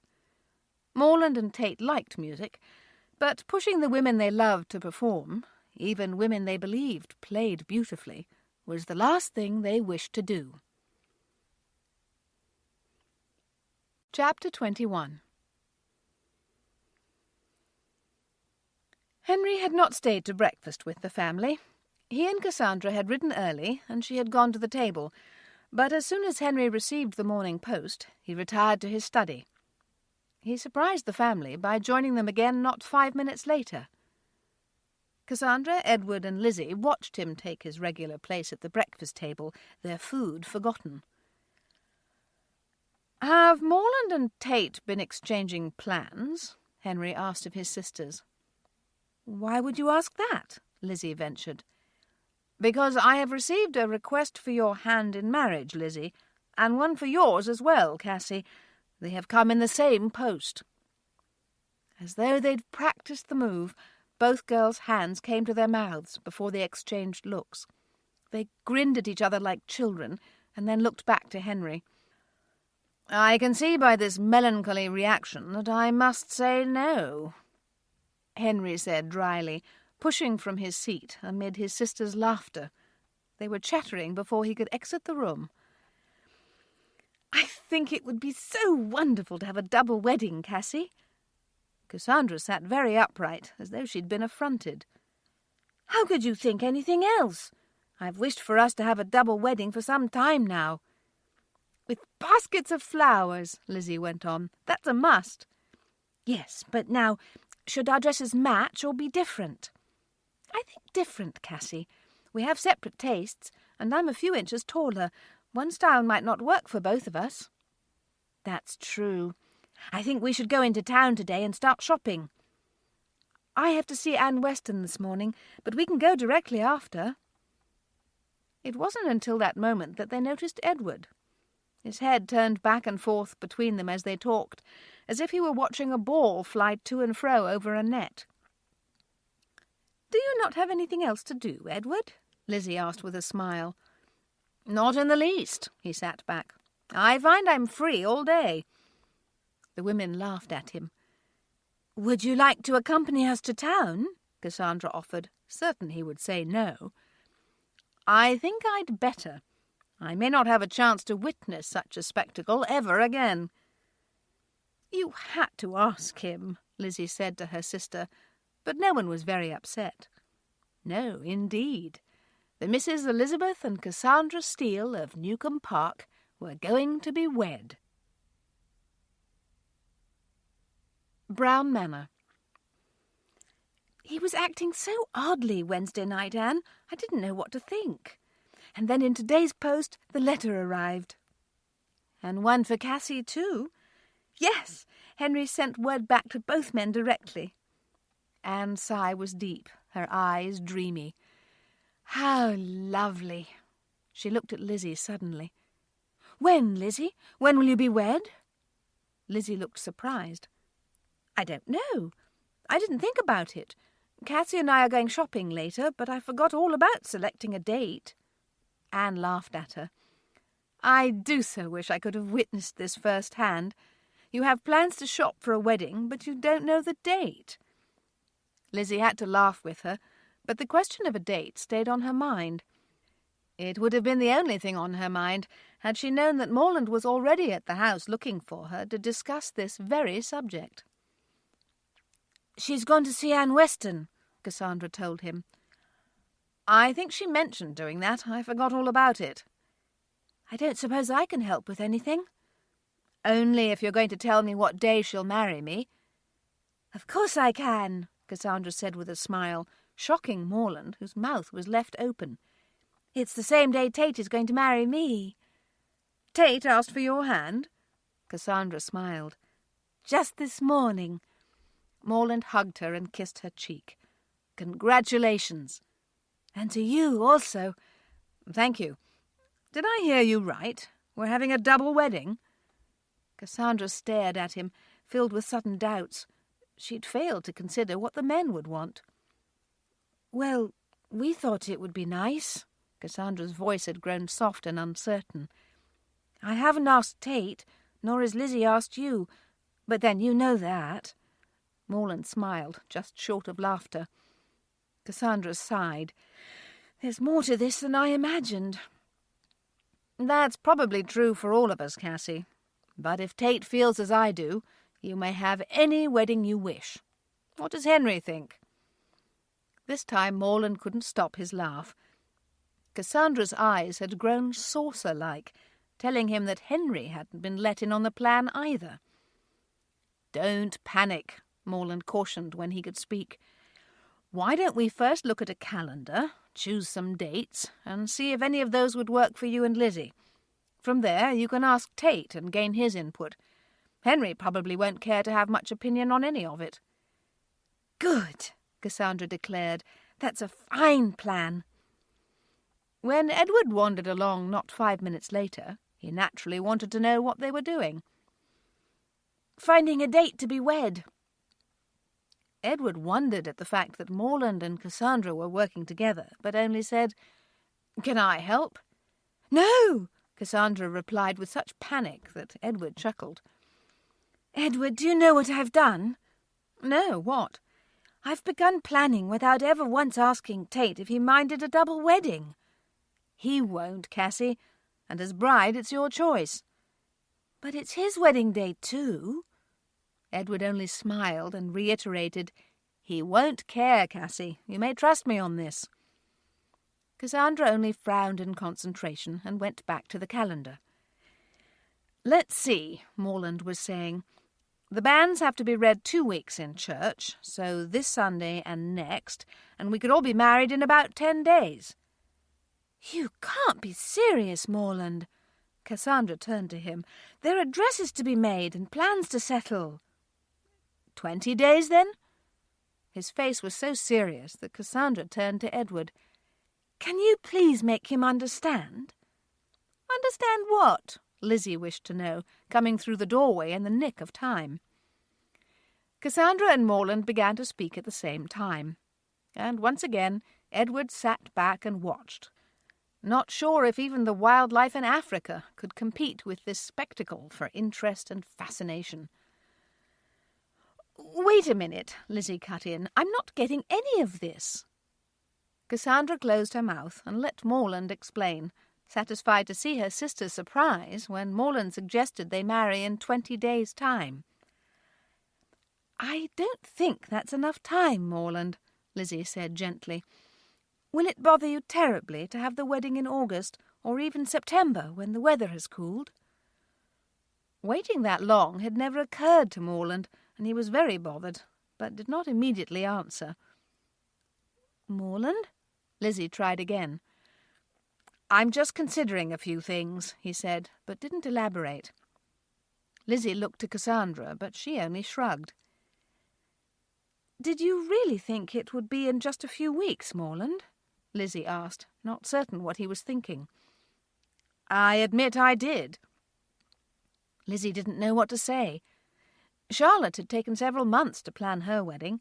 It didn't seem overly long to any of them at the time, but maybe Barrington would disagree. "We haven't actually chosen a date," Cassandra mentioned. "I still haven't spoken to Tate." "Well, maybe you should do that, Cassie, and let me know what you decide." Morland's smile was normal, and his eyes were kind, but Lizzie could tell he was disappointed. "Now, I'd best be off. I understand you were headed to do some shopping." Lizzie was so surprised she didn't speak. Morland bid them all goodbye and made his way to the door. He was gone before Lizzie realized she should have gone after him. Thankfully, her siblings did nothing to add to her confusion. Edward told her that he was ready to go at any time, and Cassandra said she would need only 10 minutes. Lizzie thanked them, decided to go ahead and shop, and hoped that Morland would come back that evening so they could talk. Richmond. "Back from Lizzie's, are you?" Aunt Penelope wished to know. "Yes." "When are you getting married?" "Not for some time, it would seem." "What do you mean?" Morland took a chair, sitting down slowly, his face distracted. "It seems Lizzie feels she needs time." "What kind of time?" "To prepare." "Well, what day have you set?" The elderly aunt was growing testy. "Sometime in August or September." "That's just 2 months away, Morland, if that. What did you expect?" "I didn't expect 2 months." Gracious, Morland, did you really think Lizzie could snap her fingers and put this wedding together? Morland had to admit that he must have thought that very thing. Either that, or he was utterly unaware of what a wedding entailed. "So, tell me," Morland asked, a little testy himself, "what exactly has to be done?" Penelope calmed in an instant. Her favourite nephew was never cross with her. Telling her about this situation had most definitely bothered him. Her voice, when she began to speak, held all the patience in the world. "It takes some time to make dresses, Morland, especially when working in a small town like Collingbourne. If Lizzie were being married in London, it might be easier, but she's not. And the dresses can be made only after fabric and design are chosen. Indeed, Morland, you'll be needing a new suit yourself. And that has to happen before the wedding clothes are made. She's going to want a new wardrobe for your honeymoon. That event will be planned by you, incidentally. And then there are flowers to prepare, wedding hats with veils to be chosen, the pastor to notify, the church spoken for, and banns read. Morland," she concluded, "there is simply no need to rush this. If you do, your bride is sure to be exhausted when you begin life as husband and wife." Morland could have kicked himself. Had he only stopped and asked a few questions, he could have figured all of this out for himself. He'd been at Charlotte and Barrington's wedding. It had not been an elaborate affair, but it never once occurred to him how it all happened. "Thank you," Morland said simply. "Is it possible that you'll be going back to Newcombe tonight?" Penelope asked, a distinct twinkle in her eye. Morland smiled. "If Lizzie hadn't gone shopping, I'd be leaving on the spot." Penelope smiled at him. "Never forget, Morland, she loves you, and all couples have these things to work out." Morland nodded, rose from his chair, and went to kiss her cheek. "Go on now," she said, shooing him away. "You'll have me in tears, and it's bad luck to cry at a wedding." "You don't believe in luck." "I know that, but I had to say something." Morland laughed as he made his exit. He checked the clock, his mind making calculations. Even if the sisters weren't back, he would head back to Newcombe in 5 hours and wait there. He'd speak to Lizzie the moment she returned. "I know you want to work things out with Morland," Cassandra said sternly from her place in the carriage. "And you will work things out. If I know Morland, he'll be back this very night. But for right now, we're going shopping for the most special day of our lives, and you're going to have fun." Edward turned in his seat to watch his younger sister. He didn't think he'd ever heard her so bold. She noticed his appraisal and turned to spear him with her eyes. "Don't you agree, Edward?" "Wholeheartedly." Cassandra looked back to Lizzie, her look pointed. "I'll work on it," Lizzie said, her own eyes sending a message. Cassandra let the matter drop. She was sorry that Morland had left before things were settled, but she knew they'd work out. There was no point in crying about it now. That she was being selfish and unfair occurred to her just moments later. She looked across at her sister and knew she'd been in the wrong. "Oh, we can go another day, Lizzie," Cassandra said softly. "I shouldn't have pushed you. Just say the word and we'll go home." "Thank you, Cassie, but I think you might be right. It won't hurt to look, even if I don't spot anything I like." "But, Lizzie," Cassandra teased, "aren't you getting married in 20 days? Lizzie couldn't help but laugh. "Poor Morland. I do hope he'll give me a chance to explain." Edward and Cassandra wished for the same thing, but made the remainder of the ride to Collingbourne in silence. The women went directly to the dressmaker's shop. Edward didn't join them, but promised to meet them later. Lizzie had low expectations, but did in fact spot a length of white silk that she was immediately drawn to. She fingered the fabric, smiling at the perfect texture. "What do you think of this?" she asked Cassandra when the younger woman checked on her. "Oh, it's lovely. It feels marvellous." "Doesn't it, though?" "Will you go with that?" "Yes, I think I will. I'm just so surprised to find something so swiftly." "What do you think about this fabric?" Cassandra brought out the bolt she'd found. "I like it. Oh, I really like it. I want that." Cassandra began to laugh. "Don't start that, Lizzie. What you've picked out is perfect." Lizzie frowned down at her sister's choice. "But I like yours better." "Well, the styles of our dresses are sure to be completely different. So it doesn't really matter what fabric we choose, does it?" "No, probably not." But it was nowhere near that simple. The typically practical-minded Lizzie altered a decision with nearly everything they found. Cassandra stuck with her first choice, and Lizzie ended up getting the same. Both were very content. They looked at patterns, but only Cassandra found something she liked. They spoke of looking at hats and accessories, but suddenly both were tired. "Is Tate coming for dinner?" Lizzie asked once they were on their way home. Edward hadn't said what he'd found to do. "Yes, and then I'm invited there tomorrow night. Lizzie," she asked, changing the topic, "what will you do if Morland doesn't come this evening?" Lizzie looked to Edward and then back to Cassandra. "I'll ask a certain brother if he can persuade him." This was the last word on the matter, and in the end it was of no consequence. Morland was there when they arrived, asking immediately to see Lizzie. "Please forgive me, Lizzie," were the first words out of Morland's mouth. "There's nothing to forgive." Morland shook his head. "I can't think when I moved off course. My expectations were utter nonsense." "You just didn't know." Morland still looked contrite. "Aunt Penelope spoke to me." "Oh, no." Lizzie laughed a little. "Was she very harsh?" "A bit. But then she calmly explained it all to me." "I'll have to thank her." "So what date did you choose?" "Tate's coming for dinner, and we'll work on it then." Morland nodded, still getting used to the fact that things could take as long as they did. "I found dress material." "Did you?" Morland asked with pleasure, not having expected this. "Yes. Cassie found material and a pattern, so she was pleased as well." "It sounds as if you're off to a good start." Lizzie smiled at his understanding, even as she wondered if they could marry sooner. She didn't want to exhaust herself, but in truth she was just as eager as he was. "Tate's here."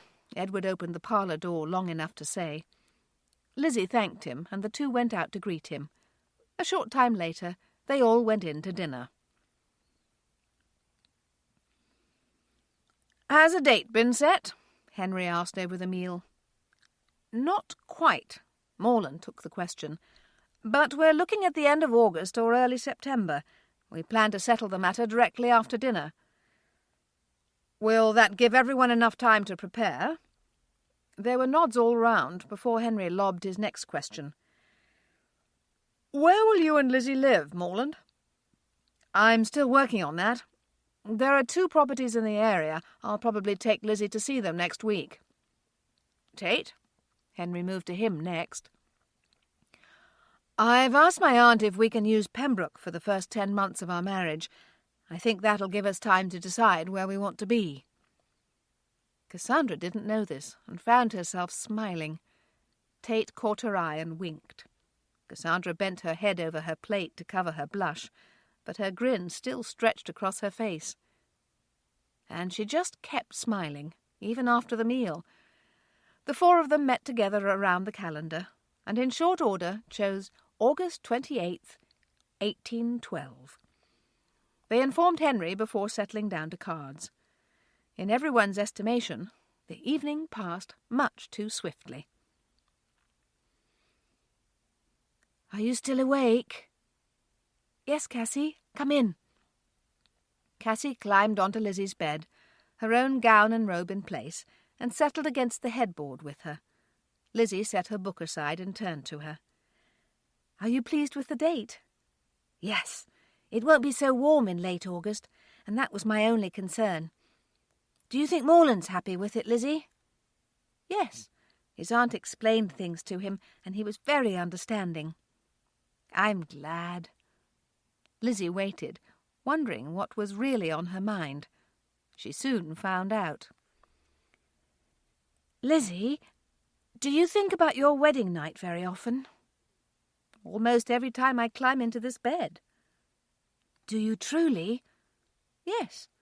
Did you think you were the only one? I guess I did. Are you at all nervous? A little. It's hard to imagine after the kissing. I can't even imagine the kissing. Lizzie smiled. Has Morland kissed you? Yes. And? Lizzie laughed a little. At first I was so surprised that I barely knew what was happening, but then I realized I enjoyed it very much. Cassandra thought about kissing Tate and felt herself blush. I'm going to blush the entire service, Lizzie, Cassandra whispered, quietly outraged. And every moment of my honeymoon, I'm certain of it. Lizzie laughed. I don't think you will. And besides, you won't have eyes for anyone but Tate, so you won't notice who sees your red face. Where will you and Morland honeymoon? I haven't asked him yet. Has Tate told you? Cassandra nodded.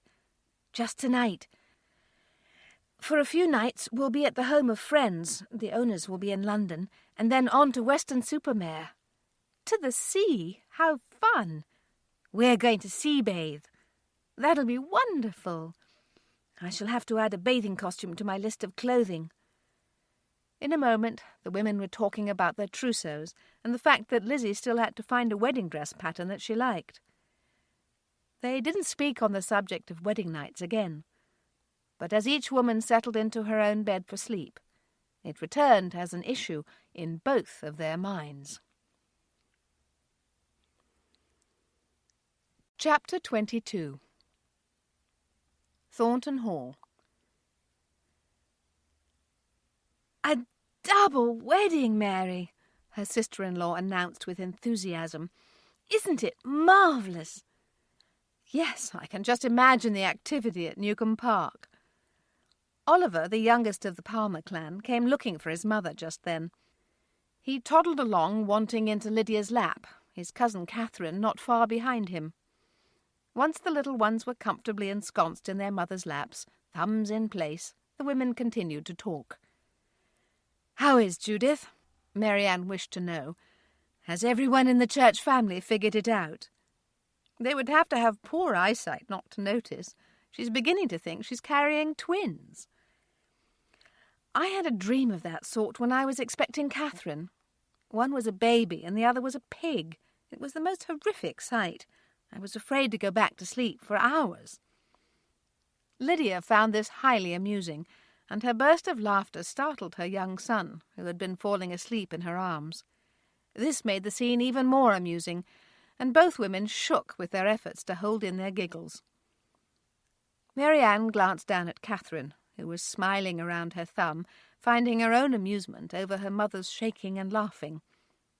Marianne's smile was very tender for her daughter, and she bent her head to press a kiss to the soft, tiny brow.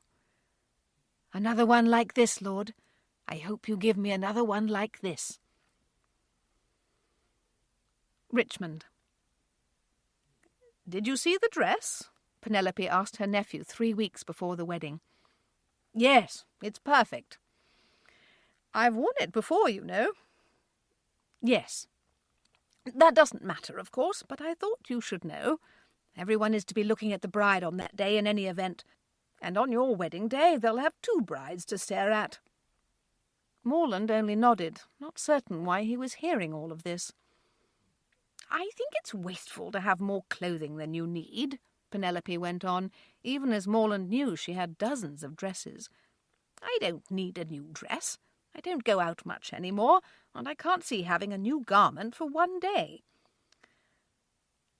Why are you telling me this? Morland suddenly asked pointedly, even knowing it might upset her. "I just thought you should know," she said, her voice becoming quiet.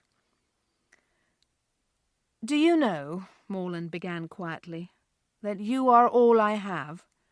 And do you know that I don't care what you wear to my wedding, as long as I have your blessing and you're there in the church with me? I can't stand for very long. You may sit for the entire service."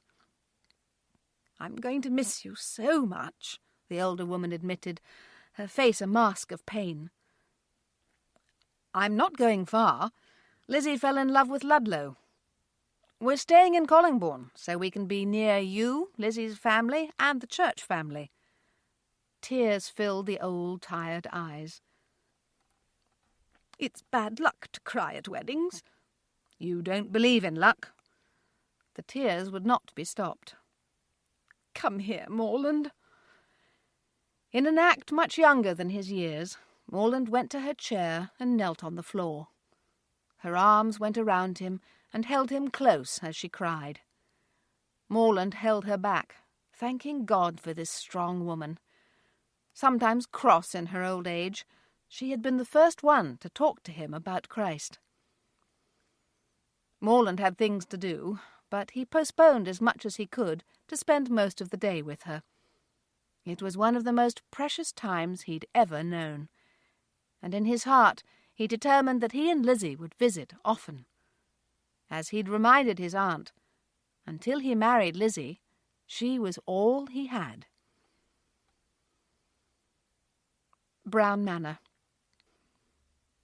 Drenched with sweat and gasping for air, Anne Weston listened to the tiny cries of her very small daughter and fell back against the pillows with relief. The pain had been nearly unbearable, but the baby was alive. She was early and tiny, but she was alive. "How is she?" Anne asked, still with very little breath to talk. "She looks fine." Dr. Smith's voice was calm. "She's no larger than a loaf of bread, but everything's there." "Weston? Where's Weston?" "He was looking pale. I sent him out of the room. Are you ready to see him?" "Please." Weston, who had also heard his daughter's cries, was frozen in the hallway. He stared at the door, his heart beating furiously, but he couldn't move. "Robert?" his mother, Lenora, asked from his side. "Are you all right?" "The baby cried." "Yes," she agreed with him, her heart filled with tenderness and compassion, even as she realized she'd never seen him this way. The door opened suddenly and Jenny appeared. With that, Weston broke from his trance. He went forward into the room, eyes only for Anne, who was smiling at him and speaking. Lenora was close behind him, looking for a sign of the baby, even as she waited and let her son go alone to his wife. Within minutes, however, the four of them huddled together, the baby in Anne's arms, and looked in wonder at what God had given them. Already asleep, tiny and perfect, Sarah Ann Weston had come into their lives. Newcombe Park. Charlotte and Barrington had arrived. The wedding was only 2 weeks away, and Charlotte showed up at the door, announcing her intentions of helping. Her sisters were delighted to see her, and between the three women, plans had shaped up nicely. On one of her first days there, Charlotte asked her sisters to come to her room and approve her dress for the wedding. "Try it on," Lizzie urged her, and the women chatted while she did the honours. They loved the dark plum colour and the detailing on the sleeves, telling her it was just right for the season. Charlotte didn't stay in the dress, but changed back into her muslin gown and joined her sisters, where they'd made themselves comfortable in the chair and on the bed. It didn't take long before conversation shifted to the wedding night. "I wasn't afraid, but I was nervous," Charlotte told them openly. "So was Barrington." "Barrington was nervous?" Cassandra clarified. "Yes." Lizzie and Cassandra exchanged surprised looks. Charlotte watched them. It was clear by her sisters' faces that it had never occurred to either of these women that their husbands might be nervous about this new experience as well. "Charlotte," Cassandra all but whispered the next question, "did everything work properly?" Charlotte found the question and her sister's doubtful eyes hysterical and began to laugh. "What did I say?" Cassandra asked. But Charlotte was red in the face for laughing and couldn't answer. She had to put a pillow over her mouth to muffle the sound. Cassandra looked to Lizzie. "Why was that funny?" "It just was, Cassie." Even Lizzie chuckled a little. "The wording. You might wonder if a carriage would work properly, but not the relationship between a husband and wife." Cassandra laughed too, but both younger women waited until Charlotte was in control before expecting her to answer. She hadn't meant to make light of the situation, and she knew she was the perfect person to help. So she searched her mind for what would have comforted her and spoke seriously. "I think if I could give you one word of advice, I would tell you to enjoy yourself. Ask questions if something isn't completely clear to you. If your husband doesn't know, you can figure it out together. Don't be frustrated and have high expectations of yourself or your groom. Think of it as an adventure and laugh your way through it. It's only one night among a lifetime together. Don't take it too seriously." "Thank you," Lizzie said, now confessing that she'd been doing just that. "I've been reminding myself that God planned this very special time for husbands and wives, and we should enjoy his gift to us. But I can tell I've been seeing it as a project." "Morland is sure to enjoy that," Charlotte teased her gently. The women would have talked longer, but Barrington came looking for his wife not long after. Lizzie and Cassandra vacated the room, and when the door shut, Barrington's brows rose in question. "Did I interrupt something important?" "No, I think I put their minds at rest." "The wedding night?" "Yes." Barrington smiled. "They'll be fine." Charlotte put her arms around him. "If Morland and Tate are half as loving as you are, they'll be more than fine." Barrington's arms encircled her as well, their lips meeting in a kiss. There was much he could have said to that comment, but right now it was more satisfying to act out his feelings. "Dearly beloved," Pastor Hurst said as he began the service on a Friday morning, "we are gathered today in the sight of God and in the company of this assembly to unite this man and this woman, and this man and this woman, in holy matrimony." Tate tried to hear the rest, but he was completely distracted. Cassandra stood beside him, ready to become his wife. He didn't know when his heart had felt so light. Morland was in no better shape. He listened to Pastor Hurst, but with every fibre of his being wanted to turn and look at the beautiful woman beside him, the woman who loved him, the woman who filled his heart until it threatened to overflow. The service didn't last overly long. For all the preparation, the ceremony was rather swift work. Soon Pastor Hurst presented Mr. and Mrs. Morland and Mr. and Mrs. Tate to the church family and townsfolk who attended. The congregation was quick to wish them well and send them on their way. The foursome shared a carriage back to Pembroke, where Tate and Cassandra exited Morland's carriage and went their own way. The sisters hugged, their eyes alight with happiness. "I'll see you when you get back," Lizzie said. "Yes, we won't stay away as long as Charlotte did." "No, indeed." A final hug and a wave, and the two families separated. Having sat and visited in the coach, each couple was now alone, free to hold each other and dream and talk until they arrived at their destinations for the night. The couple's gone. Walker caught up with Henry outside the church, wanting to offer his congratulations to him personally. "Well, Henry, all three sisters married in 1 year." Yes, Walker. Henry was smiling. And to men I count it a privilege to know. Do you never yearn for yourself, Henry? Do you never wish for a wife and a companion of your own? Henry's smile grew. Walker, you should know better. She might expect me to talk to her. James Walker laughed and turned back to where the coach had departed. Though long out of view, he prayed for the two new families, feeling utterly content that they would be staying in the area. He hoped they would be among them for a very long time. That was a lovely meal, Lizzie told Morland hours later, just as he reached for her hand across the dining table they shared at the inn. You didn't eat very much. I find I'm all of a flutter, Morland. We've known each other for years. Why would I feel that way? This is new. This is foreign and exciting. But it's with you, not some stranger, but you, my friend, and the man I love.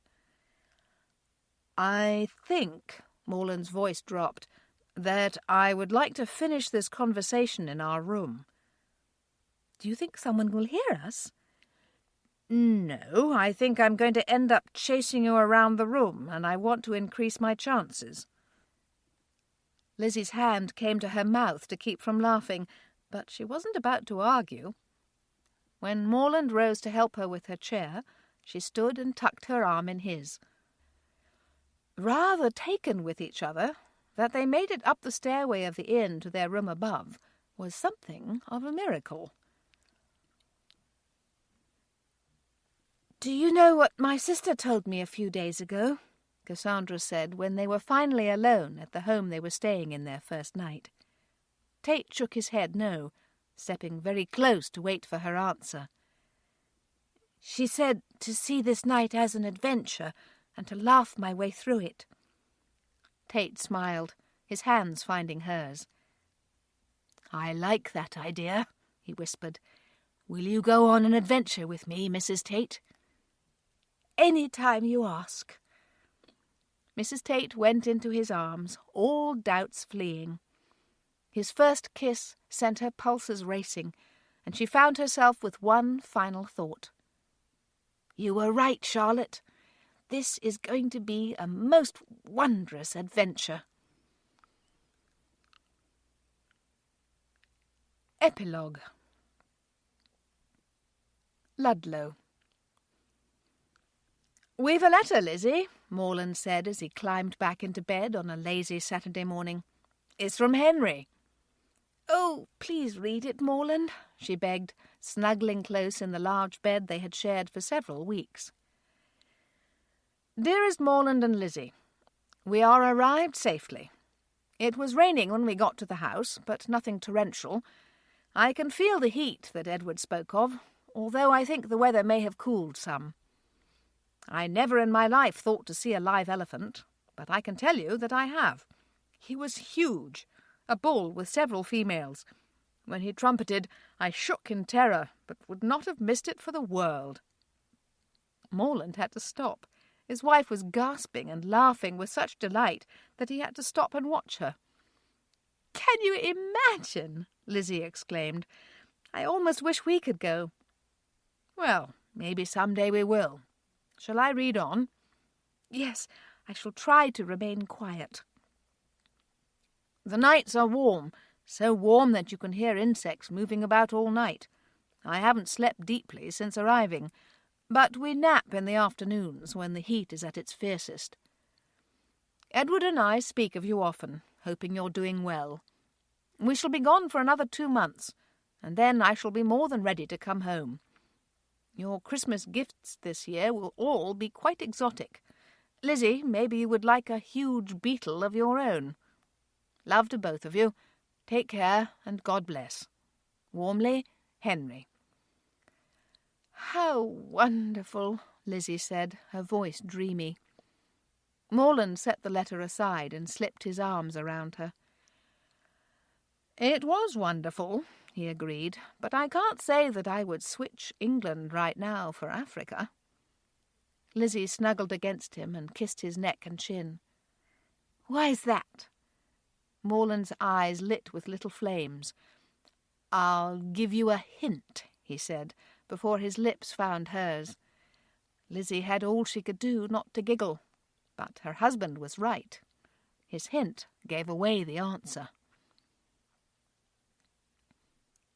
Pembroke. Alexander Tate had misplaced his wife of 2 months. He was certain she would be enjoying breakfast by now, but she was nowhere downstairs.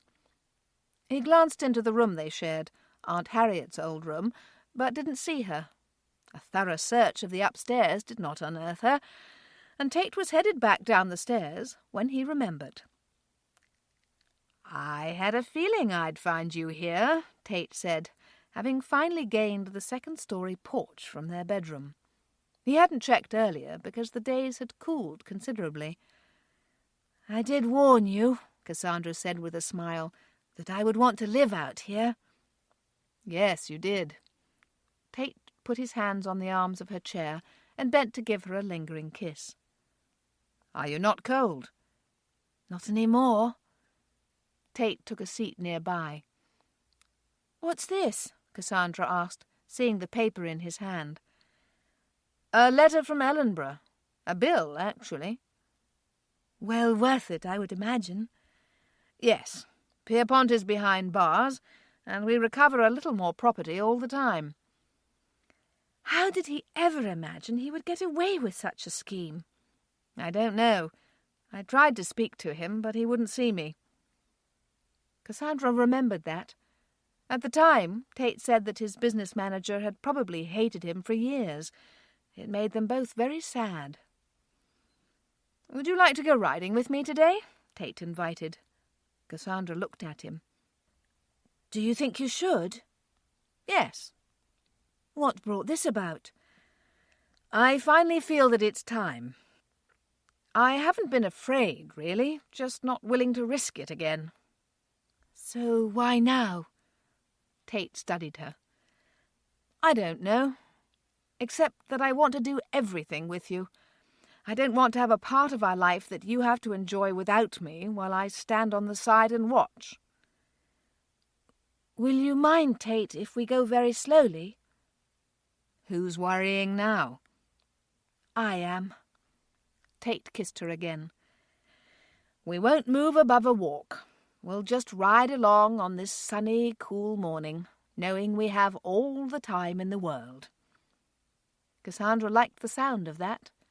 She leaned and kissed him, and then pulled back, getting ready to stand. "Shall I go and dress now? Would you like to leave right away?" Tate was already pulling her back to him, his arms possessive and strong. "Later," he said softly. "Remember, we have all the time in the world."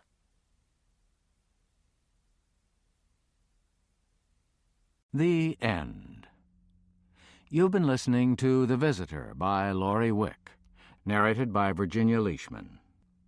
If you've enjoyed this book and this performance, Recorded Books Inspirational recommends The Wishing Jar by Penelope J. Stokes, narrated by Linda Stevens, and Angels Watching Over Me by Michael Phillips, narrated by Susan Spain. You'll find a wide selection of titles in the Recorded Books catalog, including bestsellers, mysteries, classics, histories, and more. So to order another recorded book, or for a copy of our latest listing, please call us using the toll-free number found on the back of the book. You can order by phone with any major credit card, or by writing to us, or by faxing us. Don't forget to ask about easy 30-day rentals by mail. On our website, you can browse the catalog, hear about the latest releases, place orders, or tune into narrator profiles and author interviews. So visit us there at www.recordedbooks.com. And thank you for listening to Recorded Books Inspirational.